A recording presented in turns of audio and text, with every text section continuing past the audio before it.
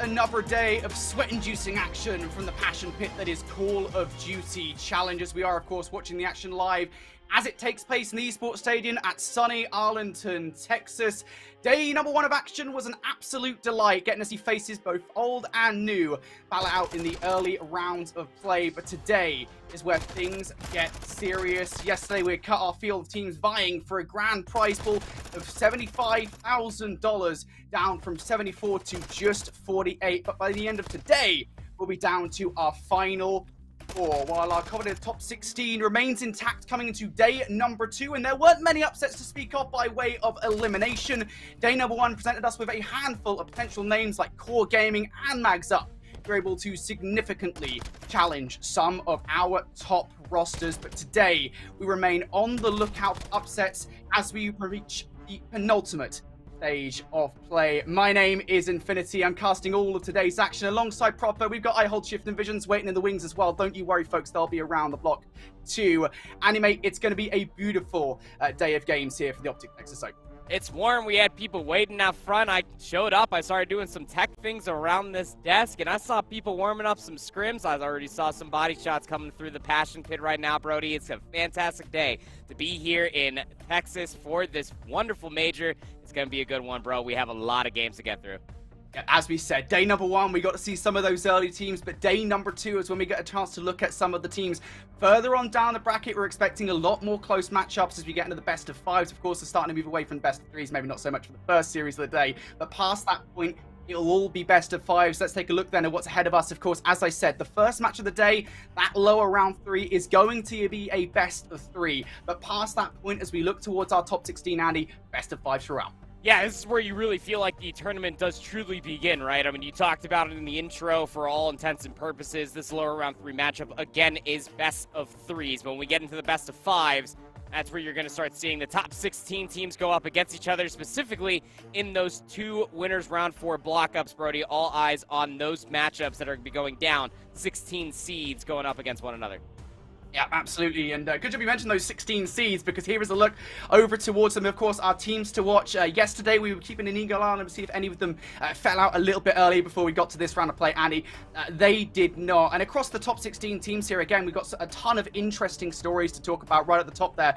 Electrify Steel Rocker is going to be their full name, of course, and we're going to call them Electrify Steel from this point onwards. But their storyline is super interesting, right? Of course, placing second place in the last LAN event, unable to get the first place finish that desired. Affili and Esports, the number 1 EU seed, coming into this event following the fact that unfortunately Wobbabobs are not able to compete here due to Lynn's being ill. There were just a ton of storylines that we could touch upon. Yeah, I mean, the way that everything has worked out for itself, top 16 makes it all the way into Saturday, so you can just connect the seats, if you will. 1 plays up against 16, 8 playing up against 9, so on and so forth. So you can go ahead and just sit there, screenshot at home, open up some paint, and just go ahead and get yourself those lines working for itself, because there are a lot of storylines. There are a lot of good matchups here. Some matchups in particular, like you were talking about, we do have some EU greats that are not here at this Texas Open. However, a lot of NA teams that have faced each other online throughout Season 2 of the Elite, they're going to be doing battle here in Texas, and you know I got my eyes on those matchups, Brody. Yeah, it's going to be incredible, I think, as we get towards the top 16. I think, you know, for the longest time, challenges have become more and more competitive as the season has gone on, and there hasn't really been like a one dominant team so far that's kind of stood up above the rest. And that's mostly down to the fact that obviously players have made their way up towards the CDL from teams like LAG Academy and Decimate Gaming from the last 2 events, but still, we'll see who comes out on top at the end of this weekend. Let's talk about our first match of the day, though. As we said, we were looking over towards a losers round 3, and our first match of the day is going to be AR Glory versus Reality Check. That's going to be the teams right below us, the 31st versus the 32nd seed. So this should be a pretty close one, Andy. Yeah, no, this one's going to be very interesting to even find themselves in the lower bracket, right? Because, I mean, you're just looking at a handful of these names, right?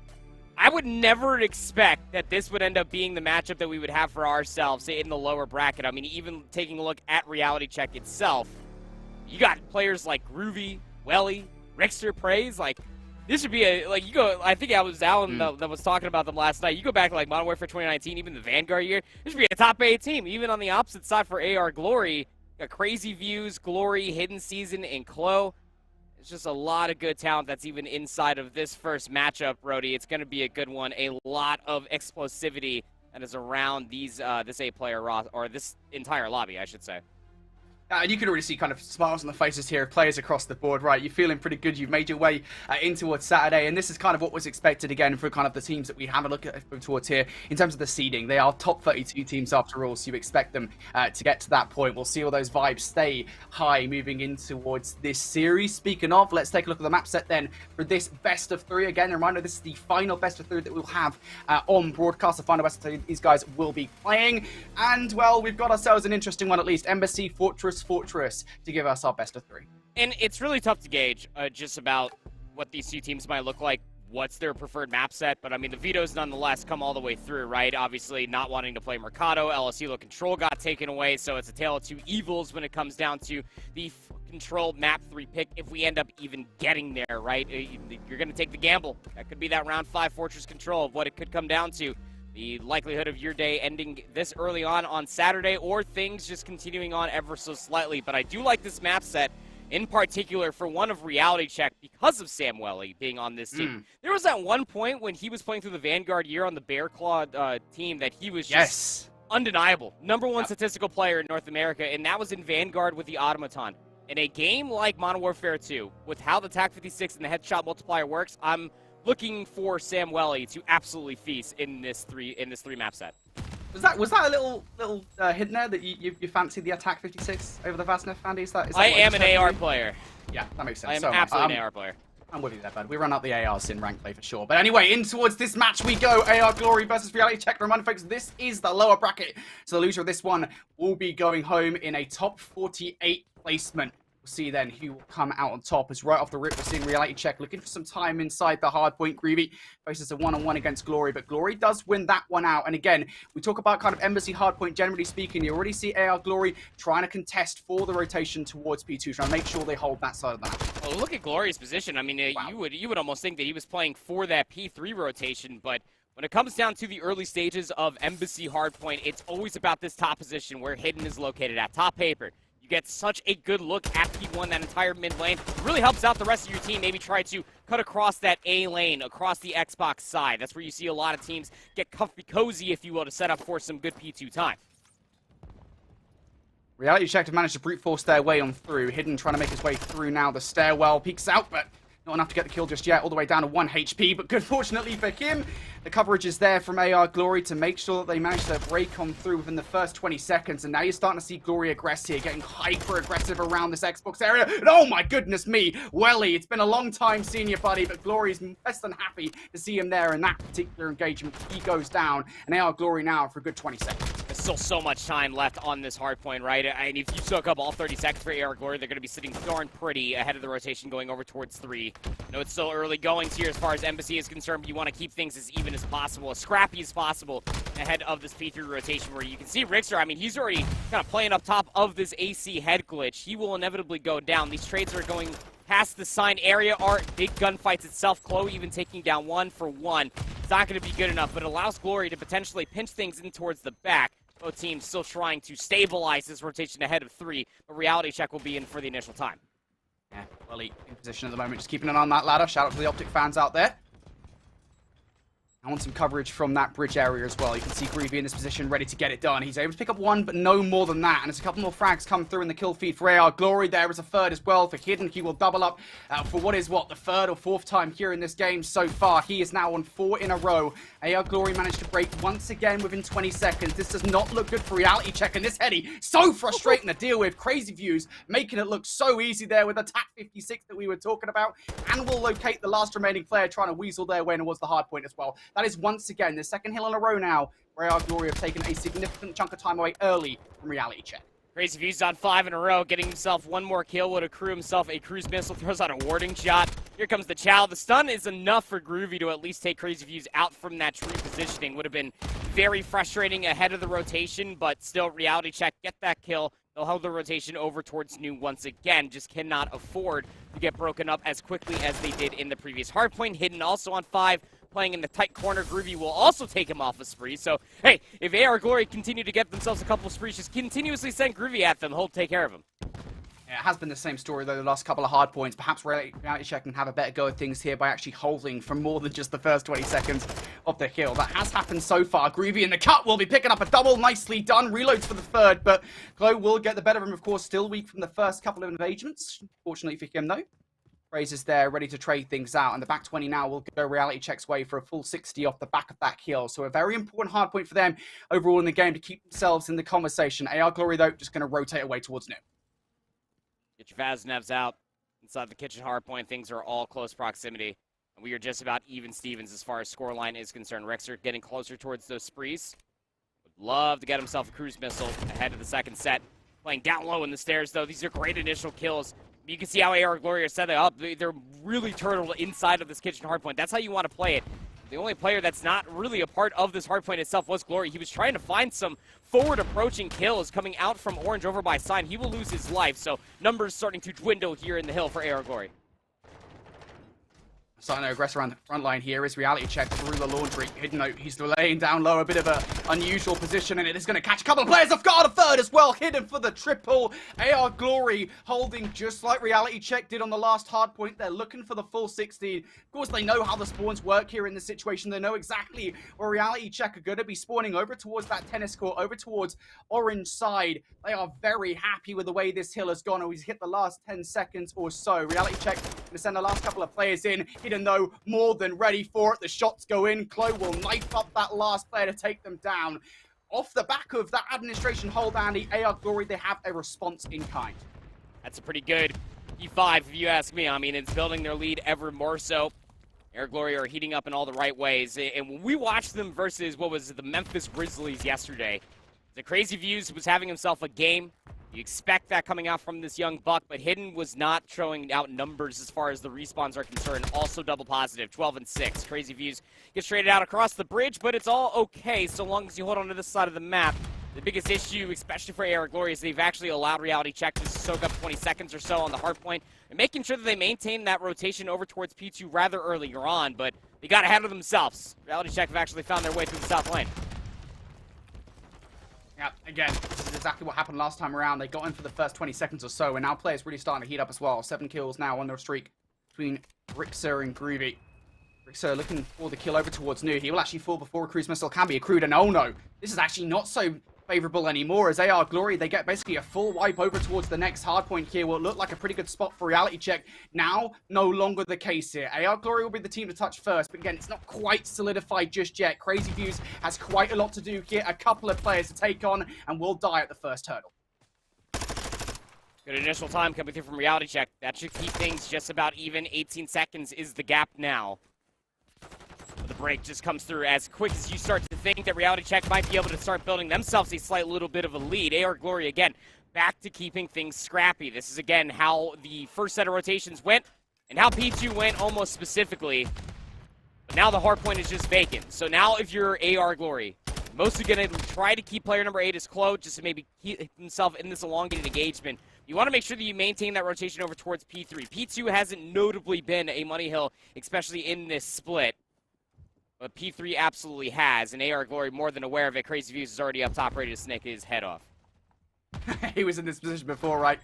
So favorable for him. And oh no, he jumps up. I don't think he meant to do that at all. Jumps up and over and gets right into the line of sight of Praise. Now it's going to be 3 players in Reality Check in a swarm. Hidden has a lot to do, but he is no stranger to 3 pieces. Is unable to produce one there. Rixer and Praise doubling up now as Reality Check. They're the ones to break in within 20 seconds. AR Glory do not have the hold that they desired. That was a very fast one, Andy. Yeah, no, that's a very snappy break. I mean, you get past the totem pole that was Crazy Views again. That was the player that was dealing the most damage when they were set up earlier on in the first set for AR Glory. The trade assists have been so good. Welly shows up big, finds Sue. Groovy is also there to find the third. This is really good time for Reality Check, especially when you're taking a look at their positioning on the map. They have been able to sit in the middle of the map through the majority of this P3 hardpoint. They know the hit is mostly coming through the back and through the orange staircase, so AR Glory had to brute force their way through the old time. They will be able to do just that as Glory finds a crucial 2. That'll be the scrap time secured. But in Reality Check's previous positioning, just always through the middle of the map, they had that POTS control, they have that P4 setup, if you will, earlier on. AR Glory trying to threaten it through the back early. Yeah, full 60 on the last rotation, but it might not go that way this time around. 4 players now making their way to the corridors. Groovy's is there though. Triggers down towards that corridor, but only pick up 1. Trades galore inside. Technically speaking, still in favor of Reality Check as they come for spawn, and it will be a double here from Praise as Reality Check now once again looking to soak up that time inside the administration building with all the kills being made in and around the hard point. A little look over towards what's going on concurrently with this matchup though. Nola Flight taking on Revived Gaming Red. Yet another matchup in lower bracket and Revived Gaming Red. I mean, that's a very different hard point for them as they are 100 points ahead of Nola Flight roster. Yeah, I mean, that's almost surprising, isn't it, that a Nola fighter just getting handed just such a tough deficit, right? I mean, you were thinking about Prophesied, Siski's on that roster as well, but hey, that's just EU coming out in strength earlier on here in Saturday.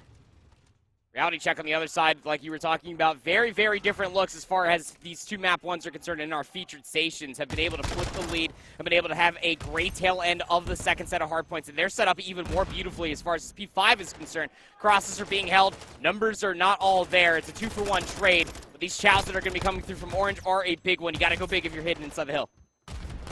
Again, full 60 is what AR Glory got last time around. Hidden's trying to secure that once again, but he can only do so much. A couple of kills is where he will fall. Clo now again under this table, though, able to get yet another one, and it will keep AR Glory in the conversation here for the back 30. Reality Check could still finish this with 1 more good hit.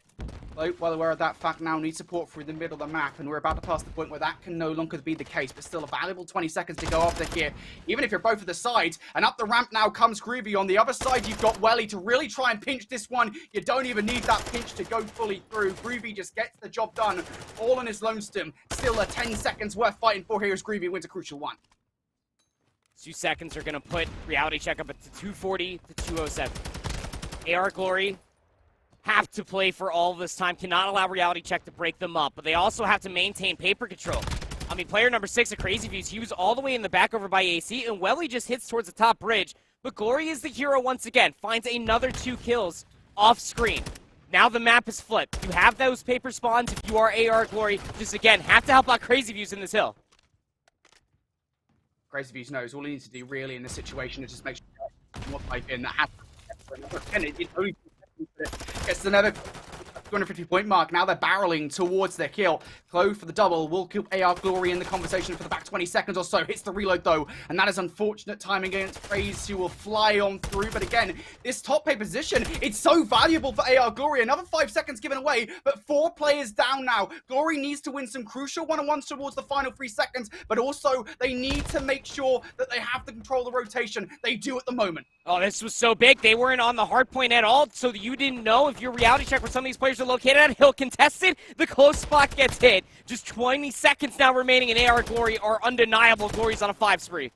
Yep, Glory now 1 kill away from the cruise missile. Hidden also 2 kills away from his own, but they might not need them as they're now approaching the 250 point mark. 1 around the back line. Praise, what can he do in this situation? Because they do not know that he is positioned here whatsoever. The contest comes through at 247 and 246. Nade across, trades in the kill feed, and AR Glory, they hold on for the moment. Can Welly do anything about this around the front line? What about Groovy as well? A couple of players still on the point from Reality Check, but now it's Glory from behind to close out this map. It is 4 down. And how about that for the start of Saturday action here in the Challengers Texas Open? Goodness me, we love Embassy hardpoints. That is just insane. We got about 3, maybe 4 different lead swaps, and even at the very end, our final one. And you really just got to sing the praises again that comes through from AR Glory, right? I mean, they understood the task at hand, where they are just battling for all of those that P1 time, trying to get themselves a lot of time off of P1 for sure, but maintaining those P2 spawns were absolutely crucial. They get off of P1 for a small second, Brody. That forces all of Reality Check to question where they were located at, and they absolutely sprung the trap. We head over towards our second look in. This is our Bravo stream, or our Bravo matchup, I should say. Revive Gaming had themselves about a 100-point lead. At least Nola brought this back into a respectable scoreline, but Revive Gaming Red looking to close it out here. Yeah, absolutely, of course. Anybody keeping an eye on EU challenges will know these guys. Nile, Genesis, Footsie, and Detain, all of them have been story players within European Challengers over the last couple of years or so, perhaps even before that for players like Niall and Detain, but still, they're about to hit this 250-point mark, and that will be all she wrote for Hydro Hardpoint, a huge victory for them in the best of 3. And again, kind of a necessary one. I think if you fall out at top 48 for this roster, not to say the series is over, because again, it's best of 3. It is far from over at this point. I think it's kind of not the best way to end the Texas Open. No, not necessarily, especially when you're thinking about just the overall roster and its strength, right? I mean, you already talked about if you are a European fan, but even if you're just an overall Challengers fan, you got to catch any sort of Challengers stream for Europe, you will recognize a good bunch of those guys. We'll talk more about them later because we do have the stats, at least from AR Glory and Reality Check coming through. And man, I mean, you could just pick and choose, brother. Which player do you honestly want to talk about? Well, he had a big resurgence there towards the second set. That's where we saw Reality Check kind of flip the lead a little bit. Rixer was always kind of going unnoticed, I would say. Does have that 6-3 to speak about, 28 and 21, but was finding a lot of crucial rotational battles. But my biggest standout has to be Glory. I mean, he went 27 and 28, but he was always finding those influential two pieces, whether it was for about 20 seconds of time, or maybe just for the initial setup. That 3,300 damage was surely felt across this very close map 1. Yeah, again, I think it's like, I know people are maybe tired of us using this phrase, but it is the usual suspects, especially after kind of seeing AR Glory and Reality Check for the first time yesterday in their respective early winners round matchup. I think Crazy Views was one of those names, right, that we were talking about. Kind of, again, we're looking at players, generally speaking, in these early rounds to come out and show just what they can do. This is the beauty of getting to see teams like this, getting to see that day one number one action. Crazy Views is one of those guys at 22 and 28, absolutely had a baller game there for AR Glory, and they are going to come out on top in the first map of the series. Again, a little reminder for you folks, this is the only best of 3 that we'll be casting today. Past this point, it is all best of 5s. So, one more map, and AR Glory have got this one in the bag. Just got to win a Fortress Search and Destroy, a map mode combination that has been sneaking its way into more and more best of 3s, best of 5 championship Sundays included. It's just a bit of a head scratcher, and you know, I was sitting there and we were talking a lot with other players, other coaches last night. Same thing with Shift as well. It's just how Fortress Search and Destroy has continuously been evolving. It's been a very interesting one, how much more bolder you truly do need to be just to chow through that mid lane and kind of threaten the idea of going to B early. Not to mention how sniper rifles can be an abundance of nature when it comes down to Fortress Search now, but man, it's all about that red control. You always want to just be battling inside of Art. Your SMGs need to be on point. Slaying matters the most in the first 30 seconds. Yeah, there are a variety of ways you can play Fortress Search and Destroy. I mean, you talked about it, right? You know, there have been a lot of teams that have been getting a lot more bold now towards street side on defense. We've certainly noticed that. Maybe that's kind of, I don't know if that's a byproduct of just kind of the evolution of the game as the years gone on, or kind of the setting that we're in here with challengers. But of course, as you say, there's also that aggression that you can take through munitions on the offense. A lot of different ways you can play this. At the moment, though, in round number 1, things looking pretty standard. The only thing I would say is not standard is Groovy choosing to cover this one with the Vasnef under the door. Generally speaking, you expect a tack player or a sniper to do it. No dead silence, no trophies. Round 1, Search and Destroy is a fickle beast, but hey, you can wallbang the Vasnev. Obviously not the extent of Attack 56, but Groovy does get information off the stun. It's not a whole lot to maybe capitalize on. That player that he stunned was all the way in towards the back, but Reality Check aren't even trying to threaten for munitions. Glory's expecting a chow to come through. Reality Check are not giving AR Glory any information to work off of. Finally, running across will be AR Glory to try and get this bomb down. What does the reaction look like now from Reality Check? Because Rixer and Groovy getting aggressive through open, just peeking out there. Hidden's like, yeah, I'll take your head off, mate, if you pick that corner even just a little bit more.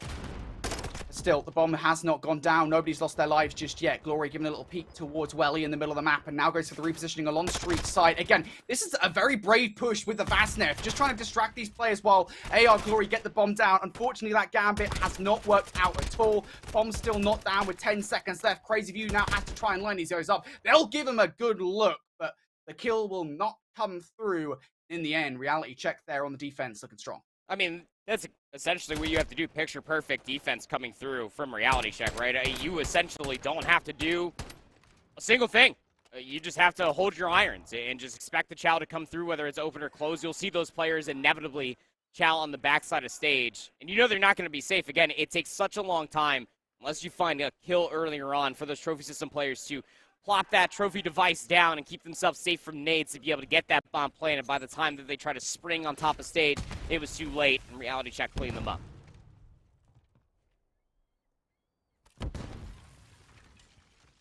Reality Check now, the team on the offense here. Going to do what AR Glory could not by getting the bomb down on towards A. This is a big risky play. We've seen teams do this with a bomb, just pushing all the way forward towards the open doors and ended up dropping the bomb in not the best place, but still going to be backing away here after being tagged up with a couple of stuns. His life still remains intact, but for how long is the question as he tries to get the bomb down. Double nades over the top. Story System's going to catch both of them. Well, he has the coverage as well. This bomb should get planted. Yeah, and it absolutely will. Groovy gets to exit seemingly for free. Art Control is here. Backstage, flank being controlled as well. Player number 5 is Praise. He's watching that P1 push through. Now you know this is mostly going to be coming from the front. Yeah, well, he already pushed around the back line. First blood on towards Hidden there. It's a little late in towards the round, and now time really not on the side of AR Glory whatsoever for this retake.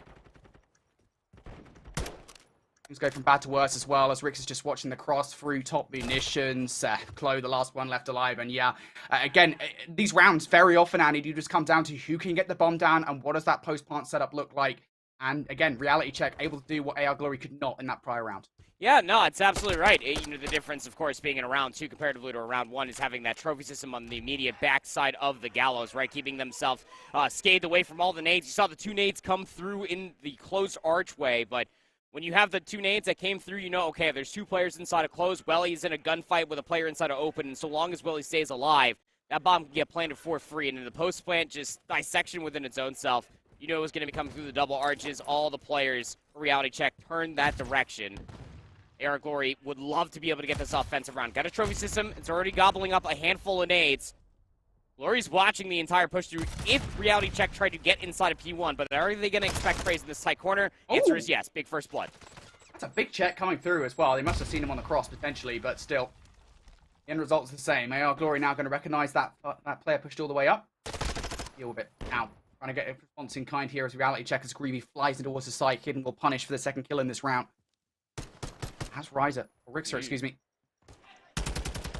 With some initial pistol shots, but in from behind comes Glory, and this one should be done, though. Yep, Glory absolutely separates the wheat from the chaff in that round as he completely blows it up. Yeah, no, that was just a really big check again over inside the corner. If Praise stays alive in that immediate corner, this entire round, it plays out entirely differently. But losing that player push all the way up, you're then forced for a defensive team to try to rectify losing that player earlier on, so you just make sure that that bomb can't get planted over by the stage. But by the time that a player rotates back over on the backside, or even through the middle of the map, excuse me, through that closed archway, it just might just be a moment too late as ARs are just locked and ready to gun you from that positioning. How about this very aggressive defense coming through from AR Glory, making sure that the bomb cannot get over towards A, but Reality Check, as far as offense is concerned, just trying to get themselves some munitions control. I don't know if they really need it at this point, to be honest. They've already taken down Welly around the back line. Now getting another one through the door as well. Information given away from Rix. Greavy will trade out for one. He's been tagged up all the way down to 61 HP. But does get away. Again, getting this bomb down, though, is just such a momentous task now for Reality Check. They need to pull out something special from the hat. Greavy is going to give it a go. No dead silence just yet to speak of. So any noise he makes, well, it will be pretty loud, to be frank. But Praise on the other side will actually take down Chloe from the middle of the map. So it makes the situation a lot more realistic. Again, though, Groovy going to go down. Praise View's tagged up now around the back line. Last remaining player cannot do anything. And that's just super impressive in that round, right? It just full control of the A site for the defense. Yeah, I mean, the defense off rip just flood through the double arches, and Hidden didn't stop. He just quite literally did not stop. Once he got inside the gallows, they found that first blood, and Hidden just continued to push all the way in towards the backside of the pallets. That's just impressive grit, I want to say. The stones on Hidden to just continue to chow everything. He finds 3 within that round. Remember, he had himself a whale of a map 1. This guy's got to absolutely be feeling himself on this Saturday. Now double positive 6 and 3. A big reason why AR Glory have been able to win 2 in a row.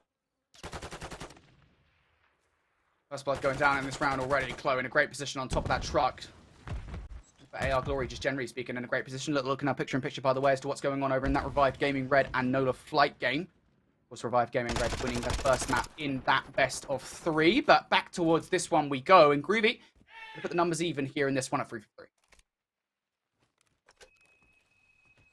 3 versus 3 for a defensive team. Got to make sure that you get bench control. That's a nice Semtex to come through from AR Glory, but Groovy pops dead silence. He gets inside top boat and just gets away scot-free. No trade to speak of. Now Glory, one man down. Don't really feel confident enough to traverse their way over towards the A-bomb just yet. Perhaps they're actually thinking about a B push. If they do, you can see number 8 and number 6, Rixer and Groovy, both watching that cross. So we'll turn away. So a lot of this now on Groovy, and they probably know, given the fact that Groovy's taken shots around this area before, where he is positioned. Looking through, the crack is going to be hidden. He actually picks up that gunfight, but again, watching the cross will be praised in a position I don't think AR Glory are going to expect it. Even if they do, the cross is being watched by Rixer. And again, that is exactly why those B pushes are so hard to pull off. They are, especially even in the later parts of the round, right? Because, I mean, it's such an easy read at that point. The nade comes through. It gets Praise off a bench, so he just has to reposition inside of the main gate. Even more so than that, it really did feel like that Praise was never really out there by himself because, traditional defensive rollout, you're going to end up having a team or at least a player play that open stairs head glitch all the way on the side of Stables so that way you can watch that mid lane cut and help out Praise when he needs it. Works out very well for Reality Check, but how about this? Taking a page out of AR Glory's book, plus Rixer finds first blood. We are in the B site. I thought for a second there, AR Glory were actually going to invest themselves in towards this B site. They're still invested in the middle of the map control. They're about to turn head fully. And I'm kind of curious about potential late hit coming through from Reality Check. This is really problematic for AR Glory. And they're not going to take Praise in that position. I have never seen that before. I don't think Crazy Views expected it either, but yet still, AR Glory now trying to crack this nut that is B. Also got to be cautious around a player in the backline. As I said, it was Rixer that's just so problematic now. Chloe left up in a 1 versus 3. And you're stuck between a duo over on site and one player on street. You know Rixer's hanging around. A great setup. Perfect setup out of Reality Check. Doesn't happen too often on Fortress Snd. It feels like it's always just a single bomb site map. But, I mean, the way the Reality Check just fly across P1, Rixer finds that first blood, seemingly inside of Fountain for free. They get that bomb planted and really just force the hand of AR Glory just to try to make a play happen. It's just, by the time you try to retake that B site, that entire side of the map itself, it becomes so much more monotonous than it needs to be when you just can't immediately get yourself maps control. 4-2. Round number 7 is going to be an offensive attempt for AR Glory. Stuns earlier on. Chloe needs to win that gunfight, cannot find it, but still goes 1 for 1. And numbers not exactly in favor of AR Glory there, and you can see the strategic differences between what happened with Reality Check on that prior round, where they're able to successfully cross the path that is B. As Reality, AR Glory not able to get it done here. Now they might find themselves in even deeper waters with Rixer managing to penetrate the back line here, and will only pick up 1, but that is damage enough as Crazy Views now needs to pull off a 1 versus 3. Of course, Bomb not in his hands either. No. That's problem number 1. Problem number 2 is that you have head glitches galore once you come out from that area of the map, and Iron's being held by another player. Just tough scenes. Again, Fortress Search and Destroy is a fickle monster. And a lot of the time, things can be settled in the first 20 to 30 seconds. If you're AR Glory, you got to tip it. They wanted to take a page out of what Reality Check just did on their offense. Try to hit over towards B. It does not work out. And even as they're trying to exit, they're also being chased. And throughout all of that, you just seemingly feel so trapped in a 1v2. Now you're staring down the barrel of a map number 3, potentially also on Fortress if Reality Check win this offense.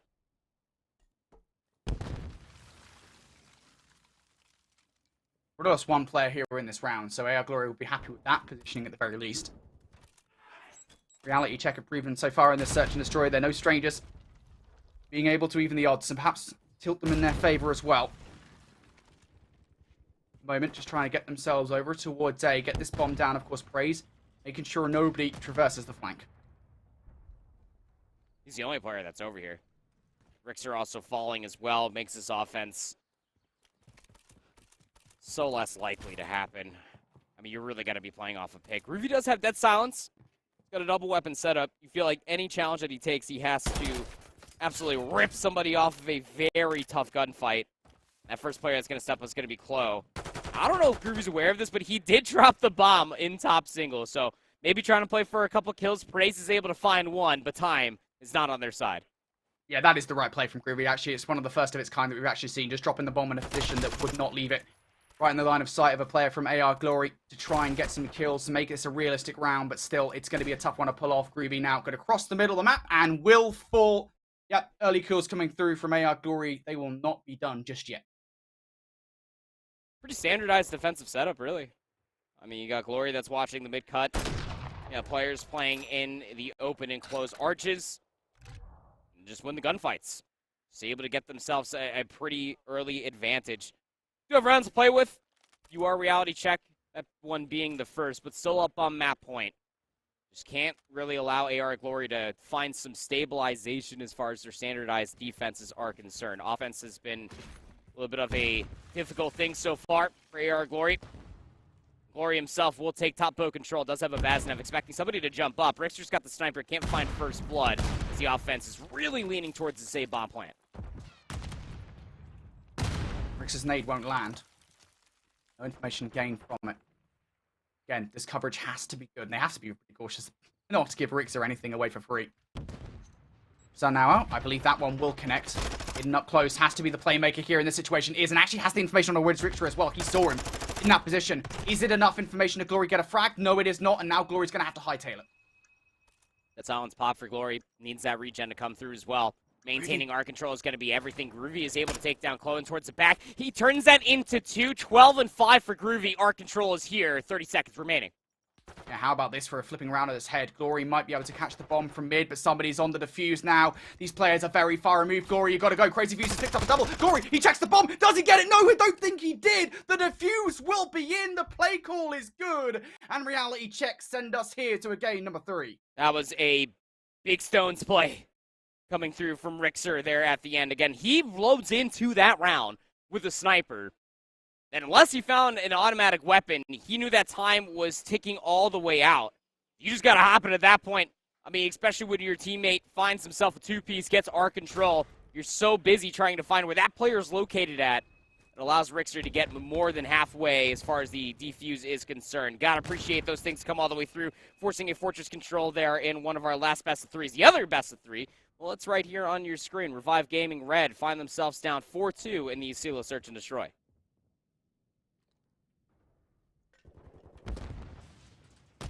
Gonna tie this series up. Our Nola flight. Challenge 12. Moving all the way through here, getting that kill on towards Nile. That's a good start here in this particular round. Leaves Revive Gaming Red in probably not the best spot, I think, just generally speaking. They've got full mid-map coverage, but that's not when Nola flight are taking this bomb. You would almost feel that things are on the wrong side of the map for both these teams, and you'd be right.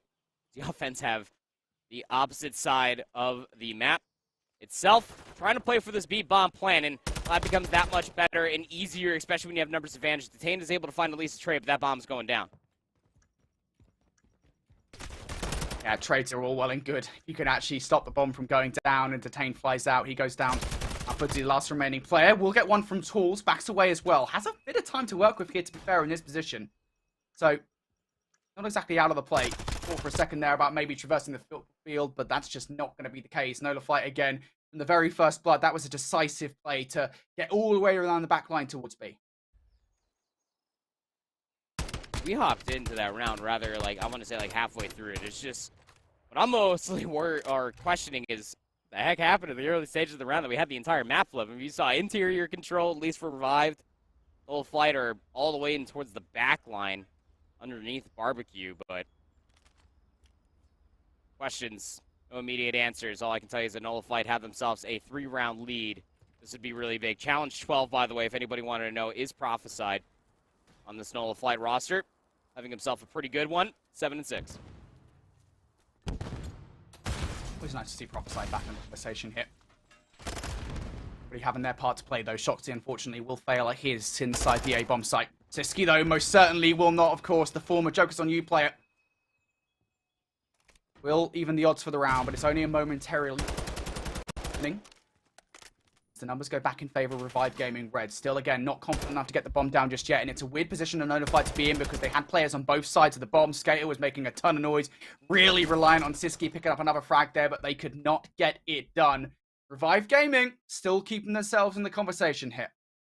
It's just interesting when you're thinking about this Revive Gaming roster, right? I mean, even as far as a roster is concerned, you feel like that they should be having a much easier time, I want to say, in a CeeLo Search and Destroy. Not saying anything bad about Nola Flight and the players that are represented over here, but you have historical Search and Destroy players on Revive Gaming Red side. Even Nile over the past year has really turned his Search and Destroy gameplay around, even in and out of the elites. Find himself 3-6. Saturday morning, kind of a slow one, it would seem, for Nile, but could be the start of something that you would need. Every round a crucial one as you're still trailing by 2.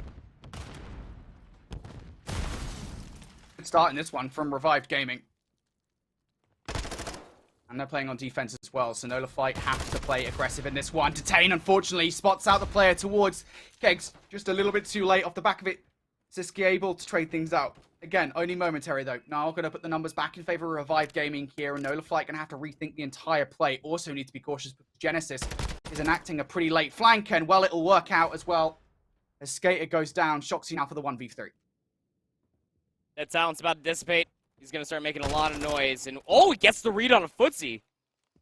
Completely rips him to shreds. Nile's down low. He's looking for the trade. But, again, the problem still amounts. Shoxy's going to make a lot of noise as this play happens. So, a lot of upfront gunfights are required here for Shoxy to clutch this round.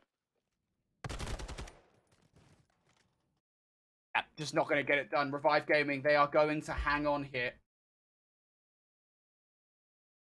By the way, just to clarify, I'm not actually sure if this is Prophesied playing. It's Prophesied on the roster sheet, but Prophesied is supposedly filling in the gravity over on Berserk. Oh, that's right. Yeah, who is playing over there? So I'm a little bit confused as to who this is. We'll get confirmation. We'll try and get confirmation from the admins as to who this player is. Obviously, you know, it's not helpful sometimes when these guys are playing not with their actual tags. But regardless, whoever challenges 12 is currently the highest fragging player for Nola Flight at the moment, so we would like to. Everybody's sharing the legwork, though. Nile finds himself a big turnaround. Call out the guy. He gets put up on broadcast. He finds himself 5 spree. All right, then. Even Genesis shoving up in a big way. 8-6 with an AR. Dead silence to play with. Just playing with some sound cues in and out of the door. Probably causing all sorts of distraught chaos in the brains of Nola Flight. This defense is really focused around the A-bomb, specifically with Siski playing around the couch. Does have a trophy system to keep himself company, though. And by the way, did have an answer. It's actually Zinx playing on Challenge 12. That's that Zinx. Oh. It's back. With a vengeance on this Nola Flight roster. So, Nola Flight now 4 for 4. Got control over the A site. Genesis did want to make a move forward to get the bomb down. They're heavily reliant on what Footsy's able to produce here. He's going to bring Shotsy down to a very low HP, and the team shots are good enough. Siski in the corner, though, sitting behind the couch. He's good, chilling, ready to get more frags and gets aggressive as well. This is the Siski that we know and love from Season 1 and Season 2 of Challenges Elite, now in 2v2. 25 seconds. Oh, no! No, Nile. He got like the first 3 bullets, and he got his head ripped off. Footsie, 1v2. Gets the bomb planted. He gets away with his life. Now it's up to Zinx and Siski for the retake. I can help with defuse as well. Coverage should be good enough here. Footsie, you've got to check the bomb, buddy. It's going to be defused. I don't think he's going to do it. That's going to be all she wrote here in the search and destroy. Siski and Zinx, they make the call perfectly. They are not done yet here, folks. And we got some banger matches going on right now. These might well be best of 3s, Andy, mate, but the teams are fighting hard to stay alive. They are fighting hard to stay alive. You can hear some eruptions coming through with the rest of the lower round matchups that are happening. I don't know if you can hear it through the mic, Brody, or what's going on, because things are getting loud and heated early on here in Texas, but go take a focus over towards this AR Glory and Reality Check game. Again, hopping off of the Fortress Search and Destroy in towards the final map in this best of 3. Will also be on Fortress. And hey, AR Glory, they're stalling out the clock. They have a life lead and 3 segments already to boot. Chloe, he's given a good look over towards trying to get control of this site. The first tick would be nice, as we say. Any tick counts here when it comes down to offenses on Fortress control, but things not exactly looking solidified as Crazy Fuse faces down to 1 versus 3 on zone. Can't get anything more than just a little look. As more kills come on through now, this might be the stabilizing that we require to get from Reality Check. A 6 versus 3. I gotta imagine this one's done so unless something special can be produced by Glory, who actually makes the gunfight realistic, brings Rixa down to 28 HP, but nothing more than that. As Reality Check, they will win the round, but again, those ticks are huge from AR Glory. Yeah, you know, it's, I mean, Fortress Control, if this is your first time watching competitive Modern Warfare 2, it's not really likely to see an offensive round come through, which is why we always gas up teams and players alike whenever they're able to even get segments of progression on Fortress and even forcing 60 seconds. To get 4 ticks of progression for AR Glory in their opening offense, that is no easy feat, if you ask me. So, looking for the immediate response. If you are Reality Check as far as their offense is concerned, very easy to succumb to the spawn trap that is Fortress Control. But Richter had himself a good round one. He's going to start off with getting stunned here surely, but 11-6, looking to continue on with the momentum going into this second round. And it's actually been a pretty good start, I think, just generally speaking for Reality Check here, is they've actually got a fair bit of map control, but it's what follows that really counts. Cannot afford to go down and find themselves in a spawn trap, but so far so good. First tick of progression in from A, and now keeping an eye on the back line as well. The one player pushing up is going to be hidden and has just too much to handle there on both sides of the truck. Second tick now through. The third might not be far away, but Glory flies out for the double, looking for the triple. Praise has way too much to do there and finds himself overwhelmed. So a couple of ticks is where we will finish things off now. Can Reality Check stabilize and continue to aggress through the point? Richter finds a little bit of an avenue. Gets past P5. Now on the B zone. So he's going to give that information away. Can't win the first gunfight, though. Back towards the spawn trap. But even finding straight trades across the blacksmith, this is going to be good for Reality Check to continuously try to get themselves inside of Art. 1-for-2 trade, though. So can't get this third segment rolling here on the A zone. And they're desperately looking for it. 3B. That's got that cruise missile on the back pocket ready to go. Not confident enough just yet to dive on towards the point. They want to clear some more space on it before they go for it. Now, here we go. Razor Views jumping out. Call has been made to make sure they are watching it. Rixer's going to be responsible for that. Flow from the main street. Now Grovey needs to pick up 2. 3v for 1. Double will not be secured as Glory flies through there, confident as ever to make sure they clear the point. The call has been made now as Glory picks up some tags on towards Praise that somebody's rocked the back line, but yet still he is the only player in the middle of the map. And this will give Reality Check the space required here to make a B gambit. Very interesting that Praise did not elect to get inside of the A zone, but then again was trying to help out his teammates get across mid-map and show presence over at B. This is a big stones call coming in for Reality Check. They got through 2 players on the B zone, but they are dropping like flies. Groovy finds 2, but that's the last they'll find. Welly, though, off of all the chaos that was over by the B zone, has stuck his way past bench, got himself on the A zone. That'll be the full capture. 60 seconds out on towards the board. 4 ticks in total so far. 1 over at B, and Live's knotted up 12 apiece. Yeah, this is a very good push from Reality Check, of course, equalizing what happened in that prior round from AR Glory. Perhaps they confessed it. Flow towards the street in a power position. He gets shut down now. Things not looking so hot for AR Glory. They'll spawn in this backline. But it is the last-ditch effort here on the defense, really, from them, as Reality Check managed to break through the middle of the point.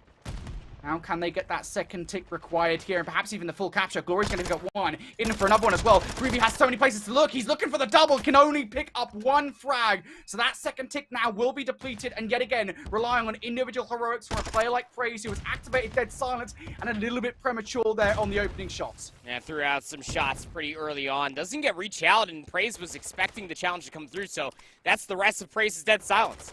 Where do you even go from here? He's expecting an unforced error. Glory drops down, finds 2 hiddens there to cover his teammate. Just when things were starting to look so good, you have no respawns remaining. 2v8 coming through from Groovy Welly. Now it's just down to Sam. He's getting wall banged. He's not budging at all. He knew that death was imminent. A big coverage there as far as an offense is concerned to even see 4 segments of progression, Brody, but I would say an even bigger response coming through AR Glory just to stabilize the map the way they did, because Reality Check were absolutely working that map when they got that A zone capture. They had so many players in such a good position over by B that if Welly didn't have the open land of opportunity just to hop on the A zone and push an extra 60 seconds, that round might have been a little bit further disastrous, but at least they knotted up the ticks of progression. 4 apiece going in round number 3. Yeah, that cruise missile, I think, is the big separator right now between these two teams. Even if the ticks are even across the board, we'll see when Reality Check want to bring that one down. Potential clutch situation. And now for the start on the defense in this one, though, probably the most dominant we've seen so far. One player has slipped the net in the form of Hidden. See what damage he can do in and around munitions. And I think there's a lot of responsibility now on the shoulders of Hidden as his teammates are falling around him.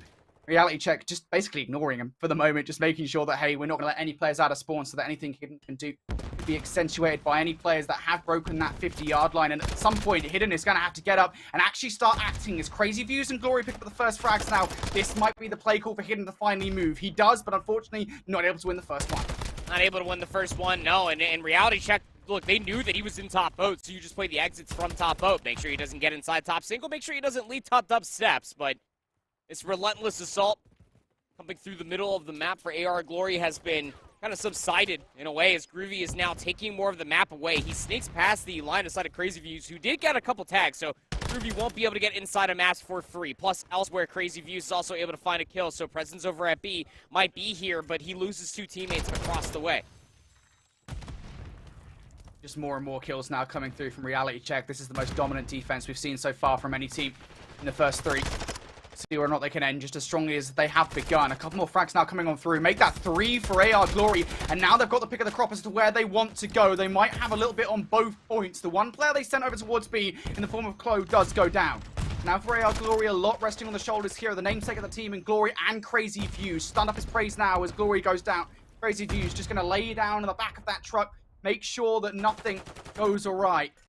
Contested at the moment as Praise is just going to sit on the edge of the point, wait for the cavalry to arrive, and here they go. Final 3 players tagged up once again now to 46 HGB is going to be Praise and trades galore in favor ultimately of Reality Check. Down towards 0 seconds we go, and in that final push, they make 1 tick up aggression, but no more than that. Yeah, big moments coming from Praise. I mean, say what you will, the guy doesn't have the sexiest KD ratio. That is a lot of engagements, though, 18 and 18, and it's what he is doing with these 18 kills and putting himself in very annoying positions across the map. Even understanding that I have to contest this A zone to deny the second segment of progression to come all the way through, knowing dang well that there's a player inside the truck. He was just buying time, waiting for Welly to come back through the dubstep area and just overwatch the play that was going to be manifesting past benches. Welly finds the coverage. He gets the kills required. Put themselves in a position to maybe try to either seal it away entirely here at a 3-1 or at least guarantee a round 5 defense. First effort from Reality Check to really try and make something happen early on. I think they knew they had a little bit of time, a little bit of presence to play with. And oh my god, Glory has just decimated Welly inside map. So yeah, they had a little bit to play with there, and I think just trying to pull out a Hail Mary play to begin the round doesn't work out in the end. It is flawless so far from AR Glory. Finally, Glory goes down, but the result of that initial push, Andy, is AR Glory now able to completely split the map down the middle, and they have Reality Check in probably the most dominant spawn trap we've seen so far this Control. AR Glory have only lost a single life this entire defense so far. The spawn trap is in. One player jumps across, and well, Crazy Views just gets the most unfortunate timing. We see a lot of subs succumb to that. So just as soon as we start talking about the great opening rip, you have AR Glory players, or I'm sorry, Reality Check players that are able to get maps back in their favor. You also have Rixer that gets inside the truck. He's stalling at that clock at 40 seconds. Now here we go. First tick in. Now they've tied what AR Glory brought to the table. The second would effectively guarantee them a round number 5 defense. And there it is. The second tick will now be through. But can they go even further? Can they end things here in round number 4? Well, A will fall by the wayside. An extra 60 seconds have been added to the clock. And even though it's just 1 frag, Crazy Fuse does a lot of damage there by taking Groovy out of the play and slowing things up for a potential transition. And already guarantees a round 5 defense. Now the consideration comes in, can Reality Check just close it out here? Well, Hidden is trying to make an argument for elsewhere. He's able to get himself inside of bottom maps. He's been finding good damage. Groovy slips the net. He's going to be looking one towards the back. He's able to find the first turns, but can't get the burn on the Crazy Views, who finds that trade. But still, you've got Welly in this position where he can try to be a nuisance, get top rails positioning, find these players inside of munitions for free. Him, Welly, Rixer, they all show up in the kill feed. They got presence on the zone. And you've still got the cruise missile as well if you want to use it. Why wouldn't you bring it down at this point? Unfortunately, trophy system will not connect. There's another trophy system from AR Glory on the point. But do you even want to bother with it? Just keep your gunny up, ready for these guys to try an entry in around the backline. Hidden, able to draw first blood here. Second one down. Groovy, you've got a lot to do. I'm going to outplay, get inside in towards munitions, just around Chloe. A couple of players from AR Glory on the point. That was not the push that Reality Check aside just yet, but Groovy's trying to make it happen. Cannot win yet another gunfight, and as Rixer falls as well, AR Glory, they survive the battle. 9 versus 8. 50 seconds on the clock. This could end just as swiftly as the kills deplete or the segments complete. We'll have to see how it unfolds here. Our control is in for AR Glory. Welly's trying to threaten around the back. I mean, he is stunned up. He has 1 shot. He gets shot by Glory. Groovy's able to at least find a trade. They're trying to get themselves inside munitions. Reality Check fully understands this is where AR Glory are going to be located at. Groovy also finds one off a spawn for free, so now the push is on. 20 seconds remaining. And Reality Check still trying to find a way through. Again, they've got that cruise missile if they want to use it. And they're just relying on a flank to make this happen. Greeby enacting dead silence, had a good play on towards Glory, but Glory going to win a crucial one-on-one engagement. Brixen out, the last one left alive, and down to 4 HP. He manages to take one off the board, but you're not going to get anything else beyond that. In a 3 versus 2, this is still pretty realistic. Glory has a lot to do here. All the player needs to do is touch the point. Can they get it done? Glory for the double, though, and that will not finish off there. Glory goes huge to send us to a round number 5. Still not entirely favorable, considering you have an offense, but nonetheless, it would have ended if you didn't get this double. It's very rare that you sit there and say, all right, well, Glory's in a 1v situation. He can do it. He just has to go big. And go big, Glory shall do that just fine. A crucial 2-piece. I mean, the third was going to be coming through the closed archway. Inevitably, there just was not enough time left on the clock. But man, you really just got to sing the praise of Reality Check just to be able to brute force their way through maps when they get put in that inevitable spawn trap. They found 1 kill across 40 seconds worth of their offensive round there in 4. They get themselves at least the segments of progression.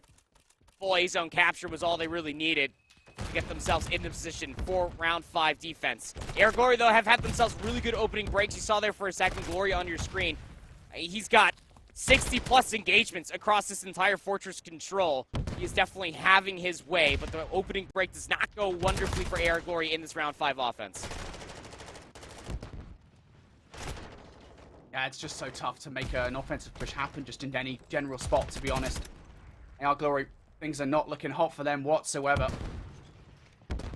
Now Reality Check, splitting the map pretty well here. Praise has a lot to do inside maps. He's been stunned up at the moment, and AR Glory preparing themselves to go for a double hit to moving from position. I think Greavy's actually coming to help his teammate here. And Praise, while sitting in the corner, able to get the first. Unfortunately, none of those shots going to connect for the second. Glory is actually able to double up off the back of that. Is the backstop good, though, for Reality Check? Is the safety net good for Reality Check? The answer is indomitably yes for the last 30 seconds now. 30 seconds, need to find these trades. Praise is flying, 26 and 29, 33 and 22 for Rixer as well. Time becoming an issue, 24 and 16. These kills are not coming through. Trades are not good enough. You gotta go. You are actually gonna get to touch the point here on 6 HP. Chloe is gonna survive.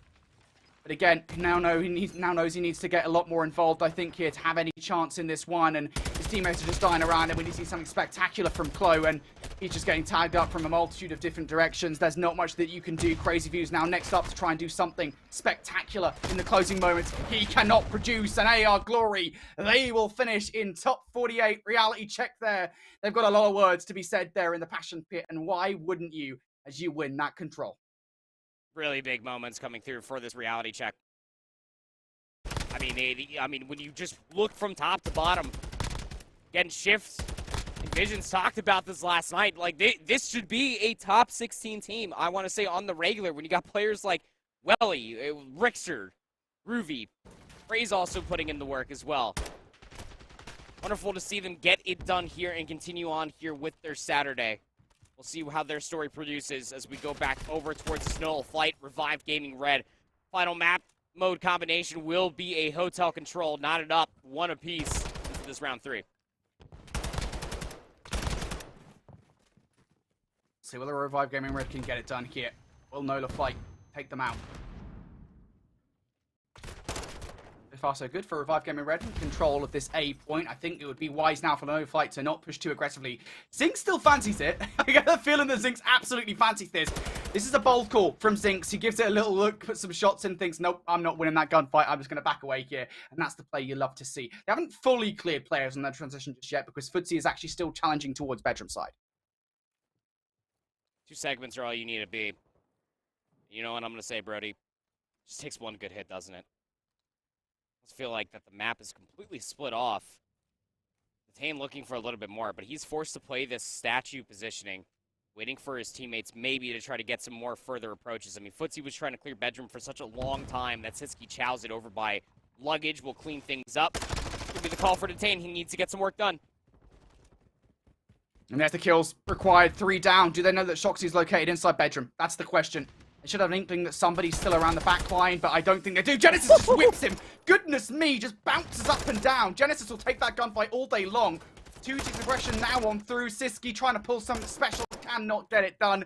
I don't think Shoxy's going to be able to touch in time, and Revived Gaming Kit going to win the offense required. Again, things a little bit different, generally speaking, on a hotel control. You almost expect to win an offensive side here on this map. Again, it just takes one good push. I thought that it was going to have to be Decimate. I mean, he was on the statue for such a long time. But it was Nile actually through the middle of the map that is able to find a crucial 2-piece. And like you were talking about, were they aware that Shoxy was top bedroom? I would argue more than likely, if we haven't seen Shoxy in a long time, these guys on the left side of your screen, Revive Gaming Red, have been hanging with the best as far as European Call of Duty is concerned. I'm sure they're counting names. I'm sure they're looking for numbers. Genesis just bouncing around like pogo sticks are on sale. Is able to find that crucial gunfight. We'll have a 2-1 lead here. A defense will solidify their lower round 4 game. But it's hotel control, baby. No Flight able to at least have themselves an early go of things. At least a 3-for-1 trade, all in your favor. But straight trades across the board will mean that Revive Gaming Red can stabilize the map.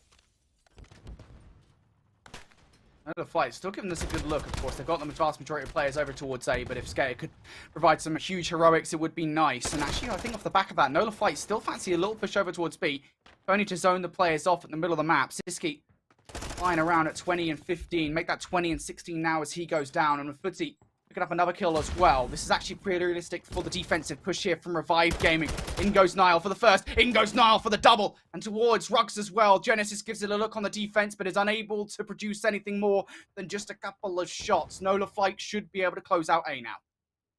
And if you're Revive Gaming, I mean, you just look at the game state. You got a 3-life lead. Got mid-map control. The Tane is inside a bedroom, and the flank is secured.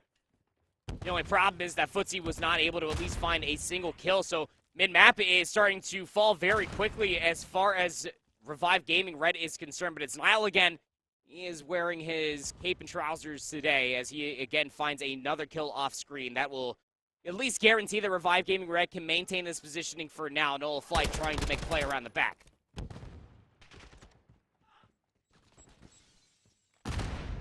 Kills starting to come through now for Nola Flight. They're looking pretty hot, and I guess the most important player now for Revive Gaming Red is Detain, who's just hanging bottom bedroom. Trying to play all sneaky light, but they're well aware of the fact. Shox is like, I know someone's hanging around this joint. I'm not having any of that jazz. Takes him down. Now kills though in favor of Revive Gaming Red, and Zinx is the last one left alive very quickly. That would look like a certain push there for Nola Flight. Again, it only takes one good push. We'll keep on saying that till the cows come home, but not going to occur here as Revive Gaming Red. They hold on. 17 boys up against 14. You're not really worried about the lives if you are Nola Flight. You're more worried about just trying to get this map control back in your favor. I mean, Nile was trying to go on a steep vacation as far as the defensive player is concerned, and Nola Flight are more than aware of this. So 1-for-1 we go in towards the back of P4. Siski also has check-in in his favor, but Nile wins a crucial gunfight there. Still got presence on the B zone for Nola. Yeah, pushed up towards D2 as well. It's going to be Skater. This one should be done. You have to imagine a 2 versus 2 unless Genesis comes through and does that. Detain with the nade as well. No trophy system to speak of at the point. If there was one, it was completely depleted away from all the stuns and frag thrown in that direction. This still has not fully been secured yet for Nola Flight, despite players pushed all the way through. Again, they haven't got rid of a player like Detain. Finally, they deal with Zinx getting that frag. Shoxy on the help desk again, just trying to keep these guys at bay. But somehow, some way, Revive Gaming have a response every single time. They always have one more player being annoying, and this time it's Genesis for the final 30 seconds. 7 versus 5, a single respawn remaining for Nola Flight. Shoxy will find the first on a Genesis. That's a big kill that at least clears the zone. But you don't know what's going on the backside of the God Heady. Detain is in that position, but you do find Footsie inside of couches, so now you can start taking more math away. 3-4.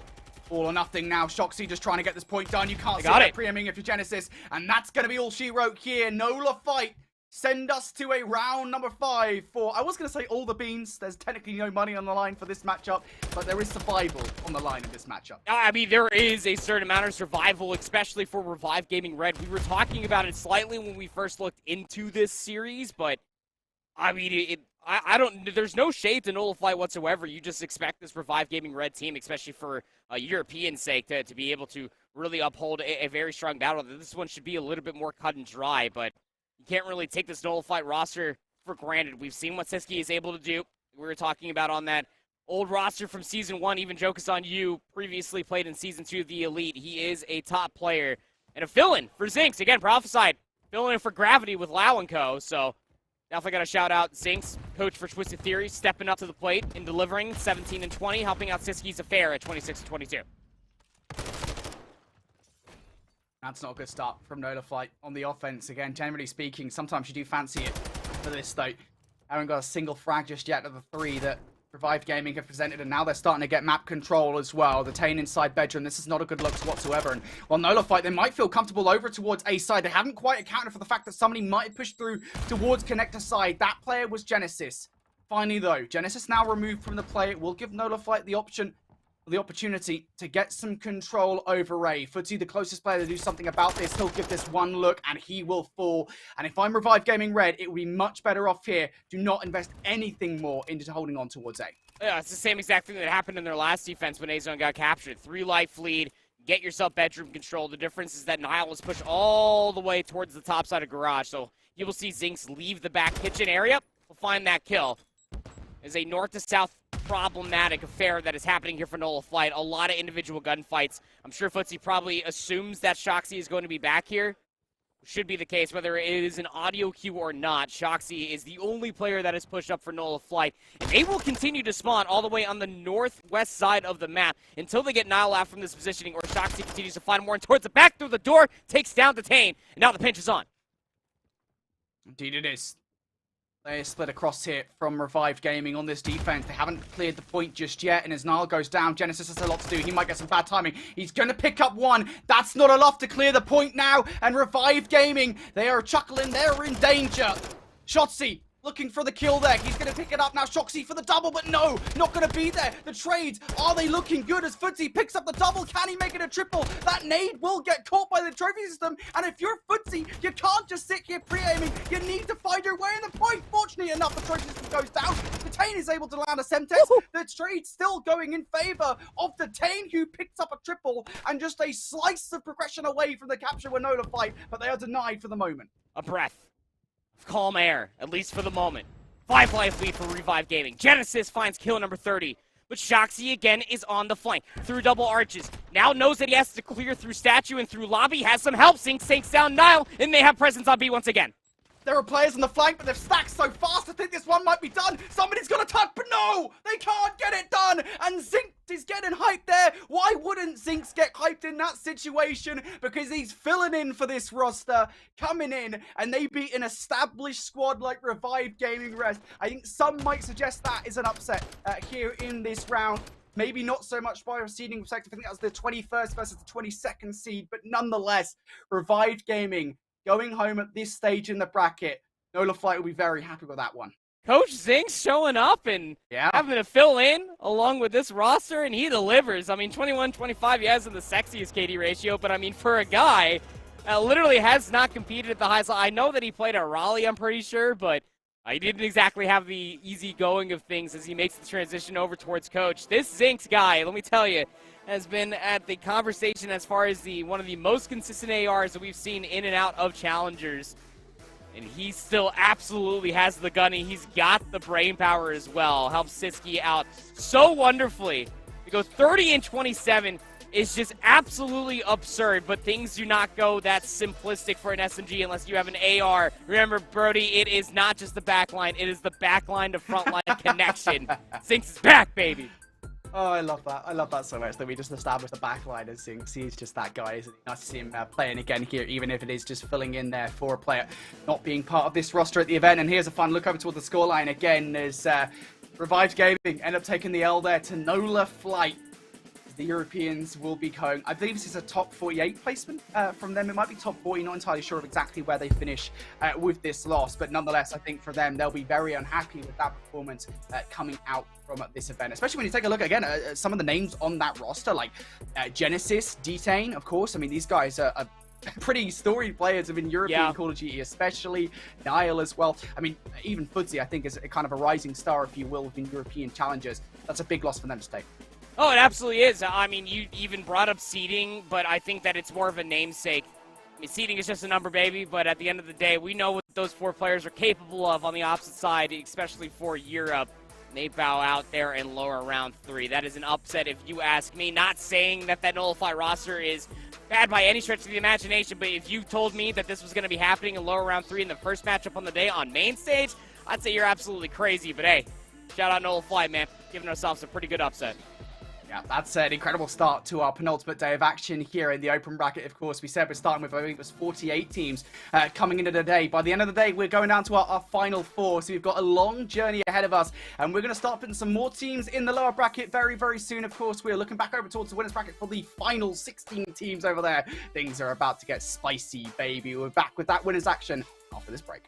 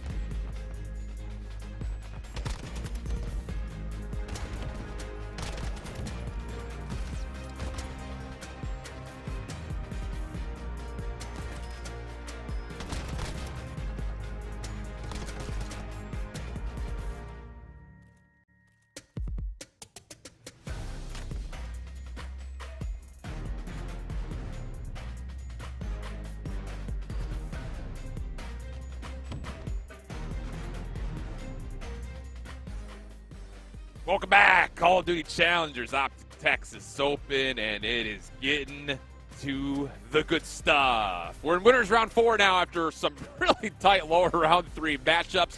All of our top 16 squads have survived until this point. So, hey, expectations are that we're in for some thrillers. And most importantly, Austin, no more best of 3s. We're going best of 5. That's right. We start to move it up a little bit of a notch here. I'm here for it, man. A little bit of best of 5 action. And I've already been hearing the screaming. It's pretty early over there. I think I'm an hour ahead, right? So it's at like 11:30 for you guys. And I'm hearing some yelling. I'm liking it, man. I feel like we got to have like a name for Saturdays. We got like Championship Sunday. I don't know. We got to have like Passion Saturdays. There's got to be something better out there. But I'm here for it, man. It's going to be a good day. Passion Saturdays is a good one. Doesn't quite have that little, a ring to it, Yeah, it doesn't have a ring, but I like it. I think it's very accurate. So let's take a look at our winners round 4 matches. Again, we'll have 2 of them going on simultaneously, but the one that you see at the bottom of the screen here, this one's a spicy one because Convoy Gaming qualify for Season 1 of Elite. They get reverse swept a handful of times. They go to Boston. They don't do as well as anticipated. So Rex plays with Classic. They pick up Gunless and Pristini, and Rex drops his cousin in Phantoms while also dropping away Yeez. So you've got Gunless, Pristini, Classic, and Rex on one side of the field, and then the other, Yeez and Phantoms have now teamed up with Purge and Gwyn. This is a grudge match, definition of it. Absolutely, man. Everybody wanted to get a win over top of each other here in this matchup, and it's a huge one to move on. I mean, a momentum builder that you talk about. I think you look at this Convoy Gaming roster, and coming out of the Elite, these guys have just looked completely on fire, man. I mean, they almost started to bring it back a little bit in that grand finals. It's just the slow starts that sometimes hurts this team, but they have a lot of slaying power packed into that roster. Yeah, it's been a really fun team to watch. We talked about it really at the start of the playoffs and all the way through their run. Like you mentioned, just a little short in the grand finals. They were playing super, super clean Call of Duty. In particular, their respawns were fast and they were furious. So, with that in mind, we got to take a look to see where exactly these two teams are going to square up. Best of 5 series, as we mentioned it. And taking a look at some Mercado hardpoint, followed up with 2 fortresses, a hotel hardpoint and Mercado. Any immediate thoughts from you there, partner, looking at this series layout? Yeah, I mean, coming overall, I think the respawns is where this one is really going to be interesting, right, between both of these squads. So looking at something like a Mercado hardpoint to really kind of get off the ground, I think that's big for Convoy because, like I said, like they sometimes start series slow. We look at that winners final they play, they start 0-2, get it to map 5. They go to the grand finals, they start 0-3, they get 2 maps. So I think starting off with at least a win here to kick off this best of 5 could be huge for them. But on the other side, you got a lot of aggressive subs, man. Just a lot of aggression, I think, packed into this roster overall here around Phantoms, where he can just kind of do his thing and his subs can roam around the map. And if you speak about the subs, there is a really important conversation that we'll have to kind of thread throughout this series. Talking about Yeez, he kind of came through the beginning of Vanguard last year with a ton of anticipation. Obviously, the Florida roster was in shambles early, and everyone's like, just give Yeez a shot on the roster, my dudes. And interestingly enough, we never saw that happen, and now he's kind of fallen out of conversation in a number of ways. So that's definitely another player to kind of keep our eyes on. Again, that was the 2 parts of that former Convoy Gaming roster. Now with M7, and well, again, Gwyn and Purge, lots of expectations about these 2 guys. Purge has been playing really well this year, and Gwyn has also had arguably one of the biggest breakouts as far as his career is concerned. So we got a tight one. Convoy Gaming, M7, winners round 4. Let's get it on. Let's get it, baby. I want to see how this one kicks off. Again, I talked about Convoy Gaming wanting to have a good start. We'll see if that happens here, and they find themselves a clean feed as they break right back into the hard point. Couple sprees already coming on through. Players getting hot very early on. Love to see it. Yeah, and already making a move over towards P2 Cantina side. Gwyn feeling the pressure. Pops the Daddy. Nice shots over the top. Knows he's got a threat somewhere down below him. 2 nades to play with if he wants it, but taking his time and waiting for a little bit of help. It is on the way, but down through the doorway. Rex finds the kill. Long range Classic, not quite able to lock down Purge, but he's done a lot of damage. Pristini thinks he can follow up, but it's Phantoms for the 2-piece. So we exit away from P1, 25-6. Cantina opens, and still a battle rages on for the hard point time, and with Phantoms win, and 3 in a row, it will be M7 who will win rotation to Cantina. Oh, clean set of gunfights coming in at the right time as well. Everyone's going to spawn at the back of parking lot, and, well, we know what happens when you're set up in Cantina. Not easy to break in, but Rex is able to find some good shots. Does take out Classic while he's making the move in the back here. Gwyn is there in position. I thought he'd be maybe good for potentially 2. Another big shot here from Rex and a chance to get in as the kills come through. Well, yeah, this pinch from Phantoms is just a little delayed, and he was tagged up after the last gunfight, so Pristini gets the read and the elimination. Mid-map, oh my goodness, Gwyn just did about 1,000 damage, only finds 1 kill. Everyone was stacked up on top of each other, so scrap time now confirmed for Convoy. This is what we talk about with Convoy's respawn. These guys are so quick to make decisions on rotation. They already have 3 members threatening new. There's still 15 seconds left in the old hardpoint time, so trying to kind of win the war on 2 fronts. M7 respond, find the clean kill feed, but 54-24 is the count, and Convoy are still able to rotate over for an early break attempt. They're here, but can they get in? Set up top, Purge just has to kind of play his life, but he actually flies out. I think it's a bit of a misplay. Rex is going to punish him for that. So now Gwyn is forced to go big, and he'll find nothing. That's a huge misplay there out of M7. I get the idea of wanting to drop down and get the timing, but it could cost them unless Phantoms can break in, but he's only good for 1. Yeah, we got a little bit of a sibling or familial battle going on right now. Rex at 8 and 3 on 5. Phantoms has been in a couple of sprees, 6 and 7. They're also kind of facilitating very similar roles for their squads. Purge on the way in. Nice for the first one. Goodness, just up and down, whack-a-mole over the top of the desk. Not going to work out for Pristini, just trying to finesse a little bit of the scrap time. So 14 seconds of scrap going to go the way of M7. And Gwyn is already a little bit forward on rotation here. If he can get 2, that would be a miracle. And how about it? Nearly has a chance for 3, but pinstripe kill feed now results in a 1v1 for the initial time. Purge in a little bit of trouble. Help is on the way, and it arrives just in the nick of time. Barbershop opens up for M7.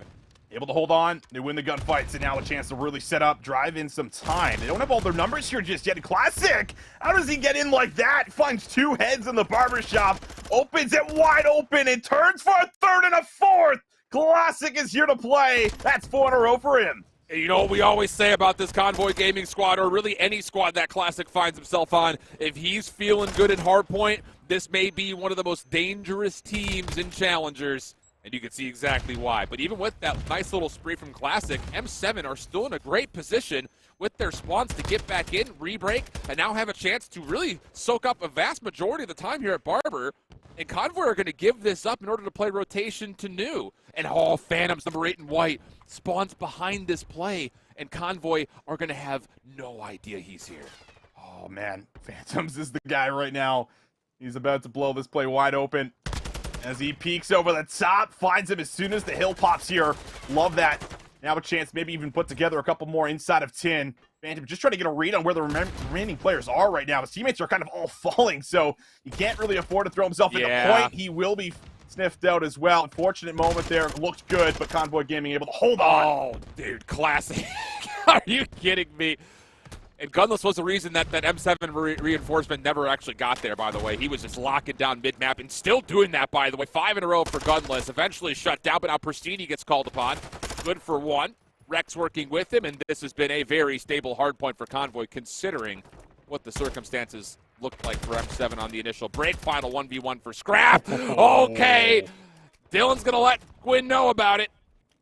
Still a little bit of time will be earned by M7. We've got ourselves a tight game as we rotate back to Cantina. It doesn't matter like what game we see from Rex. It just feels like he's always dropping numbers. Like 14 kills already for him, 51 seconds in the hill. It's been great so far. But all things considered, M7 are actually looking pretty solid on this rotation to Cantina. We know how full 60s go on this point, and Purge finds a couple more kills just through the outskirts. Now everyone's going to have to start the funnel to the back alley in the tunnel. Yeah, Classic is going to be the one that has to be able to pinch this. As soon as that hit from the front comes, Classic can hit this from the back. First kills are good on both sides. Now Classic making his move up top. Should have an isolated 1v1. Doesn't matter. Pristini beats him to the punch, and the break is as clean as you'd like. 117. Swing for the lead now. Back to Convoys. They continue to hold this second floor pretty comfortably. Classic kind of the first line of scrimmage here, and now the only line of scrimmage, as him and Pristini are kind of left to their own devices. Stuns are up, and the re-break good for M7. 15 seconds will go their way. Purge already trying to make some moves to the back. Be taken out, but his teammates are at least already here. They can contest some of these gunfights right through mid. Win with the AR will be set up potentially to go to the back wall if he wants to, but Rex down low will be able to find the kill. So everyone just going to pause for a second. Phantom still just trying to work slowly for the kill. Try to get into the back, but again, Phantoms will be shut down on the play. God, that timing is just so minuscule, but how key is it that Convoy are able to pick up that elimination just before that little pinch is able to unfold. Now it's Convoy Gaming. A chance to build their advantage. tied, and now, once again, swap back to Convoy. We have had a tug-of-war here on Mercado. Mid-map, tough gunfight for Phantom, shut down. Now the less the hit for M7 has to come from behind, and yeah, you've got Gunless watching this little cross. Pinch is held nicely. Nate will help make that gunfight just a touch easier. And now it's on 5 for Gunless. Chance for streaks and a chance to really blow the lid wide off this game. Without a doubt, this has been one of the better hills for sure. Right off the break, they get in. They control a huge amount of that time, re-grab the lead in Classic. He's even going to give this another hit, try to fight for the remaining 7 seconds. And Nicky D, man, he's just being a problem on the map. He's really difficult to deal with right now. M7 going to have to find a way to start to shut this man down in and around the objective. But good news for them, they are on the objective first, and they're finding kills. Starting to work here potentially for Cantina Control. This is it's not even the fact that they could work for Cantina. This is just a great zone around the first hard point to earn a lot of time. How about it? Gwyn with the read. Okay. 4 in a row for him. One more on the cross. Gwyn's able to go for 5. And now extra time being earned as well for M7 while they, of course, really stabilize what they want spawn-wise coming up for Deuce. Still 30 seconds to fight for, though, and Convoy have some numbers starting to brood, but Gwyn will not be traded 6 in a row. Cruise missile earned. That's what I talked about. You need someone to shut down Classic. How about one of the other big sub-players here? Able to put together a nice spree. Cruise missile in the back pocket here for some of those future hills. Spawns come in right in front of Cantina, though. Blessed for Convoy Gaming. They're going to fight them right away. And yeah, Phantoms is just not ready for those gunfights. Nice close spawn. Going to work out well, but Perch still in a position to try to make some plays. Yeah, this is still a very winnable hard point for both sides' perspectives. You've got M7 not fully spawning in. In fact, Gwyn spawns all the way out in Bufu. Now Convoy have the numbers for the break attempt. Can they hold? M7 just with a couple of members left. Long-range shots from Phantoms are solid. Rex eventually gets the trade. Hardpoint goes red for literally 1 second. M7 on the rebreak. Still looking for some sort of advantage numerically, and Gwyn may provide 27 and 20 for him. Minute 24 in the clock and ticking. More than that as Purge locks down mid-map. M7 now with one of their biggest leads of the game. Oh, that's one of the best moments you'll see there from M7 for sure. Could honestly be one of the game-winning hills for them, as it's a full 60 that should be locked in. Convoy Gaming actually going to send multiple members here. This is going to really delay the rotation, and the gunfights have not been clean on their end. Despite the 3v4, Classic does manage to get in, but Phantoms is already new, and he's got a teammate with him. I still think that's the right call, though, for Convoy. You just cannot allow that time to go over for free because you're looking at 160 to 215. I don't know. It's a tough call, but I think it was a necessary one. And M7 will see their lead at right about 30 points as they will earn some of this early time.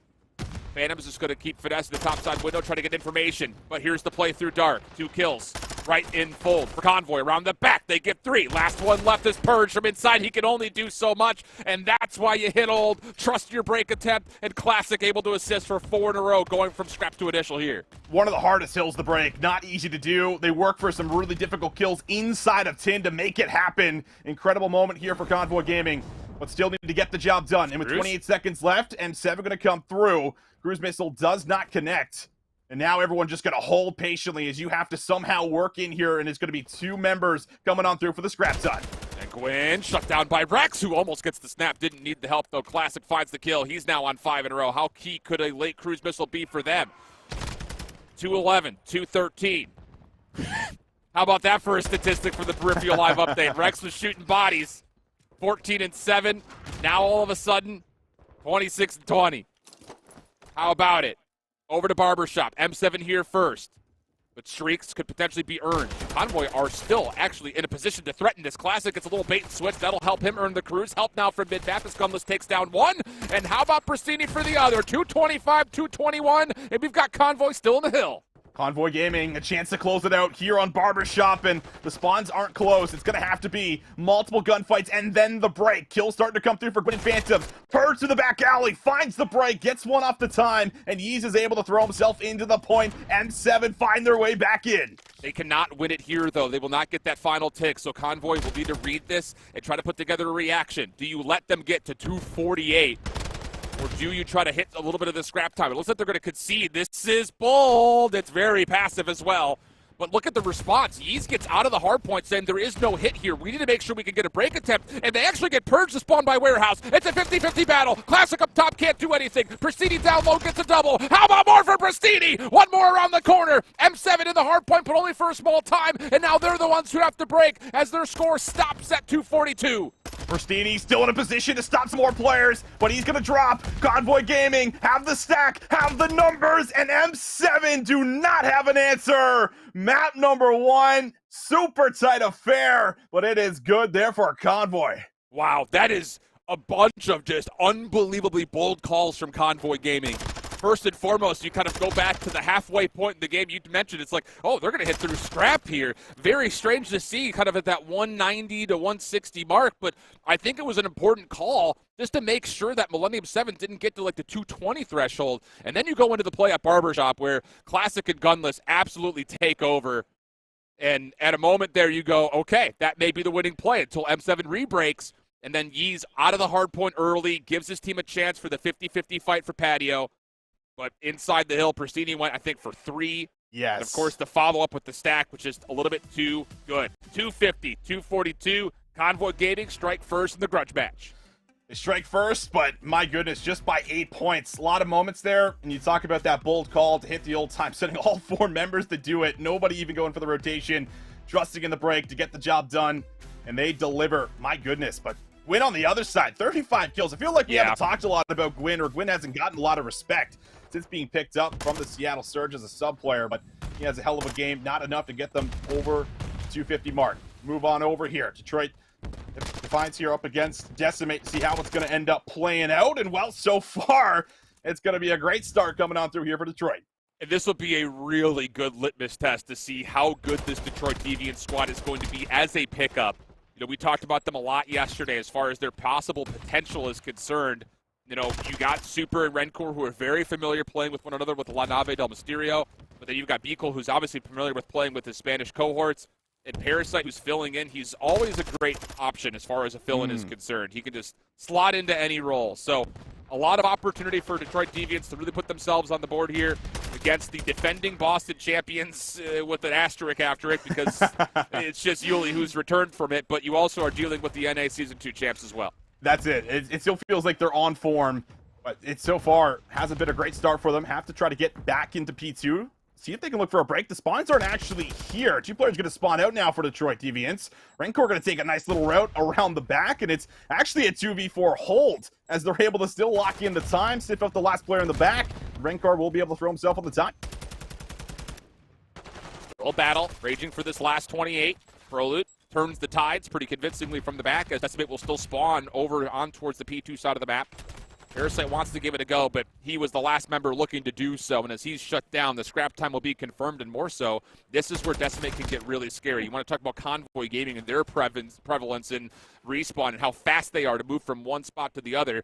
Decimate Gaming beat Convoy at their own game as far as speed of rotations are concerned. So Decimate off the exit, looking to make an early threat over towards 3. I don't know if it's just you, Alan, but I feel like, or just me rather, but I feel like Renkor's been playing really well on land, man. Like, he is almost always kind of the objective guy that's soaking up time, you know, just doing what he has to for his teammates to make their job easier.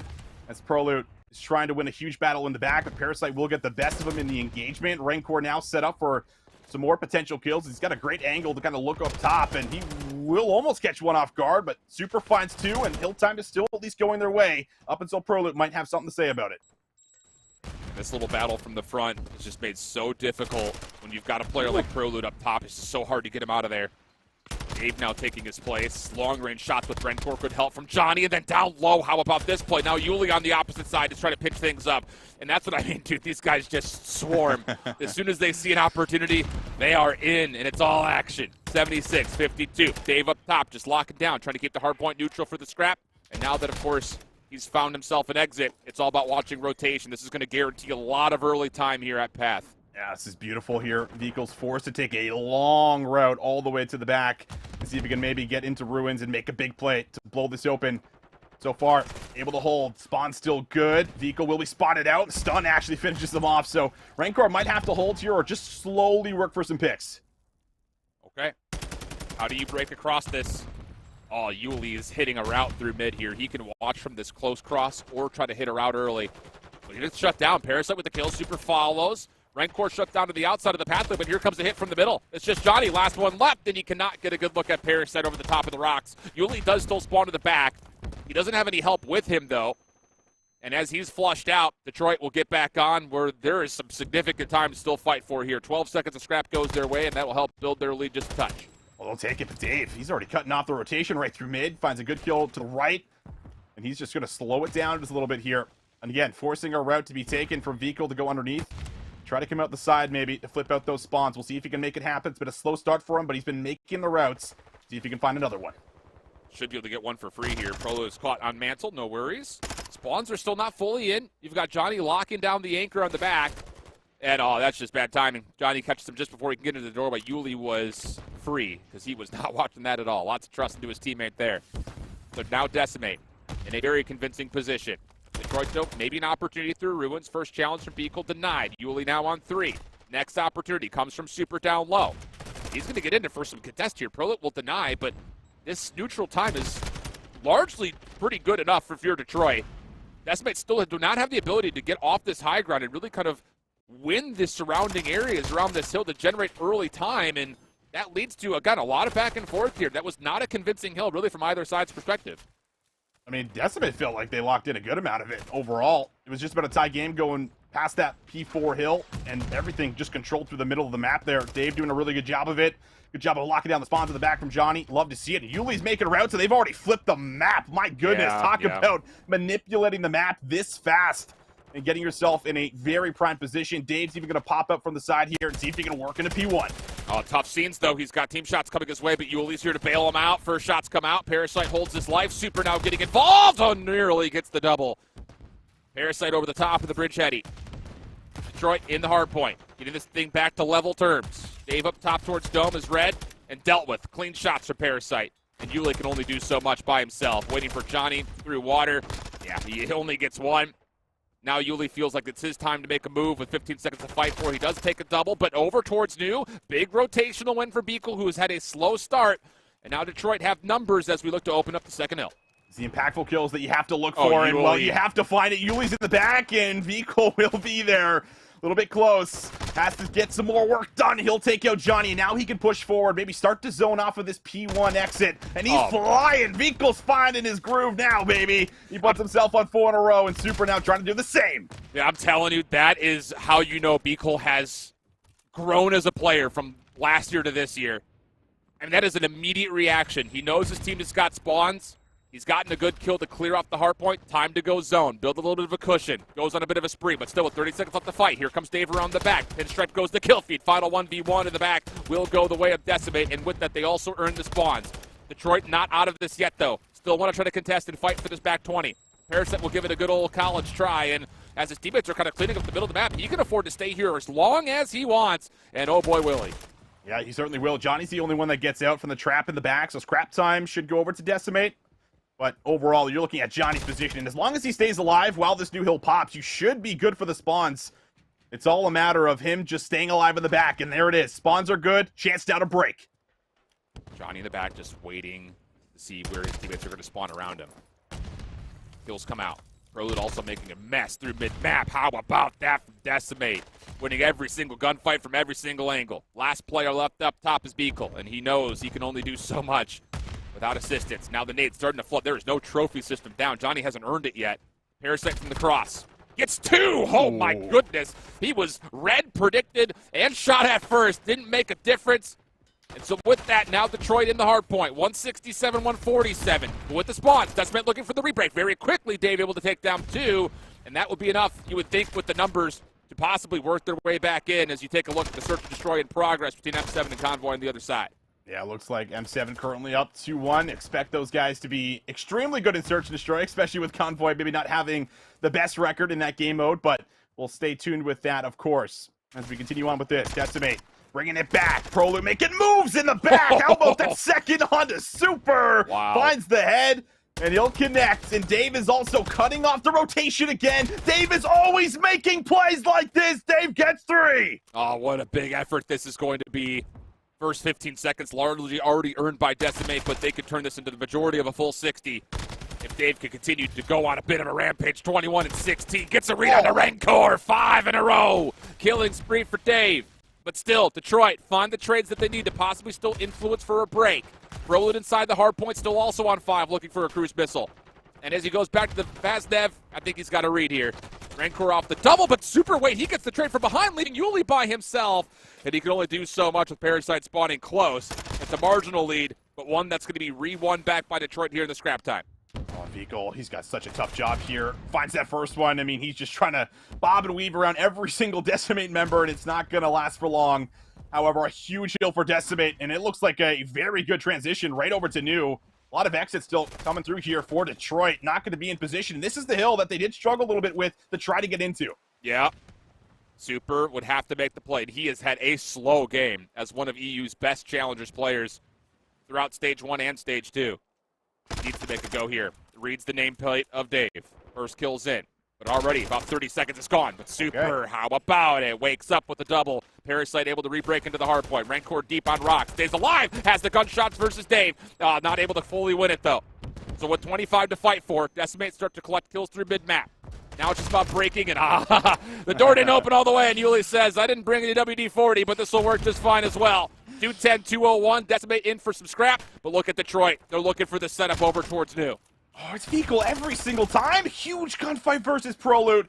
He wins that. He might have a real solid chance at being able to lock in the spawns there for his squad, but they are still spawning across the map. Parasite at least set up, watching this mid-cross, and Super will throw himself on the time. So this is great time to get. Detroit has been really good around P1, but some way you're going to have to try to fight through if you can.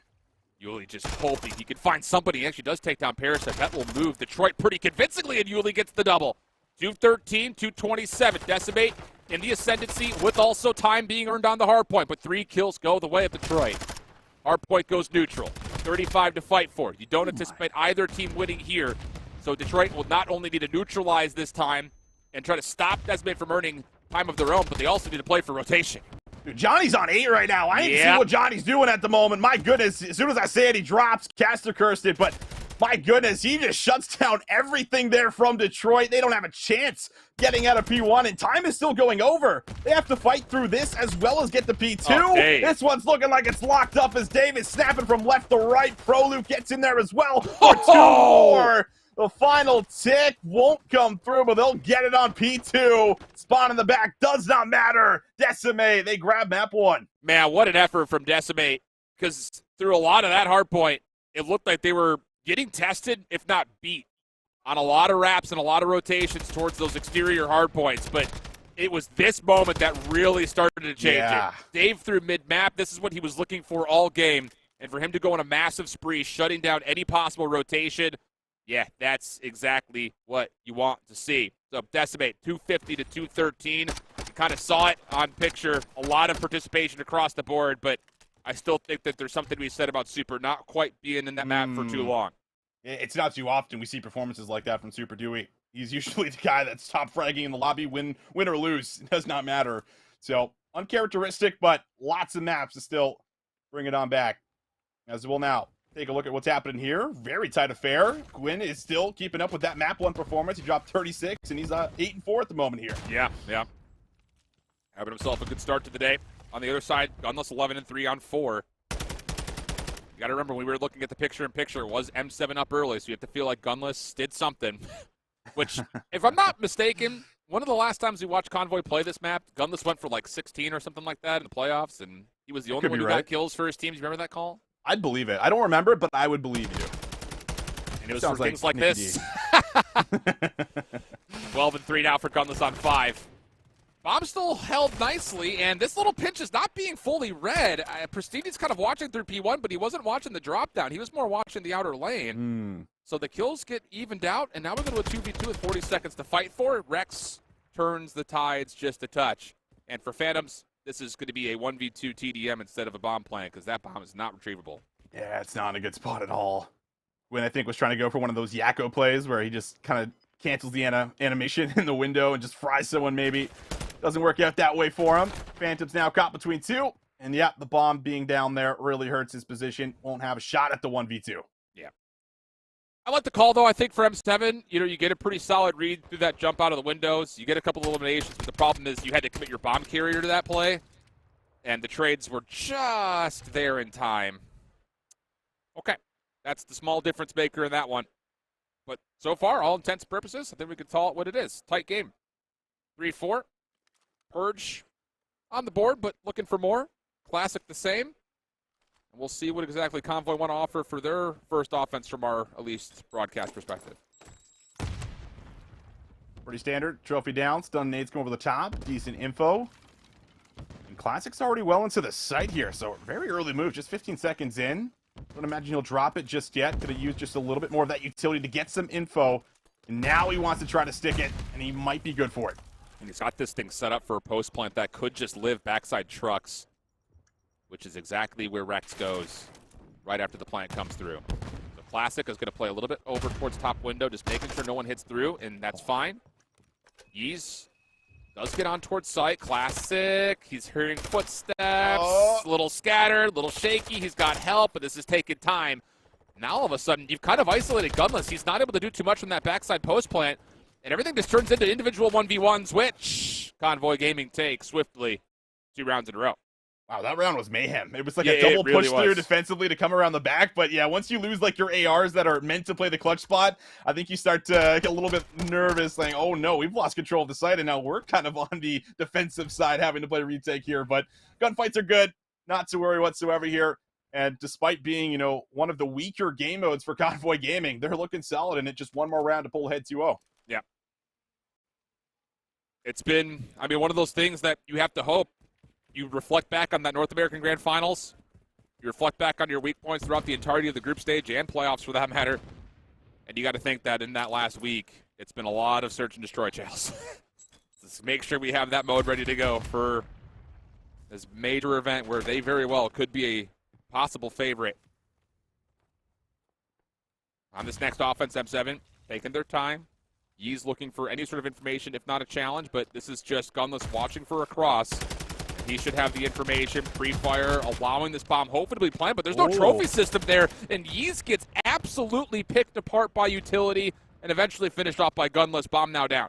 Yeah, he gets off the bomb to push forward there because he's worried about the push, and Phantoms is like, they're coming through open. But he'll be able to get another look at open. Does at least even up the numbers here. Chance to drop this bomb. They're all pretty tight on the site. Look at number 6 in red. Pristini's all the way around the back of this play. There is no post play setup here for M7. And so Gwyn has to make a move. A big first kill. And they even clear out Rex. It's just down to Preston. Gets the first. Snaps over. Predicts Purge to the right throw, but he's hitting open. Gets the read, but the shots aren't quite there. Hit just took a little too long, and a good read for M7 to make the play come to the defenders, not allowing them to get that full pinch. Yeah, I have to wonder if, you know, Pristini has dead silence. Maybe he gets to come a little bit quicker. Doesn't want to be heard. Yeah. Also trying to get a read. Is there somebody still at the back here? That's kind of where you would expect someone like Phantoms to almost always be, regardless of the round on attacking. So, able to get there, just not in time. And now Purge, who was 1-7. I mean, he also takes a pretty confident chow versus Pristini, despite him having kind of the heady. He was weak, but not going to give him any time to work with and doesn't give him a chance to reset for the 5 here. M7 still not out. I think Gwyn, that little peek through the door, to give Pristini a lot of information. Gunless is in a spot to toss a lot of his utility to clear out that mid play. Exactly what he does. Do they try to chow this? I mean, this is a lot of utility that's hitting. The Classic would have to commit down with the bomb again. This is not what you want. And as they lose Pristini, Gunless will meet the same fate. Purge watching from bottom side maps. Now it just comes down to, can you get blessed with a gunfight or two? Because you're going to have to force it. Purge gets the read on the Classic, who just gets away, but Gwyn is there to follow up. Rex nowhere to go. Clean round. Flawless round from M7. Yeah, you can see what they were trying to do, though. They really wanted to get Gwyn out of that position bottom windows because, one, he's been hitting the windows, it feels like, since we've joined in quite a few times, and they've gotten a read on it, so they know where he's positioned before he goes to a spot like that. The nade comes through. The Classic is trying to work up top to look down low, just can't find him, doesn't get a clear shot.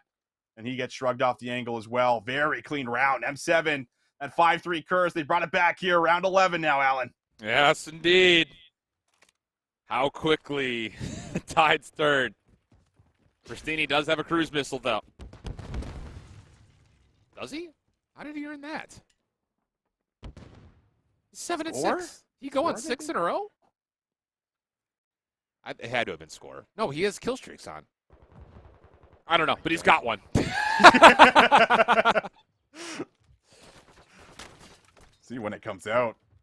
You're just watching this cross for info, and with the trophy systems also kind of being eliminated here, I don't know if there's still an active one down. I'm not seeing it, so Pristini could find value or at least force everyone inside here. And he's going to take it for a little bit of a spin, maybe try to work it in.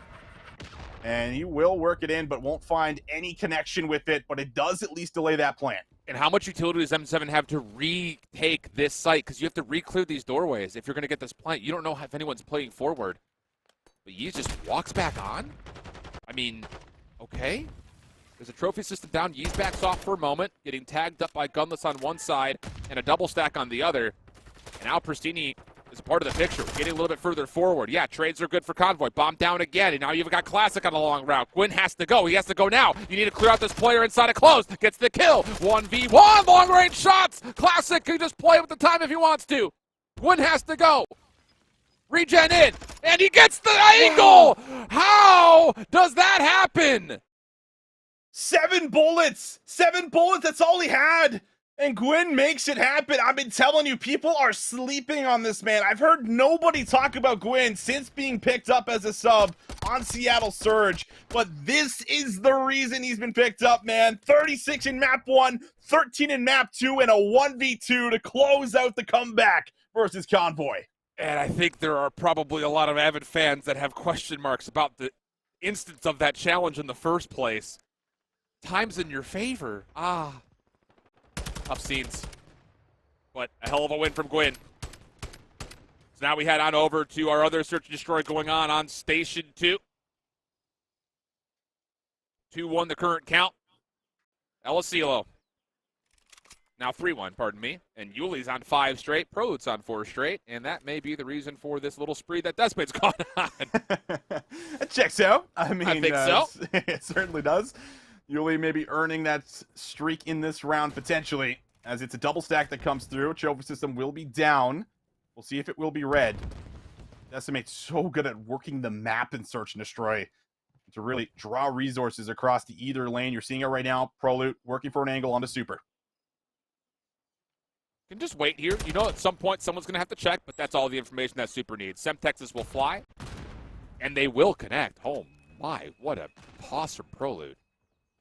Now the B bomb site is wide open, but the bomb is actually not here. And if Parasite gets a little bit of a play through and shuts down this bomb carrier, oh no! Now Decimate are caught up a creek without a paddle, without a boat, without a guide. They need Pocahontas to start showing up, I don't know. But this is a Lewis and Clark adventure that's gone all wrong. Oh, it certainly has. Dave's got a scope. He's got nowhere to go, and wow. What an insane round. I was thinking as soon as they got that pick right up top in the window onto Super, like that was the go button, but the bomb just doesn't really get there in time. Takes a little bit too long, and the picks end up coming through, but you had the positioning. You get to the back. You even stop Rancor from getting to the back of Top Pride Rock. So you do so much to stop them from getting set up, but it still does not matter. The gunfights just aren't there. Yeah. Holy cow. What an interesting set of affairs we've got here. I am in my athletic position here. In the monitor. Tight one. Double stack defensively inside of A. Detroit looks to just run forward. Goodness. No nades needed. Just run on in. Get your trades. Works out. Bomb planted. One thing that Vika will always do will be bang into the door first. He does not care. Just trade me at the very least. And well, the trades were good. 3v2. Prolute and Dave would have to try to make something happen here, and I think both are likely going to have ARs, so not going to be an easy task by any means, but a read on a Super would be a good start, but Parasite just wraps around the back, gets a good read on the play, and finds the remaining 2. It really is a heads-up play by Parasite. You know you've got a lockdown post plant. He's also, of course, very familiar with the weapons that those two are probably running, so the only route that they really have available is to try to play for high ground, and if you've already cleared off the defensive side, you may as well try to hit through B alley, catch a piece of timing, use your numbers, and then trust that even if you only get one or if you get none, you can, of course, give the information saying, okay, they're playing for top window side. So just stay away from them. Use the clock. Well played. Parasite now on 4, 7 and 3. The threat of streaks from Decimate not just off the table, but the opposite could be said as Detroit now have a nice little positioning, not for just streaks, but also a bit of concern here, I would say, thrown to Decimate after 2 rounds in a row. Without a doubt. Johnny hasn't really been too active so far in the Search and Destroy. Gonna swap it up a little bit, pull up the sub, see if he can maybe work for some tighter angles. It is that continued double stack that we've been seeing here from Detroit. Door's going to be shut. Information going to be gained. But this slow play working through the back here. Yeah. Look at Prelude. But Parasite has also made his way over to the back, and he'll take out Dave. Look, there's probably no better team for Parasite to jump on where the team could just Parasite, just go do what you want. We'll sit here. We're going to comment in Spanish. You just go play the map the way you want to play it. Super. Oh, goodness. Listen, there's no one better in challengers hitting quick scopes right now than Super, but that one's a bit absent. Tons of damage from Decimate in towards the site, but all the defenders stay alive. Beagle in the corner. How does he get one? That's actually not bad at all. Parasite now on 6. Last one's on the inside. Knows where he's at. Holds down the trigger! And Chris clutches up the 1v2, and he doesn't need to stand up. He'll just kind of peek his head on the monitor and say, what happened? You got to trade me. What's going on there? You can even see the really serious comms coming through there from the player beside Parasite. I'm not sure who it was, but he was really trying to give them a breakdown on how they want to attack this next round and how they're going to set up. But Parasite just goes huge. The streak is now earned. And on a map like El Asilo, you can find a lot of value with that streak. And there's a lot of concern here, I think, for Decimate all of a sudden, because that's 3 rounds in a row. Most of them have been convincing, except for that last one where you feel like things are starting to go your way, and you get clutched on. And that will just create so much doubt in your mind as far as what are we doing on the map that we're allowing Parasite to just run rampant for 7 straight kills in 3 straight rounds. So now Decimate, all playing towards outer A side. Stack up over towards B for now. And Johnny will recollect himself over with the rest of his squad deep. Bomb is making a play forward from Beagle. Over towards this B side. It's just Prelude on. But every moment that Decimate, you're able to kind of see clearance in the middle of the map, the more they should be kind of leaning towards this B defense, and here comes the play. Goal. Looking for that 1v1. The nade might have been a team nade that actually hits him, but luckily the support's there. Parasite now good for 8 in a row. Puts him at a total of 11 and 3, but Yui, long-range shots, not going to get the best of Rancor there with the AR. And now it all falls on Johnny, and Johnny falls as well. Man, what a spree this has been from Detroit. All of it coming convincingly. And who knows? I think at a certain point we start to talk about, does Parasite just have a buff against a Decimate roster? Or when he's on a pickup team. Or, because you got to remember, back in Raleigh when he was a pickup team, he beat Decimate, which at the time is a different roster, but it was his old team. So, and he was coaching him. This guy just doesn't lose in this organization, apparently. Crazy stuff, man. Especially after the elite performance that we saw, just to come in and just take over like this, right? I mean, Heggie always plays better on land than online. I think that's been something we've all known since the glory days of COD way back when. But we'll see if it continues. Decimate have not had any answers, and Beagle's gonna be like, hey guys, there's no one down low, but Yuli pops in the door. He'll pop them by surprise. And now with the man advantage, you might have a shot to be able to move into A with numbers. Yeah, I think Beagle's calling it's going B because he's not seeing anything bottom bar. Parasite also rotated early to help the B defense, but Decimate just kind of played passively. Rancor on now 3. Clears out the top side of A. This makes his post plant a bit stressed. Yuli after the plant, still involved, gets 1. Who's going to check next? Prelude and Dave, you again figured they both got ARs. Does Prelude have an angle at this from the top? Surely he must. Rancor on site. Dave playing in. Does not expect Rancor in the corner. Prelude also knows that Parasite's nearby, but he's got to do kind of 2 things at once because Rancor's out for the defuse. You have to check this. And as he does, Parasite gets the kill. Wow. And how about 5 rounds straight with Parasite ending on double-digit 10 spree? What? Yeah, you're trash. You're trash. You're trash. Johnny's giving it right back despite the loss. It is just a 1-1 map count, but Parasite just dropped 13 kills, and he went on a 10 spree. Not to mention that he just completely reads Prelude like a book. He knows where he's going. He just sits there and says, you stick the bomb, I'm going to wait for Prelude to peek this. And the patience pays off. That's the map, and that's going to be an incredible series as they head into the control. But we also head into the control here between M7 and Convoy. Chris has got to be like, these guys are commenting in a different language, and you're letting me go off on 10. Like, what the heck is that? Crazy. I don't know. I imagine that's probably half and half, by the way. I imagine Javi's playing translator. Yeah. We get into the control in a 1-1 affair here in this best of 5 between Convoy and M7. We got a grudge match. Cousin versus cousin. At the moment, it's Fortress control things. 19 playing up against 10, and of course the defense is looking good. Because of course they are. They are. Yeah, they're looking crispy clean here. Probably should solidify the round. We're in the super duper hyper, as Gump likes to call it, and no shot. I think of getting a touch here as Phantoms finds 2. Pristini should also fall. And whoa, Pristini almost makes a little play. Lives wouldn't have been there, but overall, nice little solid defense. Hold them in. Yep. Okay. What do you want me to say? Super duper hyper. Super duper hyper, Alan. Yeah. That's what I want Okay. you to say. All right. Perfect. Love that. All right. Now, I will say, down here in the pit, Fortress Control is often a little bit more interesting than what we've seen maybe in the CDL. Lots of offensive looks coming through. And for Gunless and Rex, 11 and 6 each, not bad as far as the start is concerned, but can M7 find a way to crack the code? And the mystery that is Fortress on offense. Gwyn going to watch the mid-cross. Guns will hit up top. Shots is not quite landing. Rex gets first blood.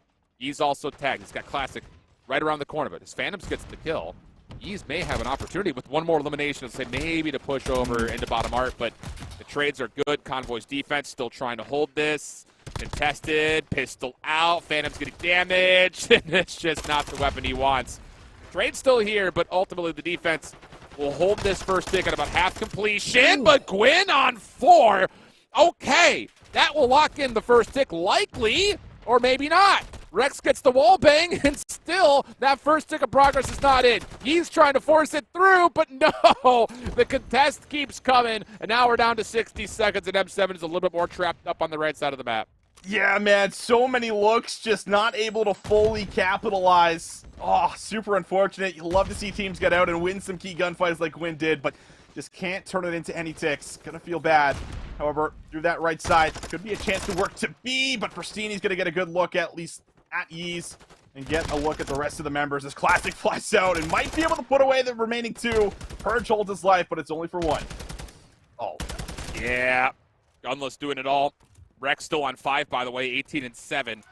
Having another massive defense. Pristini down low. Gets a really solid read. Maybe not. Thought he was just going to keep chasing him around, but now he's chasing ghosts. And Yeez would have to be the playmaker here. That sound's about to expire, and just goes to the pull-up of the ADS, and Gunless is right below him. So, near opportunities for M7, but ultimately, defense still holds without giving away a single tick of progress. And Convoy Gaming now have their attempt to try to turn this into a 4-round affair with their next attack. absolutely do, and I think it was Rex that earned the streak, right? So he's got a cruise missile to be able to work with. Big fan of using them on the attacks if you get a good look, especially if you get a good break, potentially, to just lock in some ticks, and you start to get some numbers on the point for a stack. Could be a chance for it. Not sure what the ticks look like after round 1, but we'll see if Convoy Gaming can put together anything better than their last offensive attempt. Yeah, that is for sure.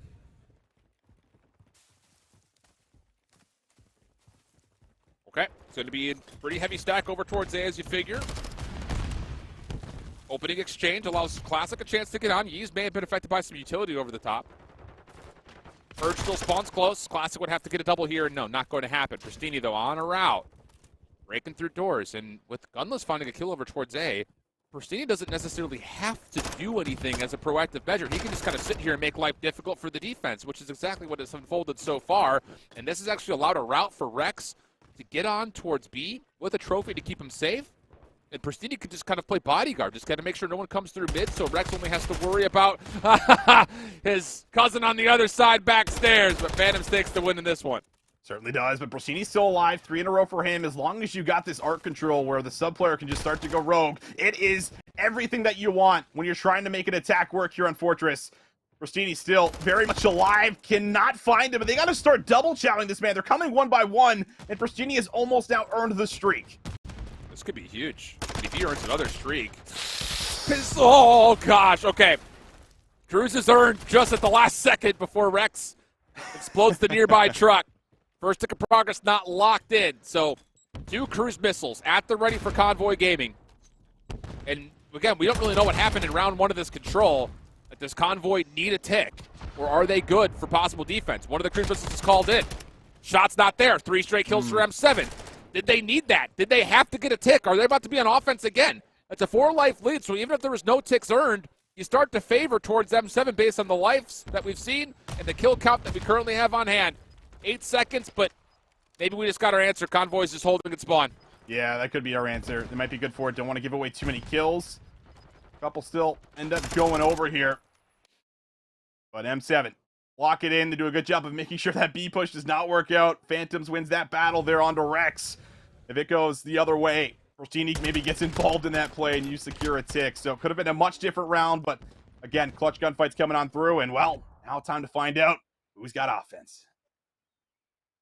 There should still be one cruise missile left as well for Convoy. I think it was Pristini that spent his, so you have to feel like there's still the second one left unless we missed it, but my guess would be we still have it in play. Convoy on the defense, so that little insinuation we built off of them holding and spawn was correct, and yeah, Rex never called his in, so they've got an extra tool here defensively in case things get mixy. Okay, M7, what do you got for us? Hopefully some good kills on the break.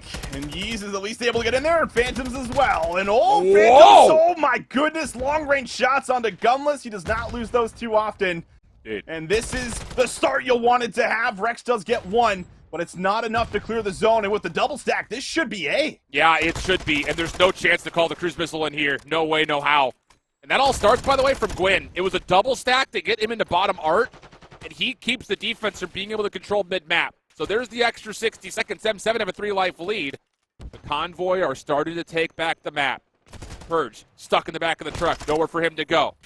Gwyn trying to get to bottom art, but denied by Classic. Trades back and forth. Yee's also looking to get in towards that fortress area, but turned aside. Same fate as Gwyn. And now we're down to a 2-life advantage for M7. Still a minute 50 on the clock, but a lot of work to do.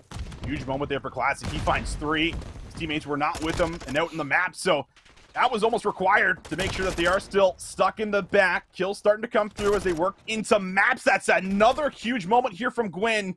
We'll get information on the third. Maybe a chance for Phantoms to get across, but every single time you think there's a moment, end up dropping here. Still got time to work with, and Yeez is still making plays, man. He finds 3. This is doable. Thought 3 kills. Leaves Rex by himself, but oh, that's a big 1v1 up top. Keeps the middle of the map a little bit more in question. Purge trying to work on. Trophy systems denying a lot of utility on both sides. The stack for M7 through open, though, is coming. 3 members looking to possibly hit this from the front. And Yee says, my time to hit a bit of a route. There's the streak. It's going to get a lot of information, but no eliminations on top of that. Phantoms on 3. Gwyn working his way on the opposite side. And look at the spawns. M7 could get here quickly. 2-member stack. No trophy system down, though. Not earned yet as well by Phantoms. 13 plays 10. This could also come down strictly to lives. And Convoy are trying to retake the map. And Phantoms are shutting it down. That's a 4-0 team wipe in the mix. Gwyn now playing forward. Convoy spawning out. It's a 4-man stack. Second tick of progress on the way. Convoy have to go. They need to get the kills at range. Gunless gets one from the back, but they cannot get there in time to clear the zone. And it's a round 5 offensive win for M7.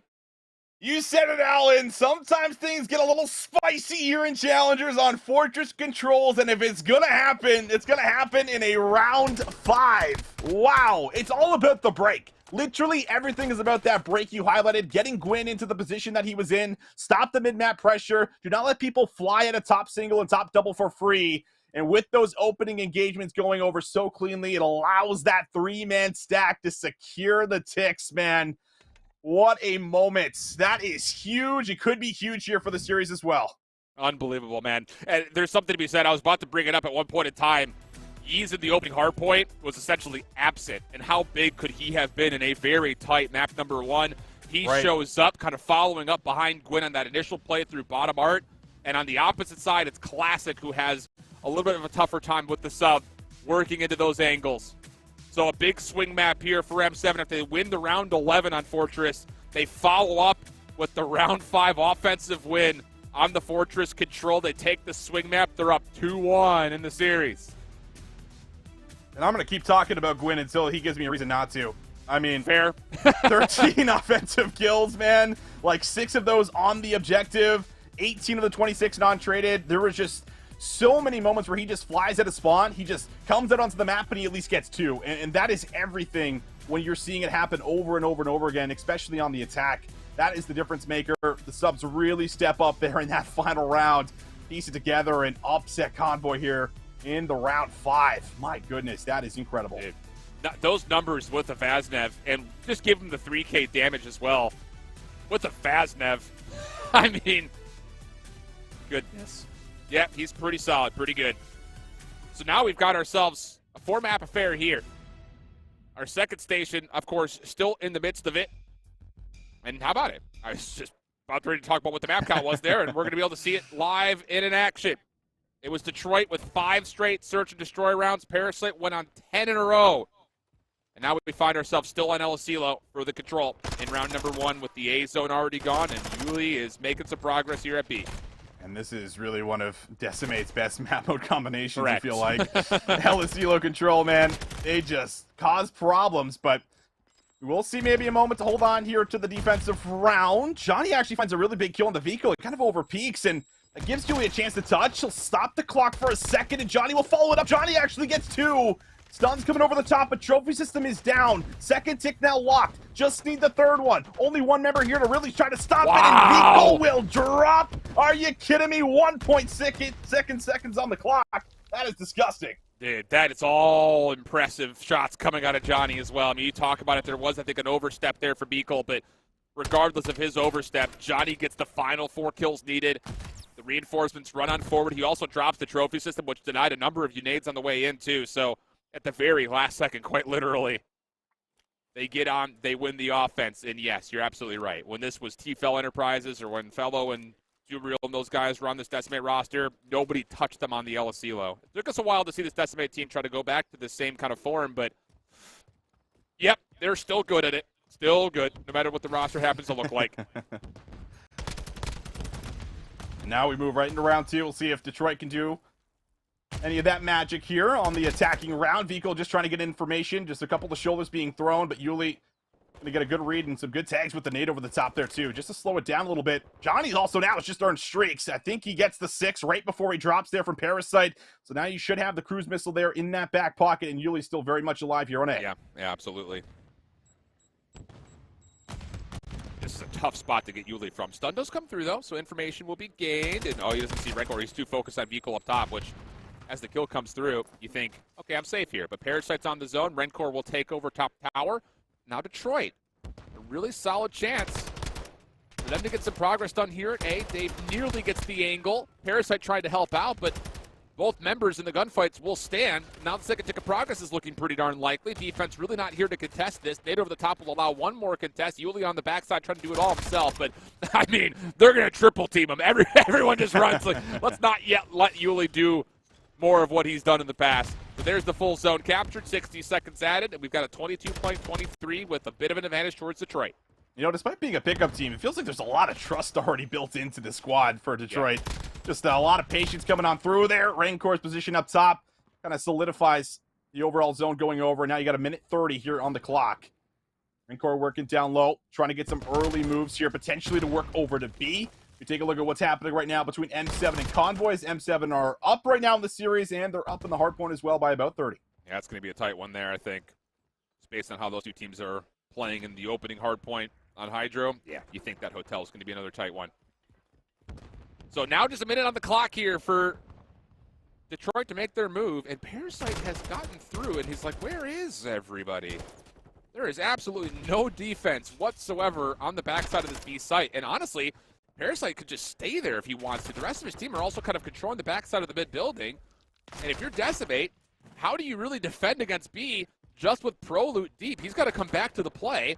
And as he does, Detroit continue to find kills. Now there's information as Proloot gets the first. Parasite would be the one called upon to get the kill, but from behind he gets tagged up. Now the contest, Parasite finishes him off, and Detroit can flood forward, trying to get more progress done at B with trophies to stop these incoming nades.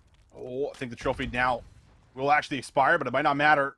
Two players are here. Decimate has to find an answer. Yuli looking for that angle right through the fence, and he'll be able to remove one. Johnny also calls in the cruise, and that takes out Parasite. A lot of investment here in this defensive round to try to hold on. 4 life advantage, 40 seconds. That also need to be killed off here by Decimate's defense. And Super, again, I'm not saying he's playing bad, but he's not playing 1.5 good like he was all through the Elite Group stage and playoffs. So 8 and 10 for him on towards the site. Again, no trophy here to keep this initially safe, but the stack is in. Could the defense even get here? They're all focused on what's happening up top, and they just completely lose sight of the zone. Okay. I thought based on where the defense was for Decimate, they were going to be in a spot to at least get some shots in, but everyone was so focused on controlling tools and topside patio that no one even looked down towards the zone defensively. Yeah, I feel like it was like really interesting compared to what we're used to seeing. Like whenever I think of, this roster, I think of Dave like sitting top base C or like over by that left truck, like just constantly, at least getting some kind of view over the top of the lay of the land, basically coming into B. How many members are here? Can I get a look, on towards the box heady, whatever it might be. Never really felt like they ever did that. They were just always sending their members into mid to kind of flank or to play top patio. Very strange. It almost felt too easy, I think, for Detroit there, considering it was essentially 50-50 battles. Super up top, read by Proloop, trade from Parasite, but as the kill feed goes back and forth, we kind of take our focus down towards Rencore on the zone. He's actually going to take the last two. Stun comes out, Rencore takes a challenge, but Dave puts him down. He hasn't had a lot of engagements, but he's been efficient, 6 and 7. And now an opportunity for him to kind of sit. And, oh my. Berserk takedown Hyped Esports 3-0. That was the 8 versus the 9 matchup, so that's Trey's team of Hyped Esports that find themselves now down in the lower bracket after a full-on sweep from Berserk. They look really good in the Elite, so very, very surprising, I would say. Thought those guys would maybe make some moves here, but we'll have to now do it for the lower bracket. Cole trying to make some moves and then around the point. The defense right now has been able to stop Decimate from moving in, but Dave's starting to get a little bit more involved, starting to get some good kills. However, Haggy's around the back, and Parasite can very much upset this A play. Tell me, man, you guys keep commenting in Espanol. I'll go vamos on a route. That was not correct Spanish at all, but I wouldn't know otherwise. And you know what? I think most of our audience may also not know otherwise. Second thing in progress, though, is locked. 3-man stack will surely guarantee this A zone. And Detroit is in a position to try to block off some exits. I mean, it's an even life count. And yeah, Super in the corner gets one, backs away, keeps his life. Help is there.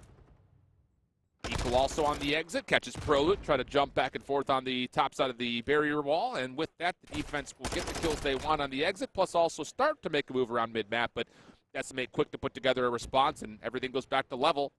And a 50-50 battle starts to ensue as everyone looks towards B. Looks like everyone's going to start to just flood through A here and maybe just come around the back. See if you can potentially surprise them, but you're going to go long enough with not getting any engagements out in front of B or inside of mid here. You should get a potential read on it. Super spot with the Vaznev could be interesting. He could very much enforce the play here, and I think he's starting to come together on it. He knows something's up, and Rankar has already been able to find two. Yeah, these kills coming out for Detroit are just so convincing. Allows Super to stay here a little bit longer. And any kill is a good kill here for Super. Although he's a little bit caught off guard, still finds Johnny, knows that there's a second challenger nearby, and he's on the hunt. And now he's confirmed, okay, Yuli's on the inside. But once again, the clock is my ally. Don't have to do anything crazy. Johnny is getting milked off spawn right now by Super. That is the second straight kill onto him. And I'm sure at a certain point, Johnny's saying, can I get some, please, could someone, Oh, okay. If he dies again, like, can someone please help me? Yeah. Now 22 seconds, and Decimate with a couple of kills, they can stop the clock here and have a chance at this B zone still. They very much could. They have a good spot for it. Prolude's going to push all the way out here. Might be able to cut off some of the spawners.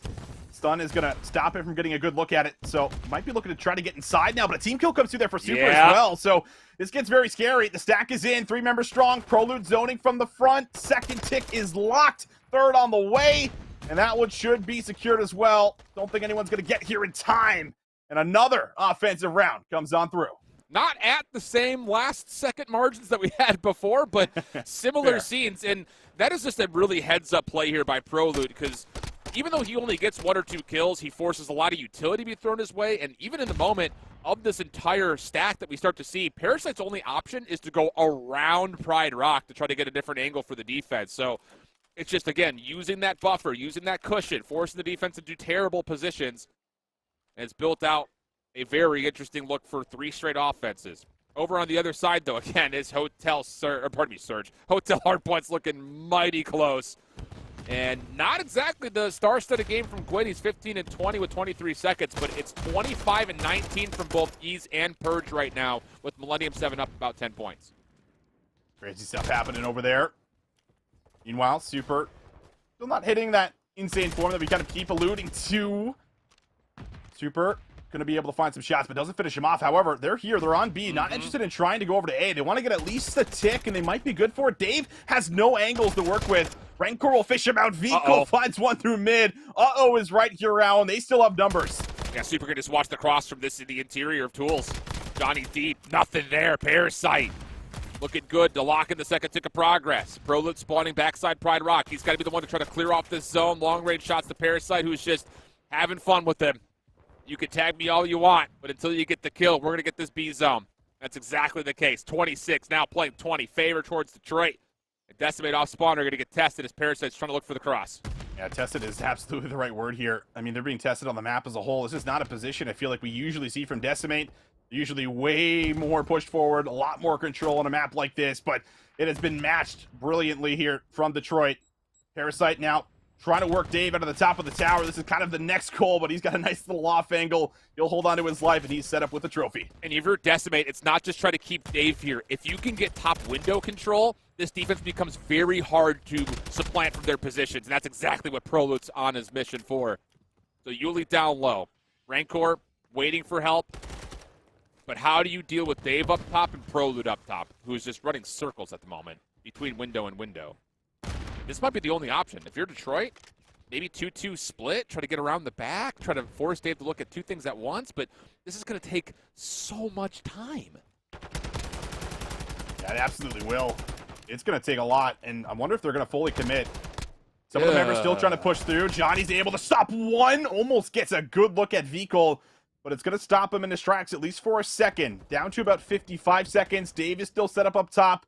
Spawners coming back up to move on through, but you got player 8. Parasite can play for spawn kills if they find eliminations. And he may not even be looking for spawn kills here. He's just looking to keep Dave looking two directions. Like, he's got to look at the long angles from both sides. And that kind of takes him out of position from really being a major threat, but Decimate still just holds too many points of control.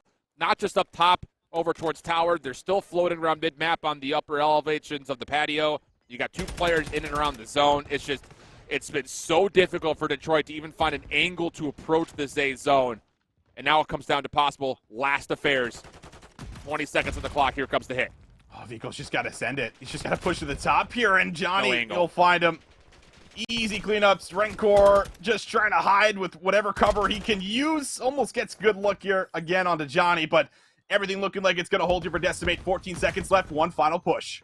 Has to have it. Has to have it. And you still have Prolut up top, taking Dave's place.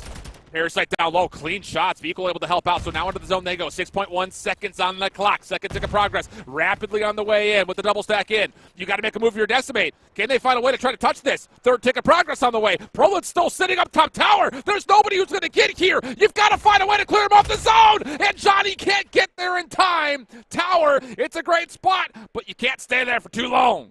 Yeah, you can't stay there for too long. So many places to kind of conceal yourself in and around the stacks. You can put yourself in some of the corners, or you can just hug the close wall if you want to. Never give him a look, and Prolut's spot is useless. You can only fight the people outside of the point. And luckily, there were a lot of members inside of the point there to play for the stack. So now who has offense? Because you almost want offense going into this round 5, I feel like. Oh, my God. Heroic affairs here in LSU control from both sides. Decimate's gotten it done on every single offense inside of 20 seconds.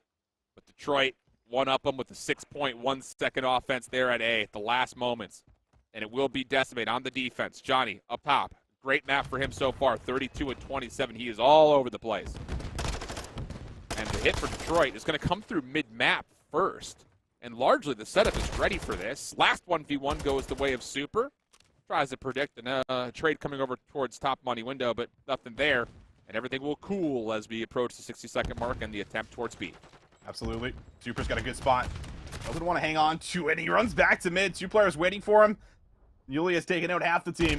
Rancor has been great so far. A lot of objective kills. A lot of huge slays out of him. Won't be able to stick around too long to try to work for some more in and around this B point. Now just going to hold his life as they start to work over to A, but across the map, Johnny is still shutting it down. Yeah, he's doing really well of just kind of, again, controlling that outside A area. It's giving the defense a lot of trust that they can just keep their focus towards B while Detroit continues off spawn. Hit this direction. Yuli down low, gets the first, but traded away. Detroit still on the zone. Opportunity for a two-man stack. They know Johnny's rotated back over on the back, but it doesn't matter. The nades are all connecting.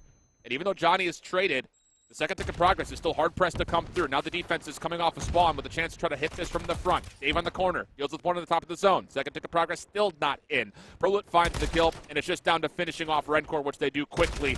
Second tick of progress not finished, and it could be depleted, but quick switch over towards A does keep the defense on their toes. Yeah, that second tick doesn't come in. Extremely close, and, well, based off Super's positioning, it's going to have to be an A call here. They need that extra minute. They're down to 20 seconds. A little bit scary. Decimate isn't fully here and set up and ready to retake this, but they can get here very quickly, and they could also set up a pinch, but Yuli is cut down. Now a chance to at least lock in some ticks. Losing Super up top, though, is a huge harm towards the stability of this offense. Two-man stack, second tick in. Decimate, do they want to go for this? They should want to. They've got numbers nearby, but Dave is still nervous about someone up top towards tower? That feels like a missed chance, I think, if you're Decimate. Life lead, down to 15 seconds. It feels winnable. And they don't even not just stop the progress. They don't get any exit kills. And now Detroit is threatening topside window. This is absolutely doable to quickly transition to B. Oh, it sure is. Lots of time to work with and a chance to work for some more kills, but Pro Loot down low has been able to find at least a couple. Rancor now would have to play his life, and, well, Pro Loot actually gets smoked there from Vico. Little turn, and that could be costly. Now no longer a player on the flank. Everything's going to have to come for the front for as far as the retake. Trophy's denying some, but not all. Oh, no, it's a bad team nade. Johnny falls. He was trying to hold the high ground. Third tick of practice on the way. Decimate, you've got to go. Super locks down the side. Yuli around the back can only get one. And Detroit take map number 3 in an all-offensive affair on El Silo. That's incredible, man. This team starting to piece it together, a pickup squad or not. They are giving NA's #1 seed an absolute run for their money. Looks so good in the Elite. Looks so good coming into this event, but now down, losing one of their best map mode combinations. Johnny drops 37 for the L, and it is offense the entire way through, Allen, to get us through that LSilo. And Rancor had 32 kills, 11 assists, and over 4,000 damage. Whew. Not often you see numbers like that, friends. We are in for some COD today. That is a factual statement, both off of the statistic of it and now the emotional engagement of it. My goodness, we are looking at a lot of action around. And based on what I'm looking at on the stations, a lot of these win around 4 games are going at least 4, if not possibly threatening map 5s. And then the only result we have is the one with Hype Esports dropping 0-3. Yeah, and that's with Gravity not playing for that Berserk squad due to illness. So it's a last-minute sub-in for that squad. So who knows what happens over there. Getting crazy today, man. Subs are coming in, starting to give, some of our top teams certainly a run for their money, man. A lot of wild things could happen. And if those wild things do start to happen, this lower bracket's going to be stacked if we were to see some upsets come through, man. I would not want to be down there. But, yeah, today is starting to shape up to be something special already, Alan. Okay. Oh, how about this? This is the last minute of that hotel hardpoint. M7 were up, but Convoy have swung things back. Again, this is a replay of it, so if you're somebody who's in the venue and also watching the stream, which props to you if you're doing that, you may know the result here, but we'll call it like it's live. 232, 226 as we have still 30 seconds to fight for here on the restaurant. And Convoy have the numbers kind of funneling in, but they don't hold any map control around the middle of the map. So Phantom steps in. The classic goes on to a huge 3, just running forward. Now Convoy with numbers and the positions to try to lock things down. Purge trying to clear, but he needs help, and he needs to come quickly. Yeah, definitely needs the help, and I think with the stack that could be there, unless Phantoms does something insane here. Let's put together 2. One more player in front of him. The regen is just about there. Trophy system down, and the support comes through. My goodness, they can't win it here, but they have the rotation. It just comes down to what this 1v1 looks like with Rex. Yeez is on the hard point. He feels the need for the time, and he does get the read for the kill. 240, 246, and yep, this is what we often see in Hotel. A back-and-forth tight affair till the last seconds, but Convoy just spawned way too far out. Last stack does not quite touch in time, and that's M7 who that has them take the round. That's the series. Yeah, 3-1. The series. So the comeback in round 5, Fortress Control, into what was, essentially a nice hold and a beautiful rotation to bring it back and to also stop Convoy from winning on Restaurant. What a play from Phantoms to extend it after Classic's 3-piece just wasn't enough. That's another crazy team down there in the lower bracket. My goodness. Yeah, but that's our first major upset so far of the bracket. True. Berserk playing up against Hyped Esports. That was the 8 versus the 9, with the 8 coming on top 3-0, but that is the 12 seed playing up against the 5th seed. And so the battle of cousins, a little grudge match of former Convoy gaming members playing up against their old teammates, goes 3 straight tight maps to M7 in a series that was thrilling from start to finish without a doubt. Yeah, look at those scores. That's nuts, dude. 250, 242, 6-5, 3-2, and then 246 to 250, man. Like, that is as close as it could ever get. Like, that's literally as close as it could ever get, man. Love to see it. Fantastic series, and a huge congratulations to M7 for advancing, but still a lot more teams you're going to have to try to get through. Yeah. As we'll take a look at this map 4, and well, Detroit, they're also up in this series. I just have this feeling, I was talking about this with Proper on the way back from the day yesterday. I was like, I don't think we're going to have the same Boston results in these final moments where it's like 3-0s and convincing 3-1s. Like, I think we're going to be in for one hell of a day today, and hopefully an unbelievable finish tomorrow. But Dave starts off perfect, 5-0 on his first life, looking for the early cruise missile. Parasite, you know, you put questions out there as far as how Parasite is going to fare. How long could he possibly keep playing? But he's hitting shots like that. I mean, he's got the fountain of youth in his back pocket, it feels like at times. Yeah, absolutely. B2 now opened up. Johnny coming off a heater of a control despite the loss. 37 for him. A lot of huge 1v1s and multi-kills. We'll see if he can bring some of that here to Embassy. Gonna need it. Get to a map 5. Parasite's been able to find 2 on transition. Johnny now is forced to try to make some big plays up front as 3 players are gonna meet him. But Johnny's picking heads off here one by one. He's on 5, 1 off the streak. Dude, Decimate, if they keep gunning like this, they may be back in towards total form. Try to get it to a map 5. Otherwise, this could be Detroit making some major waves with Convoy out. And if Decimate fall down to the lower bracket as well, that's your 2 North American Grand Finalists out of the picture in the upper bracket early. But it kind of feels like Decimate's got a lot left in him as we exit with the last 12 seconds. Largely just going to be forfeited here. Super's going to give this a little bit of a go, but he's red. And that's going to hurt, I think, Detroit here on, rotation. You've got Parasite kind of spawning way out top, and it's just down to number 6 and number 8. Rencor and Beekle trying to hold down topside servers as the hard point opens, and Yuli is already up the ladder. 5th kill is free. 6th one also there. And the streak finally comes through for Decimate with Yuli 6 in a row. And the subs just haven't really been able to get involved. It's a great route here from Yuli, but Vehicle still yet to get on the board, and Super still in characteristic. 3 and 7 for him, but you do see a bit of a surge coming through the bridge side. Trophy systems coming down. Numbers looking good to get on the point. And now we'll see if they can hold. Roll it nearby, though, can just wait for all these nades to be tossed. Stuns first, nades second is always the call when you've got a setup like this. But a second trophy does get placed. So Detroit, you have the tool to try to hold this. Oh, my goodness. What a double that is. Dave finally gets the trade. He's also, again, on another big spree. 4 in a row, looking for number 5. Bait and switch, though, with Yuli. Allows the break for the scraps to come through for Decimate.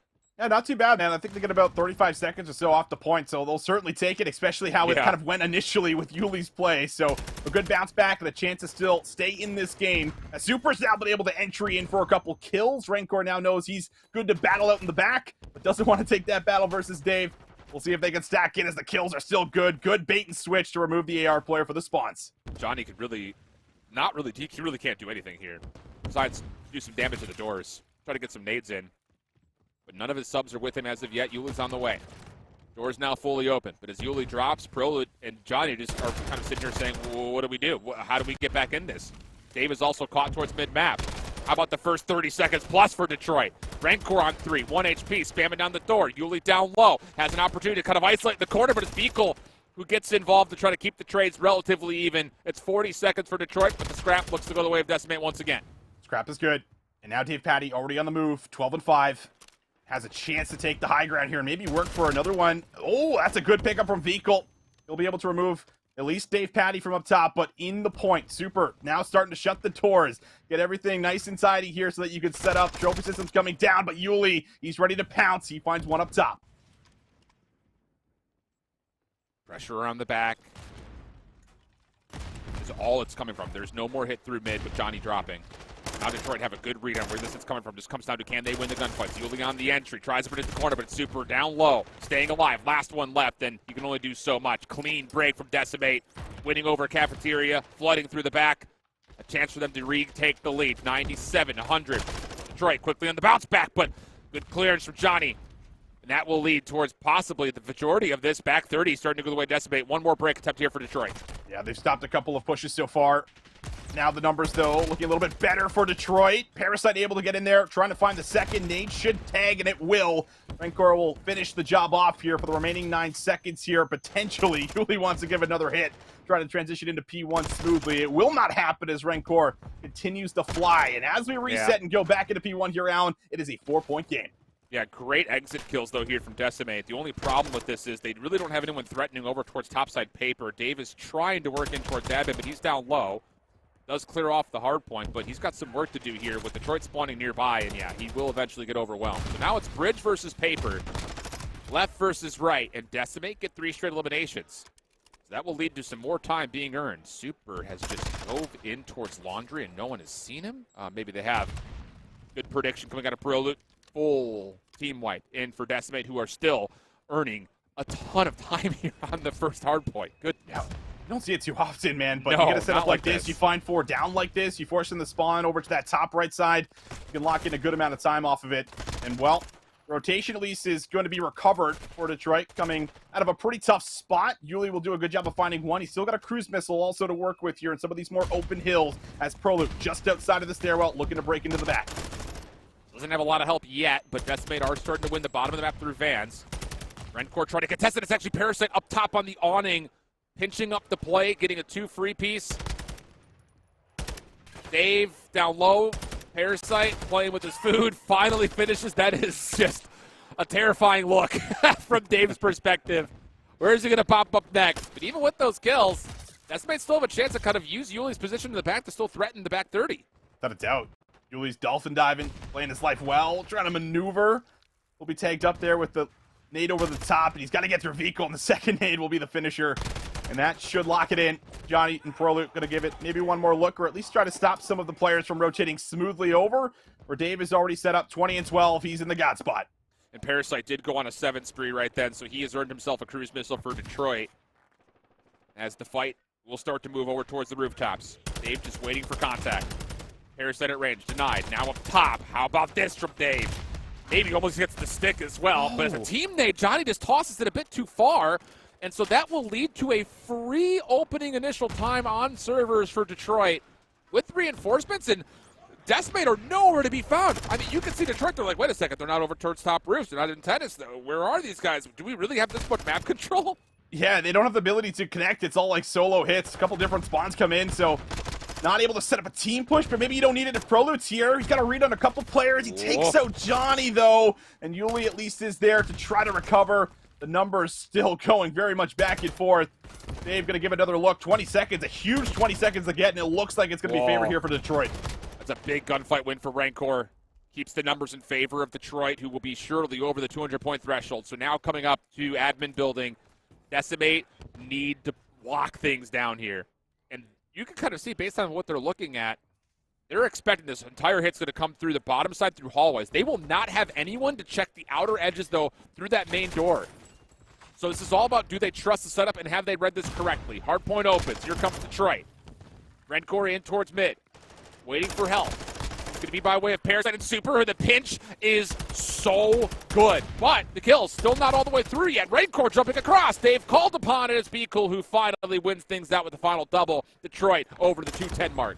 Beekle has brought it back, man. 0-6 start to 22 and 23 in a row. Trying to get involved in the point again, but Johnny has been able to find a window of opportunity. He'll find a couple kills, make it 3 kills, as they'll clean up the remaining squad here from Detroit in and around that office point. That is a huge amount of time, but this transition to new, led by Yuli, is everything.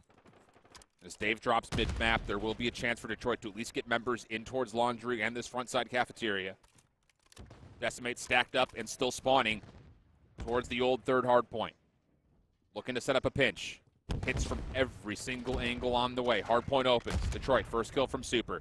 Do they get a read on this? Rancor is still searching for information. As the doors open, he can get his AR locked up. Tries to reposition deeper, but no, the kills come through for Decimate. Super now inside the hardpoint. Not a lot of help. It's just Beekle who is with them. And even though the 14 kill comes out, it's Decimate with the clean break. Oh, but it's so hard to be clean on this hill over and over and over again. You got to stop about 4, 5, 6 waves, it feels like. We'll see if they can do it. Kills got to be clean. Teamwork has to be on point. Detroit just need one good break, and they can still very much end it on this hill, and they're going to take their sweet time, work around the back. Super's going to use the dead silence to try to hit this silently.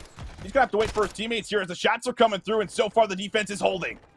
Decimate getting kills now, even kind of bumping the hard point out a little bit. Hold on a second.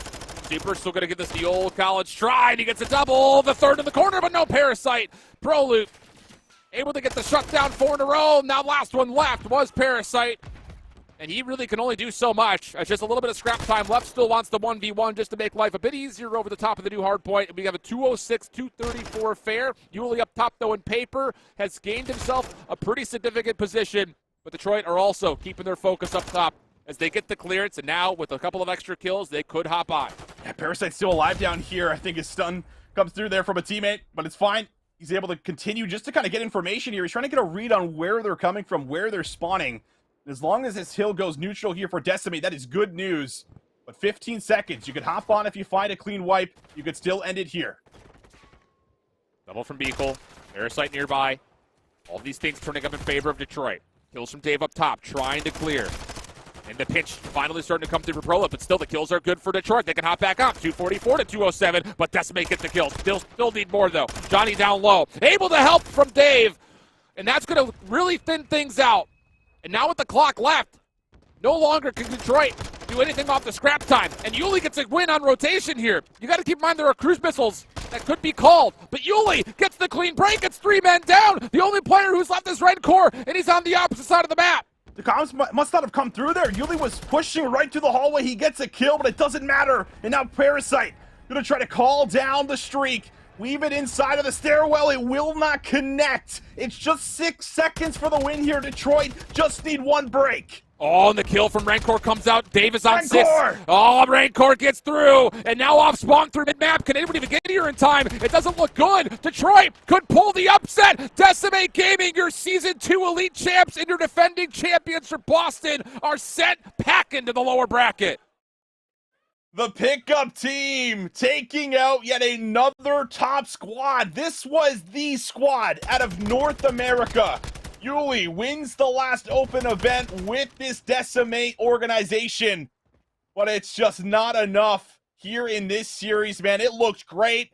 Everything, though, started to turn in that control. You could very much see it. And that is just insane. Another top team down in the lower bracket. We thought we were going to be in for maybe something a little bit more level this open with all of our top 16 squads making it into winners round 4. That could only stand for so long. And I'm telling you, dude, this Detroit Deviant squad, there's a lot of history that could be built into the core 3 of this team, being Super and Rencor most notably as the duo, but Beagle, who's of course familiar with playing with those Spanish boys. And then you throw Parasite in the mix. Maybe there's just something about him playing up against that Decimate green that seems to work out for him. And the funny thing about this series, we didn't have to talk about Super taking over. And that was the entire narrative we built largely for La Nave in their playoff run for EU. You know, that is such a good point. Like, almost every single time, again, I think I said it in, like, the map 1, we see Super, like, top fragging, win or lose. Like, he is at the top. He's got the most kills. One of the most talented slayers that EU Challenges has to offer, but just doesn't get really, too involved. Has a couple of great moments here and there throughout the series, but isn't takeover mode. However, if he doesn't need to take over and they're winning like this, that could be some really good news here for this team as they start to truck through this upper bracket. I can't help but smile about it, man. We have got a lot of movement that's going to be happening here from this winners round 4 action. Our bracket for our top 8 is going to start to come together here, but we still have another heat of winners round 4 action where, again, I just expect that we're going to see a lot of craziness because at the moment I'm pretty sure the only thing that's really kind of gone as expected based on seeding was the 3-0 from Berserk against Hyped Esports. And even that, I would say, is marginally unexpected because Hyped Esports put together a third-place run at North American Challengers Elite Season 2, and you had to put a last-second fill-in again for Berserk. So something about the sub-in energy right now feels a little saucy. Yeah, there's something about that, right? Like, I mean, we've seen pickup teams do it, like, in the past as well. It's just something about, like, you got nothing to lose. Like, let's just go out there and, just have some fun. Let's make some moves, learn on the fly. And sometimes it just starts to click, right? You start to go through series to series. It gets better and better, starts to get a little bit more crisp.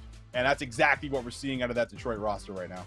A lot of fun. Lot still to come, though. Our second heat of winners round 4 is next. We've got NRK Anarchy, Cruz & Co. playing up against Doug Sensimatin and the Boston Breach Academy roster. Don't go anywhere. You're watching the OpTic Texas Open right here on Call of Duty Bravo.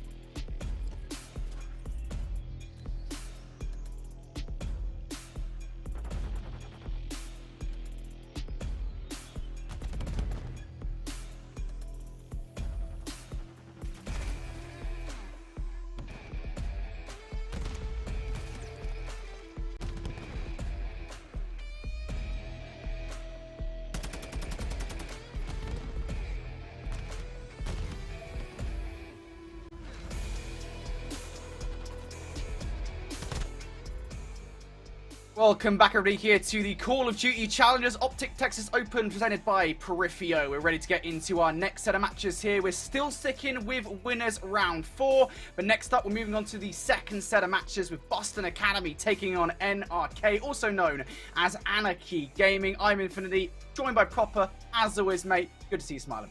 It's always a fantastic time to hear your beautiful voice, Brody. We have ourselves a banger matchup underneath our handsome faces. Again, Anarchy going up against Boston Academy.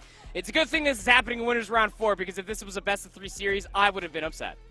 Yeah, it's a crazy one, I think, just seeing kind of this setting again. We've got two teams on different sides here. Let's take a look at the rosters. You guys know them anyway. Maybe not so much for Anarchy. We will say that much. This is basically a new team on the left side, of course. Effectively the spiritual successor to Phase 1 Esports, a team that got top 6 at the last 2 open events with Cruz and Dak, the surviving members from that roster. They joined Gunzy and Lunas on this team. But on the flip side, as we said, fan favorites, it's Boston Academy. You can see them there, ready to get raring and going with this series. And mate, I mean, it's this team, man. Boston Academy, we love seeing them. Going through the post-Beans process, take that as you will, but I'm talking about the player.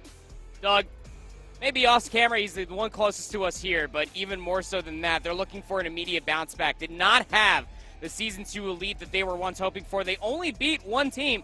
And funny enough, it was LAG Academy in their first series, but they are looking for the resurgence. Pentagram, the new guy on the block to replace Beans' positioning on this team. They've gotten this far, but they have a big test ahead of them.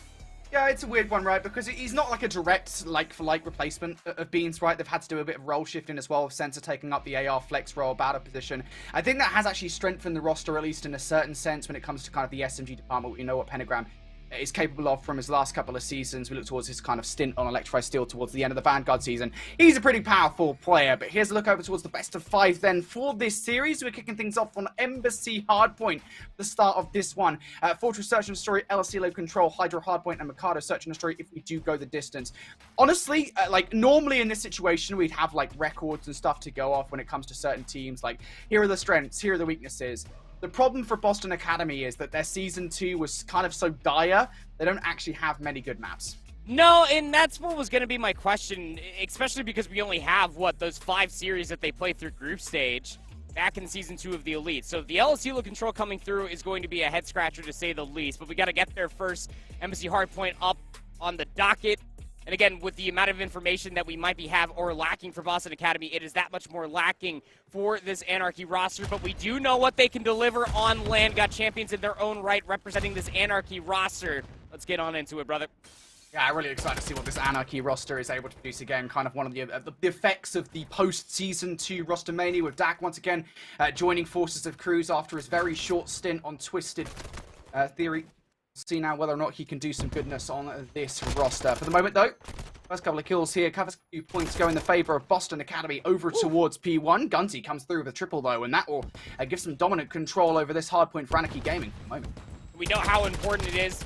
If you're starting off on the back Embassy building, that top paper positioning is just about everything. Gunzy opens up with 4 in a row.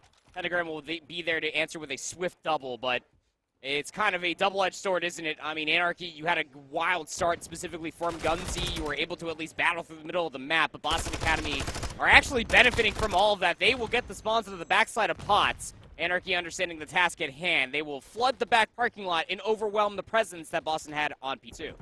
Yeah, Pentagram now the last player left alive here around this point. Boston Academy relying on what he can produce, trying to take some shots through the wall. Most of them will actually connect on towards Lunas, and he'll even finish off the kill as well. So Pentagram, a real threat at the moment for Anarchy Gaming. Unsettling enough here that they cannot get in towards the point.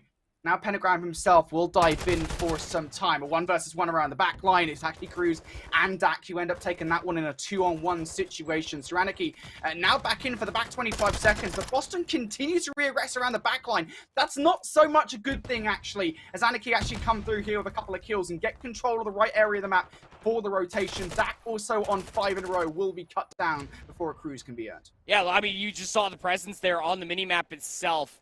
While Boston Academy were trying to hit through the old time. All of Anarchy, they flooded on the backside of AC. That forced all of Boston Academy to spawn over by pots. But quick decisions being made. you have a lot of players for Boston Academy flooding across the Z lane past gas. And that's where the majority of this hit is going to be coming from. So Kremp is patiently waiting inside of the stairwell of Orange for his team to find something, but Kremp is the only one to find a kill in the past 3 engagements. And now Luna's really starting to heat up here, as we said, 4 in a row for him. Anarchy doing a stellar job at holding for the first 20 at least. You'd start seeing players like Center and Shawnee step things up here in this game. I think with 30 seconds left, Boston Academy will really only give this one more look. They're going to attempt to get control of administration building. That is a good call, I think, for Boston Academy to make sure they have some modicum of control over the rotation. And to be fair to Sensor and Shawnee, we talked about them. They need to step things up. They do get a couple of kills there to get that scrap time. But in doing so, they weigh themselves in favor of scrap. Now more players for Anarchy Gaming over towards this rotation. Pentagram has a lot to do around the backline. Unfortunately, loses the first. So now up to Shawnee and Kremp, and they will win their initial ones. We're starting to reach that stage in the first set of hard points where Anarchy are going to start feeling awkwardly comfortable with trading these 30s for 30s, if not 20s for 40s, depending on how the initial time is set up. Boston's current setup is a good one.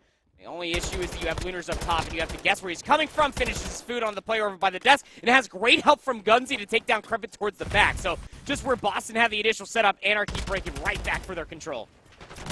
Yeah, this is really problematic. Lunas almost gets yet another one there, starting to tear out again. He's going to be denied any more kills, though, as the back 30 now, Anarchy looking to fight for it. We should see one more hit coming out from Boston Academy. They've got players on both sides, but they go one by one. Cruz is very happy to take them on one by one as well. Shawnee now around the stairwell, knows where the last 2 players are located. Shots through the wall from Shawnee. He's tired of his teammate, apparently, and takes Sensor down before he can get inside their kill. And off the back of that, it will leave Shawnee all on his lonesome for the scrap time. Anarchy in a great spot to take the vast majority of time away from that administration hardpoint. And now as you move over towards next, there's a big difference between these 2 teams. Get your fast navs out. We're going cooking inside the kitchen, Brody. And again, Boston Academy, they are set up in here first. What I will say, uncharacteristic performance so far from Krem, 7 and 9. Rather quiet. This is the explosive player on Boston Academy, but maybe P5 is where they're going to start to sprout their wings and fly. He's up on top of the table, has so much more to find as all of Anarchy just flooded towards the back over by the 8 bomb. Overwhelmed Boston Academy once again in another hard point in the first set. Yeah, that was much too fast. Boston Academy now need to break back in. They've got a lot to do. Now Cruz trying to get a 3-piece through. It's going to be trades galore now. Dak looking to double up, but can't get it done. At the end of those trades, it's going to be Boston Academy in for the moment. Lunas, though, still going for this. And oh my god, Lunas comes in for the double. Absolutely decimates Boston. And now Boston effectively relying on the close spawns from both the ramp and, of course, the tennis courts as well. Players dying around here. Lunas still facing threats on all sides. Needs to be cautious about somebody approaching through Laundry. It's Kremp, able to get at least a few bullets in, but no more than that. Down to 21 HP goes Lunas. He survives that engagement, and Luna has been so deadly on this first set for Anarchy Gaming, as they have dominantly taken the lead here in map number 1. Deadly, I would say that's something that you could say. I mean, the kid is 13 and 7, 14 and 9 for Gunzy as well. Looking pretty darn good as Anarchy. Again, you go back halfway through it, I was sitting there saying, like, Anarchy, they have the 20-point lead. They're going to start feeling comfortable with trading those 40s for 20s, but I did not expect them to consistently do it. Not for P4, and then especially going into P5. Again, it is the snap, swift breaks that are coming in for Anarchy that are just getting themselves in these continuous positions and why they are generating so much time. Double the amount of score, by the way, of Boston Academy as we go halfway through P1 and taking a look at the rotation over towards P2. Pentagram is all the way in the back over by the plat. He is surrounded by red arrows on the mini-map, and his teammates are dropping all around him. Yeah, Anarchy just meeting Boston Academy when they need to on the map at the moment. They're doing a stellar job at keeping these guys at bay time and time again. There is a couple of frags coming through, though, for Boston Academy towards the rotation, and pretty much every single gunfight that needs to be won has been done so for Boston. So they will get the first look over towards parking lot yet again. Another shot at redemption here in this game. Another shot to try and close the lead between themselves and Anarchy. Anarchy can take their time with this one. Krem pushed all the way up towards Xbox, able to take down one. Shawnee from afar will take down Lunas as well. So Anarchy now reliant on these players hitting the back.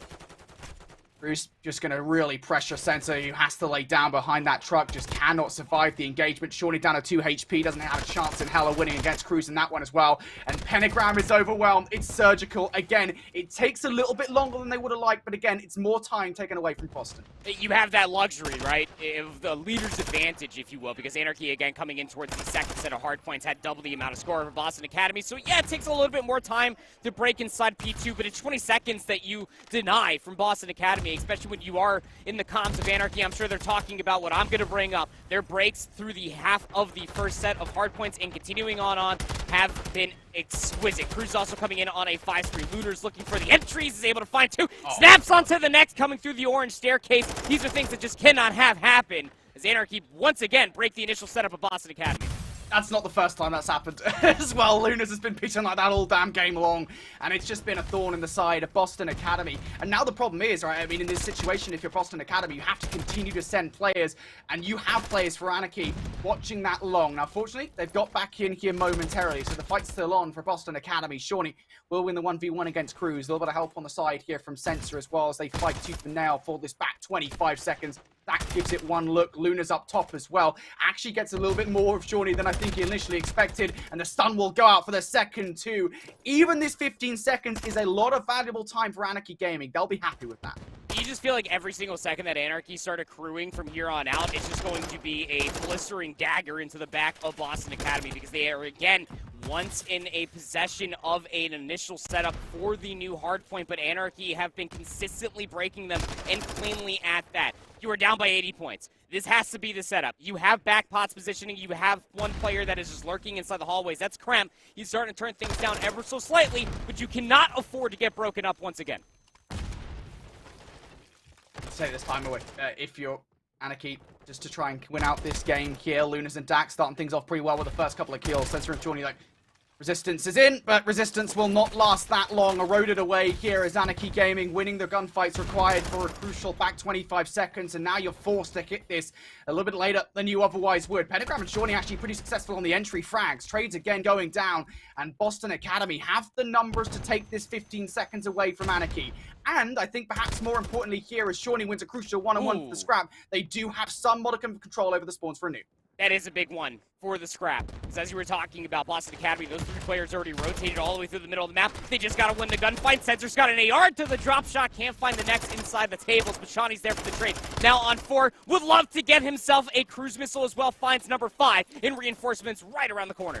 Yeah, it does definitely feel like the last couple of hills, Boston Academy have actually got themselves in the conversation here. They've certainly heated up, and as you say, Shawnee now on 5 in a row. If you go on that 6 from the cruise missile, it would be huge. Anarchy, though, we want to put a stop to it. Just 29 points away from victory here in game number 1. None of that utility is going to do anything. There's a trophy in sight. So Gunsy needs to do it the classic way and just flies in for the double. And now Anarchy have broken the waters here. They've managed to find their way through. Cruz is still on his lonesome as the rest of the team spawns out on the other side. But it doesn't matter. Cruz is on a solo mission. He's feeling pretty hard at the moment. In for 3. And Anarchy here, they can't finish it on this hill. But certainly they're putting one of the final nails in the coffin. Yeah, and now they can just kind of just jostle for positioning around P1 because they can just very much so close it out coming in towards this upcoming hard point. Gunsy's still snapping, finds himself even a teammate there at the very end. It's a consolation kill, if you ask me, for Boston Academy. Hit through the old time because they are struggling to find out where Anarchy are even located at. You are forced to get inside the hard point. Sensors up top. Paper, he's got to deal with these players on the hill. And to be fair, there are kills being made at the moment, and this power position for Sensor is crucial. He needs to make sure he holds it.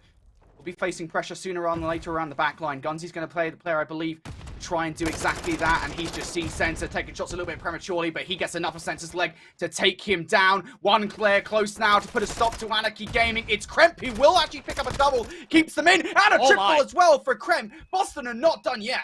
Oh me, oh my. Better late than never if you're Kremp on a 4 spree, 24 and 26 now. The rotation over towards New is going to be a blistering one. Boston did have a really good setup through the second set, but they lost their players on the backside of the parking lot. They are spreading themselves very thin. This is going to be a lot of isolated 1v1s if they want to not only hold on to the time, but to deny Anarchy from closing it out on P2. Yeah, Gunsy causing problems around the back line as well. That's what Sensor struggled with last time around. He has to win this one, and around the front line, Anarchy starting to aggress. They only need 1 point, and that might well be it, but no, Sensor comes through. Sensor for the double, tries to turn around for the triple. It's going to be denied. Can anybody from Boston get there in time? Yes, they can. Not done yet at Boston. They could still win it here, and this would be a hell of a comeback, but they know there's presence on both sides of the kill. Shawnee box for a 1. Is that enough? As Anarchy begins up over well. Gunsy, he only needs to my! But Sensor keeps him in the conversation again. He gets the double, and Anarchy just 1 point away. Still cannot close this one out. Boston are giving this a good look. Around the back line comes Cruz. Can he get anything? He finds one. Is it enough? The kills are good. The comeback out of nowhere. Sensor, yep, you absolutely deserve to get up. Kiss your teammates on the cheeks, buddy. That is an incredible comeback and one of the best hard points we've had the event so far. And you saw frustration on the face of Dak trying to communicate to his teammates something went wrong there for NRK. I just don't simply understand how they were unable to find those breaks. I mean, it came down to isolated gunfights, sure, but I mean, the trade game from Boston Academy was just way too good in that moment of time towards the tail end. Just talking to Cruz there at the very end of the map number 1, just... oh, man, you just simply cannot allow that to have happen. They were down by 80 points at the end of the first set. We're Boston Academy.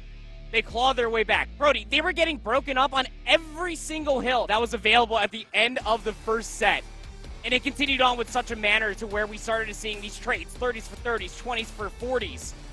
But this time in the second set, it was Boston Academy at the tail end that were getting the initial setup and actually walking away with the time. I brought it up through the first set. Kremp was having an uncharacteristic game so far. That is the difference of what you got to see from Boston Academy in Season 2 of the Elite to now. Is both Pentagram and Kremp were absolutely feasting off of the presence that is Shawnee with the AR in the backline. So long as Sensor can get some time and get those 2 pieces that we saw at the very end, this is Boston Academy at their best.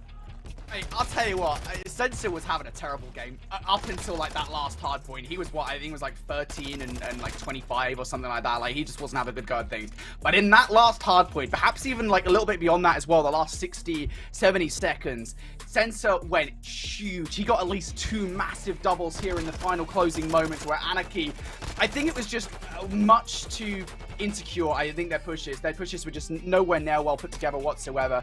And it looked completely panicky. Panicky Anarchy is what we'll call them there towards the end of that game, because Boston had made just one of the best comebacks that we've seen so far. Here's a look towards the stat lines at the end of the game. I was fully ready, buddy, to analyze Luna's effect on that game, Gunsy's effect on that game, of course, because that's been one of the big talking points of Anarchy Gaming, kind of what those replacements for Wiz and Flames effectively look like. Obviously, this being that spiritual successor to Phase 1 Esports, but we gotta talk Boston, man, because, I mean, like, Sensor's 20 and 24, but as I said, like, that is off the back of an incredible performance in the last, like, 2 to 3 lives. He was a lot worse before that. You know, he absolutely was. I mean, minute 17 OBJ time. Just look at the damage numbers, too. I mean, keep in mind, you, like, Doug is running an AR now. And he's still dropping, like, such low damage numbers, but he shows up in a manner and in a place and time that you would never expect. Like, he's not finding these 2 pieces. He's not going on these 3 sprees towards the beginning of the game. And he just turns up to a whole new level. Though I'll keep it a buck that if I have both Shawnee and Kremp in my comms, when those guys get heated and they get hot, it is so hard to shut down that it is infectious the way that I've seen Boston Academy work. A single point is the difference for map 1 and Embassy Hardpoint. We go over towards a Fortress Search and Destroy, and all stats and everything we ever knew, Brody, they are out the window for Boston Academy. But Search and Destroy, especially on the other side of the table for Anarchy, historically has been very good for those players.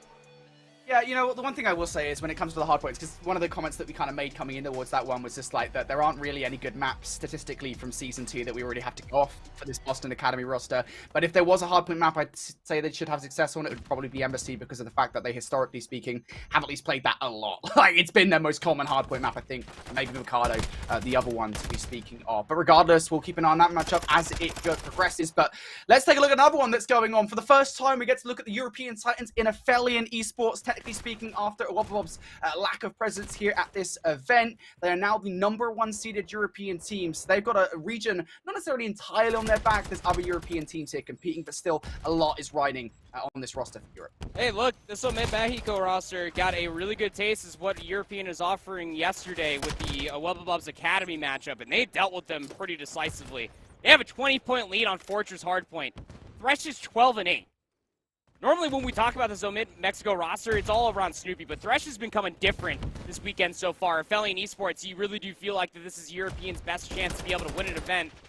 This might just have to be the one to do it. His Journey is 12 and 6 up top on rails, finds themselves on 3 in a row while P4 is active. A really good setup for what could be the last of this 30 seconds. Yeah, Journey trying to provide some coverage from up top here with this AR. Down to his last 3 bullets. You're going to have to get the combat knife out, and don't worry about it, because the combat knife's pretty good up close. Let me tell you that much. It's really hard to deal with, and I think Journey well aware of that fact as he gets involved in the engagement. Infinite now. Trying to provide problems up top. some kills. We'll only find absolutely, well, a couple of bullets basically in towards Journey is all he's going to get there inside that gunfight as Affili, and will soak up the last few seconds.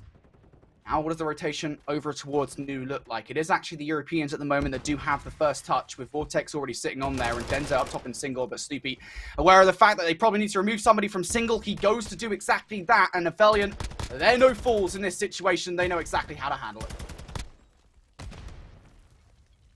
This is at one point where we had about a 20-point lead for Omit Mexico. Affilian get 30, 40 seconds off of P4, and well, now it's starting to feel like we're on fortress control, Brody, because Omit Mexico simply cannot get out from this side of the map. It's just unfortunate that when you are pushed up, it is hard point. Thresh will spawn all the way inside of rails, but it gets dealt with. It gets scouted out and read. Affilian can simply do no wrong since we popped in, and even Denza finds himself on a 6-free. Gonna give himself a cruise missile. That is a juicy treat to have if you're Affilian Esports going into the second set. Yeah, Affilian Esports at the moment, they're relying on kind of the usual players that we expect to be going off. I mean, Journey and Harry providing some serious AR presence at the moment for Affilian, and Denza also starting to heal, as you said, on that 6 spree, putting them at 13 and 10. So Omit, they've got the targets they need to shut down now going into the second set. Question then becomes, can they actually do it? Affilian, once again, will be the first team to touch for the third kill in a row. They need to break. Got to send players through both street side and, of course, the middle of the map. But Journey doubles up, looking for number 3. He's going to get it as well. Snoopy was trying to make the flank happen on towards Denza. Journey's like, no, buddy, I'm not letting you do that to my friend. 2 cruise missiles now in the back pocket for Affilian. Denza, Journey. Oh, man. Have some treats to play with. It needs to be said, by the way, that Omit Mexico have not gotten a single point since P4. And they only found 2 seconds at that hill. So something needs to change drastically. And you feel like it has to start with just trading this man on your screen. 9 spree, 24 and 8 now. Journey is absolutely feasting, has the next read onto Thresh over by the P1 trucks. He already earned a streak yesterday. He called it in, it's used, it's rinsed, it's watched, it's repeated. Affilian Esports, they are just slaying the hell out and add the rotation over towards New. Finally, they stop Journey. Bloody Nora. Comes on 10 in a row. Harry now, though, he's going to get a cruise missile as well. And oh my god, I feel like we might have just cast a curse this game by actually joining up. To be honest with you, Andy, since we joined in with this one, Denza, Harry, Journey, all of them have gone on their respective sprees. I think the kill feed has pretty much been 80% Affilian Esports, to be frank. I'm in Mexico. Just don't really look like they've had much to say again since that P4. Now they've got to have something to say. Affilian, they are just, 30 points away from winning this game or so. They won't be able to do it here, but Omit attempting to find their way through, and once again, blocked off here. Omit now fighting a 100-point club. It's just like, where's the help? And where's the pressure being brought from Omit Mexico? We hopped in, Thresh was having himself a decent game, but nobody's meeting the presence. Like, Harry's 22 and 15, 27 and 11 for Journey. Snoopy, the guy that we normally see Omit Mexico just pop off, is double negative at 11 and 22. And Rupert's taking his aggression out on the statue. That's not what that's there for, my good sir. But even more so, you got yourself set up. It's only 8 points that you need. Harry has a streak as well. Didn't see that one. 3 cruise missiles in total. Could just be information unless his trophy system's in the most proper place possible. Doesn't find the kill, but it is entry for Affilian. Yep, that's all they needed, really, to just try and break the barrier. Omit Mexico now will hold for the moment. Infinite trying to double up, but no, is going to be denied. And Affilian now looking to secure the last 8 seconds. Denza, I think, down to 28 HP, realizes the best thing he can do in this situation is just anchor the spawn so the reinforcements come through. He's successful, at least momentarily, with Vortex spawning up alongside him, but that only lasts a moment there as both those players do go down, and Omit now will break that 100-point barrier. Affilian Esports now going to have to move over towards the rotation. There's they know there's no point hitting the old time.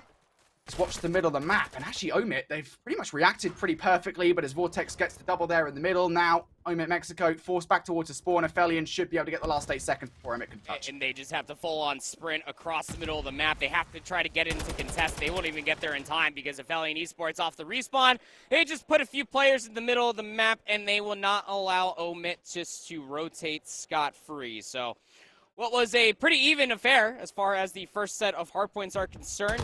We hop in, we go through P4, and Affilian just deny Omit Mexico almost every single second that was left in the first set of hardpoints. That is, it has to be said that it was flipped from a 20-point lead in Omit Mexico's favor to Affili winning 250 to 110. That is crazy that they only allowed 40 seconds comparatively to the 180 that Affili accrued when we hopped into that game.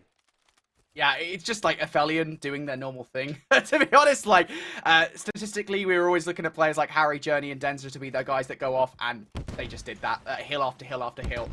Omit, they need to have a better response when we go into the Search and Destroy for that series, but you guys have been asking for it. We know you want to see Doug Spencer Martin and his team, Boston Academy. We're already into the Search and Destroy here, 1 round deep. And, well, actually, it's not going to be 1 round deep. It's 3 rounds deep. Here's your preview live update as to what happened in the first couple of rounds. It's actually 2-1 now to Boston. Oh, 1-1. Is this 2-1? 1-1? It'd be 2-1 now. That's the clarification. Oh, it's 2-1. Okay. It's 1-1. Yeah, so that was the the full confusion. update. All right. 1-1. 1-1. You got that. The producer's just saying 1-1 constantly. I'm going to go to sleep and I might be seeing binary at the end of the night. Thought I saw it too. Bomb's going to get planted over here. Immediate challenge. And Kremp is caught in the engagement. There's really no assistance whatsoever. Trades galore, but all of the kills in the world are favoring for Anarchy. And trades in favor of Anarchy, as you say. Pentagram now the new addition to Boston Academy on a 3-0 start here from round number 1 at least. Looking to get this defuse. Players push all the way back towards logs. All they really need to do is just throw utility out a little bit and have some eyes on bomb. And oh my god, Pentagram snaps on towards Lunas, but time really isn't on his side at this point. And if I'm Pentagram, of course, you're 4 in a row at the moment. I was going to say play passively. Pentagram's like, what is playing passive? I don't know what that is. 5-0 to win the round. He won't win it, but still, it's a good position to be in. Again, now at 2-1. The word in play passively is not in the playbook of Pentagram. Never has been, never will be. 5 in a row, at least taking the challenge, knew that he can get himself closer towards streaks. If he finds it, that's great. He knew that the round was not going to be clutchable from that position. So as we go in towards this next round, it was a 2-1 now for Anarchy, if I'm remembering correctly, but still got Pentagram to be worried about in this moment of time. Going to be looking for that illustrious 6th kill. He's got a Vaznev in hand, expecting to jump up top single, but a very passive offense so far for Boston Academy. Yeah, I feel like this situation at the moment, I think for Boston Academy, a lot of this needs to be focused on getting Pentagram that streak. So important to win you a round. For a clutch situation later on down the line. I think they're aware of that too. Very deeply entrenched in towards the site though, Anarchy now, and Gunzy going to kick off proceedings with a kill on towards Krem. Sensor does trade things out from inside munitions. And there is actually a good chance here, if Boston Academy want to go for it, to transfer themselves over towards B. But I still think they're dedicated to this A site. Are they going to expect that Cruz is even over here? What utility do you even have to deal with Cruz? Pentagram's not going to check it. He's more worried about the open archway challenge. Yeah, Cruz is just going to turn out. He's going to get that kill for free. Shawnee trades it, but again, time is of the essence here in this 2v2. That's a massive kill as well. Pentagram now down for the count, so no cruise missile. Just say 2v2. Sensor now has a lot of pressure alleviated over towards the A-bomb site, so the plant is more than possible at this point. Flies across. As we'll know, of course, has seen him and Shawnee tries to regress through the street side, gets punished for it, and now Sensor, with 10 seconds left, his only option is to try and plant this bomb. You can shoot through that. So Anarchy win the round, and a lot of that, again, is off Cruz's advanced positioning. They just don't expect it. How to exhaust the game clock. A book brought to you by Anarchy. They're just not trying to force the information out. Again, that was a very passive offensive attempt for Boston Academy. They get a minor free pass just because they were trying to get Pentagram at least that kill 6 to get himself a cruise missile, but with the way Anarchy played that entire setup, it was just to get Cruz on the backside of that stage. Once Cruz is in that positioning, you're just waiting for Boston Academy to make a move. Here we go, moves are definitely being made here. A lot on the defense of Boston Academy. Over towards stable side, they do not want anybody pass towards B. In fact, they've got one player pushed all the way up. We talked about Pentagram. He doesn't know the definition of the word passive. I think that's never been emphasized more than how far pushed forward he is.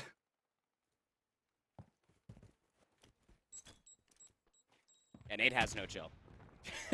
Pentagram is as aggressive as you like. And Cruz just isn't going to expect the chow to come through bottom secret. And then the next player stop boat. Like, it just always feels like even when Boston Academy was created last year, when they were even playing with Dan Gosey and then, You know, they pick up, they move to play with Beans throughout this year. It just feels like that there's one tempo and that they can always rely on Search and Destroy, and that is aggression. And that is why, when we were talking about them in Elite Season 2, why Pentagram does fit this roster. If Doug's going to go over to the AR, you want an SMG that's going to be able to keep pace with Kremp. Kremp, the usual suspect, who pops off, by the way, is 1-3. Pentagram is 6-1, and the aggression has never been more warranted.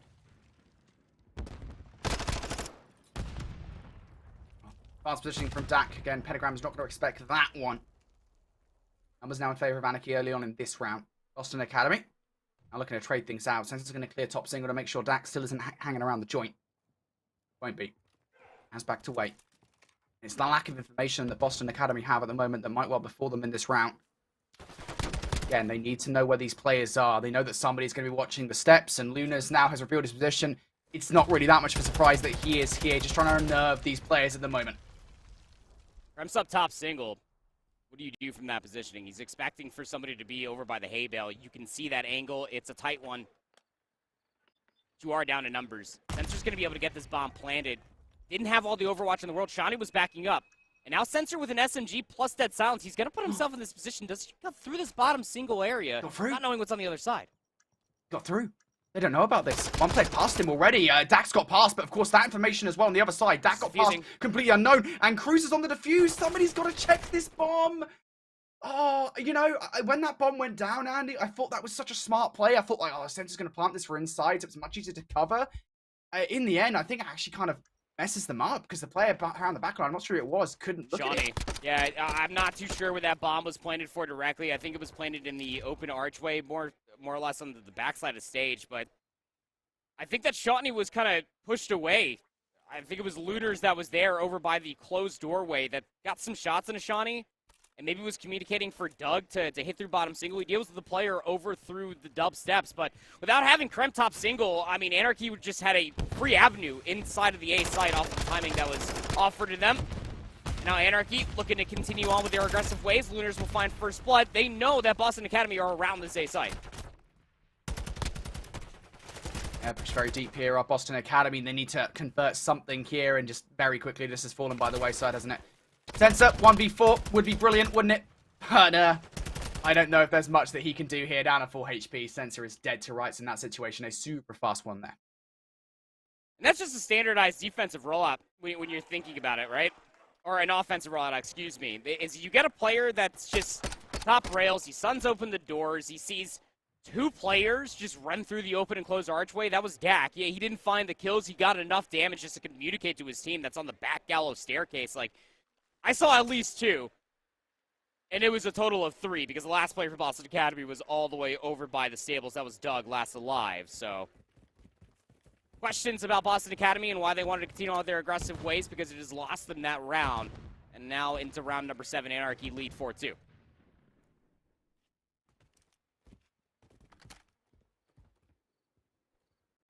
Anarchy. I'm looking to close things out. Kremp with the sniper, though. Going to take the head off Lunas and now looks towards that back lower positioning. Doesn't realize that there isn't a player there. Doesn't know where that player has gone. It's Gunsy. He will be able to take Sensor down. The bomb now stuck right in front of those closed doors, and Pentagram's going to have to go retrieve it. And jump across. Use Semtex, not expecting the Dead Silence push to come through from Gunsy over by the side door. Now it's Kremp. 1v odd situation, commits to the Dead Silence, only has the pistol to work with, can't get it done. Laughs and a whole lot better of a look on the opposite side for Anarchy. Botak and Rory just having themselves a little bit of a chuckle there. The end of that map. So, big wins coming through from Anarchy as a whole, tying up the series. I mean, for all intents and purposes, like, this should be a 2-0 lead. But Boston Academy, again, they ripped the rugs out from the feet of Anarchy. Well, at least tie up the series. Yeah, Anarchy again. We don't really know fully what to expect from them coming in towards this one, because they're effectively a new team again, the successor to that Phase 1 esports roster that surprised a lot of people over at Raleigh and then did it again at Boston. Top 6 placements at both events. Over towards our other matchup that's going on concurrently with this one. Of course, there are a lot, but this is another one that we actually have an observer in. Affili and Esports and Omit Mexico, of course. Map number 1 Wasn't a kind one to Omit Mexico, so now they want to have a better go of things here on Mikado. Search and destroy. So far, so good. But no trophy system to speak of. If there was one, it just got bullied by the amount of utility being thrown in the direction. And off the back of it, it's going to be first blood and second as well for Affili. Just turtle inside Cantina. It's a fiesta in the Cantina. In Omit Mexico, we're not invited. Thresh is just in this one-for-one position. Just expecting someone to push all the way through. Affili, we're expecting maybe the trade Chow to come out, but just as soon as the other side gets shot on the back alleyway, the same could be said over by the hedges. Wonderfully executed coming through here for Affili on Mercado Search and Destroy. It is the A-bomb escapade that we always expect. Brody nades over the top. They find the Bloods. They get Cantina control, and they take a firm grasp of the A side itself. Yeah, and this Affili team, by the way, no slouch in Search and Destroy. We should clarify that, of course. We know that Affili, just in terms of the names, I mean, Search and Destroy, I think, just generally speaking, in Season 2 was technically speaking their weakest game out of the lot. But you look at the names in this roster, like Vortex, Harry, all of them, to be honest, so good at Search and Destroy individually. Only a matter of time before they fully figure it out. But in towards this round we go now, and through the middle of the map goes Infinite, picks up a crucial double. There is trades, though. They know where Infinite is located. He has to get in towards the bomb site, and that's tough. Now Rupert just throws a nade in towards the Infinite Abyss. I don't know where that went. Rupert for the 1v2 now. The kill, and does find it versus Journey now 1v1. Rupert's got a pistol. He's looking for a weapon. He sees one on the ground. He's able to 360 his way to John Wick it back up to his hands. But if you're Harry, I mean, do you just try to hold this passive angle? Yeah, he does. I mean, he plays the head glitch on the dumpster. Rupert aware of it. So much time left to play. He's got the sniper as well, but Harry's got the gunny. Rupert have to think about how he wants to try to take this engagement. Dude, I really thought for a second there Rupert was about to whip the head off Harry. We tried the sniper like twice. I thought it was going to happen. Maybe it still could. Third time's the charm. Rupert wants to play it though. Dead silence activated here. Harry hasn't heard him, and he has no! Oh no! Oh no! You gotta win that. You have to win that. Oh no! Oh, that's a violation. He got the first 5 bullets. Harry had no idea where he was until he was one shot. Oh, Rupert, no. That's tough. You just can't let that happen. 2 rounds in a row for Affili. As soon as we hop in, maybe we are cursing. Yeah, maybe this is our fault. Now I'm thinking about it, this is our fault. Oh dear, not quite certain just yet though. Towards this round, very aggressive as Affili in esports, and getting even more aggressive as they bully Omit Mexico out of the site in 3 versus 2 now. Full control for Affili and Omit. They don't really have any way back in. Classic A shenanigans coming through for Affili. You feel like that you have to get this pick up top. Oh, and Thresh can't get and follow up on the damage on a Journey. He's going to push it. The coverage is way too good. Rupert's got a pistol and not a single dream in the world. 3 rounds in a row for Affili and esports as soon as we hop on in. You can see Journey all the way at the end. He's chirping. He's letting them have it. I can hear him all the way over here, Brody. He is letting them absolutely have it right now. This is just a handful of rounds. You really feel like that. Even in that previous round could have been mitigated. Just all comes down to how they act off of the nades. It just feels like that Omit, they get all those nades in their face, much like in the previous offense that Affili executed over towards the A-bomb site, and they just sit there and they eat them, expecting for the Cantina control to come through, and they're just not winning the gunfights, not with the lack of HP that's left. Harry, through the middle of the map now, wants to get the opening snipe. It's okay, because if Snoopy's not going to fall to his sniper rifle, he'll fall to Vortex's tack instead. This is a lot of map control given up early on in this round. Good opportunity here, I think, for Omit, despite not having the numbers to get the bomb down scot-free over towards A. But this vibe I'm getting from Affili and esports at the moment, I feel like early Vanguard Search and Destroy vibes, trying to just run around the map as a threesome. Rupert's ready for it. He's got the sniper rifle ready to deal. This is going to be a pinch effect. The only issue is that Harry can't actually act on this, because again, he has the sniper rifle. So it comes down to Den's of Vortex. They go 1-for-1 in towards the back. Rupert needs to be dealt with, and he actually overextends. Harry takes him down. Last player alive is Infinite, and he's inside the building. I'm curious what Infinite actually has to deal with this as well. And he turns away. no, Oh, no! no, not again! Infinite gonna survive. He's got time. But it's Harry, once more.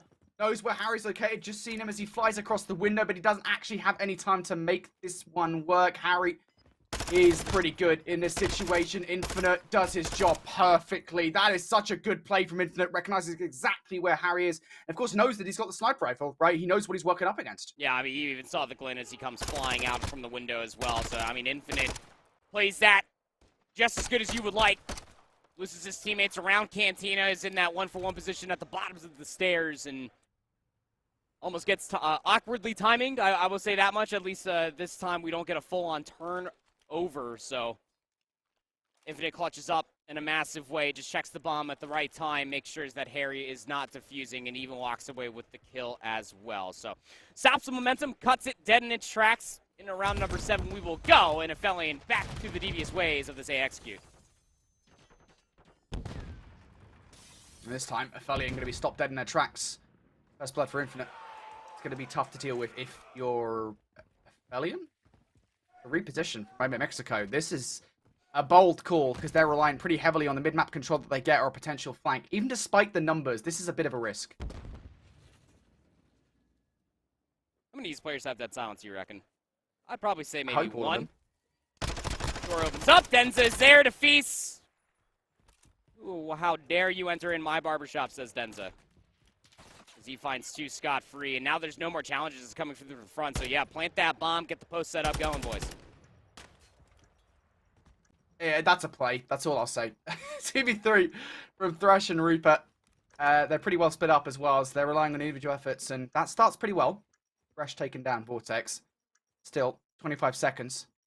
Oh, they're picking up the pace a little bit. And in from behind. Don't expect Denza to wrap around like that. Now Rupert for the 1 versus 2. His dead silence is about to all the way down to 0%. He's going to get those stomping boots on. He's going to jump straight to the fuse here. Surely someone's going to check this one, and that is it. Andy, I'll be honest, mate. I mean, maybe you will be able to break it down in a more positive way than I would in that situation. I don't think that was the right play in a 4 versus 3. I mean, like, the play itself, I mean, you got to try something to stop these AXQs that are coming through from Affili continuously, right? So they send 3 players to the flank. They're making a lot of noise. At least 1 player with an AR, I'm pretty sure, was Infinite in that moment of time. There's no way he still had that silence available. But there's just no, I guess, whereabouts would be the best way to put it for Omit Mexico to check that close corner. It's just such an easy read coming through from Affili, and where they don't see any nades over the top of their A lane, Brody. So surely you got to commit a few players to watch that flank. It works out wonderfully. All right, well, round for Affili. They'll be happy with that one. Looking over into our picture-in-picture as to what's happening at the moment with Boston and Anarchy. That one's currently 0-0 in the control, with Boston starting things off on the offense over on El Asilo. But in this search and destroy round, Affili looking to put this one away. Now Omit in a 2 versus 4 situation, and they have no control over A whatsoever. No, they don't, but they're still going to have to try to commit to this. Thresh has the bomb. Reaper's right behind him. Does Reaper have a sniper rifle? That's my biggest question right now, because you're not just going to be able to clear this building. You can see Thresh, he's got an AR. Denza throws his shoulder, confirms it. He saw both these players up top. Now Reaper has to get it done with a pistol of all things. This is not looking easy.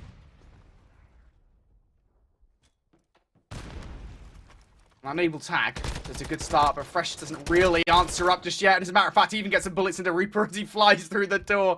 That doesn't help. And again, though, sometimes these early jousts that go down on towards A really can decide the round. As soon as Omit have no control in a 2 versus 4, it feels like the round is already over at that point, to be honest. I mean, this is just something that we've always expected out from this Affili roster. I mean, even through the Season 2 of the Elite, right? They've played this map mode combination 4 times. They've won it 3 out of those 4 times. All of that said, they are just doing it with the best as far as European challengers are concerned. Just these AXQs, knowing these timings. You got Steve Vortex that's probably coming for this team to be at these places at the right time is just undeniable how difficult Omit Mexico are having to stop these A pushes from coming through. But finally, they win the gunfights up front. They get inside Cantina, and all of the kills are going Omit's way. Yeah, brilliantly done. Brilliantly done. Again, we were literally just talking about it, right? Sometimes it does just come down to these opening jousts, right? Andy, that is just another one of those circumstances. It's like Team A butts heads with Team B over towards A. And in this instance, Omit, they're going to come out on top.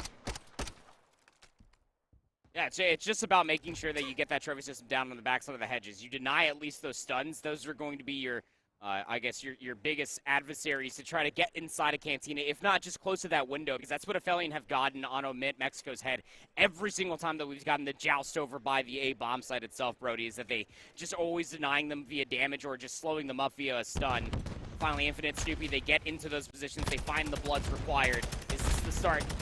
Forcing around 11, some might say it's so, because Infinite finds 2. Yeah, that teammate, it's not good. Modern Warfare 2 strikes again. Denza, he has to run through, and yeah, round 11 we go. Omit Mexico forcing the hand of Affili and Esports here. And I tell you what, Infinite's double, I mean, that was really good, but that nade was like the final nail on the top of the round. Yeah, I mean, it really did feel that way, huh? I mean, he took down Infinite off of his opening spree. The team nade just forces out a 1v3 situation, regardless of how you look at it. And it's even just the smallest of adjustments for Omit that just put themselves in these positions, specifically for Infinite. I want to say in the past 3 rounds, he's walked away with first blood all 3 of those times, if not the past 2 specifically. And how about this from Affili? A was not working out the past 2 times, offensive, defensive, like they're going to split their fares, leave some players behind. In that back alley positioning, you do have one player maybe getting a little bit more fancy with the B side of the map. They might execute over here, Brody, because they're clearing a lot of space, and the cruise missile gets called in from Harry, gets the free first blood. And that's information as well. That's a big thing from Affili in there. They get information off the back of that cruise missile. That comes down, and now Affili, now that they've got the model control that they do over towards B, not comfortable enough to get the bomb down just yet, and that'll open the door here for Omit Mexico to retake this site. If not looking to fly through the alleyway. Early stuns being thrown out here to see where Affili are located. Journey enter inside. They'll get the first few bullets in towards Infinite. Journey, he's going to proact here, but the watch is on. The team shots are good here from Omit Mexico, and now a 3 versus 3. Make that a 3 versus 2. Curious Vortex lands a nade on towards Infinite. The trade is good. The bomb should go down soon. 23 seconds remaining. The bomb has to go down soon, Brody. Otherwise, you're allowing both Rooper and Snoopy to get into position, but you dealt with Rooper on the backside of this parking lot. Now it's up to Snoopy. He's got no dead silence. He has no life. The setup in and around 10 is a good one. Omit Mexico go down 0-2 to EU's best team that we have here in Texas. And that was probably Omit Mexico's best look. We talk about kind of that squad and their strengths across the 3 game mode. It mostly relied on Search and Destroy when we looked over towards the Elite Seasons 1 and Season 2 so far. So a big game mode, I think, for them to lose in that best of 5. Affili now looking pretty strong to close out that series. But we know you want Sensor, so here he is. He's 2-0 down at the moment to Anarchy and LSC low control. What has happened on this LSC low control? Yeah, Cruz is 11-9, Lunars is 15-6, 12-7 for Gunzy, Dak is 13-9, and Boston Academy have one player that's up double digits for kills, and it's Kremp at 13-14. What has happened here to allow this to happen? First segment over at A has at least been captured, but it's just a consolation take. You feel like Kremp is out on an island, has to almost face the entire world because the rest of his team is just getting gunned in the spawn. Boston need to get something going right about now. Pentagram, of course, we know that when he does heat up, he is an absolute threat. This Boston roster, I guess the first capture should soon follow, and I think Anarchy at the moment just looking to exit frags. Luna's positioned himself pretty well to get one, and the double as well. Actually, no, Kremp will deny. So Boston Academy here still in with a pretty good chance of transitioning this over, even with just 2 players remaining. Kremp furthest pushed up of those 2. Should have some information there off the back of the death camp as to where Kremp is located, since he did peek out just as the player died. All will be made now. For Anarchy, they know these players are coming in this direction, and Kremp, like, he thought he was all sneaky-like, moving out of tools. Now, though, needs to be a little bit more honest with it. He will fall. Pentagram shots through the top, and oh my god, Gunzy just jumps up, takes him out, just like that. And Shawnee has been asphyxiated on trying to get Cruz out from this positioning. Finally gets the kill top house. But Cruz was in that position for way too long, just dealing with players coming off of the respawn. 3-for-1 goes to trades, though. Trying to brute force their way through the field as well, and Sensor finds Lunars. They got presence on the B zone. Yeah, this might well go their way, to be honest. Anarchy are spawning well off, and they've stacked pretty consistently. The stuns are through. Can anybody touch in time? Gunzy tries it, but he will not touch. And yeah, brilliant play call from Boston Academy. You recognize you've got the numbers down, and unlike some teams in that situation, they just stack it. They know they can do that before they get anywhere close to the point. Yeah. Hey, man. What's a reverse sweep in the control, right? Just do it, forehead. Don't say it. That is a casting You can't say don't say it after I've already said it. Like, that's just... I know, but it's just not how time works. Because now if it doesn't happen... Boston Academy came back in the hard point to be able to win by a single point. I'm never counting these guys out. Not Doug Sensor Martin. That guy's the GOAT. First round on the board. You can take a look at the Peripheral Live update. Mags up, eliminates Reality Check 3-1. This opening ripoff is a big one when it comes down to Anarchy. They had a lot of presence across the field. Boston Academy win the majority of the gunfights, and they'll stabilize in the mid-building. Yeah, Anarchy's still knocking at the door of this B hit, but it's just not happening. Back trying to traverse the middle of the map. Will get away. Pretty much bullet 3 as well. He doesn't actually have any damage at all into him. So Dead Silence now being activated. It doesn't even matter that much. He's making so much noise by slamming all these doors wide open. In the end, he is hunted down by Shawnee. But it's okay. There's enough space has been created in the middle of the map now for Anarchy to get some progression on this A zone. Boston now relying on a hit from behind both Sensor and Kremp in that general direction. Also pretty close was Pentagram. Kremp around the backline now. He's already picked up 2. Now looking for the triple kill, or at least to try and distract so that Shawnee can come through checkers. Gunsy well aware of the fact that that line of sight is not secure at all. And Kremp gets another one as well. So Gunsy has a lot to do here. Has a little bit of assistance from Cruz, but Cruz now from afar will not be able to help as Gunsy does force. Boston stabilized momentarily. A lot of time shaved away off the clock. A lot of lives lost as well. 22 plays up against A team. Even Pentagram 9 and 18. This is a very forward position for him to find himself in. He knows that there's going to be players around that house. Cruz is able to get himself up towards the top radio tower as well. So you feel like it's going to be an A execute off of Cruz's positioning. Shawnee does find one. Numbers advantage, at least for this retake clock being sold out at 19. Feels good for Anarchy. This one should be all she wrote on this point. If Sensor leaves it while B, should be okay. Sensor actually takes some shots, I think, just trying to remove one player. Would be nice to get an exit frag. Didn't decide to wait. In doing so, now his position will be revealed. He'll have to back away for the moment as Anarchy haven't lost a single life. And this feels like a flip in the lap at the moment. Boston putting a lot here into defending Greenhouse. Kremp is actually the only player actually close towards the point, and he goes down. This is not that good of a spot for Boston to be in. They're being tagged up from afar, and this field is pretty open. And now you got Cruz in a position where he can probably put himself up top towards Pride Rock and maybe get a couple of spawn kills, but a few players will elude him in that previous positioning. And what was an Iwaki setup is finally starting to shift in the favor of Anarchy, but straight trades are going to favor that of the defense. They will have at least somewhat of a closer spawn, you would think, but Anarchy are spawning parallel. Pentagram still going unnoticed. Bottom Billiards. Dak's going to clean them up. Hold on a second. 2 players are on the zone. Yeah, this one looks like it might well be done. The stack is through. One last defensive effort is going to be required here from Anarchy, and they might well have just found it. Hang on. Kremp and Sensor, they pick up a double, but there is a double in kind from Anarchy Gaming. Boston, they find some resistance there as we jump into round number 3, but it is momentary at best. Sensor now have words now being had between the two teams. This is why we love the passion pit, mate. It's just the best camera I've ever seen in my life. Doug just stands up and gives a thumb up to Dak, and Dak is just living it. I mean, he's just having a great time. Oh man, that's hilarious. I mean, tough scenes, right, for Boston Academy. We hopped in, they were down 0-2. Pentagram was getting slammed. It's hard to find a lot of value on a map like El Asilo when it comes down to control. When Pentagram is picking up even that third AR across that field side, it just felt like that they were just always detached from one another. That it always felt like that the way that Anarchy was moving across the map, it was always for a purpose as a team. Boston Academy were always fighting themselves in a lot of isolated engagements. And hey, it works out for Kremp.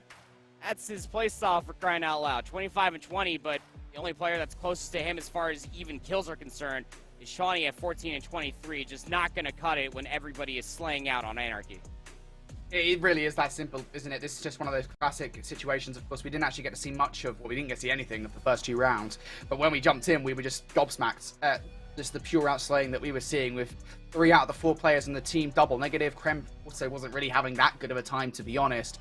And while there is a saving grace in what was a pretty good round number 3 decision from Boston Academy, at the end of the day, you can't have games like that 3 or players going that negative. It's just not good for this Boston Academy roster. They're hanging by a thread in this series. Ultimately, a crucial clutch in round number 1, or map number 1, excuse me, has kept them in the series. Otherwise, this would be a 3-0 for Anarchy Gaming. Next up is Hydro Hardpoint.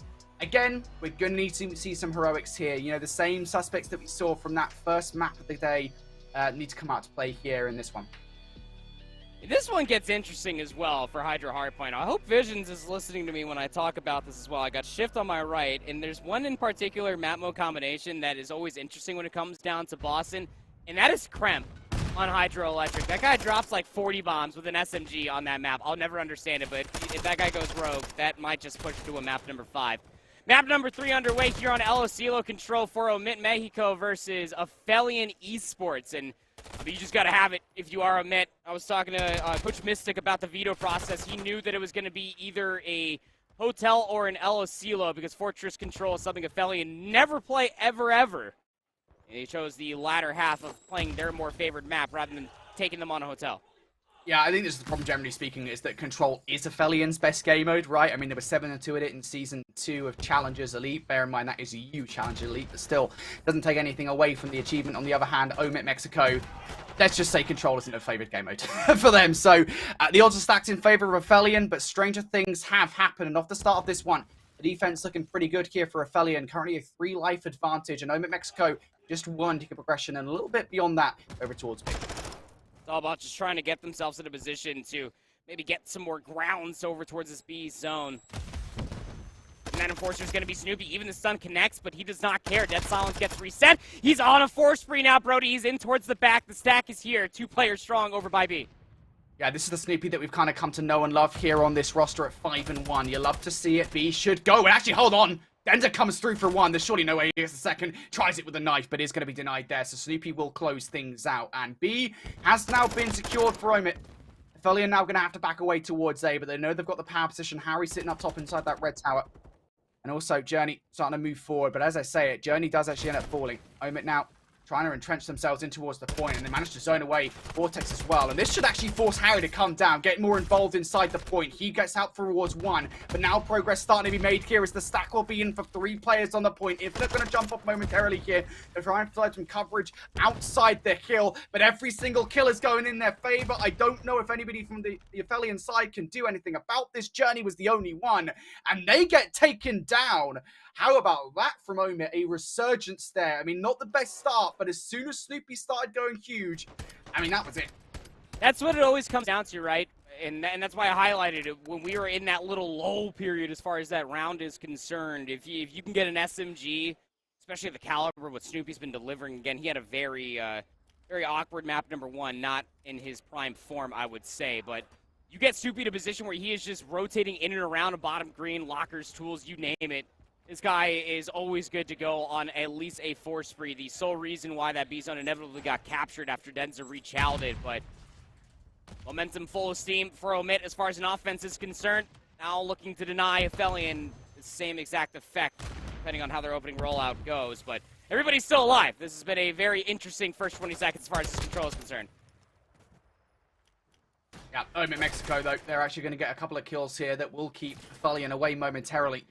As another one goes down, I think Journey's starting to feel the heat. And this one flies down towards the point. Hasn't had the best landing as the attack just bounces up and down. Not ready for the gunfight, therefore, and ends up losing it. So Affilian Esports now having to reset themselves after only having 2 kills so far in this round. They get close over towards A, and now they've got the map position required here to make at least a solid effort. They recognize that Snoopy's trying to enact the flank and deal with him in kind. Thresh from up top also goes down. Affilian now look pretty good for this capture. Any tower control when you just win all the gunfights up front in that archway, am I right? Affili Esports 3 players strong. This should be the final capture to come through. Infinite try to make a last little argument about it. Bottom lockers, he will lose his life. 60 seconds added on towards the board. Affilian still trailing by 2 lives, but I mean, things might just get rectified if Vortex just continues to go big bottom checkers. Inevitably gets traded out by Snoopy over by Kegs, but you still have Denza in this positioning. The same positioning that benefited Snoopy and Omit Mexico to be able to win an offensive round. Can Denza do the same?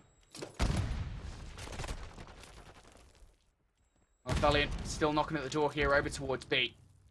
Omit couple of players close by. Infinite was one of those players and is actually going to be swiftly removed here. So Affili in a really good spot, and Harry's going to double up as well. This is not good for Omit. They did have one player to contest with over towards Barbecue. That was going to be Vortex, who is going to be taken down. But yet again, another double now characterizes this push from Affilian. They can now double stack. The first tick will be good. Infinite and Rupert, can they do anything? Absolutely not. The shots down long are even better for Affilian. Second tick will be through. You now need some individual heroics on the flank from Snoopy and Thresh. They've each picked up one. Snoopy for the double. Snoopy for the triple. B is not done yet. Just a sliver away, and Snoopy will save the day. Just barely. And that third segment gets depleted. Lives are even. 14 apiece here. Back to the drawing board, essentially, for Affilian. We'll find at least the initial fly via a nade. But now you should know off of that previous death camera that most of this is all coming through from the front. There's nobody really there. Harry reads Infinite towards the top window as well. These are things that you cannot allow to have happen. It took so much time, even for Infinite, to be able to get in that window positioning. Top admin, and Harry just rips him to shreds. He will go offense for offense via segment captures. All right, well, 1-1 in that control at the moment. Let's switch back over towards Boston Academy and Anarchy. It's 2-1 to Anarchy at this point in time. Dak now on 5 in a row, and we seem to have jumped in at the perfect time if you're an Anarchy fan, because, well, Anarchy now in control of this P4 hardpoint. Boston, with 35 seconds left, should realistically get this one more hit and then move over towards Generator for the next. Map number 1, if you're just now joining us, between these two teams ended by a single second of Boston Academy being able to win it. It's been all Anarchy ever since that point in time. Pun intended. Dak on a 5 spree. 8-5 overall. Really good setup here as far as P4 is concerned. Lunar's crew is able to find themselves a couple. That should guarantee at least 10 seconds. Also, the Academy going to have to chalk it and set themselves up for P5. Yeah, this is dire straits at the moment, I think, for Boston Academy, to be frank. I mean, look, they've been in a situation not all that dissimilar to this before.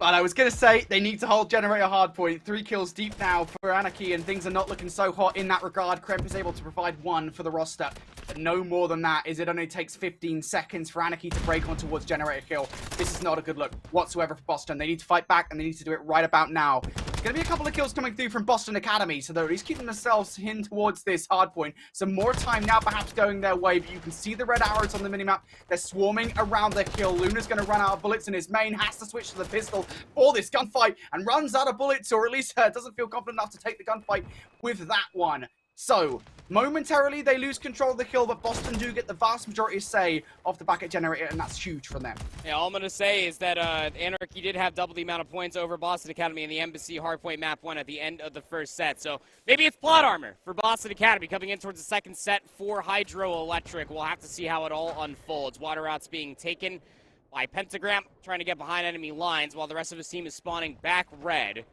Anarchy on the other side in red are trying to get themselves into positioning so that way they can find where Boston Academy are located at, but Pentagram resurfaces. He finds 2. That'll at least guarantee an initial setup here at 1. Boston Academy here, pretty actually comfortable with this 40 seconds, and Anarchy, you will feel, at least will play a little bit passively to make sure they do hold the rotation towards P2. Nonetheless, though, they need to make sure they don't get this time away, and now they're going to get this a hit. From outside the water comes Gunzy for the double. Dak with another one. Lunas will close things out. It's a full sweep now for Anarchy as Boston Academy spawning out all the way towards back P3. Not the best spawn to have for the current situation that Boston Academy find themselves in. And I don't even know if you're Boston, if you actually want to hit this time, to be honest. You might want to just go for the rotation. That's exactly what they're doing. How much information did Dak just see after getting gunned through double arches? It's enough to warrant Cruz to come all the way towards the back, and Lunar's just a hop in the water. The water is murky. Yeah, he's not going to see Doug for quite some time. The pistol, the battles. What's going on in here? Oh, it's so awkward. The reload inside the water. Somebody get the kill. Oh, my God, what would I just witness? Lunars will inevitably take down Center, but while that was happening again, Cruz dumped all the way back to try to get the spawns for P2. It will get Gunzy to inevitably spawn on him. The rotation is held, and Anarchy's lead will grow. Yeah, this is the problem. Again, Anarchy, we know that P2 is basically a fortress. It's very easy to hold from the front line if you don't have somebody consistently flanking. Pentagram, though, actually going to make that a little bit more of a not so much of a good statement, to be honest. He comes through with a double. Boston Academy get a look towards the back 15, but it is only a look as Anarchy regain control. And now for Boston Academy here, they'll be down 110 points going in towards the next, presuming that Anarchy took up every single second. So every single second now has to go the way of Boston Academy. Can they get it done is the question. Just get every single second on Zarqwa Hydroelectric. It is that easy, baby. You heard it here first. Thank you, Brody. You do have the close spawns. I mean, Pentagram's not directly blocking it, but Sensor will spawn in towards the back. One player's hitting a route. It's going to be Dak. He's going to be hitting through P5, and it's a big 1v1 if Sensor can find it off screen. And, well, it looks like that gunfight will at least subside while there's a lack of assistance coming through the front side of Red here for Anarchy. Pentagram's going to give it a good go, but not going to get anything off the back of it. Cruise now on 5 in a row. It's going to be denied the cruise missiles. That is good for Boston at the very least. And the back spawn's also looking pretty good at the moment, but overwhelmed once again as Dak will double up. Now Luna's towards that P1 area, starting to zone these guys off, and Dak is just shredding 22, or 18 and 12, excuse me. And Luna's actually on 22 and 9. He is absolutely tearing a new one in towards these guys, just 30 points away from victory. This Anarchy Gaming roster, and now a crucial one-on-one for the rotation. Dak's just spotted out Shawnee as well, but Shawnee stun checks it. Should have the better of Dak in this situation. If he doesn't, you got to imagine Pentagram will get that kill, but fortunately for Boston, they do take him down. Dak didn't have the right weapon to be able to take that gunfight, but had to step up and maybe try to flip up the spawns going in towards P4. Don't want this game to slip through your fingertips if you are Anarchy. You are so close to solidifying this in a map number 4. But it's one of the tougher hills to break. They call it the cruise missile. It's Lunars. He goes 1 for 1. He takes down his teammate in return. That's not going to break the spawns. You know when these guys are located now, at the very least, and off the back of that information, they will act. Pentagram goes down through the front line here, a couple of players, but Sensor will double up around the back. Just trying to keep Anarchy zoned away from this hill. The AR presence is looking pretty good from Boston Academy at the moment, but Gunzy, he will break for 2, and that might well be it here for the back 20 seconds. No, Kremp still will deny. Boston Academy hanging on by their fingertips towards this hill. A back 20 that should go their way, and it is worth noting that Boston Academy here did get the fast military time off the kill on this one last rotation. Well, spawns and towards the back comes through from Pentagram, but too much to deal with. It's Kremp now has to go heroic. Has some help there from Shawnee, at least towards the front side of this hardpoint, and Pentagram actually still spawns in. 2 players for Anarchy, tried hitting over towards the rocks. It just comes out of the fights inside the hardpoint itself. Pentagram takes down 1 plus another teammate. Now the hit is supposed to come through the front for Anarchy. Yeah, Pentagram goes down. He just has so much to do there. So 20 seconds away from victory now. Our Anarchy. Kremp trying to fly down like Batman from up top, but he will be shut down. Shawnee now around the back line. What can he do? It is just not enough as Lunas will pick up yet another kill on his Crusade. Just 14 points away now from victory are this Anarchy roster, and it will be Kremp. Pentagram, he managed to find their way through. They find 3 between them, and now that should be it for the hopes and dreams of Anarchy closing things out on this one. Shawnee is zoning around the back line and doing a pretty good job at that. But even this time, right? I mean, it's 10 seconds. You still have to fight for this one if you're Boston. You can't allow these 10 seconds to go up for Anarchy. Trades are still good. Pentagram's still alive. The last 10 seconds will be secured. Finds a little exit and a consolation kill at that. And look at where we're at. Going in towards a 3rd set here on Zarqwa. Boston do have the east side of the map, but they have a double-ditched effort. They have to maintain those spawns. They have to hold mid-map. They cannot allow Anarchy to get inside P1. Yeah, it's a thin chance, but there is still a path back in towards this game. Maybe not so much, though. The door is closing on them. It's kills all around for Anarchy. Just 1 from Pentagram in response, and he is out of the play. Anarchy, they've cleaned out the point. Boston Academy, 1 last chance, and Gunzy is far enough pushed forward to pressure. There is the 250 points. Anarchy sending Boston to the lower bracket, and yeah, now I think is the time to talk your smack. Oh, man, Doug just with a smile goes over for a fist bump there at the end of it as well. Oh, man, you just gotta love it. I love it. He takes it on the chin. He knew exactly what he was getting into. These guys that are representing NRK are absolutely nuts. 26 and 19 for Gunzy, 3,300 damage. Like, what? Even Dak, 23 and 20, 43 engagements for an SMG of that caliber.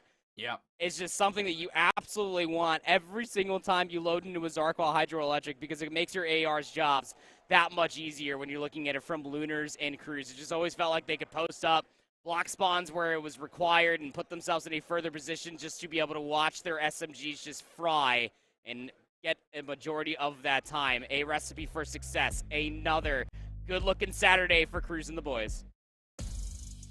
And again, it has to be said, this roster, I mean, Cruz and Dak, they got top 6 on the last 2 open events in the Modern Warfare 2 season.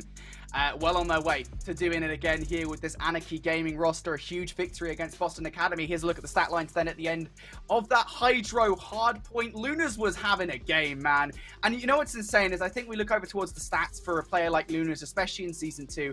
I know that, like, situationally speaking, Lunas wasn't in really the best spot with the Jokers on You roster. Sure. But, like, we haven't seen this since Season 1. We know that Lunas has been capable of it. I think that's the big thing. Gunzy as well. We've got to talk about him at the same time because just like Lunas, Season 2, not so hot for him. Season 1, though, you go back to that and we're kind of getting back to those performances for these players. Yeah, I talked about it back in Season 1 of Challengers Elite. Just seeing what Gunzy is producing on the map. I mean, it really does feel like that Gunzy has been forgotten about ever since his run back in Modern Warfare 2019 with Carnage Gaming. What was that, like Yadabar and co? Like, just feels like such a long time that they got second place at Modern Warfare 2019 champs, actually losing to Standy Dave Patty on that Triumph roster. But c'est la vie, Gunzy's looking really good, Lunar's is looking really good, that entire NRK roster is looking really good, and what is still really good is that I'm in Mexico. We're able to take a map off of Affili and Esports and at least force a map for here on Mercado. And that's huge. Again, for the storylines, talking about that, generally speaking, we talked about the strengths of Affilian in control versus, we'll call it the weakness of Omit in control. To take the control away in this series gives Omit a real shining hope of actually taking this series away in reverse sweep fashion. But we don't want to get ahead of ourselves here. Omit still have a long way to go and a big mountain to climb before they can even consider that. But things looking pretty good off the start here. Thresh, Snoopy, Rooper, all of them starting pretty strong. Get themselves the rotation going over towards P2. Get themselves set up shop in here inside Cantina. Where is this hit mostly coming from? I mean, you know that your flank is secure. Thresh already takes down one player over by the gate as well. And well, you also have Snoopy. He looks to be a lot more comfortable. The only player that slips the net is Jerdy. You have Rupert up top, but break might just be on the cards and on the docket for Affili. Yeah, it sure is, but it absolutely shouldn't have been. Not what the way Omit was finding all the kills around the hill. Affilian pretty happy with positioning at this point in time, despite the fact they are, generally speaking, getting outslayed. Journey just watching down long, doesn't anticipate a second one, will do. Turns for Thresh, but Thresh has already put enough bullets into him to take him down, and Snoopy from the front line gets a double as well. So kills now in favor of Omit Mexico. That is a 15 seconds that should go their way. And despite having the scrap time, generally speaking, you expect the team on the opposite side to be in control of the rotation. That is not the case just yet, as both Thresh and Rupert are already located over towards this hill. Technically speaking, they are outnumbered, so we need Snoopy to get not just one, but 3, and he can only pick up the first. So no more kills to be found here. Affilian be the first team to touch over towards Nick. Snoopy and Rupert are at a combined 16 and now 8. Infinity just have to find a kill. He's got 25 seconds of hardpoint time. It's just things that make me chuckle in Call of Duty. Affili and Esports, though, they're going to be able to at least get the rotation going over towards the 10 hardpoint, and this is where things can get a little disastrous for Omit Mexico, is that they are struggling, Brody, to be able to find the trades, to be able to get themselves fully on in. Snoopy with the dead silence, though, he's going to be able to find a second inside of Dark, has Infinite's assistance through the big door. The break comes through. Better late than never for this 20 seconds. Yeah, it's still a valuable 20 seconds ultimately, right? It keeps you guys in the conversation here moving forward for this game. Valiant, they want to get control of the barbershop hardpoint. They're already starting to face some pressure here as Thresh around the back line. Well, he will actually lose out to a double by Denda, who's just dancing and prancing around this hill. Finally, he goes down, but it is a distraction play that works to get Vortex and Harry now in towards next. They've now got a little bit to do here for their team. Snoopy, though, 12 and 6.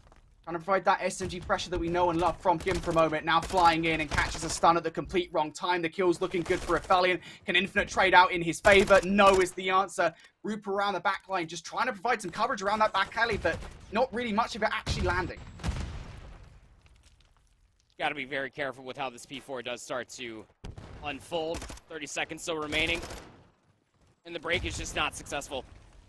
Twice on over. I mean, maybe you send Infinite to try to shake out what could be 20 seconds. A 1v1 versus Denza, but this is the better of the two calls. Affili and Esports, they have players over here as far as rotation is concerned, but Omit, they need to get this tin building in their favor. They can't win a gunfight, Brody. It is a string of 6 kills in a row for Affilian. Yeah, this is not good. This is probably one of those crucial moments we might look back on at the end of this game. Of course, we've still got a long way to go, but Omit, they didn't want to lose full 60 on Barbershop and then lose this hard point as well. Can they get control of the silos? There you go. Snoopy comes through for a double through the side door, and all is well in the world of Omit Mexico. They now get control of the patio hardpoint.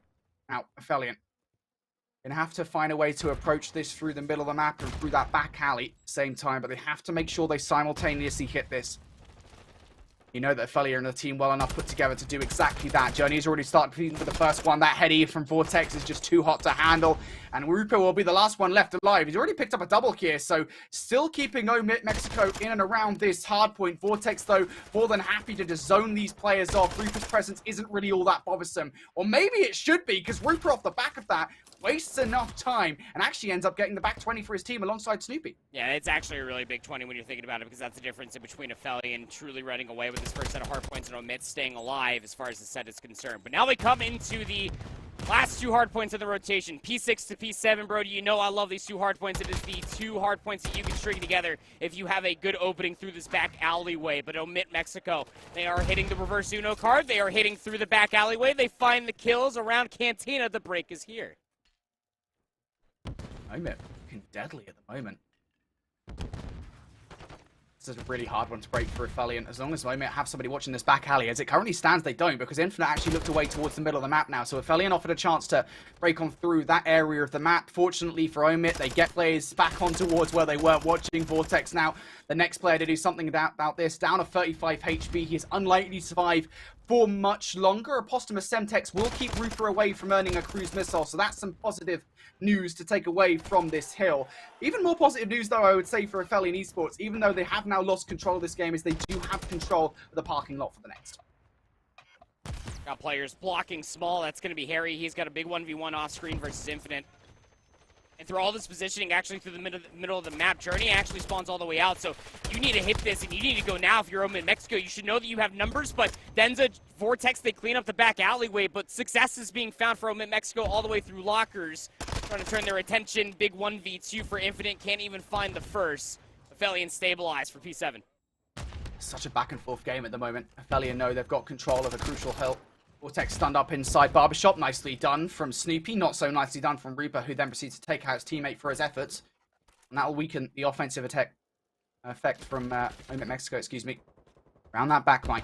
Journey just watching like a hawk for any players that try to do exactly what Thresh just tried, and now aggressing as well as Reaper will fall. Snoopy, the only player to have something to say about this. Affili, and they will get a full 60 or near enough, about 50 to 55 seconds off the back of that hard point. As I said, Annie, this game's so back and forth as you get into the second set. It wasn't as handshaky at the beginning of the first set, and about halfway through, Omit Mexico were just doing a great job. It mostly just comes through with how fast they broke P5 to get a full 50-60 off of that Cantina hardpoint. And to deny Affili and Esports, but it could have been potentially about 110, 120 points off of P6 to P7, because that setup was a good one. 154 plays up against 189, still not out of it yet. A lot of time here on P1. And Omit Mexico, I mean, they have a really good setup. Big 1v1, at least for Hedges. Vortex will take down Ruper. So that means that Snoopy cannot cover the flank of the flank, because he needs to make sure that the Barbershop alley does not get pushed. I've got to say, this is a lot of time going away to any team on P1, to be honest. Omit Mexico more than happy to sweep up the vast majority of that time. They do have to be careful, though, because Affili are now starting to overwhelm here towards Cantina. Looking for the rotation of Journey, and I don't think he quite expected Thresh to be in that position. So Omit Mexico now very happy with the position they've been handed, or rather, they've worked to the bone for. Now they have to hold it. 10 seconds remaining on P1, and Thresh will give this a last little look here, and actually wins a crucial one-on-one against Harry. Again, just zoning away these Affilian players, and they should take a little bit of time here to put a hit together. Back alleyway, 1v1, Denza's going to be able to clean it up. You can see Thresh already spawns out, effectively over by P3. A lot of time left on P2, and the kills inside are just coming up all Omit Mexico. Even you have Snoopy that's getting dicey in and around the hardpoint itself, has his SMG duo there of Infinite, has been having the loudest game possible as far as Mercado is concerned, but even these straight trades are going to be good enough. Affili, no. Close spawns, they're still battling for the control of P2. So much of this just feels scrappy. I think is the best way that I could describe this from Affili at the moment. They're not coming in as a team, they're just kind of going one by one. Vortex, though, happy with the situation at hand, looking for the last 1v1 against Thresh, and does actually find it. So a valuable 20 seconds or so towards the back half of that hard point, keeps them in at least a somewhat comfortable lead against Omit Mexico. And now a crucial rotation over towards New, and Denza takes the head off. Reaper there on that heady. That is so hard to do. Infinite cleans house, though, and Denza will be removed from the point here. So Omit get the first touch, but Affili through the middle. This setup is very, very much so on the backside of the dumpsters. Nobody really in a position to try to zone away players on the backside of forklift, much less through the cut. So more or less guaranteed that this hold is going to be on the backside of Tin, if not over by the alleyway. One player does slip through. Journey is able to find at least one kill, but it's the only kill that Affili find on that break attempt whatsoever. So slap me and call me silly, because that awkward setup that Omit just had for themselves worked out quite wonderfully for them. Didn't need to zone anything at all. Still 30 seconds left to soak here. Yeah, still trades going down as well. Affili know this is valuable time to go for. Massive 1v1 as well for Journey here. Turns into a 2 versus 1 as Snoopy comes down and back kills him, backstabs him, back bassnesses him. I don't know, whatever word it's want to use there. Takes him down is what we're going to go for, as Omit Mexico do get that scrap time. They will be about 5 points away from victory here going in towards new. This hold needs to be perfect.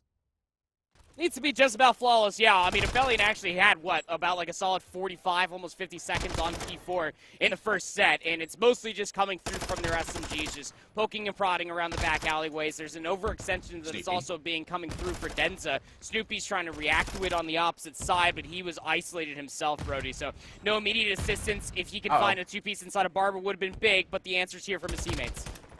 Coverage though from Harry, needs to finish that gunfight and he doesn't do so. Player goes down inside the hill. Omit Mexico send it to a game 5 against Affili Esport, the #1 EU team coming into this event. And the Mexico's finest are turning up to play, man. Never sleep on LATAM COD, baby.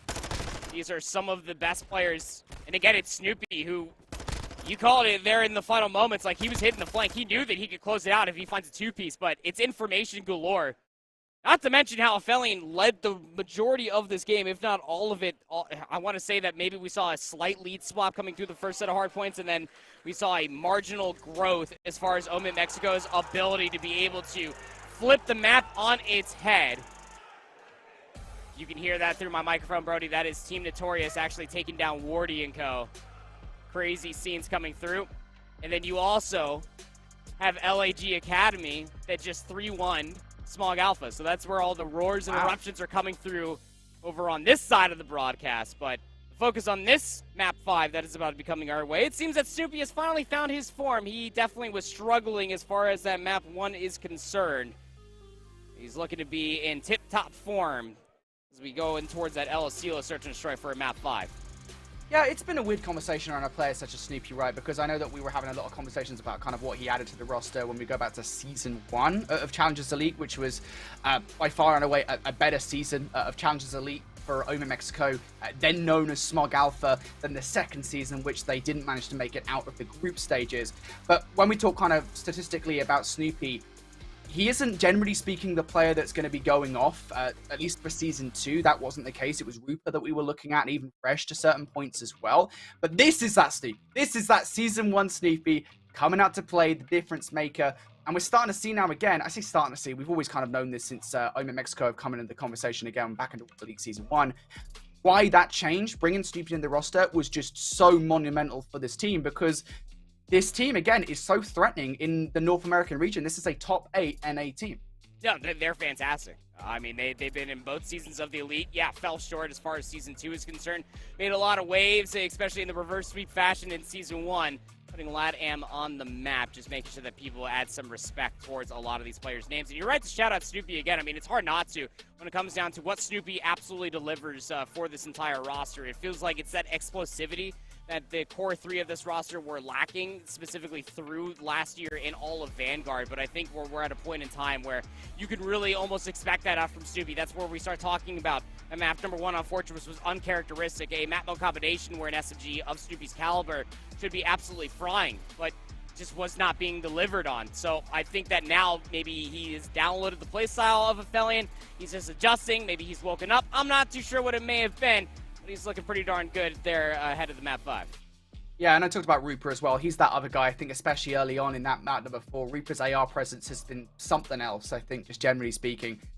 Just a wonder, I think, to see. And again, this Omit Mexico roster, if you don't know them right now, well, you should definitely get used to knowing them, because they're going to be a consistent presence here in the 2023 Challenger season, especially over in North American Elite. Of course, they will have to requalify if they want to play in Season 3, since they did place outside the top 8 in Season 2.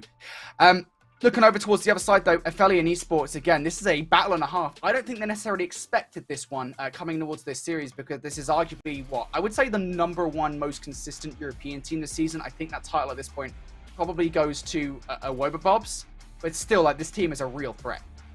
They're not here, man. And like Wobabobs, unfortunately, are unable to compete here in Texas. But Affili have, I feel like, a lot of pressure on their shoulders, right? You need to get a top 3 at Boston, obviously make that roster change. Ahead of Season 2 of the Elite works out pretty wonderfully for them, keep in mind. But even more so than that, you're coming in as the #1 seed for Europe. You feel like that there's a certain amount of pressure that you have to perform. And getting pushed to the brink versus this squad of Omit Mexico, a lot of people, even in this exact arena, look at that team and they're like, oh, it's just LATAM. We could absolutely beat them.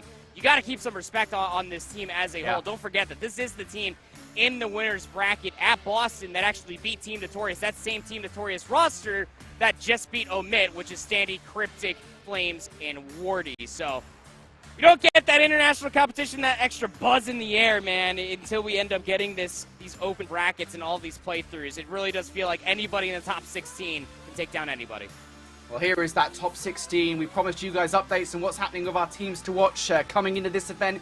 Here it is. And, we talked about it very briefly before we got into this matchup, but what shocks me the most here, and I think this just speaks to the competitiveness of challenges in its current state, is that the top 3 teams, this is LA or Decimate Gaming, Convoy Gaming, and Hype T Sports from Season 2 of North American Challenges Elite, all currently find themselves in the lower bracket, which is just insane to me. I think, especially considering some of the teams that they lost to, like Millennium 7 and Detroit Deviants, I think it's just, even Berserk as well, with the fill-in, right, with Prophesy playing on that roster.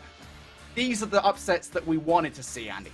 Yeah, absolutely. I mean, even that I got to shout out just that Detroit Deviants team, because, I mean, I'm sitting there watching it over their shoulders. They are on the main stage. And Parasite was coming different. I mean, you feel like that this Detroit Defiance team has a certain amount of steam to run out on. I'm not too sure that might actually exist, because the way that team is just playing right now, Brody, I think that they might make a very deep run. But the fact that they're still in winner's bracket, the fact that they're taking down teams the way that they are, and Decimate nonetheless, is impressive if you ask me. Kind of funny in a way, right? Because we've been talking about it. It's just like, it's a pickup team, right? Like, at the end of the day, I know that it's a pickup team of really good players, but, like, there's just, like, even Parasite, I don't mean this in any negative way towards him, but, like, he was done. He was out, and he's now come back in. Parasite he's that guy, man. He's just coming in, filling with this roster, of course, Vehicle as well, joining forces of Rancor, which is, like, for me, I don't think many people actually know this, because it would require a deep knowledge of, like, European youth Call of Duty before these guys turned 18. But, like, Rancor and Vehicle have a deep history together of playing together before they turned 18 and, like, amateur European leagues back in the day. So it's kind of a treat for me to see them playing together. I don't think I'd ever get this outside of this event. So it's kind of like a nice little prologue or epilogue, if you will, for those guys. But here's a look over towards the winners bracket as it currently stands. Nice to see here teams in that. Oh, I say penultimate, the second to last round of the winners bracket. Some big games. ESGX Rocker playing Berserk there at the top. Detroit Deviants versus Millennium 7 off the back of their upsets. Notorious through now through the win that you just talked about, Andy. We don't know if they face just yet. Of course, we're waiting on the result of this matchup beside that. And, oh my god, I want to talk about that in a second. LAG versus Anarchy. I'm just saying, bud, I've just realized it. I don't know why I haven't deeped this before. We're potentially on course for, I believe, Affili versus Notorious in the next round of play. On land. And now that would just be insane. But Affili got to get through Omit Mexico first, who are pushing them to the brink. And this is a map mode combination for Omit Mexico that has been progressively getting better and better. They were already nasty on El Asilo, Search and Destroy, but I've been watching these guys all weekend. Their El Asilo Search and Destroy look pretty darn stellar, but they're going to expect a full wrap of the map from Affili on their offense. Doesn't matter if they're going to expect it or not. Now they most certainly will know. Vortex and Denza for the team shots on towards Infinite, but there's a good response in kind from Omit. Look at that, man. Just turn around and they will burn. Harry gets an unexpected frag versus Snoopy, though. Keeps himself alive here in this 1 versus 3, and through the windows of the car trying to spot out. Fresh gets it and sees the hair follicles of Thresh. Rooper will deny for the final frag of the round, but that 1 versus 3 there for Harry. See it in another universe. Yeah, it's just tough, right, for El Asilo Search and Destroy opening rounds. And no trophy systems, no dead silence to try to make these plays a little bit more potent and stick. And you just get cut down as soon as you're just trying to fully wrap across that A lane. So if you are Omit Mexico, on the opening defense. You just hold the line, you just play these power positions and wait for the engagements to come to you. That is a fantastic opening for Omit Mexico, who, again, for this Affilian roster, have historically been very, very good as far as search and destroy is concerned on LS CeeLo, but not a whole lot of VOD off of Omit Mexico, I'm sure. And Mexico at the moment being offed up the A-bomb site entirely for themselves. They're going to get the bomb down. So Affilian's reaction has to be spicy. Take some shots through the door. Now them going to connect again. This is information for Omit Mexico. Den's around the flank now. This has to go well, and he does pick off the head of Rupert. So now 4 versus 3 here. Numbers in favor of Affilian, but time is most certainly not. Vortex has managed to weasel his way in towards the site. And this is stressful for Omit. With 25 seconds left on the clock here, they have to check it. And Vortex, well aware of the context of the play, now knows where Thresh is located. Should be able to close things out. And that's why we love Vortex and S&D. Yeah, we keep on talking about a lot of these players and some of their intangibles just to fill you in on at home. That Vortex has a lot of those intangibles. The guy can absolutely fry when it comes down to search and destroy, and some of those intangibles he brings is IGLing. He's also got the gunny as well. Just quick as you may like it with an AR in hand against D has been mostly an SMG as far as COD's history is concerned. Got himself a nice AR to play with here on LS CeeLo, and he's been looking pretty darn good all year long. Some inconsistencies, but delivers there in round number 2. Omit Mexico just could not deal with the veracity that was Affilian on that retake. All right, 1-1 now. It's tense affair between these two teams. Affilian Esports to aggress through the middle of the map right now. Vortex has already been tagged down at 47 HP. And actually a lovely follow-up from Snoopy to locate him around the kegs. Will take him out of the equation. Now a 2 versus 4 here for Harry and Denza. And it's over. It's just over. Omit Mexico, again, why I've been talking about just watching them across the entire weekend. Brody, this squad not only has stuck together through the entire year so far through adversity and shortcomings, but they've been watching, like, almost every single game together as well. Like, these guys are watching even, like, the pro matches while they are going down and discussing amongst each other. It's like, oh, we should try that opening grip. Oh, we should try that rollout as well. Let's see if we can try to get our SMGs in these annoying positions. And it's been working out on this map mode combination continuously. This team is getting better by the hour. Only 1 round differential. Journey's still sitting on a goose egg, though. This offensive affair for Omit Mexico is immediately focused over towards the building. Once again, Affilian, nobody inside the site. It still checks it anyway, but now knows he's free to get this bomb down. Affilian once again playing for the retake. Barely worked last time around. Down to the heroics of Vortex, so this time, see what the adaptation's like for Omit Mexico. Vortex able to fly his way on through. Omit a very far push back here. It's okay though, because Infinite wins the crucial 1-on-1 inside the site, and this time around, you haven't got a Vortex to save you. That is spicy from Omit Mexico there, as they just win all of the crucial 1-on-1 engagements. I mean, you just got gifted a free A-bomb. Yeah. And by getting that free A-bomb, by not having somebody in there for Affilian, you've allowed the post-plant setup to be that passive. Again, you have player over by the lockers, player inside the couch. This is a day 1 post-plant that Omit Mexico offer, and Affilian Esports just can't find the gunfights. They don't have any tacticals left to be able to check these corners. No wall bangings available because all of the angles and points of interest are being held. Thresh, 6-2. Mo is having himself a fantastic map number 5. Journey is still looking for that first kill. Suns over the top will find information, but he's shrugged away from that shack.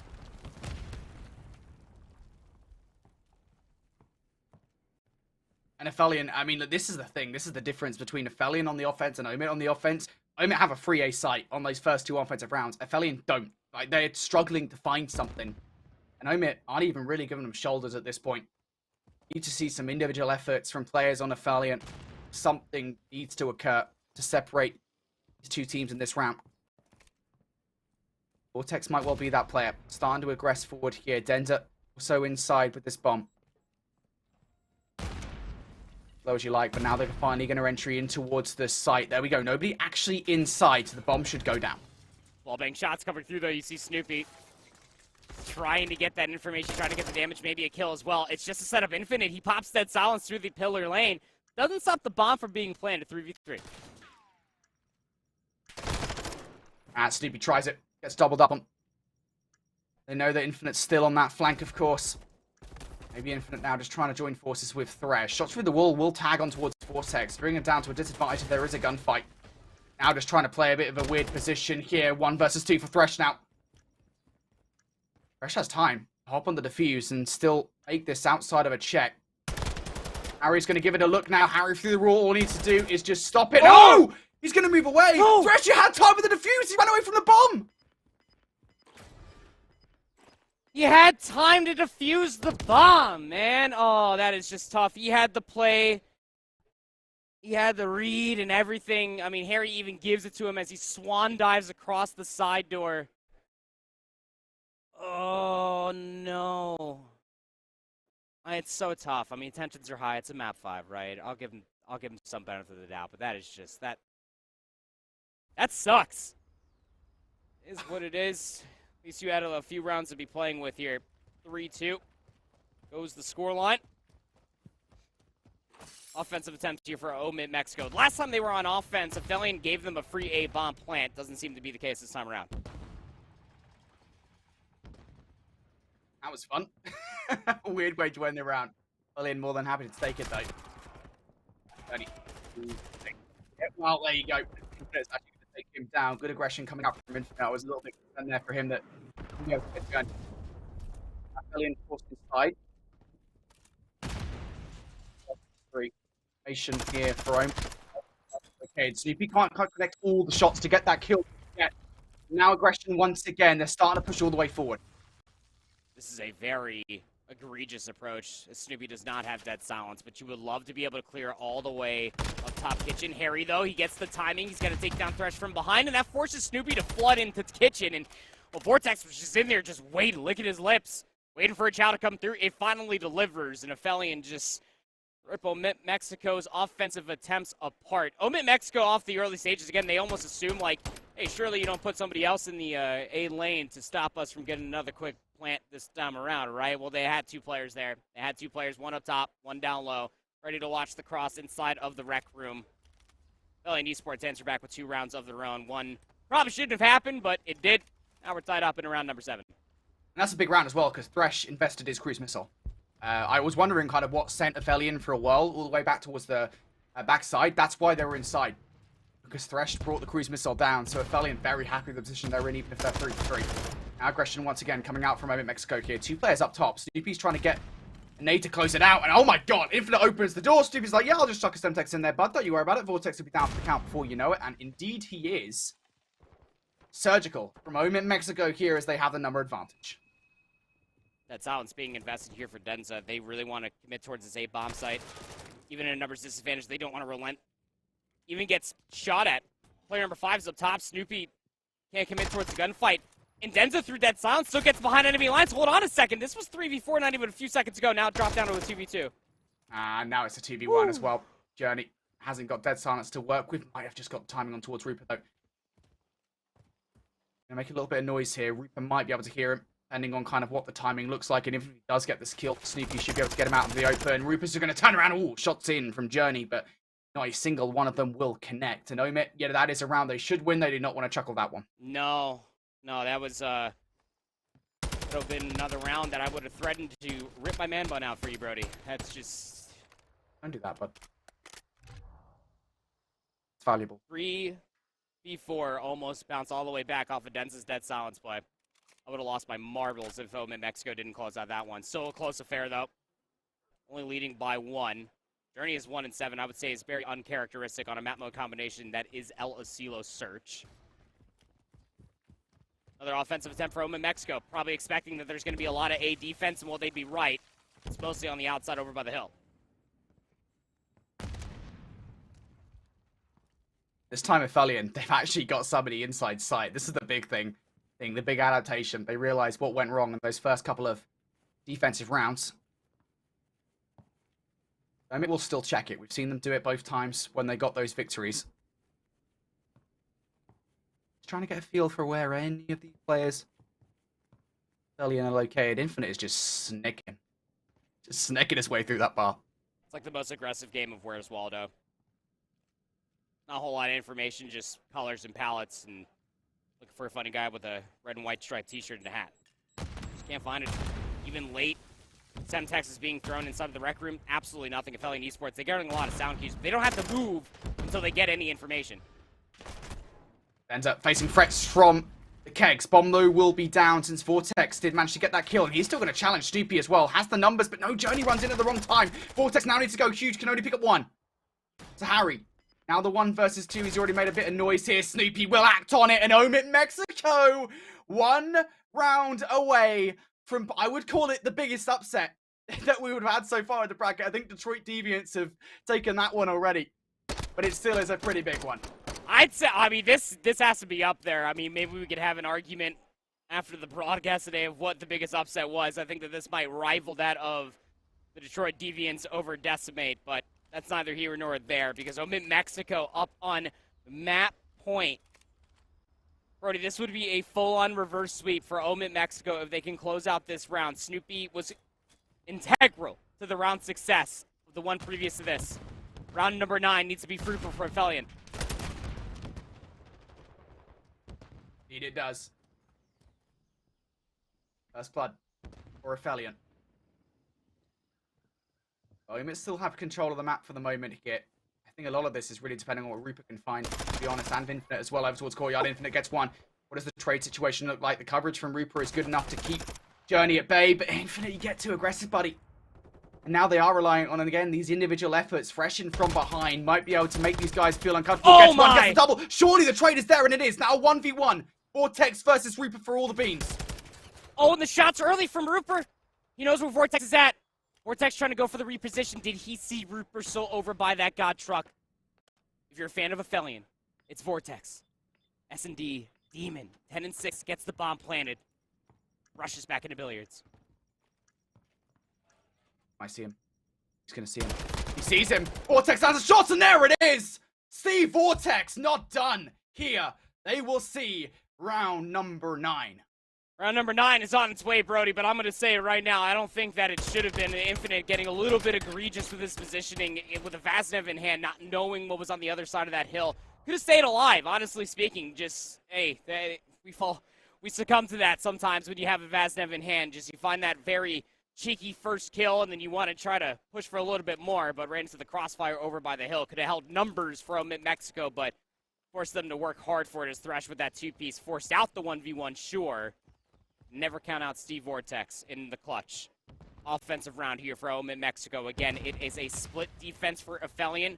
Vortex does not have dead silence. Might be waiting for that before he flanks from behind. Nobody inside sight once again as well.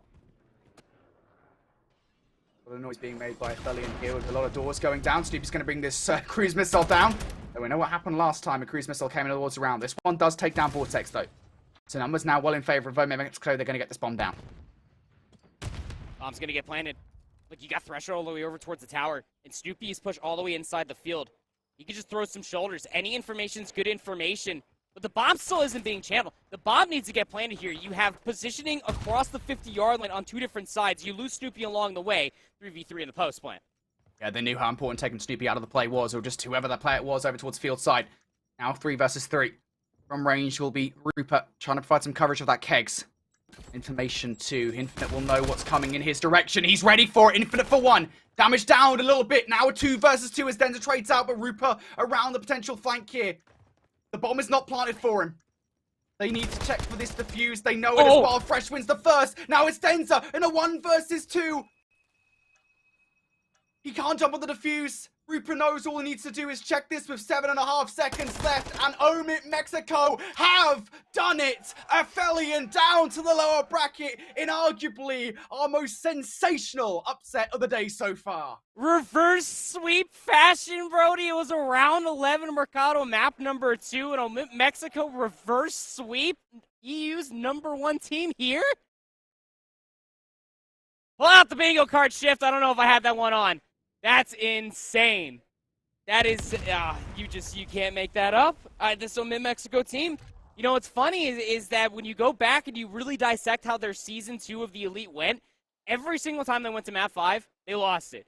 Here on land, they go to Map 5 versus the #1 team out of Europe, they win it. Upset, to say the least. I'm speechless, mate. I haven't muted myself. Dude, Thresh goes 11-7. He found so many 2-pieces with the AR, and that's what you need, because every single time we talk about Omit Mexico, we're like, oh, Snoopy's going to go crazy, but I feel like Thresh kind of shadow casted over him for what this guy does produce. Money Mo Thresh, let me tell you, 11-7 in the LSCO Search and Destroy, icy as you would like it, shutting down all the plays, all the SMG nuances that Denza and Vortex were trying to find for themselves. And to be fair, C did have a good run of things. He had that clutch 1v1 after fighting the trade on the Thresh, who had a 2-piece to at least stay alive in the Search and Destroy. But Journey with a forgettable 3-10 here on the map number 5. Not what you really expect from Journey on a map mode combination like LSCO Search and Destroy. Just things were not clicking for Affili as their night is not over yet. Yeah, there is a lower bracket still, and you know we've said this about this Affilian team time and time again. Back when they were Elevate, back when they were August, it doesn't matter, bro. This team, they have the ice, and well, I say that they didn't have it there in that series. They're not done yet. They've still got something to say here in this lower bracket. I don't think their journey is over at all. They'll probably make a deep run, at least a few more rounds, but still, that's incredible. That is honestly incredible to see. Omit Mexico, it's funny because I gotta admit, this was actually not a match initially when we were talking about kind of what matches we wanted to cast in this one. I wanted to look over towards Notorious and the other Omit team. I'm glad we watched this one. It honestly be fun because it is such a great storyline, isn't it, for this Omit Mexico roster that have gone from strength to strength this season, have been knocking at the door of the top 8 over in North America, and now to take down a top tier European roster like this, that is a massive, massive confidence booster for this team.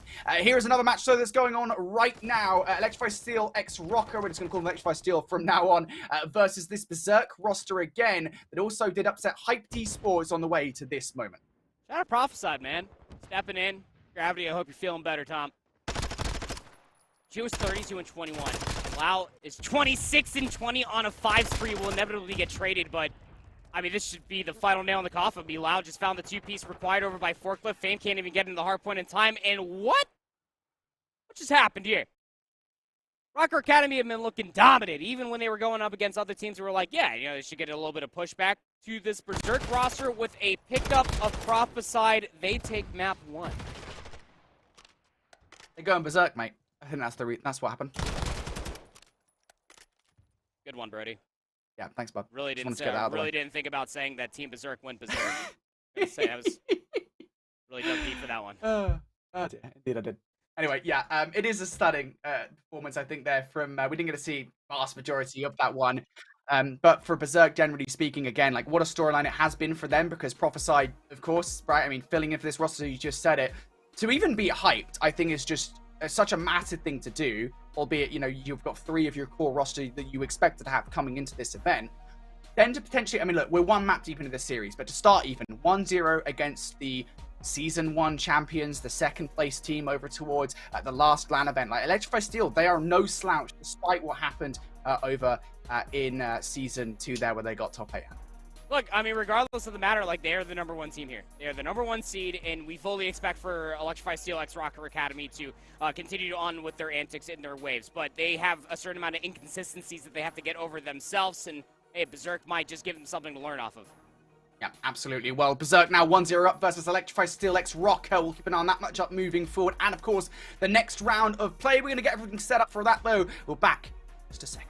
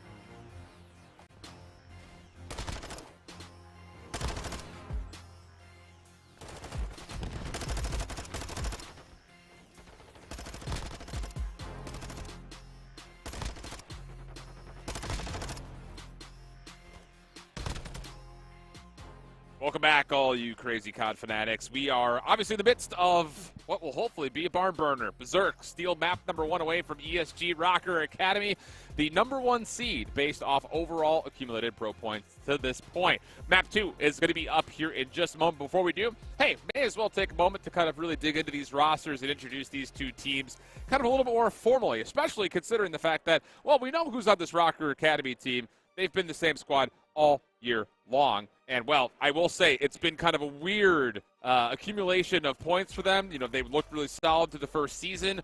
Yeah. Fell out in the grand finals at Boston. And then, obviously, season 2, Wasn't pretty. Not the greatest, yeah.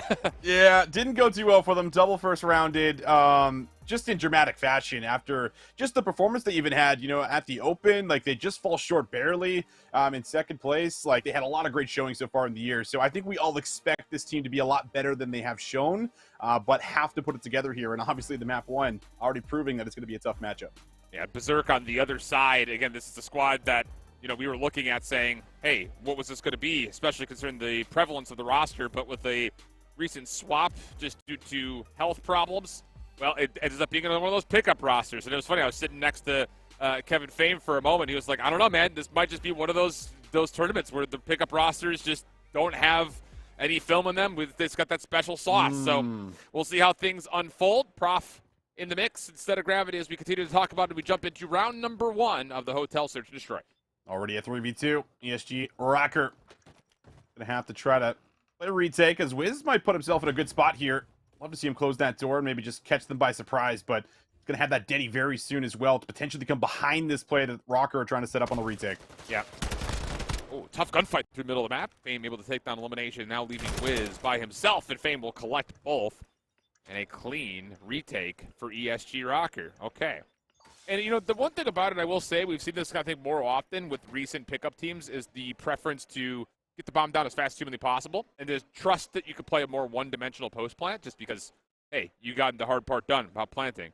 But I will say this Rocker team in Surge are really clean and really quick at breaking down post plant setups. We saw that all throughout Season 1 and even at times throughout their group stage run before falling short in the playoffs. Absolutely. I mean, there's just a lot of players in this roster that also just have that insane clutch factor. We've seen a lot more from Pander throughout last year and this year. We've seen Fame pull off some pretty insane things as well. A lot of ice here in this Rocker lineup, but 3-0 start for Fame. How about it? We see him usually with the AR and sub. He'll swap it up, and especially in S&D.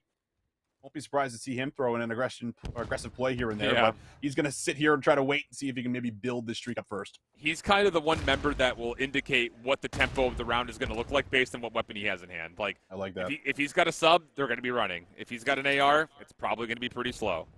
That's exactly what we're getting here. AR for Fame. He's watching the long mid play.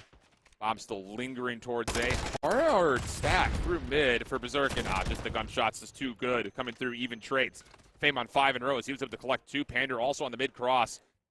Tallies up another, so it's just down to Lau, and he has been God mode this weekend based on the rumblings I've heard around the arena. So 1v2 form bomb planted, catches Fame partially on the exit. Oh my goodness! Does he have him? No! There was a moment in there though where I think we all saw it.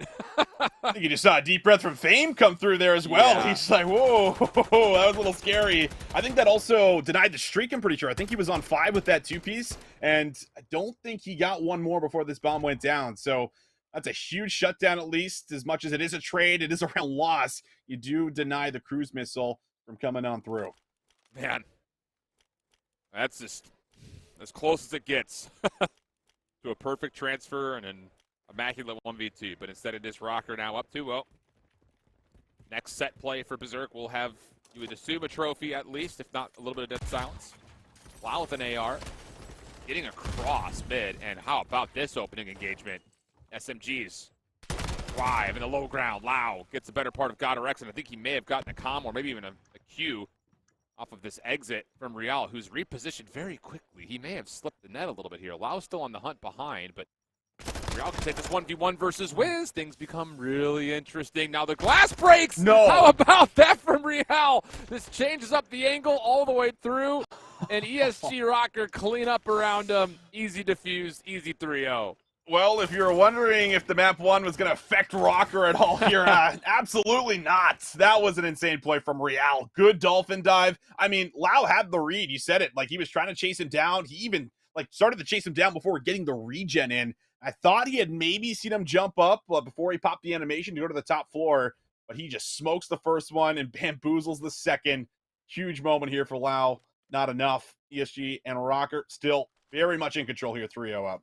That's always great to see, I think, again, when we talk about, you know, the prevalence that Fame had in Vanguard is kind of that slaying SMG.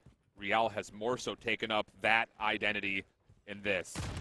Taking a look, how about Hyped Esports? After the 0-3 loss to this Berserk team, they drop into a very tough Falcons team playing with a great player in Henry this tournament, and 3-0 them. So that is an elimination towards Falcons at top 32, if I'm not mistaken. Brought to you by the Peripheral Live update. Into this round. Opening engagements. Tilt back and forth. 3v3. Rocker looking for the plant here, but it's not comfortable. Berserk is looking for the early contest, and they'll get it. Yeah, it's a bit of a shell that comes in for Panda. Real just kind of dips out to see if he can maybe get a read on the flank, but all 3 players are actually in the back. So they're going to have to really brute force your way through or just grab the bomb and plant. And how about the double chow? I love that call from Berserk. Let's use our numbers. Let's get inside. Now it's all up to Fame. Not able to do much from mid. Yeah, I love that comm out of the Berserk, though, saying, okay, they're hitting B. Let's just stack. Let's contest this bomb plant. Let's not give it away for free and have to break down a post plant. And it works out wonderfully, especially considering the fact that there's a lot of utility that was still in hand for pretty much all 3 of those players at that back door. So really well read, really well dissected, and the first round now on the board. Can they string it together, though, with an offense? Because right now ESG Rocker have looked pretty in control and largely comfortable based off just their default setup. They have not really done anything too weird yet defensively. No, definitely not. I feel like it's pretty standard. And, well, it's not. Well, don't fix it. Let's see what happens, though. Prophesied player, I think, that a lot of people have their eyes on.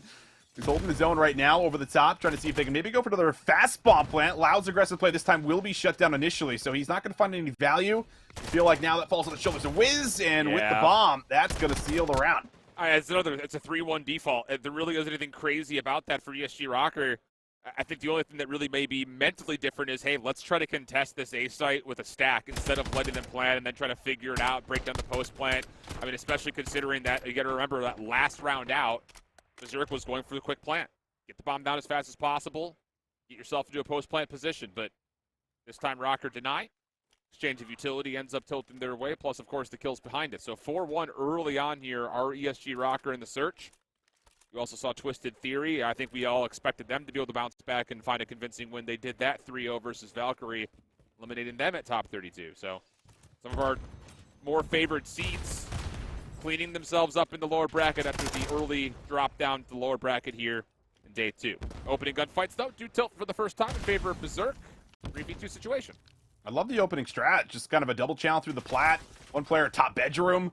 And just kind of challenge out for the gunfights there. And the trades just happen to go Berserk's way. And now you got Fame and GodRx. And GodRx going to start to work through mid. Love to open up with a pick, but not an easy gunfight he's going to take versus Wiz if he decides to commit. Let's clear out at least some of this archway area. Obviously, there's a lot of concern about anyone possibly getting through over towards shops. With this dead silence play, it may be time for GodRx to get aggressive and try to force a gunfight, try to clear something out. And he will take his focus over towards mid couches. Prof is just above him, and actually Rocker are going to slip underneath. Maybe try to play through Valet, or maybe even up towards ladder. And Prof would not be ready for that necessarily if they double stack it, but no, it's just a 1-for-1 trade. Prof gets the opener, no worries. GodRx now has to force the gunfight, no more dead silence. Bursts through the door, and he has hit that with like quarter of a second too late of timing. And Berserk take the round 2 in a row. Yeah, very, very good round. I'm liking, just again, like the opening strat's great. Just like triple chow. Let's just try to get right in their faces and try to win some of these gunfights. And the opening is great. 3v2 advantage. And then from there, I mean, Rocker obviously aren't getting any looks, aren't getting any picks. No one's hitting a flank. Everyone's just holding. You got eyes on bomb. You don't need to move. Prophesied, I think, also maybe gets a sound cue on Fame, the second player trying to push out bedroom. And it's just so difficult to plant that bomb when you do not have bedroom control. So you have to try to do it quickly, but not enough time to make it happen. All right, next up here for Berserk, how about this play? 4-man hit over towards Bricks, Rugs, and B. Fame watch this with an SMG. He does get one, that's fine. And how about this? even though there's going to be information for ESG Rocker, this would lead to a quick plant. Real is way behind this play. And it just depends on how GodRx wants to rotate over, because Panda's going to make sure nobody pushes through. But as Real clears out Restaurant, you should get the information that this is a heavy stack inside of Kitchen. And the longer it goes, the more they're going to be very weary of this flank from Real. Here comes the hit. Look at this, though. He's going to maybe just find two. He's going to find one. Oh, Semtech's not great. And now has to try to turn and fight inside the Restaurant. Real will win it, but a 1v1 up against Wiz. This would be for 3 in the round. And he might just decide to hop it. Maybe just force Wiz to come in and look. He's going to fly in. Real plays it perfect. And that is a huge round for ESG Rocker. Oh my god, dude, what? I mean, Real now 7-3, 3 in a row. And, I mean, we can, it's not technically a 1v3, but let's give him the 1v3 with an asterisk. Like, every single one of those gunfights were, I mean, except for the one on Prof, who's just laying prone after the bomb had been planted, were tough. The read over to the backside in Restaurant, impressive. Also gets the call that, okay, I have to force this gunfight, otherwise I'm going to get pinched. And then, like you mentioned, just trying to finesse because there's no way he checks it from that side door. He's got to commit in. And Real waits for the prime time to strike 5-2. ESG Rocker up big. A chance to quickly get this back to a 1-1 map count. We'll see if they opt in for their A play again. This time they might have a couple more people pre-aiming, at least I would think. But Real wants to keep the aggression going. He'll get right across here. They will, of course, know. Geo just looking for an angle, but Panda able to draw first blood here on the Prophet side. Another peripheral live update. Decimate Gaming, after their loss on the main stage, bounce back in the lower bracket as well. Take down QOR Gaming 3-0. That was a solid squad, by the way. They put up a hell of a fight. Berserk back up against the wall here in this search and destroy. Good kills coming through, but Real's still alive. That could be a major problem. But nah, this time he just gets flat out overwhelmed. Good help from behind, trapping him inside that lower valet area. That'll be enough to get round number 3 on the board. But it's one of those things that's just like, offensively speaking, I need to see a lot more from Berserk to try to foil up this Rocker defense, because at the moment they have been near perfect.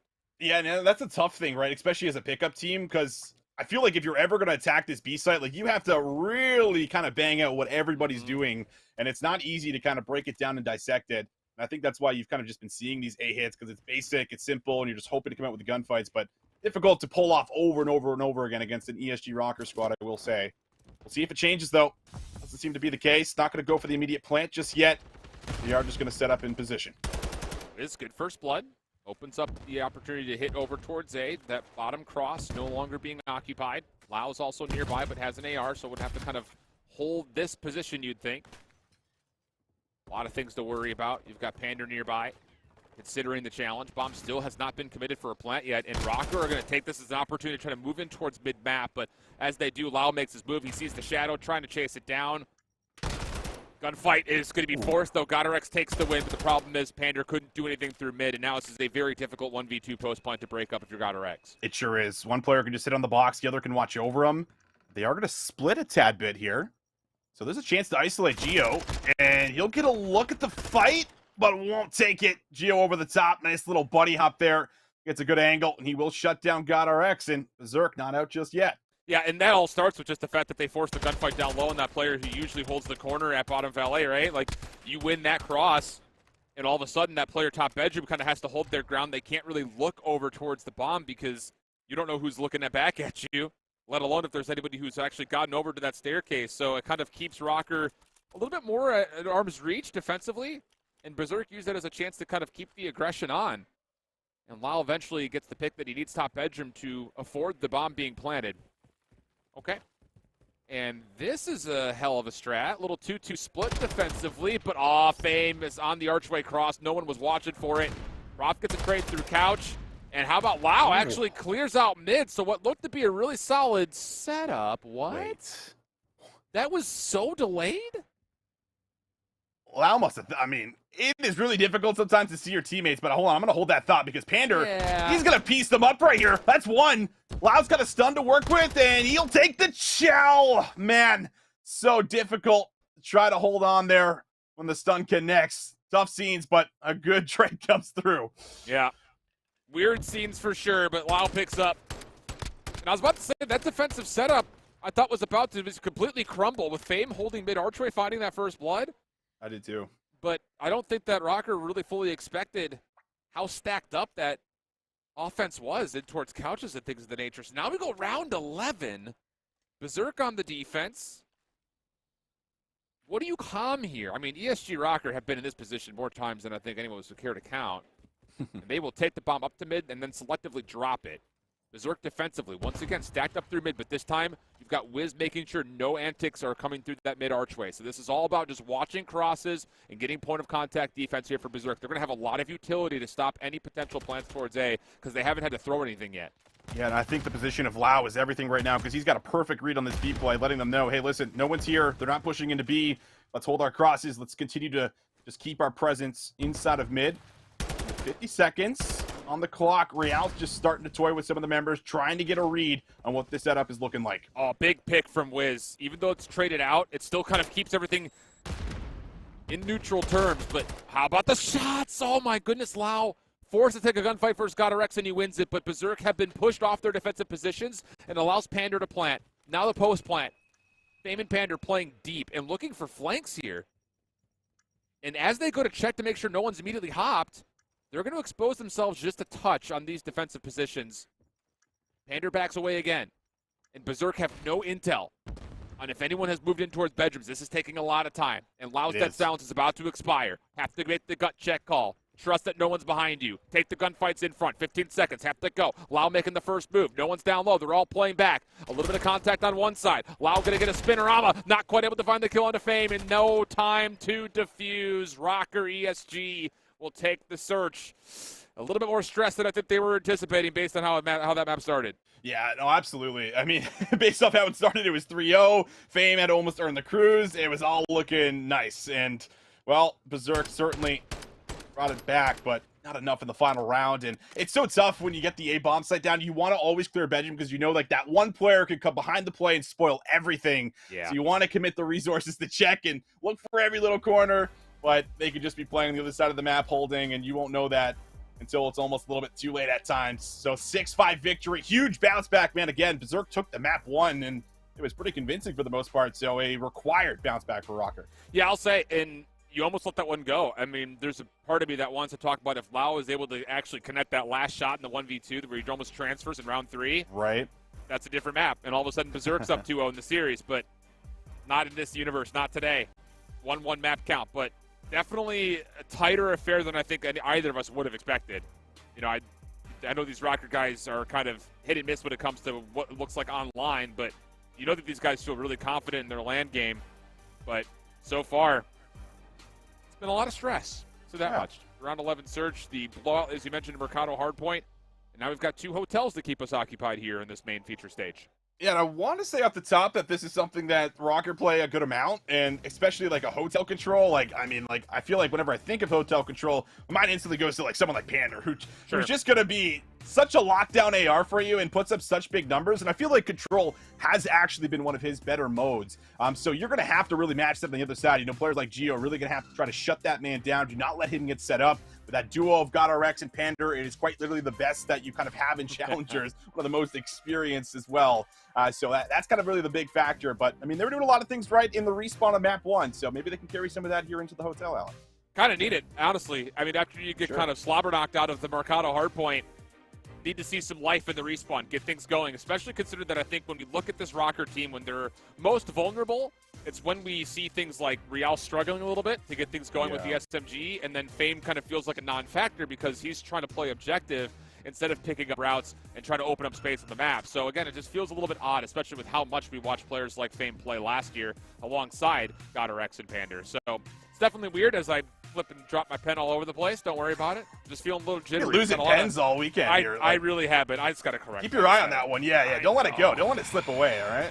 Can't be having losing pens out here. It didn't even slip away. I threw it away. It literally, I don't know. We could a probably get that. We could get that in slow motion, I'm sure. Just like it was, I don't know. It was like a gymnast jumbling around on some uneven bars or something. I don't know. On the other side of things, the second stage is going to have Millennium 7 and the Detroit Deviants team. And these are 2 teams that are, for all intents and purposes, pickups. And, you know, they're not carrying a lot of high seeds, even with the pickups for pro points. Obviously being kind of trumped and thwarted by the teams that have stuck together and have done well over the course of the first half of the season. But they've both looked really impressive in their first 2 series. M7 taking care of Convoy, and Detroit being able to take down the defending champs of both Season 2 and Yuli, who's defending from Boston as far as Open championships are concerned. So, I don't know. This could be another one of those matchups that you look at and say, maybe we have a champion in one of these two teams. Yeah, like where do you even start when you get like two pickup teams that have pulled off two massive upsets, then going up against each other, right? Like where do you even go? Like with the map set, like everything. Like you're just going down a long list. I feel like of things that are probably going to be a surprise at the end of the day, and I think that's something that's going to be enjoyable, right? We're all here for that. Already seeing a lot of upsets has already made this lower bracket just absolutely devastating for a lot of the people that are going to be dropping down there. Those are going to be a lot of just really tough matches. So you want to stay alive in this upper bracket. I feel like as long as possible, especially this event, and starting with these matches here, especially, getting into some of these really deep series, it's going to be really interesting, I think, going forward, especially for some of these experienced guys. I mean, the thing about it is, like, the lower bracket is not just difficult because it's got a density of teams that are super qualified and obviously have a lot of prestigiousness around it, but the day just becomes so much freaking longer, man. That's a good because point. No longer we've got open stations that are going to start to pop up, so you're not going to have like, all right, you are on heat 1 of this lower round 4, you get an hour and a half break, then you play in your lower round 5. No, you go from game to game to game to game. And I imagine at some point you kind of have to beg the admins, like, can we go get some food and water? Or what's the story here? So, we'll see. Big marquee matchup. It's an Embassy hardpoint to get it kicked off with M7 and Detroit Deviants. Did not see this from the M7 series, but we did see Detroit win their series against Decimate on this map mode combo in map 4. So, interesting prospects, and maybe Detroit's found themselves a map that they want to see every series they could possibly get it. It's very possible, and I think one of the keys that we've talked about when we look at this Detroit roster is the fact that Super hasn't kind of just been in a superstar form that we're used to seeing, and they're still finding wins, still really dominant in the respawn. So we'll see if this man can maybe start to hit some of that form that we're used to seeing from him. So far, 24 seconds out of P1, I'll say that's pretty damn good. You'll take that any day of the week. And now we'll start to focus on this rotation where Phantoms has blown it up himself. That is not ideal, I think, is the best way of putting that. Although Phantoms is actually kind of fighting back still from that long angle. It actually forces Detroit out of the hard point. Now Parasite has to deal with Purge on the backside. And, well, not able to do that because Yeez comes quickly to help. Red Core on the cross. Somehow, some way, after a double team nade comes out, M7 are still in control of the hard point. Run that back. How the hell did that just happen? Yeah. It felt like they could never really like push forward or advance, based off the spawns that came in the back. The reinforcements, I guess, got there, able to take some of the 50-50 battles. And yeah, M7, they are soaking up time. And they're also forcing now the rotation to come through here. This Parasite might actually decide to come through for some of the scrap time. He will be good for it, but this is going to give up a lot of the presence across the map. Spawns are in for M7. Yep. But this is important time just to get on the board. Start stringing something out. He's a little bit of trouble here. Just able to lock down the shot in time for Super. And then he finds the fast step on the ground. Lets Rencor have the better part of it. But Deagle over towards the hard point. Did not expect Phantoms and still nearly got a gunshot and a gunfight on off to him. But with it, M7, as you kind of alluded towards, do have the numbers to open up the hard point initially towards their name. He's trying to clear out topside bridge. Good cues as Parasite was trying to fight back, and a 3-for-1 exchange leads to M7 now more convincingly set up into the hard point. You're seeing the problem when you don't deal with someone like Yeez, who was playing that bridge side for as long as he did. It just created so much room to sit here and just focus on orange. You only have to watch the ladder in orange. That's what they've been doing. And still, Detroit have not really been able to get any kind of a push going. They'll try to double channel out. Those are easy pickings here for Yeez, who drops, but that's fine. He got the streak. Yep. Super and Beakle now just trying to do their best to stop the exits into the new hill. Oh, I was about to say, if Phantoms gets that elimination right there as well, we're starting to talk about not just one, but possibly 2 streaks. Beakle trying to keep things hot. 11-7, 3 in a row. Traded by Yeez. Moving over towards admin. M7 are definitely fighting, but Detroit Deviants are starting to really kind of grow some legs to stand on here. Better late than never, as they say, but it's 98-25, and you hate to ask for a full 60 early on in the map, but you might need it just to start to get some momentum going, because Parasite has gotten a single elimination, and Super, who started off 3-1, I want to say, is now 3-10. Ugh. Yeah, 7 deaths in a row. That's not what you want to see, especially with like the 2-0 opening. I think like most of his kills came between P1, P2. So has to get going again. Need that man to be ignited. And Phantoms, well, he puts himself on 5. Almost on the streak. Vehicle does a good job of clearing out 2, and the trades will come on through. This is critical time. As you can see, they only got 31 seconds, so a big 20 here to try to help them get back into the game. Going to be huge. You almost feel that like someone's going to need to get a streak if they were to make this comeback happen. Just the answer to the one that M7's already been able to earn. 2 players for Detroit looking to play through stairs. Feequel gets the opener. Rancor says, nice job. Gives him a little pat in the back.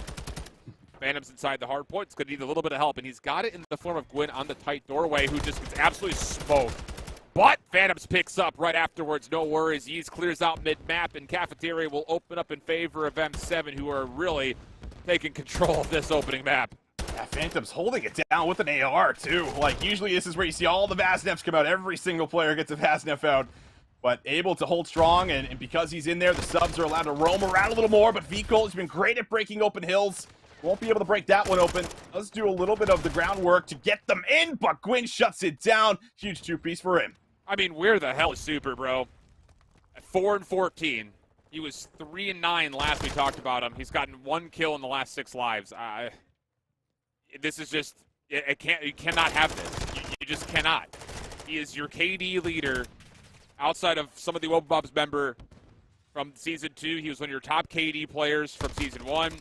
At a certain point, you started to wonder if he was the best player in Europe, but it has not showed up, and it's starting to get a little embarrassing now. 176-51, and M7 are just having their way. Gwyn on 5, and at least Rencor is able to start getting some shots in to help Beekle out, who's really been doing it himself so far. Super's just trying to hang on down low. Trying to watch this mid cross. You got a lot of time at least going your way. Still presence in and around Orange and top bridge. But you're starting to see the breakdown come through now. Purge able to get himself on the point, trying to get a read on where to shoot at next as he does a little spinorama. And Rancor will be there to finish him off. So kills coming through now for Detroit. He can start to make their way over to New. Exactly what Beagle's going to do, but he doesn't get a read from the player in the back. All this takes is the ability for Rencor to keep playing like this, and Super just needs to get involved. Finally, he gets a free one, and at least the shots were steady, so you've got that going for you. But now as you look towards P2, you need to see Detroit take over the map here in this bottom half. And even as they think they're comfortable with their spawns, Phantoms has got a nice lockdown location topside awning. Yeez is making safe the interior of these hallways, and M7 are going to have a chance to fight for this initial time. And this was all 4 members for Detroit towards P2, and now all of a sudden M7 have gotten a free break because they pushed too far out. Yeah, that's just too easy. Yeez is here. He's got a read on Feequel. Won't win the battle, but it's still pretty scrappy. Trades going back and forth. Feequel's going to drop Purge with a huge 2. And now the spawn's starting to flip-flop a little bit here, as you're going to see Detroit get that parking lot spawn, push all the way through. They got good map control, and they could try to keep M7 pinned in the back here as long as possible, and maybe delay a little bit of this rotation and the time. Oh, that's dirty from Yeez, who nearly does it himself for the clearance at the hard point. Gwyn behind him. Lots of tough fights in front of him with these different headies that he's got to deal with, but 16 seconds of scrap, and Gwyn wants to try to establish a little bit of punish. He's got his teammates on rotation already, so he does go for the finesse of the scrap time, but as he's turned away, attention and focus starts to shift back over towards 3. Needs someone to step up right here, right now for Detroit to secure a break, because if it doesn't happen here, game's probably over. Yeah, you feel like it's going to have to be Feequel. He's the guy that just flies through, gets crazy 2 pieces. Someone's going to have to do it. As 200 points about to come in. Trophy's just a little bit later. Maybe it was just earned, so Rancor does open it up a little bit. Now the break coming through. A good read comes through for Rancor. Able to find Gwyn. And now a chance to still get into the point. Super finds the gunfight onto Phantoms. That should open it up. And a chance to be able to get this back 40. Unreal stuff, man. Maybe a chance here. But how about Yeez? He's, 24-16. He wants to, he wants to go for that shell. He's got absolutely no help. He's like, I can do it. Don't worry about me. But he's turned away. So Detroit extend their lives a little bit longer here. But who's going to be the one to crack open this admin setup? Because M7 are already ready to go. 12 seconds still to fight for here at Old. So again, these hard points and spawn locations will still be pretty manipulative. And if Parasite can get around the back, win a long 1v1 versus Purge, maybe there's a chance. But no, he doesn't expect that. He was too busy throwing nades. With that M7 open up the hard point, but Super Feequel starting to find a way to open things on the backside of this. Yes, M7 are still in the hard point, but numbers are starting to stack for Detroit, and there's the first blood. Next hit has to be clean, and it is, oh my goodness, have they woken up? Something feels like it's happening now, Alan. Detroit just perfectly playing that. Everyone hits a different entry point, gets into the point. Chance to run away with a bit of a lead here. But we'll see if M7 can even break back in. Kills got to be clean. So far, they're not. Gwyn gets around the back, gets a turn, and will be able to get a read on Super. Rancor now for the side. He's been great for breaking in. Can only come up with one as trades come through, but M7 might be good for the time, and this is 20 seconds you cannot give over. Yeah, Parasite has to make the play, tries to change up the angle, but it's expected. Phantom denies, knife out. And Purge nearly slashed out the Rancor, but as the scrap time is confirmed, this game feels a bit too far out of reach. It would be a thing of miracles. We've seen some crazy things happen in this tournament so far, but this one may take the cake if Notorious can find a way to go full 60 plus a rotation, plus probably also an extension into P2. It's a lot of pluses, but yeah, a lot required. List. Certainly is. We'll see what happens, though. It is Embassy Hardpoint after all, but Phantoms, I think with that opener, should be good to probably close this one. Parasite would have to do it all himself, but he does come up with two. The nade does come in, and Super won't have a shot to get into the point. Everyone's cut down. Slaying just too good. M7 will grab map 1. It's just too casual, man. And it's going to be one of those things that this continues on this same storyline. When we talked about La Nave del Mysterio in EU, yeah, Rancor had a much better series and much better season here in Season 2. It started kind of with, Sucre was also kind of in a position where he wasn't performing during the group stage, but he woke up during playoffs, and it really, if we were ever talking about a La Nave win, it usually came by way of saying it was the Super Show. And we have not seen him show up in any map that we've casted of him so far, at least as of today. And if he wakes up, you expect that Detroit team's going to be very nasty and very dangerous again. But at the moment, M7 feel comfortable, look comfortable. Over to the control. ESG Berserk, our main featured stage. And some success here on the offense towards B. It looks like ESG Rocker will actually concede the extra 60 seconds. And Berserk will also maintain a 5-life lead as they look over towards A. Yeah, and coming in, setting it up, I said Gio's going to have to probably be one of those guys to shut down people like GodRx and Pander. Pander 8-18 right now, so have to imagine ERs have played a pretty big key in that, as Fame now kind of has to make something happen. He's lost every single teammate. He's still got time to work with. He doesn't have to rush right back in just yet, but that first tick is secured. Reinforcements now also coming from the back. We'll see if they can try to get here in time. Third tick on its way. Fame comes back through. He'll find another. Gio, though, for 2. Can he line up a third? Gio will line up a third and ends on a 5 spree. Offense is good for Berserk. Man, and there's some really clean stuff happening as far as the team cohesion is concerned. Lots of trust. See Gio try to react to the elongated gunfight to his left, but his teammate Wiz gets it done. And as much as this is a pickup squad, I will say, the core of this team has had a lot of experience playing either with each other or against each other. Gio's 23-14. 5 in a row as he finished off the last offense. And Berserk could take the swing right here, right now. They find themselves up 9-4 in total ticks. So Rocker would essentially need to get they would have to win this offense first and foremost. And then they would also, if they do that by tick progression, be in the ascendancy for a round 5 defense. Whether you want that or not is a different story, though. Yeah, there could be more problems, too. Could add in a streak here. Gio's able to earn it. But good first kill. Great first engagement. Propheside's actually found a window to push through mid, so he can come behind this. Another chance to upset the play. It is red, though.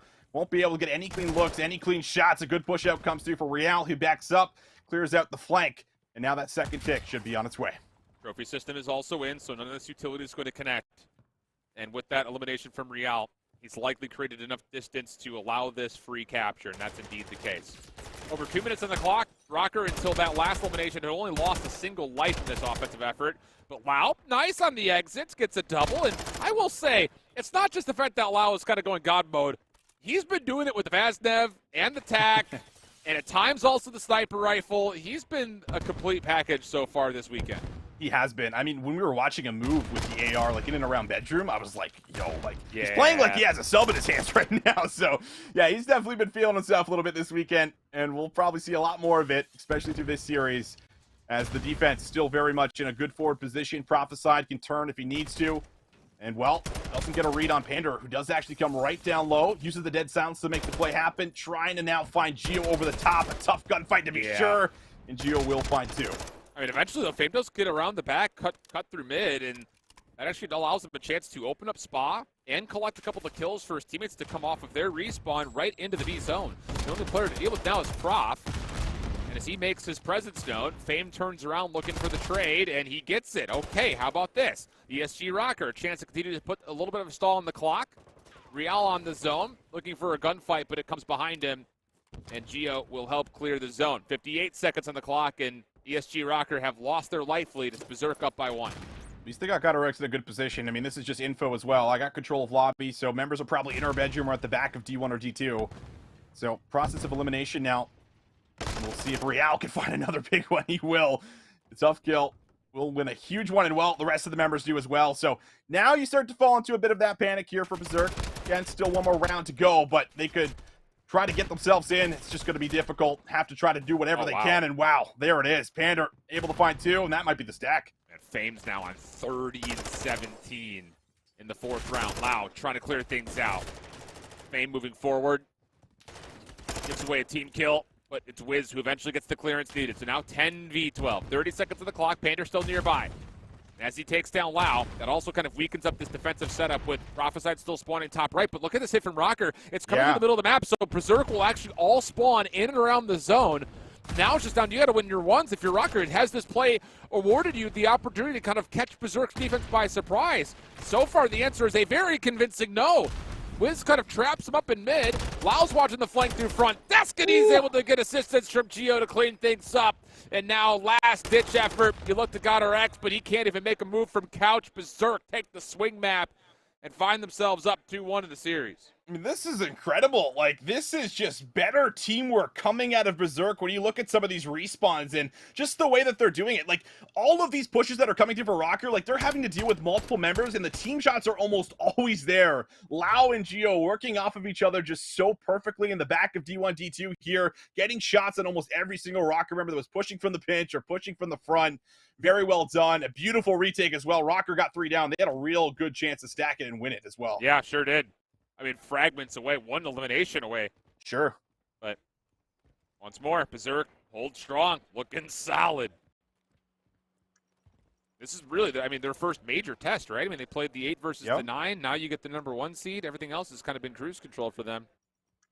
But on to our Station 2 matchup. M7 up 2-0 in the search. Rencore Beakle working for a retake here at A. Or pardon me, it's actually M7 on the defense working on the retake. And Beakle's just going to wait, play a little bit of point of contact, trusting that Rencore can check to see if the bomb's being touched. And as he does another shoulder, he once again confirms that Beakle should be fine. But now as the kill comes through, it's all about how Beakle decides to play this situation. Pops open the door. Birds on the defuse, catches Yee's looking for him. And how about the easy 1v2 for Beakle? Got a feel for Yeez a little bit in that situation, right? Just look at Tunnel, looking to the back as he stacks with Rencore, as he top Cantina. I have no idea. Beakle plays it very well, though. He knows what he has to do, plays the timing, doesn't have to peek, and, well, jumps out at the perfect time here to pull off that 1v2. Great read also shuts down Rencore and make sure he didn't have any influence in the back alley. Here's a replay from round number 1 of this. M7, oh my, dude, Gwyn. That's a snap. Oh, yeah. He's looking pretty nice with it. Tell you what, man. And I think if you see teams like Berserk, I mean, technically speaking, I mean, if Berserk wins their series, I mean, the winner of these 2 matches play each other for their semifinals matchup. So, we're going to have a, technically speaking, high seed make it to the winners finals if Rocker drops out. But a lot would have to happen for that to occur. M7 clean in this opener.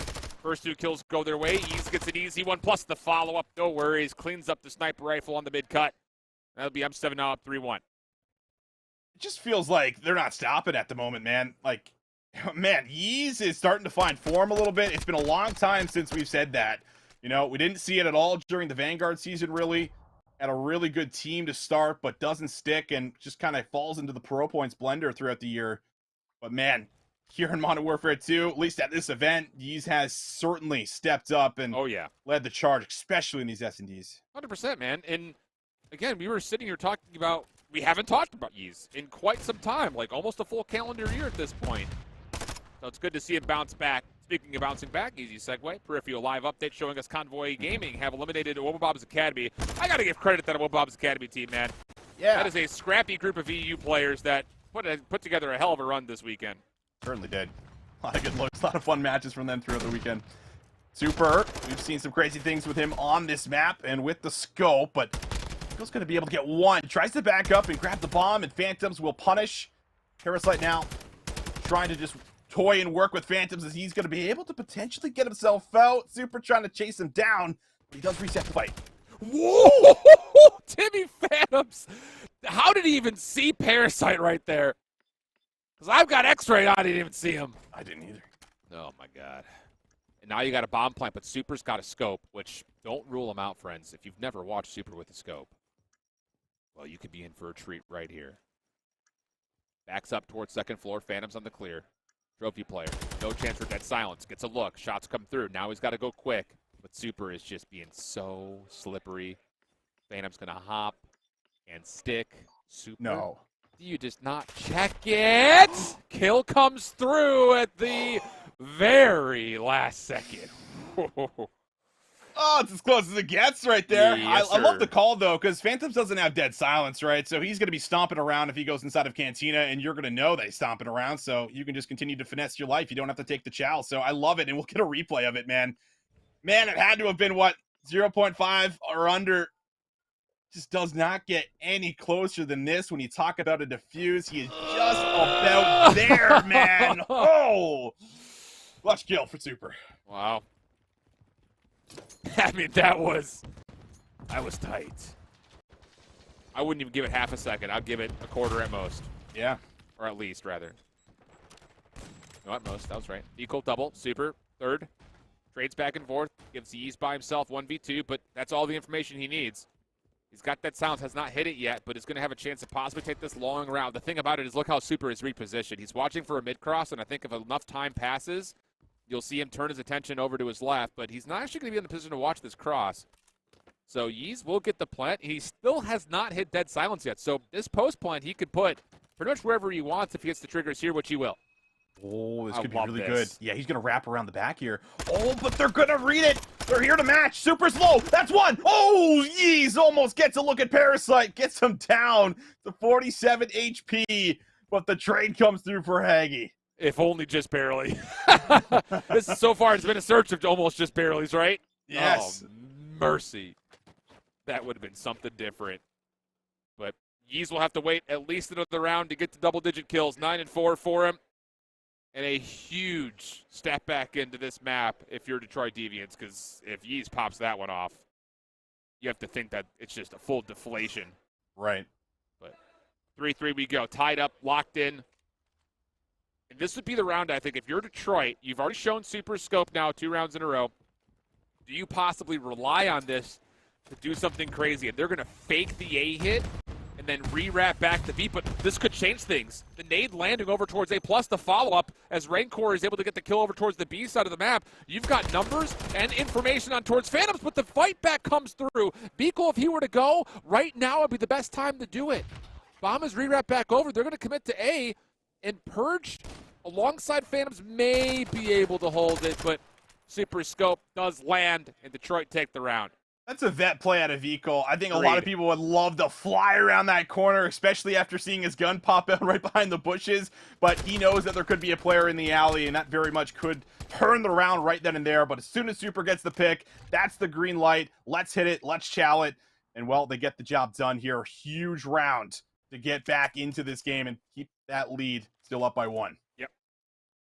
And just keep Yeez shut down, I think, is the win condition, right? I mean, It feels that way. good grief. Between him and Gwyn both, it's like, put those guys out of commission. Chances to win around go way up. Trophy down, offense sprinting in towards Cantina. Defense is here. Not just spam through the door. There's a couple of nades that also kind of plague the bottom floor of Cantina, but Gwyn still finds the gunfight versus Beagle. I mean, you've got Redcore and Parasite watching this cross, and still he gets away with first blood. There is a trade. Phantom's able to watch over the top of the bomb site, kind of keeps this defense pinned up, and now the only way the defense can really do much is just trying to contest a cross with Super watching from mid-alley. Super is your bailout. Oh, and he gives up the angle at the worst possible time. Imagine Super's going to do the hop up here. Oh, no, just going to take the chow head on. Start to clear out the back alley. Phantoms will peek, but the shot will not connect. The information is there, though, and yeah, Phantoms this time will strike. Hit marker comes through. Probably would have been a trade either way. And M7, they will respond with a defense of their own. And, you know, I think it merits to be said here, talking about Super's prevalence with the scope, even on a map like Mercado, we're not seeing the same kind of set plays that you would expect from, like, a La Nave, right? Like, How often do we see Super like be trusted to lock down an entire lane? Like, okay, he watches mid on offense, everyone else hits either towards B or towards A, throw your nades, make them rotate to Super. Defensively, he usually tries to prefer to take tighter angles, quick scopes, you know, a little bit more mid-range action, but everything's been pretty stacked heavy for Detroit Deviants when it comes to kind of playing around Super scope, rather than letting Super scope what he wants to scope and then kind of following up after that. Trophy System gets the credit for the kill onto Yeast, but a lot of damage was found by nades before that trophy was down. So it's a free first blood for Detroit, and Millennium 7 find themselves in a very early 3v4. Yeah, very unfortunate. The Trophy System must have been right on top of him for everything to hit him from full health. But tough scenes for Yeez. However, key player to eliminate. Super has to be careful. It's a bit of a haircut there. Vico tries his play over the top. Phantom's not going to let that happen, but Super still gets one back. 2v2 we go. No one's seen Rencor, though. He's been floating towards B the entire time, and now that everyone's focused on not peeking Super, they've seen him. I was about to say Renkor's going to go for the plant, but I think it was Phantoms who checked it, saw him throw some shots that way, and now it's just about trying to isolate Rencor, who gets the first kill, but can't quite get back in towards Dark. And M7 take the edge here in what has been a very back-and-forth search and destroy. Oh, it sure has been, man. Just a lot of trades, a little bit of finesse trying to work over to that B side. I love the play. Rencor just trying to spice things up, but that bomb goes down. Things probably look a little bit different, especially with Super, you know, still behind the play. Still a chance to be able to pinch it up. But able to get the shots in. Trade does follow. And 5-4 the tally. M7 still very much in control of this game. This would be a huge map for Detroit. Gotta have this round 10. Yeah, and Phantoms has really stepped up in these last couple of rounds. Yeez is still looking for double digits. As map 4 is underway between ESG Rocker and Berserk. Early advantage for ESG Rocker. We'll be over there soon. Don't worry, friends. Purge, good first blood. That's an aggressive first blood as well. It's a lot of ARs double challenge on that little jump up. And Parasite, how is he even still alive? There's a lot of damage. Gwyn will follow up, gets all 3 at the end. Oh my goodness, somebody signed this guy. Are you kidding me? What were those shots? I don't know, dude. Man, that's one of those, like Phantoms did that a little bit earlier in the round where he goes past the bomb site to kind of hold that right corner to see if anyone peeks outside the brush. So Parasite's just doing one of those little hop-ups just to see if someone's there. And he basically just gets completely obliterated, gets taken down to what looked like 20 HP, and that's the go button again. I mean, the way that the ARs and subs are working off of each other right now in Snd, it is so polished. It really is, dude. Unreal. Over to our map 4. Berserk looking to put away ESG Rocker, send them also back into the lower bracket, which would mean that we would not have any instance of either, I believe, ESG Rocker or Decimate in the grand finals, which would have been our 2 previous grand finalists with how I think they would meet in the same lower round, like 7 matchup. How would that fare towards how this upper bracket looks? Pander not going to go down without a fight. Lots of damage, but went to the nade, running out of bullets to attack, and as he drops, Berserk find themselves in the lead. Sure do. This team, man, they can grab 3 respawns off of Rocker. That is impressive. They're starting to look like the real deal. Wow. Now starting to get involved. Nice little surge forward, able to find the cleanup, and that should lock in the scrap time. They do want to play for the push through, but Rocker is going to read this. They got players in kitchen. Shot should come over the top for trades, and that is a very clean kill feed here for ESG Rocker, as they should have a bit of time to set up now for the new hill. Yeah, and that's really all they'll get here. I mean, 2 seconds of scrap time. It's actually a little bit mismanaged because you have 2 members that are going to be kind of late on this rotation now for Rocker because they both went to old. But fortunately, GodRx does kind of lock up Wiz. Good focus towards mid-glass. Geo really can't hit much from this angle. He's still going to give it a go, but Pander is just a turret right up here. I mean, don't chow him. Not from there. GodRx also following up from behind as it looks like Boston Academy in our next Peripheral Live update have eliminated Mags up. It's Exotic & Co. 3-1. So all of our teams that immediately dropped out of winners round 4 from that top 16 battle have found a way to win their follow-up games in lower round 5. How did GodRx just win that? He's good at the game. Yeah, you know what? I think that is correct analysis, Alan. He is pretty good. Pander's pretty good with them. This AR duo I was talking about that you had to shut down, I think are starting to heat up, and that is going to be a bit of a problem here for Berserk. The slang hasn't exactly been there. Lau's having a bit of a tough game. We came into him, -3, 10-17 now. All of that time just about goes over to Rocker as they get themselves right back in this game. And I love this call from Fame. He flies across the middle of the map, takes over Archway, and he's got assistance from Pander, so they're in tradable positions, or so you would think. But Berserk with a couple of individual 1v1s. GodRx pushed off of top balcony, but Real is there. to at least try to contest backside couch, but trades all over the place on both sides. Pinstripe goes the kill feed. Rocker still in the ascendancy, up by 22, but Berserk spawning over towards Restaurant can keep fighting over this current neutral hardpoint. It's still been really good. 30 seconds left. ESG Rocker want to try to move in and even push forward, which gets absolutely smoked. Real, great reaction out of him to find two, and that's going to flip the map a little bit now. Rocker have the favorite side of the map. With 15 seconds left, Berserk are going to be very late to this rotation, have to fight the P1. Oh, but Real in a little bit of trouble here. Interestingly enough, Wiz doesn't try to clear out Real. He instead tries to make a route happen, trying to hit a timing through mid. That's shut down, though. And now Berserk are extremely tardy on this rotation. Tander anchoring in the back. Trophy system denying his nades. Berserk just full flood in through backside chandelier. God, Rex just cleans it all up. 3 kills come through. Wiz on for the contest, but no chance, no way, no how. ESG Rocker gets a clean wipe. Wow, on the way in, aggressive to say the least, and that blind challenge leads to a more favorable ESG Rocker kill feed as they once again wipe the field, but Geo, Prof, all spawn behind, and Rocker's no idea. Yeah, they don't have any idea, and that should be a potential kill here for Geo as he just starts to take his time, clear some angles, throw himself on the point. Still going to have some tough gunfights. There's a lot of Rocker members around him, but now he'll find the first kill. Teammate gets the second, and that means that 15 seconds should be theirs, and they have Wiz and New already. Dude, Rocker's got to be scratching their heads. Like, what? How do we just get 2 full team wipes and we don't lock a full 60 on P2? Like, how do they spawn behind us? But there is a moment in there where it looked like Rocker was starting to push maybe a little bit too far forward and towards that mid-lobby desk that left some space for Berserk to spawn behind. So Berserk get blessed with about 15 seconds of scrap time. They will still be late on rotation here towards Kitchen, and Rocker can really gain some separation right here if they get at least 1 hole. Yeah, without a doubt, this could quite literally be the game. If you don't break this, wow, one of those aggressive players that you really want in here with Wiz to try to get it done. Here we go, checking corners, kills coming through. They do find their way in, but it's going to be a hold in the back there from GodRx. He's not going to be able to find the second, but Real's still in a position to make some magic happen. Lau won't let it happen. It's just chaos. Mayhem in the kitchen. Berserk are fighting, and they're holding on. Rocker, they get broken. That's a huge double from Prof. Not only does it secure the time, but look what this allows their team to do. Berserk is now, instead of focusing on Old, they can take 3 members and start to push over towards Bar, which Wiz gets here first.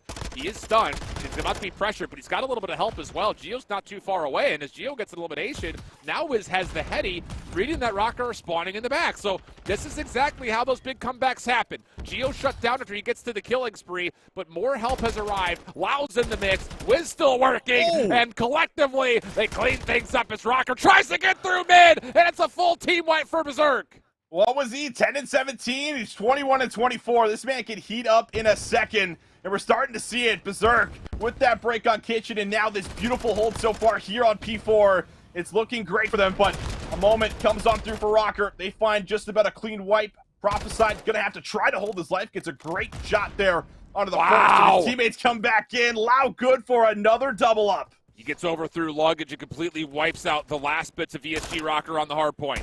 Now Prof. Which tool is best for the job? Has both weapons, but does not expect a quick challenge from behind. Shots over the top for Geo. And it looks like the call will be scrap it. Don't bother. Let's get quickly on the rotation towards Kitchen. And watching this cross is Real, but he doesn't really expect the timing. Wiz wins a key 1v1. They still have to hold those. This is a 2v3 on the initial time. Fame shut down. GodRx also not able to do too much. And we've got Restaurant opening in favor of Berserk on the comeback. Berserk have been so good on these rotations. There's no way they get a third respawn off of Rocker, surely. But they're going to have to break in. GodRx does find the entry. Real now coming through, and that's the team fight you wanted to see from Rocker. They break in. They'll find the wipe, eliminate Geo, and that lead will change once again. Oh, but Prof able to clear out bricks. This allows an opportunity for Berserk to not get super challenged on these respawns from the front. Fame down low. Stuns, nades, all out. Real gets one. Traded away. Kills favoring ESG Rocker. 238, still ticking up. Full wipe comes through. It has to be Wiz if he's going to be able to touch in time. He's got to do it desperately, and it doesn't look all that great. It's going to be a pincher on the back as well, but someone's got to get here. Someone's got to be able to contest, and the kills will come through. ESG Rocker survived through what was a heroic effort from the side of Berserk, and we'll go to map 5. feel like I've been seeing a lot of deep breaths on that venue cam. Man, Rocker just aren't getting any easy ones here. They got to work for every single one. It's a great break when you look at this restaurant hill. It is not an easy hill to break because of just the amount of corners and just different entry points that you got to watch coming into this hill. But they're able to do it. 35 kills end up coming through there for Pander. He was just so massive on so many of those rotations, man. That is a huge map out of Pander. Yeah. I mean, it's just one of those things that you watch the CSG Rocker team at different moments in time, and every single one of those 4 members you look at and say, I know a couple of teams that could use a player like that. Maybe the one that shares the name with the Challengers team? I was thinking that. Excuse me. You all right there, Ron? Yeah, just a little tickle. All right, yeah. just checking. Yeah.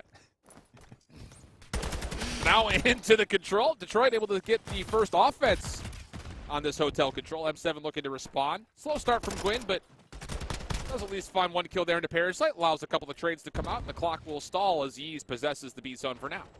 Yeez. Hard not to talk about this, man. See the play of the game also, or the play of the round come through right as we join in. He's looking pretty good so far here. We'll get shut down for Parasite. Vico also gets pushed all the way up. He's on 4. This will be a huge kill, and he will find it. So 5 spree now for Vico. Just one off of trying to earn that cruise. Would love it. Super goes 1 for 1. Vico allowed to take a bit of a route. Shots into Yee. Stun out. Double shell around the corner, but Vico gets both! What?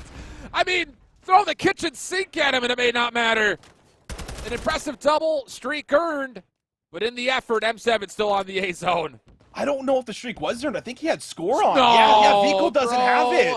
He doesn't have it. He should. I mean, he got 7 in a row, man. It's, yeah, you hate to see it. That cruise missile can always play an important factor offensively or defensively. But all things said, A should go over. Vico not going to let it go for free. Does a good job of at least finding 1. And now they can start to set up for exits, but it's only Parasite that's at the back, and he'll be shut down. I mean, at what point do we throw out a PSA? Like, just put on kill streaks for crying out loud. The amount of times that someone earns a score streak before a kill streak is like 1 out of every 55. I don't know, man. That's a lot of hard work for nothing. You don't stop the A push, you don't get the streak. And now M7 have neutralized the life count just to a 1 life margin. Phantom's on 4 in a row. We'll see if maybe this cruise missile will come through. Yeah. And today, on this episode of Score Streak vs. Kill Streak. Yeah, exactly. Phantom's on 5 now, so should have it. I can almost see the bar at the end, so I have to imagine 1 more kill should be good. Position is also still very much in a good spot. As Vico's starting to toy with him, might be looking to try to get some stuns and nades in, but that trophy keeping Phantom safe as he is just snaking the heady, playing his life. Yeah, there's no reason to do anything else. Just wait for you've controlled this area for your teammates to run in. And they do get the isolation. Purge, pistol kill comes through. Phantom's just tagged up almost from behind, but he gets the trophy onto the zone. And now has an opportunity to kind of watch over the top of Spa. First tick lock. 2-man stack. 3rd on the way. Diving forward is Detroit. Equal, weak, low, killed. That's the kill streak earned. And now it's the 2nd tick locked. 3rd on the way. Rencor, the only one who's really here, and all of a sudden Detroit have completely crumbled on this defensive setup, and you have to give credit where credit is due. Phantom's is the one that did it all. He sure did. He stayed alive for so long. Vico could never really just, solo chow him because he's on the heady. He's snaking it. I got a sub. Not going to be an easy gunfight. Can't get stuns and nades in there. He was just set up. He was nice and cozy with that trophy. And then Purge at the end here. He's the one that finds that nasty 2-piece and gets on the point. Phantoms then joins him for the stack. And I think he's also now on 5. Yep. And now a chance for another streak to potentially come through here for Purge. Offense for offense. Full capture comes out for M7. Detroit winning their first attack. We're not sure 100% confirmation on what nature. Was it by capture or by kills? You guess it's by capture just because that's the way it normally comes across. And off the opening break-off, first blood good. Detroit immediately on towards the zone. People looking for more, and he finds more. Purge and also Phantoms caught by surprise. And with that 3-man stack, is pretty much going to guarantee that this zone will likely go over with just 1 more kill. And as Gwyn drops and Yeez drops, yep, time to rotate. Even though there is a cruise missile called it against 2. Oh, mercy. Super also drops to a friendly trophy system, and now M7 have a chance to bounce back defensively. And that's huge. I mean, that's the difference of using the trophy or using the streak on the ground compared to banging it off the wall. When you bang it off the wall, you get the explosion, and the trophy system doesn't always actually eliminate it. So a huge moment there for Phantoms, gets a really good read on it, but it is still a chance for Super to come right off of spawn, come right back into the point. Third tick might just come in if we don't see kills very quickly here from M7. And you start to consider, was it worth it for M7? They're down in lives. The cruise missile is spent, and they don't even get any defense over top of the B zone. Detroit following up with more eliminations. This will allow for a quick transition towards A, in which it's only Phantoms here. Goes prone. Semtex flushes him out. Kill is good. And now you could stack at least 2, if not maybe more, off spawn for Detroit to possibly find a very swift offense here on the hotel-controlled round 3. They're in position for it. Vehicles push forward. He can back up if he needs to. It is going to be a massive connector pinch that comes through here. M7 don't have the kills, though. Yee's now only one up. He'll drop. Phantom tries to run through as well. The subs reigning supreme as Vikol should end this one with 4 in a row. A very fast offense here for Detroit. Unreal, man. Just keeps on coming. Offense on this map. Feels like it's been like that all day. Have we seen a successful defense today on this map?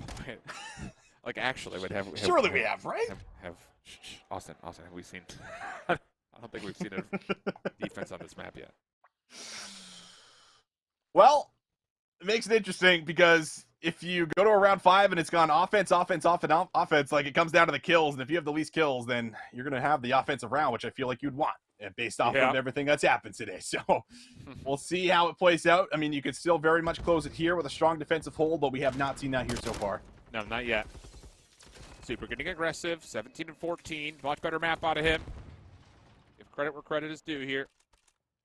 And now all of a sudden the defense is only to drop the life, and they can start to get aggressive with a stack, and Super puts down Gwyn, who has had a rough go of it here so far. Map 5 has started. Don't worry, we will get you the complete coverage of that once this control has finished. It's an early 1-0 lead for ESG Rocker. But not enough time for defuse in the second. Gets us tied 1-1. We take our focus back into the control. And this aggressive defense has largely been denied. A lot of time off the clock here, but honestly speaking, M7 still have a really good look to get this offense going. Definitely do. We know what can happen very fast. You just get that couple of kills coming into the point, and, well, you have to stay by B. You can't overcommit, and that's exactly what happens here. M7 finally break through, deal with Vikol, shut down his spree as well, make sure no streak comes in here for Detroit just yet. And everyone just going to set up.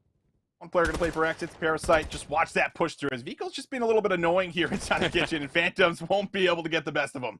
Not just in kitchen, it's been across the entirety of the map. It gets 20, round 14, but how about that from Yeez? A little help from Gwyn above him. A zone secure, 23 plays 18. Minute 25 on the clock. Rencore tested the map and gets one. That's not bad considering he had 3 different worries to consider. Gwyn trying to pick it back up on 3. Stunned. Shakes it off with attack mass and then just backs away. Keeps his life. Very well done. And now Yee's topside bedroom will be able to give at least some sort of a setup for M7 as they try to approach this B zone. Vikol's got a read on it, though. Purge, I think, also might have a read on Vikol, but he's called maybe to go and help out Gwyn, or just at least hold and play your life while Gwyn works around the back here. Vikol will also be taken down. That's a huge kill from Phantoms. That was the only player inside of bedroom, and now Gwyn can bounce on the flank. Parasite's tagged up. He's on 4. There's a chance to still blow this play wide open, and Gwyn has done exactly that. It's just Vikol. It's the only defender that's here, and he will be denied. Purge finds the elimination. First tick of progress will be locked in. Second quickly on the way. 3-man stack is here. Super laying prone. Not able to find much of an angle towards the zone. Second tick now in. Trophy systems are still littering the zone. The utility not able to get there. Yeez around the back. Oh, it's a team nid that puts him out of his misery, but it doesn't make much of a difference. The stack is still here, and M7 scramble together an offense into round 5 we go. All right, I didn't take a tally of the overall kills, but we'll see who has offense. It's still been offense the whole way through here. And, well, I would imagine M7 would be on defense. That's my guess, but we'll have to see, man. I feel like it's funny because almost any other control map, like ever, like you almost always want defense outside of maybe Raid and Cold War. But here, you definitely want an offense in my mind. Yeah, shout out 2 years ago. What's up, 2021? How we living? Small update here as I see Affiliate Esports coming over and giving fist bumps to Nola Flight. All of our top 16 squads are now in the top 16. They all flawlessly went down to lower round 5 and won their matchups. So No upsets to seedings for our top 16 squads. Going to make for a very hot lower round 6 to come up. Let alone what happens in our potential winner semifinalists that are still kind of yet to be determined. And on the offense, as you were kind of alluding towards, M7 will be there. Success early on towards A. Nice shots from Phantoms at range to Arch. That will make this offense a little bit more comfortable, and it actually may force Detroit to give this up completely and just set up for B. Yeah, that will be the case. Rancor doesn't want to throw away his life. They are going to throw a little bit more bodies at the exits, though. I do like that. Rancor might even start to work up this mid-angle. Purge, though, will get the trade. And now Gwyn across the map also able to get some value. Starting to get some work done inside of Bedroom. Does he get the second? Almost. Almost clears out Bedroom all by himself. Yeah. 26 plays 24. Advantage towards the attack. Minute 55 on the clock. Detroit trying to get Bedroom control. Man, both teams have had a struggle keeping players alive towards Bedroom. And it may just because these SMGs are blowing up these defenders in very quick form. I mean, Gwyn absolutely destroys Parasite on the mid-cross. Now you've got two members on. First tick of progress looks good. Phantom shut down the mid-map. May mean that Detroit can start to flood in for this defense as the second tick is making its way. Oh, just about there. Gwyn, a little bit under fire. Can't fully chow out, but Purge able to find two. Oh, boy. A 3-0 looks to be in the cards here for M7. Detroit, nowhere to be found. Can't get to the points. That will be it. A 3-0 from M7 to advance to the next round. Wow. I mean, these three maps were very competitive. I mean, the Embassy got a little out of hand at one moment in time for the opening hard point, but the search was back and forth. This control was all offense for what feels like the fourth time today that we've seen a hotel control. It's been all offense. And with that, Detroit fall to the lower bracket. And now over to map 5. Berserk up 3-1, a 1v1 situation between Prof the villain and Pander the veteran. What just happened? Dude! And Kevin's like, dude, what? You all right?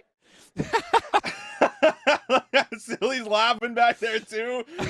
Oh no. I mean, we surely know that he'd take you out, right? Like, oh man, I mean, I don't know what to say about that one. That's a blunder, but it's a fun one. Nice little memory, I guess, to take with you there to look back on. But that was a 1v1 that was all his. Yeah, this is gonna. Yeah, I mean, yeah. I guess he throws it inside, so maybe he thinks like the barrier got some covered. I guess. That's too funny, man. No shortage of levity in tight situations like this. Bomb looking to get planted early at A. It's denied by Pander. Prof shuts down the aggressive positioning from GodRx, though, so allow Quick on the recovery of the bomb, and Quick to also follow up with the plant, and a 3v2 post-plant is underway. Fame already here, but gonna probably make some noise making his entry in. Unless he goes all the way back around, and he will do that. Prophesied. He is waiting, but Fame still wins the gunfight. Tough gunfight at that, but would have to win one more. Does end up finding one inside. Won't be able to finish off the third, and that's another round going the way of Berserk. Yep. Really clean stuff in that post plant. I think a lot of that is once you get the confirmation that you get the kill into GodRx, that's an aggressive flank and AR that's dealt with. Jump on, get the bomb, plant again. Trade secured, no worries. It's a gut check call from a team that doesn't have a lot of total experience with one another. And it works out very well. 4-2 up. What can you put together here if you're ESG Rocker? Because you and I Visions, we say this all the time. The last thing you want is to be down 2-5 in a map 5 especially. Without a doubt. Without a doubt. It is such a big differential. But we'll see. Stuns are going to be able to get some early information. Just slow up Rocker. Great nade onto Geo. The stun also follows it up to keep him weak a little bit longer. Wiz is also eating a bit of damage here. So Rocker doing a good job of getting some great nades out. Should have information on Wiz being inside, but Real doesn't check the corner. It's almost a snap for Wiz. Fame luckily gets there for the trade. Yeah, I was going to say, Wiz didn't get tagged by any gunfire. Those are just nades, and if you get another elimination inside the site, you don't necessarily have full confirmation that it's a double stack. So, yeah, Wiz almost gets away with the round-saving play. Now Prof has to make the move. Oh, my goodness. How has he locked in GodRx in that position? Bomb being planted today. This would be a 1v3. Still half charge for Prof on the Dead Sounds. He's moving very quickly, but this bomb is planted for top and bottom simultaneously. Prof is trying to hop this. This will surely be checked. Fame sees it, but Prof stays alive. Chance to extend his life, but clean shots from Fame over the top of the bomb site. Rocker staying up. keep this one pretty tight. 3-4 we go. It's kind of funny for Propheside. I think he looked down at the bomb. He saw where it was planted. He's like, yeah, I think I'm just going to go for a ninja. He's like, no way am I going to try to push forward and work through a Vaznev up close and likely a clutch spot from the top balcony. Just try to stick it and see if I get lucky, but Fame's not going to let that slide in that critical round we said was needed. Does come through here for ESG Rocker. Can you go back to back, get us back to level footing? Let's find out. The thing is, like, we've seen plenty of ESG Rocker on this map. We've seen 0 Berserk team on this map, so it's like, what is their comfortable setup? Lots of stuns defensively going to land bottom billiards and connect. Huge advantage for the defense in towards this A defense. And look at the setup. Real is in the cheekiest position. Just talk about the definition of an off angle.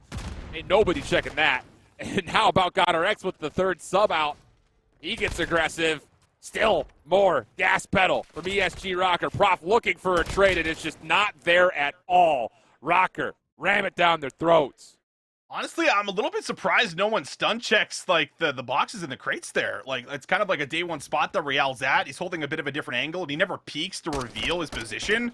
But it's just one of those spots I feel like it almost always gets stunned out, naded out, or the player from top balcony, if one was there, would be kind of searching for. But maybe doesn't get the angle. I think it's clear. Catch them off guard, and from there, Rocker just start running at him and just take full control of the map. And they tie it up. Back-to-back rounds come through. There's that confirmation on the Affili Esports lower round 5 matchup, 3-0ing Nola flight. They put up a heck of a fight as well, but when you go up against the current best team in Europe, at least at the venue, it's a tall ask at an earlier lower round matchup.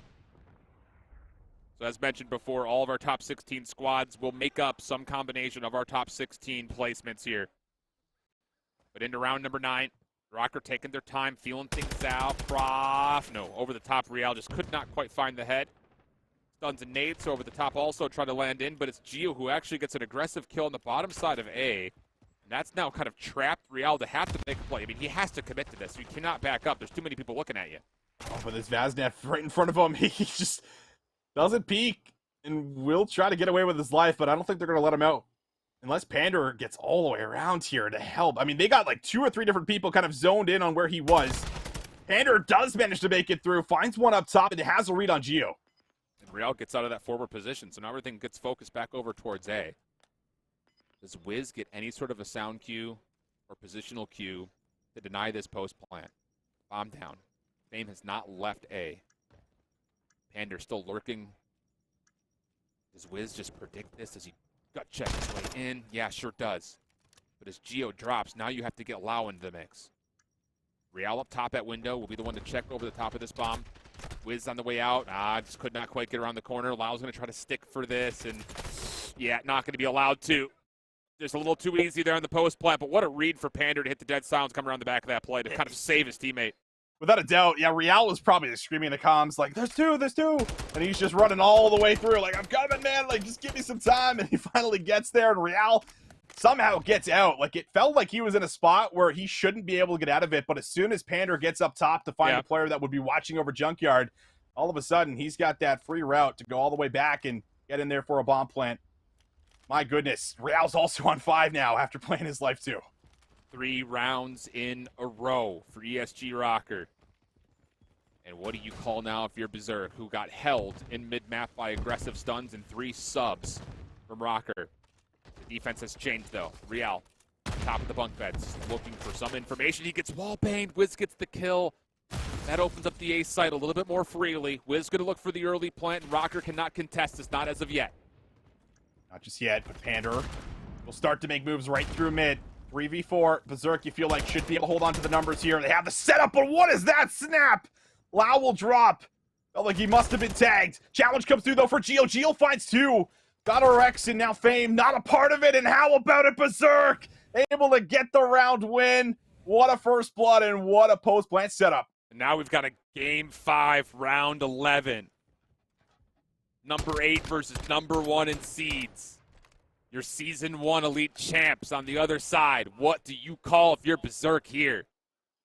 And I love just, by the way, on that offense, you get a read that the defense hasn't thrown a lot of stuns. Let's get the quick plant. And they will get another offense as well, by the way. This is one of those moments where I feel like you feel really good winning that last offense so convincingly. You get another look. You've gotten a couple of good reads recently as far as what Rocker likes to do on the defense. But will they expect this? Double stack outside towards A. The doors do not get blasted open, though. This is all about trying to play maybe a late flank here for Rocker defensively. But as Wiz opens the doors, it's first blood engagements that are trying to come through deep as Lau pushes forward and creates enough space for the flank to come out. When does this flank happen? No, it's a team nade! The worst possible thing that could have happened. Are you kidding? Oh, it just goes all wrong here for Rocker, and now they're forced to recover in a man disadvantage. And well, so far so good. They do come into the point. It's clean trades. No way! Do they get in for 3? No trades on the other side of Berserk. And now Prophesied. The man that comes to the roster would have to get here, but he can't get here in time. And ESG Rocker clutch up, and they let him know. Oh, that one's going to sting. There is no reason after a 4v3, the entire defense was set up to execute off of that pinch through double doors at A. And once that fails, you think the round's over. The bomb's planted. It's 4v3. You've got total coverage around the zone, but somehow, some way, Rocker get away with a couple of key kills through mid-map. Oh, that one's going to hurt if you're Berserk. You had Rocker in your clutches, but could not firmly close the grip. And Rocker get away with one there. So on to the winner's semifinal, where they will play M7. It's 10 kills from GodRx. A lot of that coming late there to assert that what was 3 rounds in a row, 4 rounds in a row, 4 out of the last 5. Yeah. Oh, man. That's matchup versus M7 going to be a spicy one. The respawns, I think, in that one are going to be really tight. Should be a great matchup. But how about the stats here? GodRx, good 10 kills. Get the job done. Ends up making up for it there in that final round after taking out his teammate. And you can see it here. Pretty tight affair. Like 2 round 11s throughout this series. Maybe not the map 1. I think that was just a bit of a warm-up there for Rocker. But after that map 1, they really started to heat up and get into it. Yeah, I'll say. And I will say, just kind of looking at a Mercado hardpoint, like, this Berserk team, I think, can play with a lot of dominance just based off of how Lau is currently playing on the day. And if that continues to be the case, I see them playing a lot of Mercado hardpoint, just simply off the fact that you've got a takeover player. If he shows up, you can win a map just off of a player like Lau, who could go back and forth between the TAC and the VAS to have no worries in that opening hardpoint, where some of those hardpoints do kind of require you to flex back and forth depending on the situation. So a lot of hope, I think, still for this Berserk team, but our number 1 seed stays alive and moves into the upper semifinals against M7. That's just heat number 1, brother. But I will say, I got to get your reaction, because I expected upsets finishing off yesterday. Our top 16 all moved on to the upper bracket today. And now, as some of them had to, of course, fall down to the lower bracket, our top 16 total squads here in Dallas will encapsulate our top 16 seeds. No major upsets in terms of an off seed coming out and finding their way into the top 16 this weekend. Right, yeah. I mean, a little bit surprising. Usually we always have at least one, it feels like, that it's able to maybe make it through. But everything's been really tight, I think, from our top 16 squad. So it's been a very interesting day. But the lower bracket, I would say, has a lot of top seeds in it. So I still feel like there has been a lot of upsets, just not outside of the top 16 seeds, I guess. So we'll see where the rest of the day takes us, because it's really difficult to get a read on it, man. Yeah, I'll say.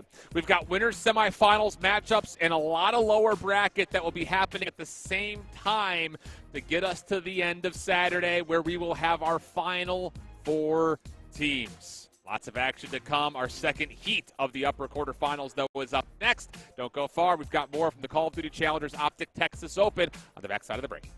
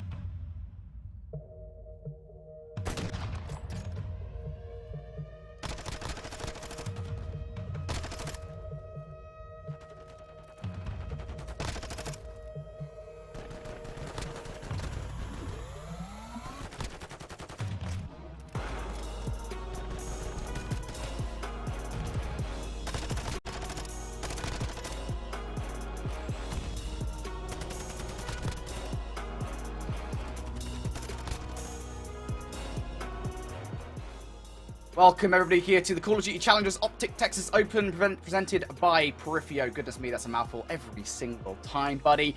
Nice to see you again, mate. I'm Affili, joining the desk as always by Proper. We've got a lovely set of matches to close out winners round.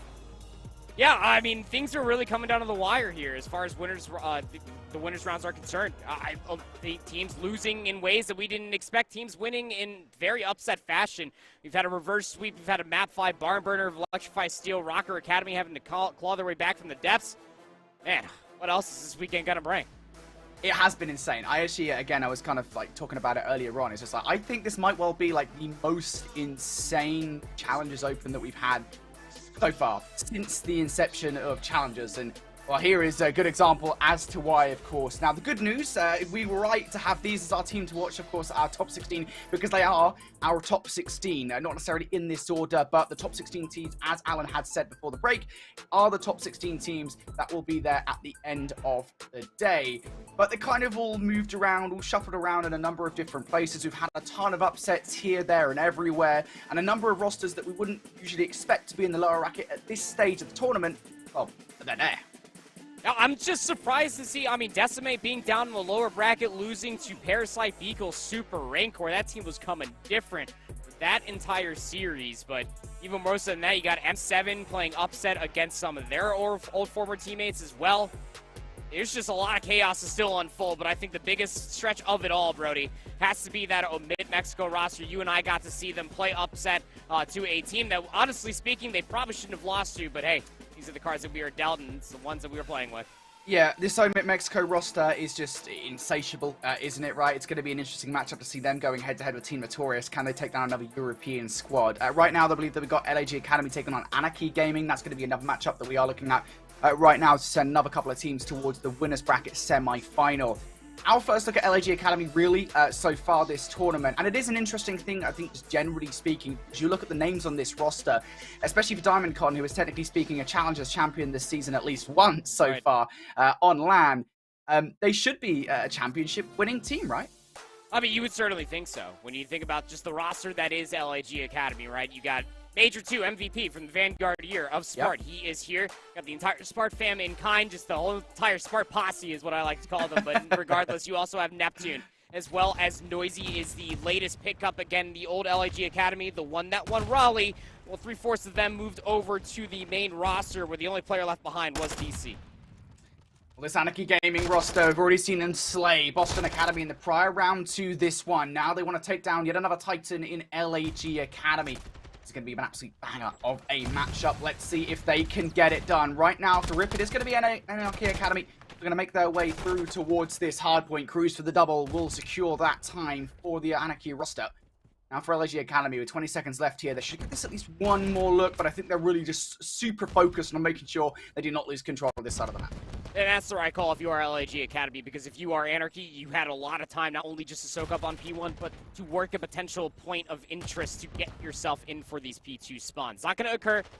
Player that's pushed up the furthest is going to be Looters. He's going to have an immediate gunfight onto Spart on the backside of the stairs, but hey, turns up towards top single as well. That could be the opening. You already got players flooding through the street.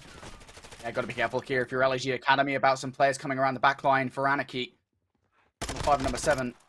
Back and Cruise, the Phase 1 boys, looking to really cause some damage in and around that point. At the moment, though, they haven't really been given much quarter to do so. They're being faced down with a ton of nade. The trophy system will be put down on the ground for Cruise to provide some coverage. And now Cruise flying out towards the point, only able to retrieve one. But it's okay, because enough damage was done there for Anarchy to break for the back 30 seconds. Not a bad position, actually, just generally speaking, when you talk about kind of where they're at right now. Because immediately now we transfer attention over towards P3. And Anarchy looking to win some crucial gunfights over there with Cruise getting a double. Yeah, there's also just that last 1v1. Yeah, Cruise takes down 3 in a row. It's not going to keep spawns in his favor because you still have possession of P2 if you are Anarchy. So Cruise has so much more to do. There's number 4 looking for number 5. Is able to find it. Can't find the 6. How much business can Rory lay down before you get some assistance coming across the map? The answer, nowhere to be found. You have at least a stray spawn that comes through from LAG Academy down over by the bench. And with Spart's double there at the end, it will more or less stabilize things for now. LAG Academy, big hard point for them to take time away from Anarchy Gaming. Forward towards maps, DiamondCon in a great position to try and zone some of these players away. Unfortunately, he will fall foul to Dax, so Anarchy Gaming, well on their way here, but you got to deal with the AR pressure, and Spart is just beaming every single player, looking for number 3. Neptune will take that kill away. I think he was pretty happy with the assistance, to be honest, because he went down to 2 HP in that battle. And off the back of it, for the back 20 seconds here, I don't anticipate Anarchy to push too heavily, just trying to get mid-map zoning. Is a player such as that, are players such as Gunzy and Lunas as well. And they do take Spart there off a spree, who I was going to say, I mean, Spart, Neptune off the back of that, they were both on 4 sprees. Neptune picking things up, though, is also on that 4 spree. Working off of a full 60 of P3. Things that LAG Academy absolutely require to find for themselves after getting broken the way that they did from Anarchy. But just as soon as LAG Academy get themselves set up and have a great P3, Anarchy is over here inside of P4, and they have a really good setup as well. You can see the live update from Perifio. Twisted Theory eliminate Hyped Esports in a 3-0 fashion. Things I did not see unfolding when I saw that matchup on my screen. That's insane. I think the third place Hyped Esports roster from Season 2 of Challengers Elite, they look like a real threat coming into this tournament. They will be disappointed with what I believe is a top 16 finish for them, so kind of what we expected to see. I really, if they hadn't got third place in Season 2 of Challengers Elite, considering they got top 16 at Boston as well. So not the outcome they would have wanted, but back to this matchup right now. 15 seconds left on the munitions hardpoint, and Anarchy Gaming looking to soak up that time. They should do now as Dak finishes off the last player in Neptune. LAG Academy will now turn their attention towards Blacksmith for the initial halt. Noisy already sitting in sight. Spart trying to provide some coverage from that right side stables areas, and Noisy's just going to peek his head up above the main block and immediately sees one player, thinks absolutely not. I'm not trying that gunfight. I'm going to wait for my teammates. Unfortunately for him, though, his teammates are dying left, right, and center around him. Spart will be the last one left alive, and it takes about 15 seconds for Anarchy to break. This has been a very handshaky Fortress map number 1. Full 50s to 60s coming back off the end of 3 and 4, though. Got to tip it to a handful of these players on each side of this screen, just showing up in a massive way. Anarchy, though, not allowing LAG Academy, who have the closer spawns 4-5, to get set up comfortably. A lot of their focus and hit actually all came through the open and the closed archway. And LAG Academy have actually completely slipped the net towards the bottom end of the P5 and first set of rotations, trying to get themselves set up inside of Art, knowing that it's inevitably going to be the long-lasting battle once P1 pops. Anarchy coming into the second set here will be slightly in the lead. Neptune, though, so has that cruise missile ready to go in the back pocket. See that utilized later on down the line. I can't imagine it'll be used here on this hill. Gunzy, though, now starting to aggress towards the hard point. A double for him. Dak now going to double up for himself. That'll be a 3 in a row for him as Anarchy break again pretty early. And this is a really important moment in the game, just generally speaking. Look at where Anarchy are positioned as it currently stands, both in terms of the scoreline and in terms of the map control. LAG Academy needs to be very cautious as to how they play this. Spart looking for a massive 1-versus-1. And I was curious about whether that streak is utilized. Neptune does actually bring it down to stop any momentum for Anarchy. Yeah, Neptune calling in that streak. LAG Academy collapsing on the entire push through the street side is a bona fide reason of why we highly regard Neptune, not only just as an overall slayer, but really smart player altogether. 14-9 now, playing in a 1-for-1 position, just waiting for the Chow outside of bench. He will get overwhelmed, inevitably, sure. But now this is really your reasoning for LAG Academy. They really went in. They utilized the resource. They pushed through. They wanted this side of the map. It allowed Anarchy to get a decent amount of time off of P1. And it's a 30-second comeback that LAG Academy need to lay down here on P2. Yeah, really accentuating the point there, isn't it, as to why they used the streak to try and keep themselves close with Anarchy Gaming. Now they want a full 60 hold off this one to put themselves well in the lead. Dak starting to regress through munitions side. They've also got a little bit of presence around the back line in the form of Lunas, who might well do some damage to LAG Academy, but Lunas will go down. So now they're being a little bit more honest with it through the side door. Dak getting some shots in, but down to 4 HP. He's going to have to cower away for the moment here, and that is just smart decision. But again, as his teammates die around him now, it's Spart, Diamond Con, Noisy combining for what is a 12 spree between them. That is a massive hold from the LAG side. And now we're going over towards P3. This is almost picture perfect of what things did look like, but for the opposite team, as Anarchy were soaking up scrap time in the first set, and then we're trying to win the rotation over towards P3. In the meantime, it's Diamond Con, where Cruz was in the previous set of hardpoints. He's going to have so much in front of him. Stuns, nades, everything else in the back pockets for Anarchy get thrown his way, as they will get the rotation over towards P3. But LAG Academy, again, had a great P2. They have some time to work with to work their way in towards this P3 break. They already used the cruise missile, but didn't exactly get in a better position to try to break the hardpoint. Yeah, I was going to say, the cruise missile came down, but they weren't in a position to actually get any kills off the back of that or any control. Now they're going to have to do it straight through the archway. Noisy for the double, one with the Semtex and one with his gun. Neptune and DiamondCon going to get a killer piece as well to surge on through. And now LAG Academy, at least momentarily, while they're not getting in time themselves, have removed Anarchy Gaming from the kill. Neptune still looking for some ones around the back line. Dak up top does need to be dealt with. And well, would you look at that kill feed? We're no strangers to it at this point here in this game. LAG Academy once again, taking crucial time away from Anarchy. They'll be about 40 to 50 points or so in the lead here going to next. And Neptune and Spark just essentially 2v'd the world that was Anarchy, just trying to recontest P3, and they get the job done. I mean, Neptune staying alive at the bottom side of the boxes, just dancing with the devil up top of the fountain while he had Spark's assistance soaking up the time is something absolutely magical. 205 to 170. Anarchy set up inside P4 Brody in the first set of hard points. They did get about 50 points here. Gonna have to do it again. First wave is pretty good here from Anarchy. Cruz and Gunsy going to be responsible for that, but let's do a little bit more. Close spawns now in effect for LAG Academy as one spawns up towards the Gallows side, but you got to be super cautious here as DiamondCon has already been tagged up a little bit. Cruz well aware of his presence, and he'll just sit behind those stairs, and you can't really see much of Cruz's head, to be honest, when you are behind those stairs. So Control looking pretty good for Anarchy, but for how long is the question as Neptune flies through for the double. It's a back 20 seconds. Yes, Anarchy would get the best look of this hardpoint, but at this point in the game, it's 15 to 20 seconds you really can't afford to give away. No, you really can't, because it just encroaches if you are LAG Academy closer and closer to that 250 score line, 218 to 197. You also have to be careful with how much time you allow Anarchy to set themselves up for. You can't afford to play with 2-1 dimensionally if you are LAG Academy, because then you get really easily read and the gunfights don't go your way. Noisy Neptune able to at least answer back for the 2. That was a fantastic transition from Anarchy across this north side of the map, but nonetheless, LAG Academy still have that art spawn. They'll have some different points of interest so that they can try to take these gunfights from. Very close game between these two teams. I believe Anarchy could still finish it here if they get up every single second, depending on kind of where the tick over actually does lie. DiamondCon doesn't want to let that happen, though. First kill looking pretty good. And there's a second as well. Spark for another one now. They're looking for the back 30 seconds. LAG Academy will not find it here regardless of what happens, so we'll go to a P1 now. It doesn't matter what the outcome of this hill is. It goes towards picture-in-picture as well as Notorious now taking on Omit Mexico in that matchup. Notorious currently leading that one, but a wave of gunfights now for Anarchy as they look for the scrap. And they will get said scrap. I mean, it's 5 seconds, but that's a pretty big 5 seconds if you ask me, as this game, again, is just about even.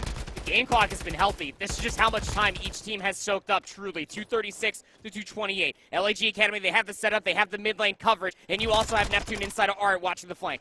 Yeah, Noisy for one. Already watching the cross there, but now the players, the floodgates are opened here for Anarchy. You've got to get in right about now. The player flies in, and he is swiftly taken down. Nobody on the hill just yet, but the numbers are in. One more player to deal with, and LAG Academy swipe it from Anarchy here in game number 1. Pretty calm over there, considering the scoreline that just unfolded before our very eyes. I honestly thought there for a second as well. You saw the positioning on the map for LAG Academy. That Dak actually spawned essentially in for P2, and he just hits it. Pulls out the knife. You saw Gunsy there get the proximal spawn soon afterwards, and I thought that he was going to be able to get the better of not only just the first player, but the second as well.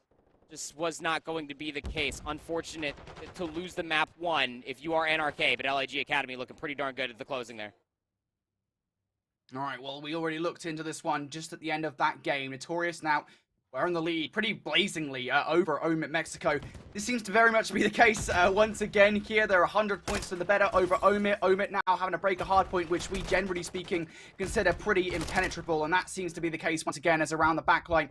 Maple able to pick up an easy double. Metal's also providing a little bit of assistance too, and I think the problem is for Omit at this point in the game is it's still 20 seconds. You still need to hit this very, very hard because this game is running away from you. I mean, you could try to hit this, but you're going up against a Maple who is 17-9, has a double weapon setup on a 5 spree. I mean, we hopped in here, and both Maple and Metals were at a combined 32 and, 16 or something like that? What? V-Man's also 20-12. In towards the second set we go. It's a 100-point differential, and Thresh is just not showing the same form, it seems, versus Team Notorious of what we saw earlier on versus Affili. Things have to change, though, through P1. I mean, you found yourself a different entry if you are Omit Mexico, but Team Notorious are okay with just poking and prodding for some few seconds on this hard point. Yeah, Omit fighting tooth and nail to stay in towards this hard point. There's a couple of kills now going in their favor, so they will be in control of P1 and actually in control of the rotation for P2 as well. Not a bad spot for Omit to be in if you kind of disregard the scoreline for a second there. But Wingman comes in, doubling up yet again. Make that a triple here on the kill. Eric Boom will pick up yet another one. Snoopy, though, has been the thorn in the side for European teams, and he will be once again. A triple for him again. Trying to keep Omit in the conversation here. Now they look to move around the backline. It's 3 players that managed to break on through. Maple gets shots into a couple of them. The information is good, but they need to act on it. You need to actually convert this in towards kills. And Eric Boom around Chandelier. He's going to pick up one. He's going to pick up the double. Just one more player to deal with around the backline, but Metals needs to turn around at the same time. That is just too much to deal with. Omit actually managed to break. Their spawns are not good, though. They should know that most of this hit is going to be battled towards the back. And yeah, even Weeman does spawn inside a spa. So this comes down to trades. 1v1s, mostly from the pillar side. Maple has some assistance, but Snoopy just chows it, finds 3. And that'll keep Omit in this hard point for now. Yep, they're still holding on in this one. Snoopy gets a kill and now going to fly across the map. It's 27 seconds or so, though. You can't really afford to give away. Kill going the way of Notorious. I think Snoopy was focusing on a rotation. Decides now to back towards Noob. Infinite over towards the help desk. Again, needs to just fly. You can't afford to just sit here and pre-aim because Notorious are not going to meet you around the hill. And they will get that time. So Notorious then off the back of that hard point will be about 20 seconds or so away from victory. Omit, they've rotated towards Noob. They got themselves set up. I mean, you got Rupert that's watching the very long flank. Everybody else is turned up. The only one that's essentially on an island over here is going to be Infinite. 2 kills come through, though. Breaks in. That's 3 kills down. Thresh is in for the double. That's all that's going to be there for Omit, though. They're going to spawn away now. One last hit, and it kind of has to be haphazard, to be honest. You can't afford to put together something and wait, and just the kills are not going in their favor whatsoever. Snoopy now the closest player to do something. He has been the savior. This Omit Mexico roster versus Affili in esports, and he stuns himself. Not the best uses of a stun. 249. There's the final flurry of kills. Weeman will cement this one as an indomitable victory for the Europeans here. Notorious take map 1. Weeman standing up almost immediately. This guy was going off throughout the entirety of that map number 1 on Hotel. And when we first topped in, the scoreline was steep, but I didn't think that it was going to get even steeper than that. I mean, this team, Notorious Squad, are just coming different here in Texas. 30-19 for Weeman. We hopped in, both Metals and Maple were at a resounding 32 combined kills between the two of them. Team's looking to be in top form here, Brody. Back over towards our second matchup. Anarchy and LAG Academy getting it on in LSELO Search. LAG Academy want to swiftly deal with Anarchy here in this series. 2-0 lead would be pretty nice of a way to do that. Anarchy, though, we'll see if they've got any fight back in them as they've lost first round. They've also lost first blood here in round number 2. Obviously now starting to get aggressive along this courtyard side. And the information is most certainly there that Gunsy's just been sent on a runner towards the B-bomb site. Look at LAG Academy here. Look at this spot from Noisy. Just trying to keep an eye out for any players that might be trying to aggress through barbecue. Again, though, it is LAG Academy that have to play aggressive here in this situation. And if I'm Noisy, I have to be careful here, to be honest. If the bomb goes down, and it does, this is actually not that favorable for LAG Academy. You mostly have to be able to find the kills. Yeah, it becomes a lot more favorable once you get the information. And they should know that Cruz is on the complete opposite side. We'll have to see what he can do here, because the bomb gets recovered, it gets planted. Cruz finds some damage on a Spart who's top bricks. That's all he's going to find. Cruz is literally just 12 HP, just really hoping and praying he can find an isolated 1v1. He's already been tagged up. The information's already left Spart. This one's done so. And yeah, LAG Academy. And it was a brave call with the advantage, right, to try to translate themselves around that backline. And Noisy actually almost made that a bit of a dangerous situation. But LAG Academy able to recover from that little small stumble. They win the round. Yeah, I mean, you even called it as well. Like, Noisy had to be super careful, you would assume, the way that he's just flying into the backside of garage, not knowing what was waiting for him on the backside of those trucks. But that's the coverage. We thought that the help wasn't there. At least immediately it wasn't, but it was there inevitably. At least the trades for LAG Academy to maintain numbers. 2 rounds in, both in their favor. And I guess everything comes in 3s, including the 2s. That's the amount of kills that Gunzy and Dak have for their entire team.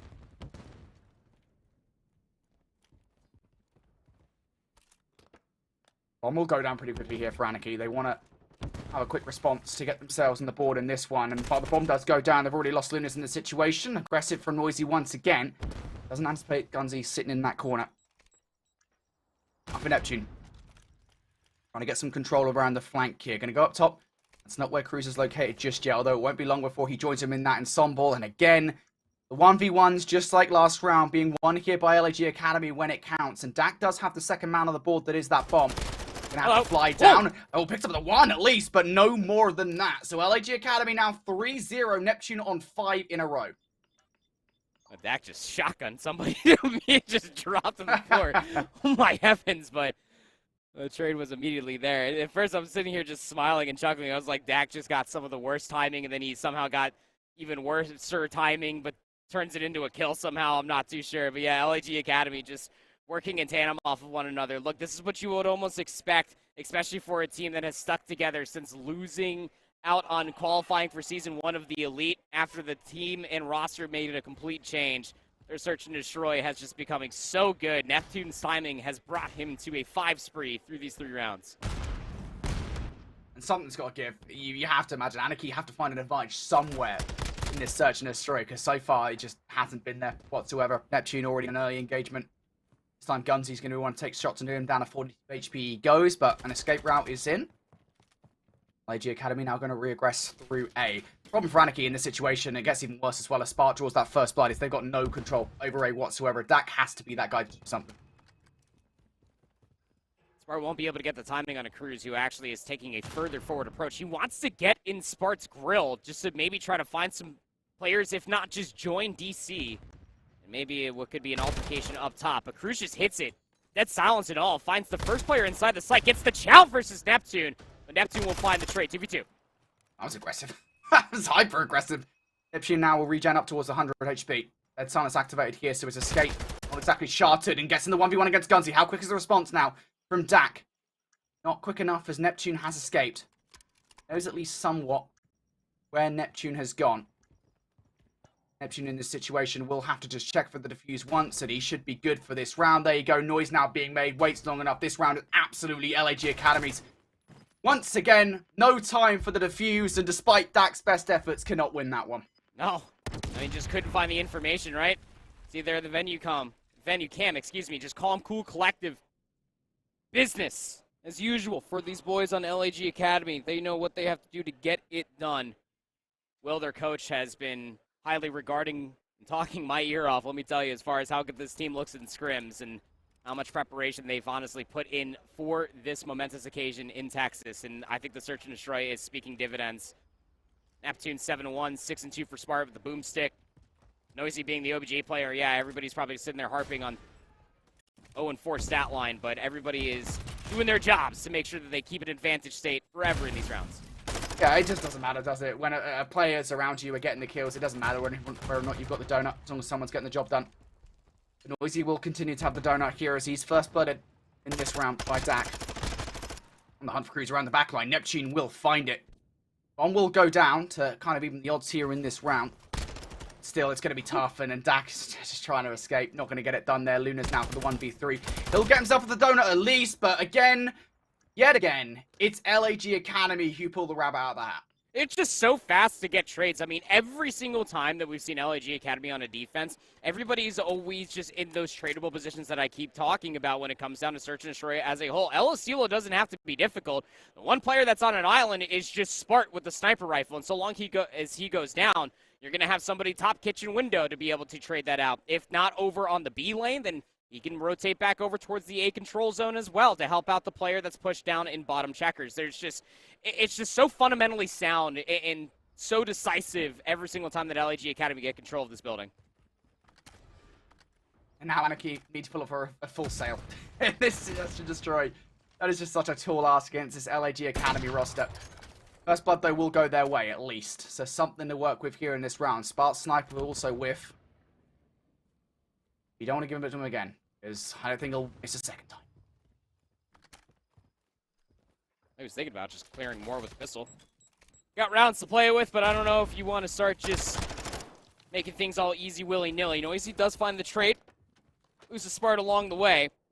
Now Noisy knows. I mean, he's got to get the entire ace, and he gets unfortunate timing trying to exit. Yeah, that first blood, especially over by the field, just put a brick wall in front of the plans for LAG Academy. It's a very easy kill, just running through the field like that.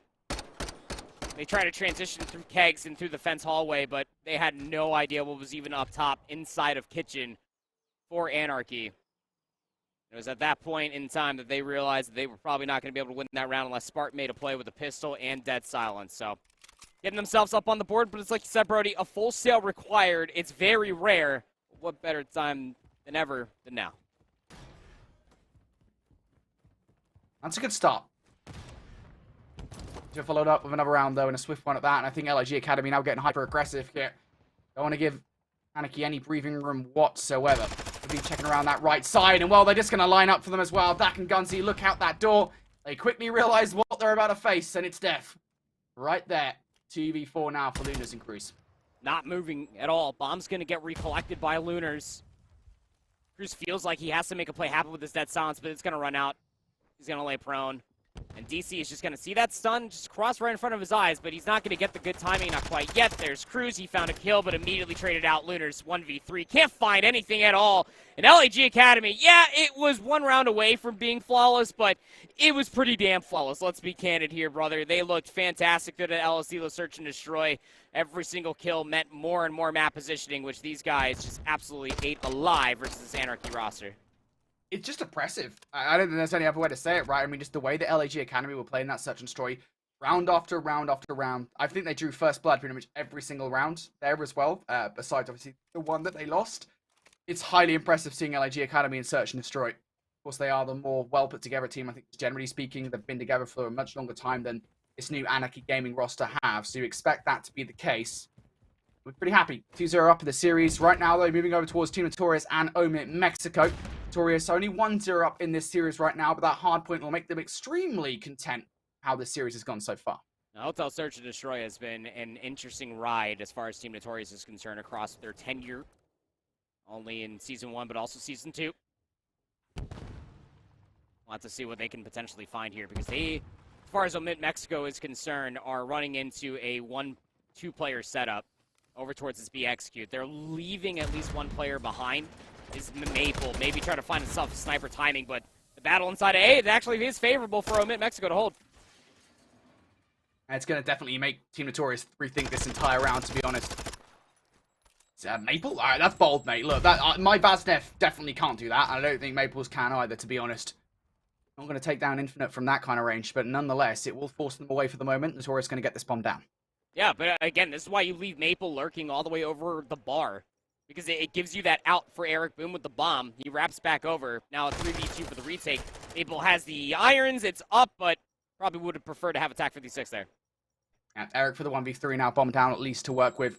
They're going to check every single crevice, though. And as soon as they find him, there should be an immediate trade from Omit. You have to imagine. He's going to drop the bomb. Eric's able to get no immediate trade now. He doesn't know where Rupert is. Flies out. Oh, the shots are good, but not good enough. Rupert down to 50 HP. He will win that 1 versus 1. And yeah, I mean, Notorious, they made the best out of a bad situation, but that initial run from Omit was so oppressive. Yeah, no, absolutely. I mean, you're running into the unknown that is that kitchen site, because typically when you are pushing that as an offensive team, you're almost always expecting somebody to maybe throw a shoulder inside a pantry, just outside a freezer. You're expecting that 1v1 to come inside of the restaurant. And it just never happens. So Team Notorious just walk into a double-edged crossfire that Omid had set up inside the kitchen, and there was just easy reads and reactions, just utilizing their numbers to retake over by A. As we get the update here, Decimate able to 3-0 Convoy. Shout out you, Perfio, for the live update. Yeah, that's a crazy one as well, because obviously Decimate versus Convoy, that was our grand final of Season 2 of Challenges of the Elite. This time it's a 3-0 to Decimate, and Convoy eliminated top 16. Again, another wild result when we talk about kind of the context of kind of where these teams are at this point in time. So we'll keep an update on that lower bracket as it progresses, but Decimate are going to move on over that Convoy Gaming roster. For the moment, though, it's Rupert, a 1 versus 3, a situation not unlike where Eric Green was in the prior round. Yet to plant the bomb just yet. He will do so, but as soon as he does, look at those arrows, they're going to swarm.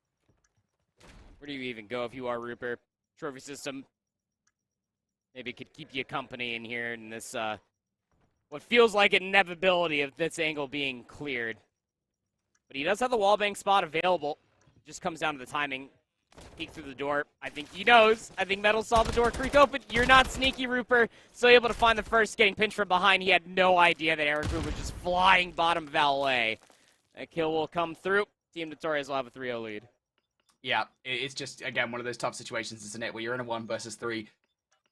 What realistically can you do other than get extremely lucky and find the perfect route to escape all of those arrows coming in your direction? It is not much that you can do there at all. So Notorious continue to accentuate their lead here. The back of that round. Again, reminder, this is a very important series, very important game in the series, I should say, excuse me, for Omit Mexico, because again, we talk about kind of what they've looked like in Elite so far this year. Search and Destroy has been, by far and away, their best game out of the lot. It really has been. I mean, Eric has just been electric when it comes down to Team Notorious' success as far as Search and Destroy is concerned. He's also the OBJ player. Metals is able to get the timing. He's up inside top lights. He has the help from Maple from behind. Great first blood as the bomb still not fully committed over towards A, but it is going down. Rupert's going to get a snipe in kind, though. Maple now out of the round. They need to retake control of the bedroom, though. The siege is on now from Omit Mexico. Rupert, try and push this one through luggage. These guys just playing together, back to back. They're basically stuck together at this point, to be honest with you.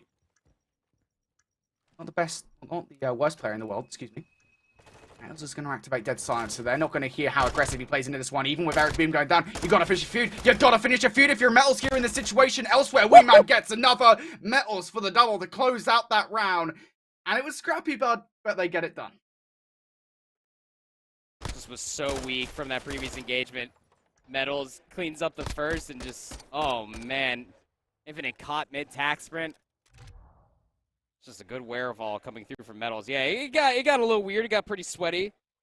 Bomb not being immediately committed meant that Team Notorious still had a wonky exit as far as the bomb is concerned. Gave Omit a certain amount of time after that first blood came through to be able to find the trade onto Maple and then to keep things scrappy in and around the bedroom.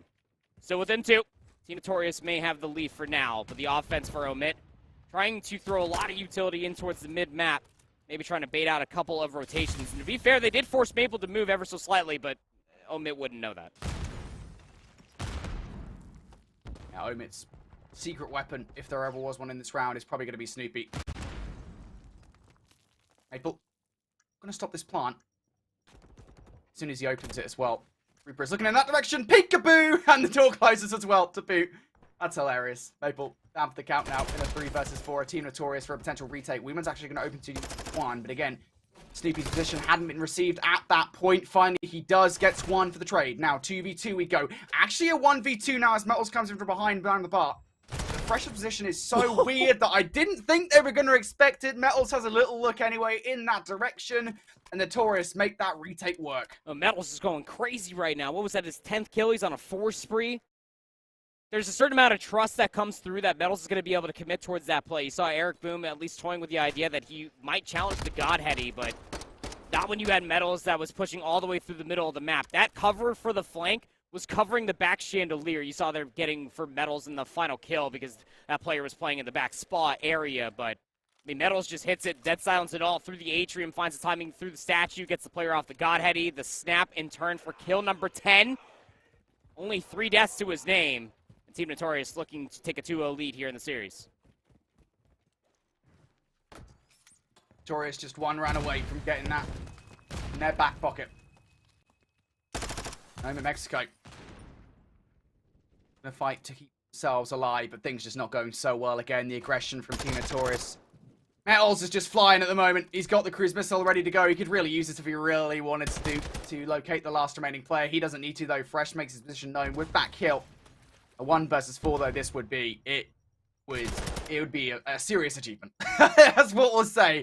1 versus 4 is not going to happen in this situation, though. Notorious get this one done. Business as usual. Nobody's standing up. Nobody's screaming. And I sat there and I had a few laughs with Notorious, specifically with Eric Boom. And I was like, you know where Journey went wrong is because he started chirping at them in Spanish after just taking a single map off of them. You guys don't want to make that same mistake. Not saying that I had any plans, but it's also really funny just to see how effective business casual Team Notorious do look versus Omit Mexico to a lead in that series as we flip back over to another series that is being led by 2-0, but it's LAG Academy getting it done here in control as well. Yeah, this looks like a B offense that might well fully go through. Hasn't quite accounted for Gunzy around the backline, though, so he will be able to put some pressure on towards LAG Academy for the moment. But the capture is still slowly but surely coming through, and a team nade from Dak will not help proceeding to the defensive side. Noisy for a 1v1, and, well, Diamond Con has the support, so that point will be captured. Extra 60 seconds now on the board here for LAG Academy as they look to progress over towards A. Look at the consideration. DC and Noisy are trying to get up top party. And Gunzy has completely gone past Noisy's, at least area of range for sound, maybe. I'm not too sure because Gunzy didn't even have that silence on, but he at least clears one of the flankers away. So now it's just Noisy. He's back here. He's bottom lockers. But this setup is going to be tough to break for Anarchy as they have tower control plus the offensive shack.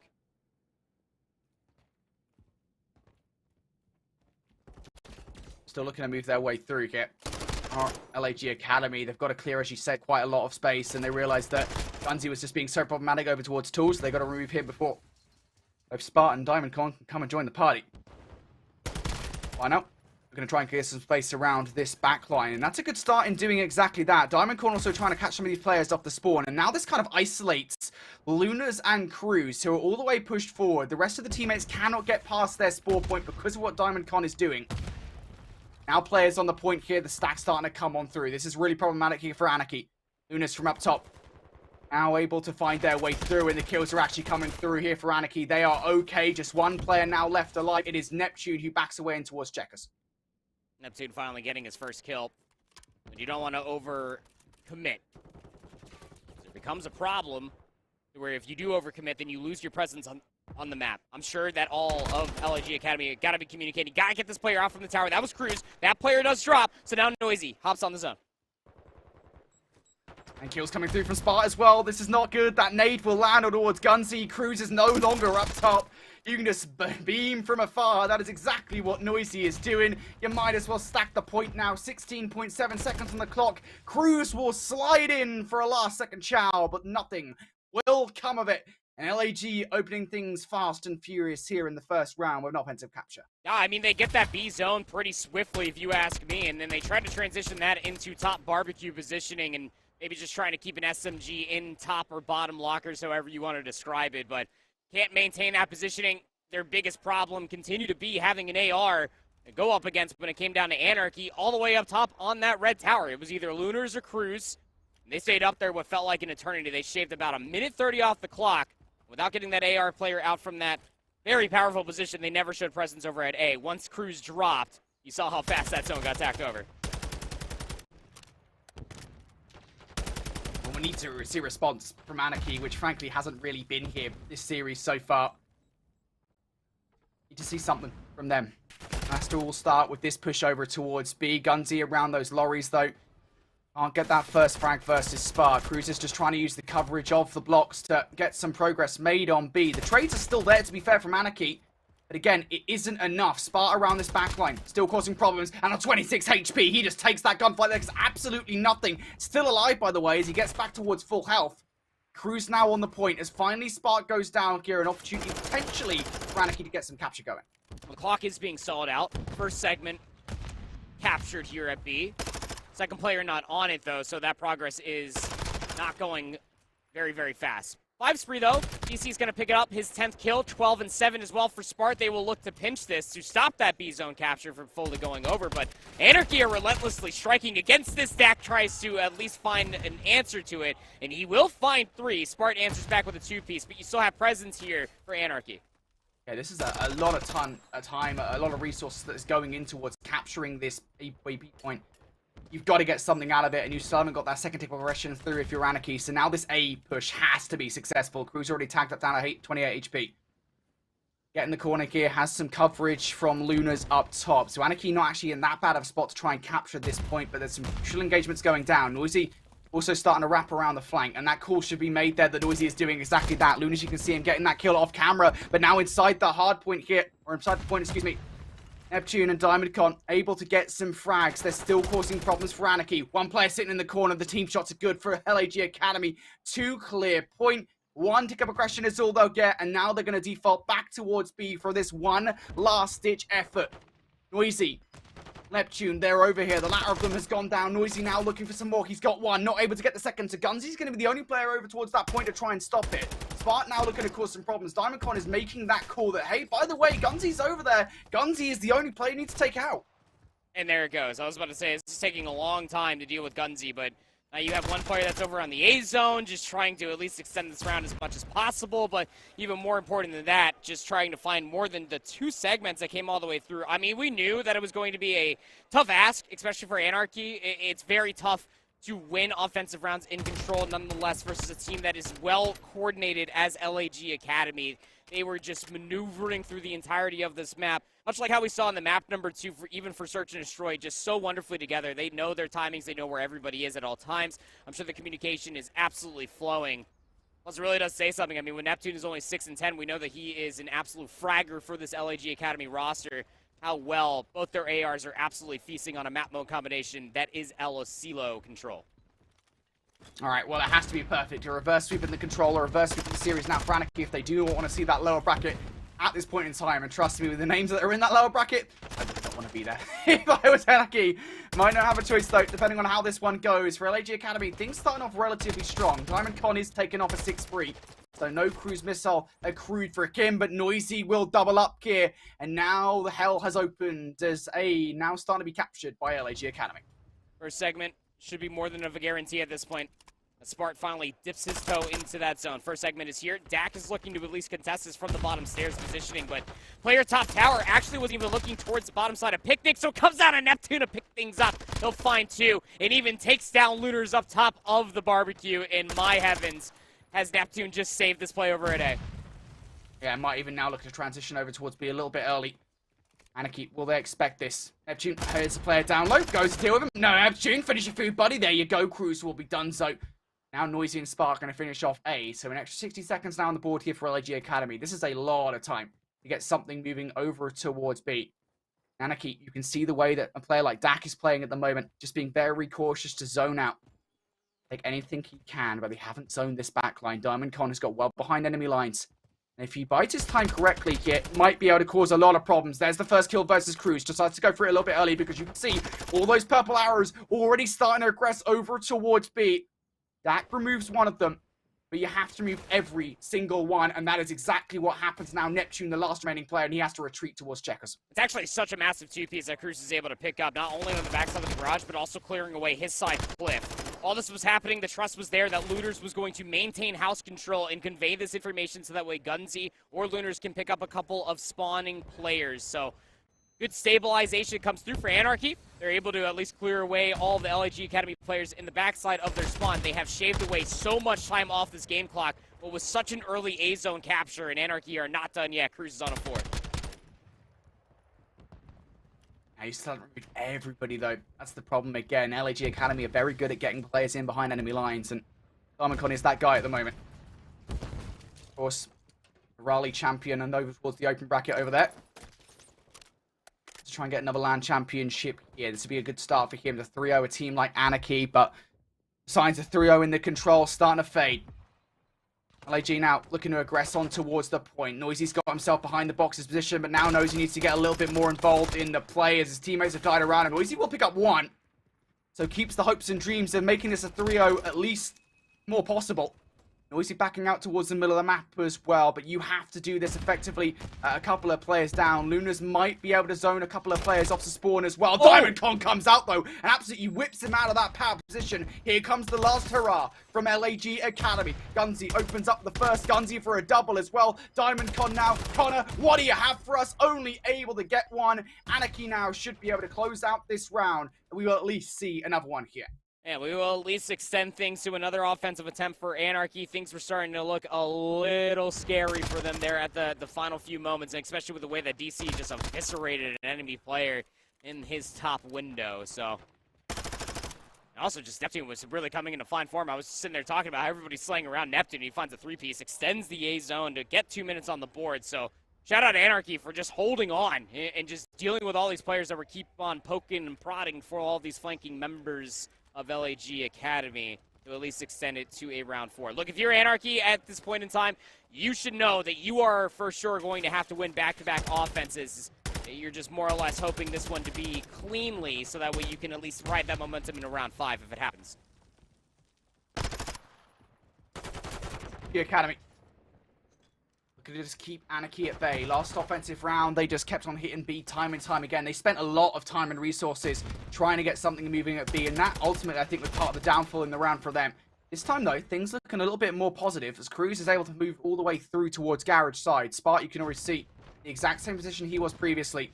Not able to be so dominant and so aggressive. You're relying on flanking plays like this one from Noisy as the kill feed will be traded.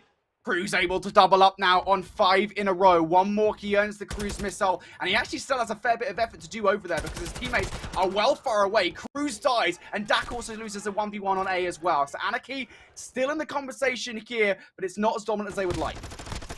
No, it's not. And you're getting, again, that double-edged sword for Anarchy. You can try to get this B zone, but it's taking so much time to see even maybe work your way up towards the second tick. And while all that time is going down, you've allowed LAG Academy to get more and more positioning on the map. Where DC was at previously, all the way towards the top tower, he pushes over towards the yellow shack. He will get taken down, but it's more or less the guarantee that Anarchy are nowhere to be found on your side of the map until Cruz finds that kill on a Noisy. Yeah, smart thing here, I think, for Anarchy, but they haven't quite counted for Neptune, who's just been, super silent-like, opens the door.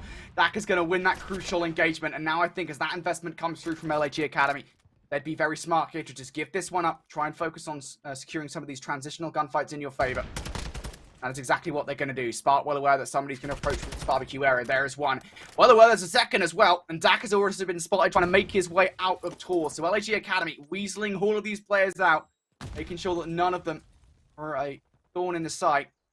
Again, Spark spots out Lunas here. He's trying to make that push around. Doesn't quite anticipate that he's made his way around the back line here. He's voraciously hunting that player down, but he has got the hardest enemy lines and is now causing issues. Oh, that's actually a big first to find on a Lunar. Spark also looking for the wall bangs. One more kill, he'll get himself a cruise missile, but nobody's shelling him. There's the last bullet to go inside of Dak. Now you can just get these players off of the zone. The second segment may have came through as a consolation, but hey, you got yourself a cruise missile. Spark's in a forward positioning as well. A minute left on the clock here for the could potentially be the final round of Control. Still have not enough. These players again. It's Spartan from behind. It's Spartan from behind. You have to remove him. He's 27 and 17 for heaven's sake. He's just having such a wild game. And Anarchy just completely under his oppression. He will finally fall, but Anarchy have to spend time to do it. They will remove him. Now, finally, all of that presence around the backline is gone for LAG Academy. So the next step now for Anarchy is to find their way through towards the point from this mid-map area. LAG Academy well aware of the fact, just look how many players are stacked around that back Pride Rock area. But the stack now starting to come through here. They're zoning all these players off. Every single gunfight being won. And now all up to Neptune here for the double key. Cannot get it done. Anarchy find all the ticks required here. We're going around 5. Forcing a round 5, winning 2 rounds in a row, so just have to do it all over again. Unalive. Have to win 2 offenses in a row.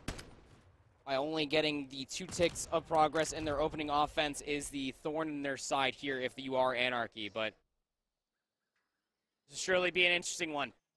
To see how they kind of stave away what was a disastrous opening rollout. I just think that Anarchy, the more they've been playing this Control, the more that they've been realizing that they can't spend so much time just assaulting the same zone that they spawn parallel to. Just need to be a little bit more decisive when it comes down to their alterations through the mid-round and adjusting accordingly from it. Rallying around players like Cruz, who's 23 and 20.